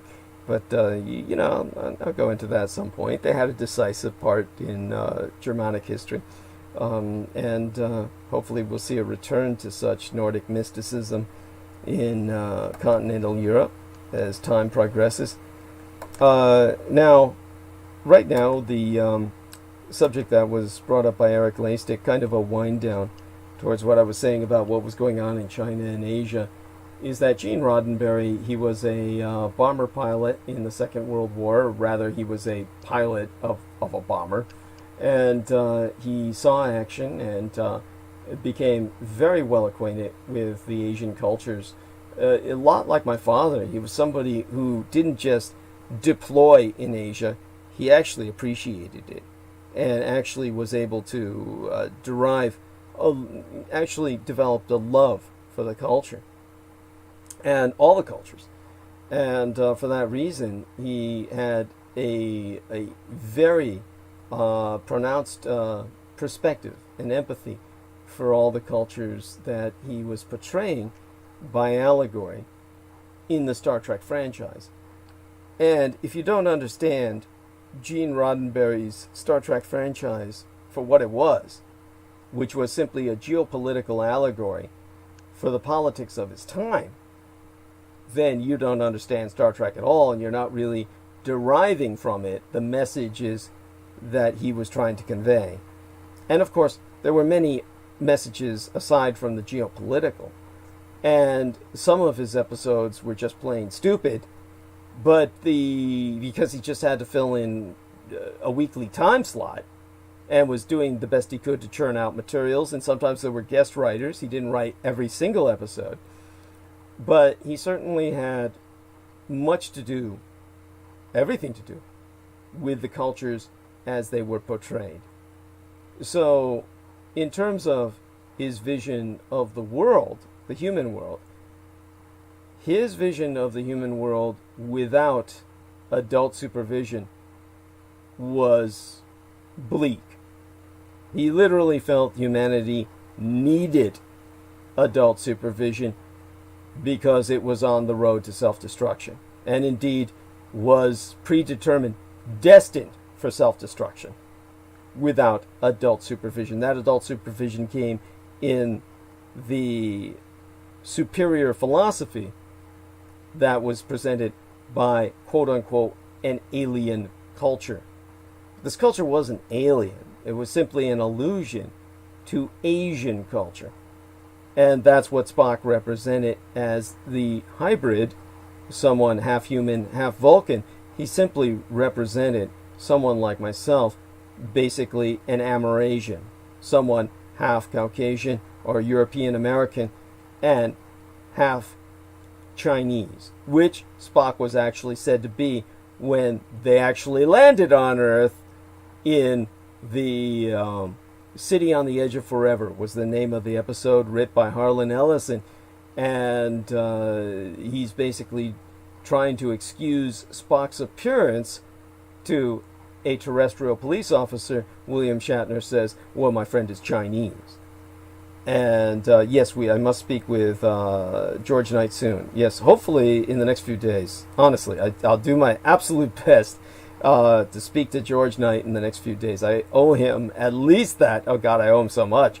But in terms of this signification of Spock. By the way, Shireen B., why do you retract your messages? You don't need to do that. After I've seen them and spoken of them, you should just leave them there. They're fine. Why did she do that? At any rate, George Knight says, much love unto you and much love in return, my dear friend. So, in terms of the idea of Spock as an allegory for an Amerasian, he represents free China. He represents, as do the Vulcans, they represent free China as of course, embodied in Taiwan. The Nationalist Republic of China is reestablished on Taiwan, where they're maintaining the ancient culture that is no longer extant on the mainland. And the Romulans are the ethnic brothers and sisters of the Vulcans. The only thing that differentiates them is politics. But the politics are so vastly different that they lead to changes in genetics, changes in appearance, changes in the concepts of reality. So in terms of the communist Chinese today, they're dumbing down the language of Chinese. They're making it so that, quote unquote, anyone can speak it. And so they have created a simplified Chinese language. This would be like taking text-speak and making that the English language, like the kind of text you see exchanged between people on cell phones, and then saying, this is simplified English. It is that destructive. So, on the mainland, the Chinese are experiencing a marked degeneration in language that no longer is able to poetically express nuanced higher thought. All of classical Chinese language is maintained on Taiwan, where they speak the ancient Chinese. And so this is showing the difference between the Vulcans and the Romulans. Exactly as foreseen by Gene Roddenberry.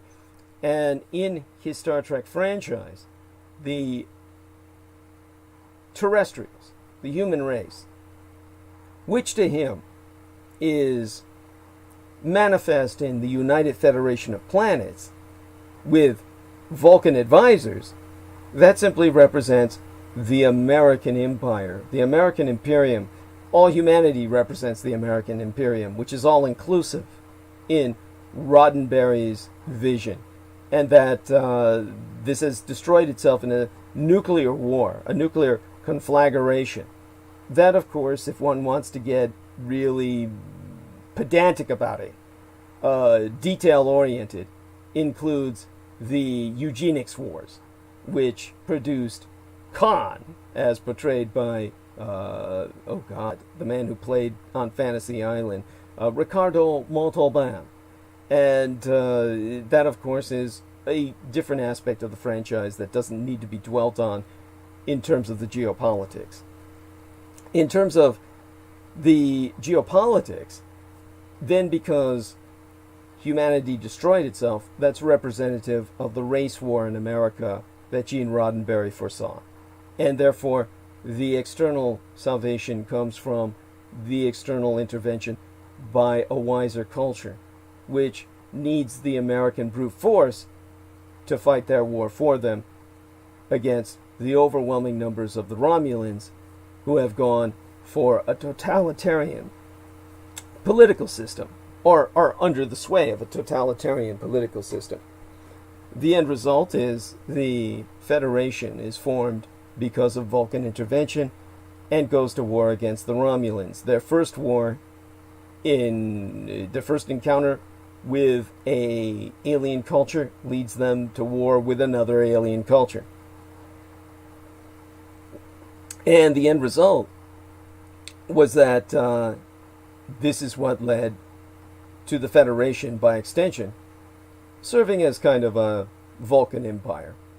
And that is what might well happen with the relationship between Taiwan and the United States. You might say the tail might wag the dog, but in either case it's a mutually beneficial relationship. And the mutual enemy is Communist China. Now, Shireen B is saying, I had a bad experience where some trolls on another channel ended up on my Facebook for some long-forgotten comment I left months ago. Retracted comments don't show up on replays, if I am not wrong. No, they don't. And, well, I'm so sorry to hear you had such a terrible experience. I don't know what to say. I of course, I just roll on. The trolls, honestly, I don't know what advice to give. What would you say, Jameson? Can you think of anything? Personally, I would say fuck the trolls and just leave your comments is what I would say. And if the trolls come along, you just block them, right? Because I like to have a record of what people say. I think it's valuable, and I think it's something you would want there as a legacy, that will always be there. I think that's nice, and it's sad not to have that. Anyhow. Oh, well, they point out that they had a bad experience with the trolls on another channel. Actually hunted them down. Yeah. So I guess they figured that by retracting it, it won't show up. Yeah, but the question will still be answered. So. Yeah, but you get what I'm saying. It's like I may be mentioning it on bandwidth, and that puts it in the record. But having it there in writing is always nice. And oh yeah, well, I agree, but I can understand the desire to become to want to stay anonymous to a degree. Right. So I can kind of grasp both ways of looking at it. Right. Right.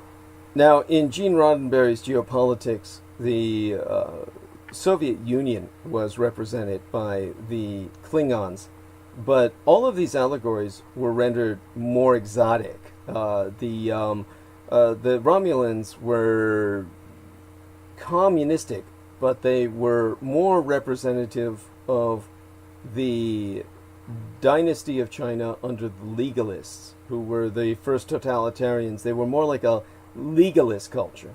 And you can look up legalist Chinese dynasty and find out more in detail what I'm talking about.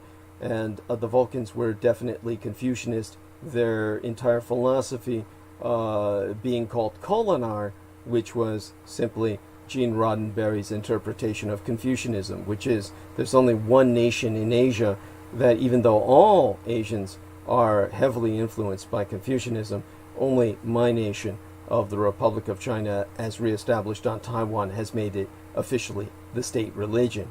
So in terms of this Confucianist ability to aid America, in his case the allegory being the world, as in an inclusive all-American culture that was willing to encompass the world, rendering that from the barbarity of a post-nuclear Holocaust into a interstellar federation through this adult supervision, this Vulcan intervention, the superior philosophy channeling mankind's warrior attributes into something truly organized and productive.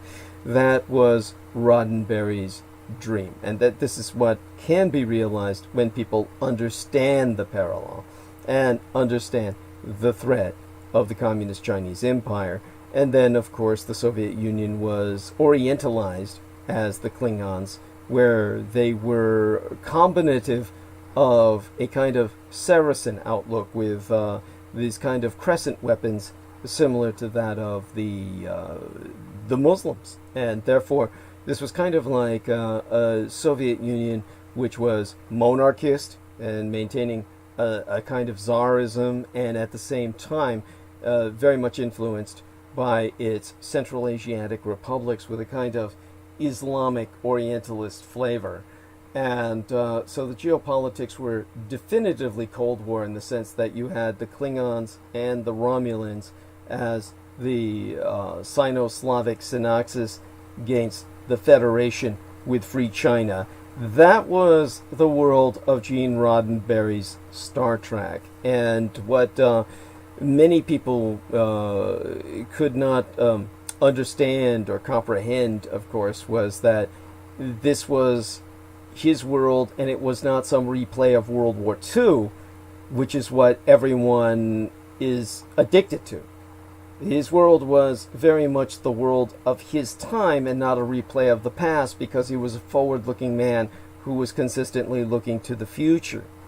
So the other kinds of cultures that appeared, such as the Tholians, which were these mysterious crystalline beings, this was more indicative in his franchise, his universe, as a kind of representation of Israel, which had come to form at that time and was like on its own and exploiting everyone and aligning with anyone, the Soviets or the Americans, whichever the Israelis found advantageous to the survival of their state. That's what the Tholians in Star Trek represented to Gene Roddenberry. So he didn't have, in that sense, a Japan or a Germany in his Star Trek franchise being represented, because the Second World War to him was something we needed to put behind us as we look to the future. But that Second World War, or its cultures, were at it after Gene Roddenberry died. So certain cultures that he had envisioned to kind of fill those roles, these were but a glimmer in his eye, barely concepts on napkins, so to speak, which people took as notes, and then they worked with them, and they brought those cultures to life when Roddenberry was dead, or at least when he was much older and really didn't have that much input into the creative aspect of Star Trek. That's when they introduced the Borg and the Cardassians.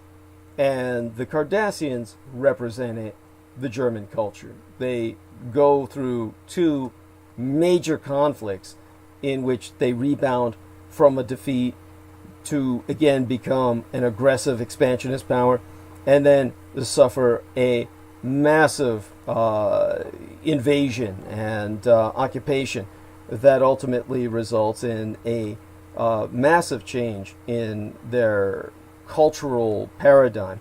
And so the Cardassians are one of the most developed, well-developed cultures, or nuanced cultures, in the Star Trek universe. They represent the German peoples. And then the Borg represent the Japanese, with all the fears of Japanophobia from the 1980s. They're future-proof. They absorb all technology and use it. They're homogenous. They're unstoppable. They represent the Juggernaut that Japan manifested economically to conquer the world industrially. And so all of this I've gone into in the past, and that hopefully provides, again, the perspective that we actually need to kind of comprehend the geopolitics of today. And so Shireen B says, "Oh, that's okay. Appreciate your sympathy. Just want to avoid even the smallest possibility of my family, friends facing any consequences of some silly opinions I may not even hold anymore." Yes, that's just horrible. I mean, yeah, that happens. But yeah, like she says, she seems okay. She's stable. I mean, she's fine. And appreciate you sharing that, honey. Definitely.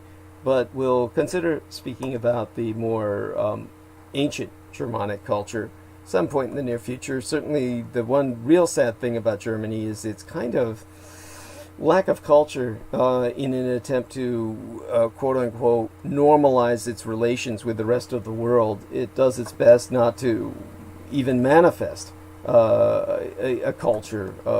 And so it's the saddest thing about Germany is a sense of blandness at this point, right now in history. And hopefully that will change, and a reacceptance of itself will come in the future. And that there's several things they have to do to get to that point.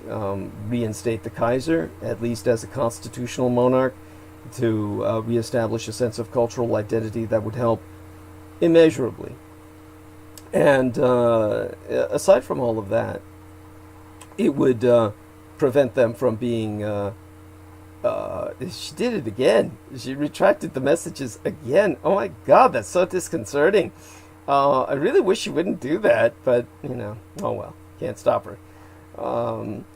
It would enable Germany to evade being reclaimed by the 1,000-year Reich in exile, which actually has legal claim to High Germany, or Hochdeutschland, as they call it, the higher Germany of the surface world, because it's like the Taiwanese having legal claim over mainland China.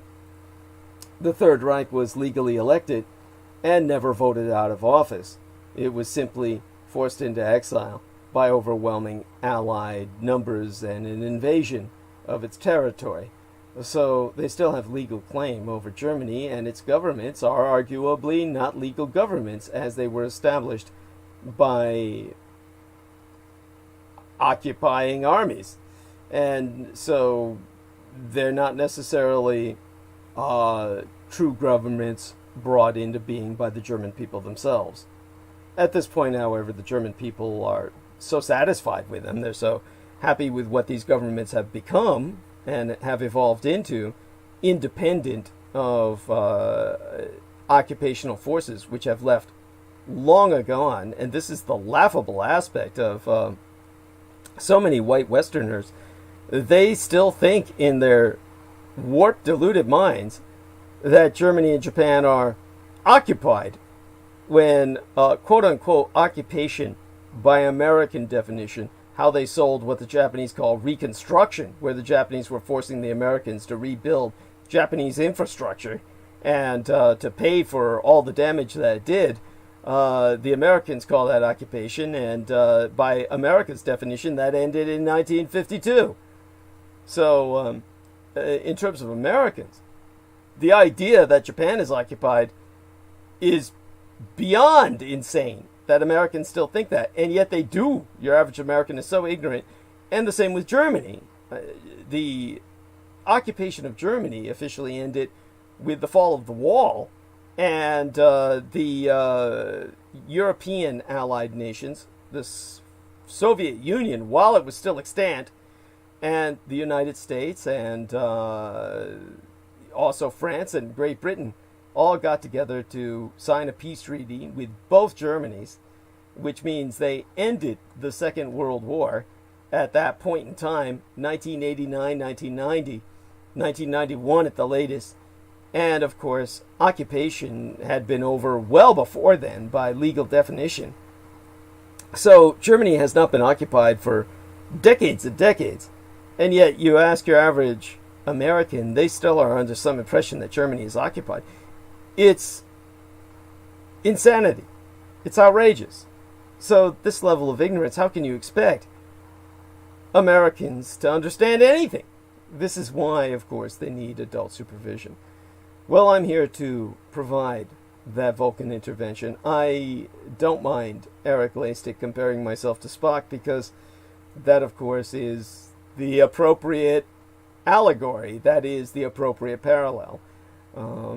Now, of course, people might say, oh, he was emotionless. Nothing could be further from the truth. Spock is constantly exhibiting emotion.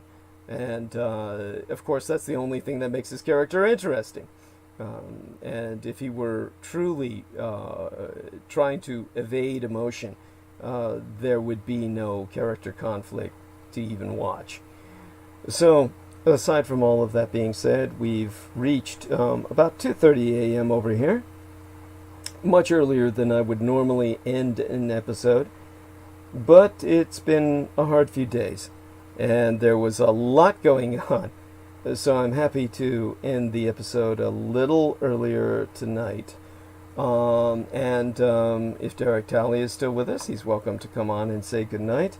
Certainly Jameson Reese is with us. And good night, folks. Yes, thank you, dear Jameson. Let's wait a few moments, see if Derek joins us. If not, we can safely assume that he's fallen asleep, and we'll wake up later. And all right, our dear Carolyn Nolani Kyoko Sampson on Facebook says, I'm thankful for each and every one of you. Bless her heart. Wonderful human being. And all right, so to all of you who support myself, I'm thankful for all of you, just as Carolyn Noriko Sampson has said. And love you all. Look forward to all of you joining us again on Sunday night.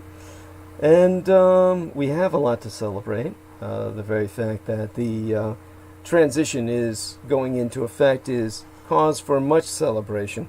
It's what's going to happen in the next few months that we should all be a little concerned about. But other than that, as I said, there's plenty to thank the Native Americans for, as I've articulated. And I'm just thankful that everything is going as smoothly as it is with the publication of that little work on vampirology. And I'll talk about publishing something about the zombies with Selena Khan. That'll be cute. And other than that, all my best. We're going to stop streaming in a matter of moments. And there we are. Bizarre HD said, pleasant dreams and peaceful slumber, dearest Douglas. Much love. Much love to yourself and your lovely wife, Sarah, on the front lines of COVID-19. My dear brother in battle. God bless her. And I pray she be doing well. And very similar to Pac-1 Morales, I hope you've enjoyed Pac-1 Morales articulating all of the difficulties of his wife's career and how that impacts his family. I'm sure you're experiencing much the same. And my prayers for both of you, and particularly the woman in your families who are there helping all of us on either side of the Atlantic. And all right, good night, and blessed be thy day. Thanksgiving, yes, how could I forget? No Thanksgiving, but happy Memorial Day for Native Americans, and this day of mourning, let's just put it this way, a solemn day of mourning and a passionate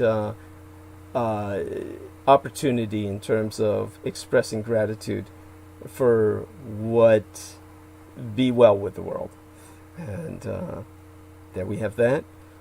And with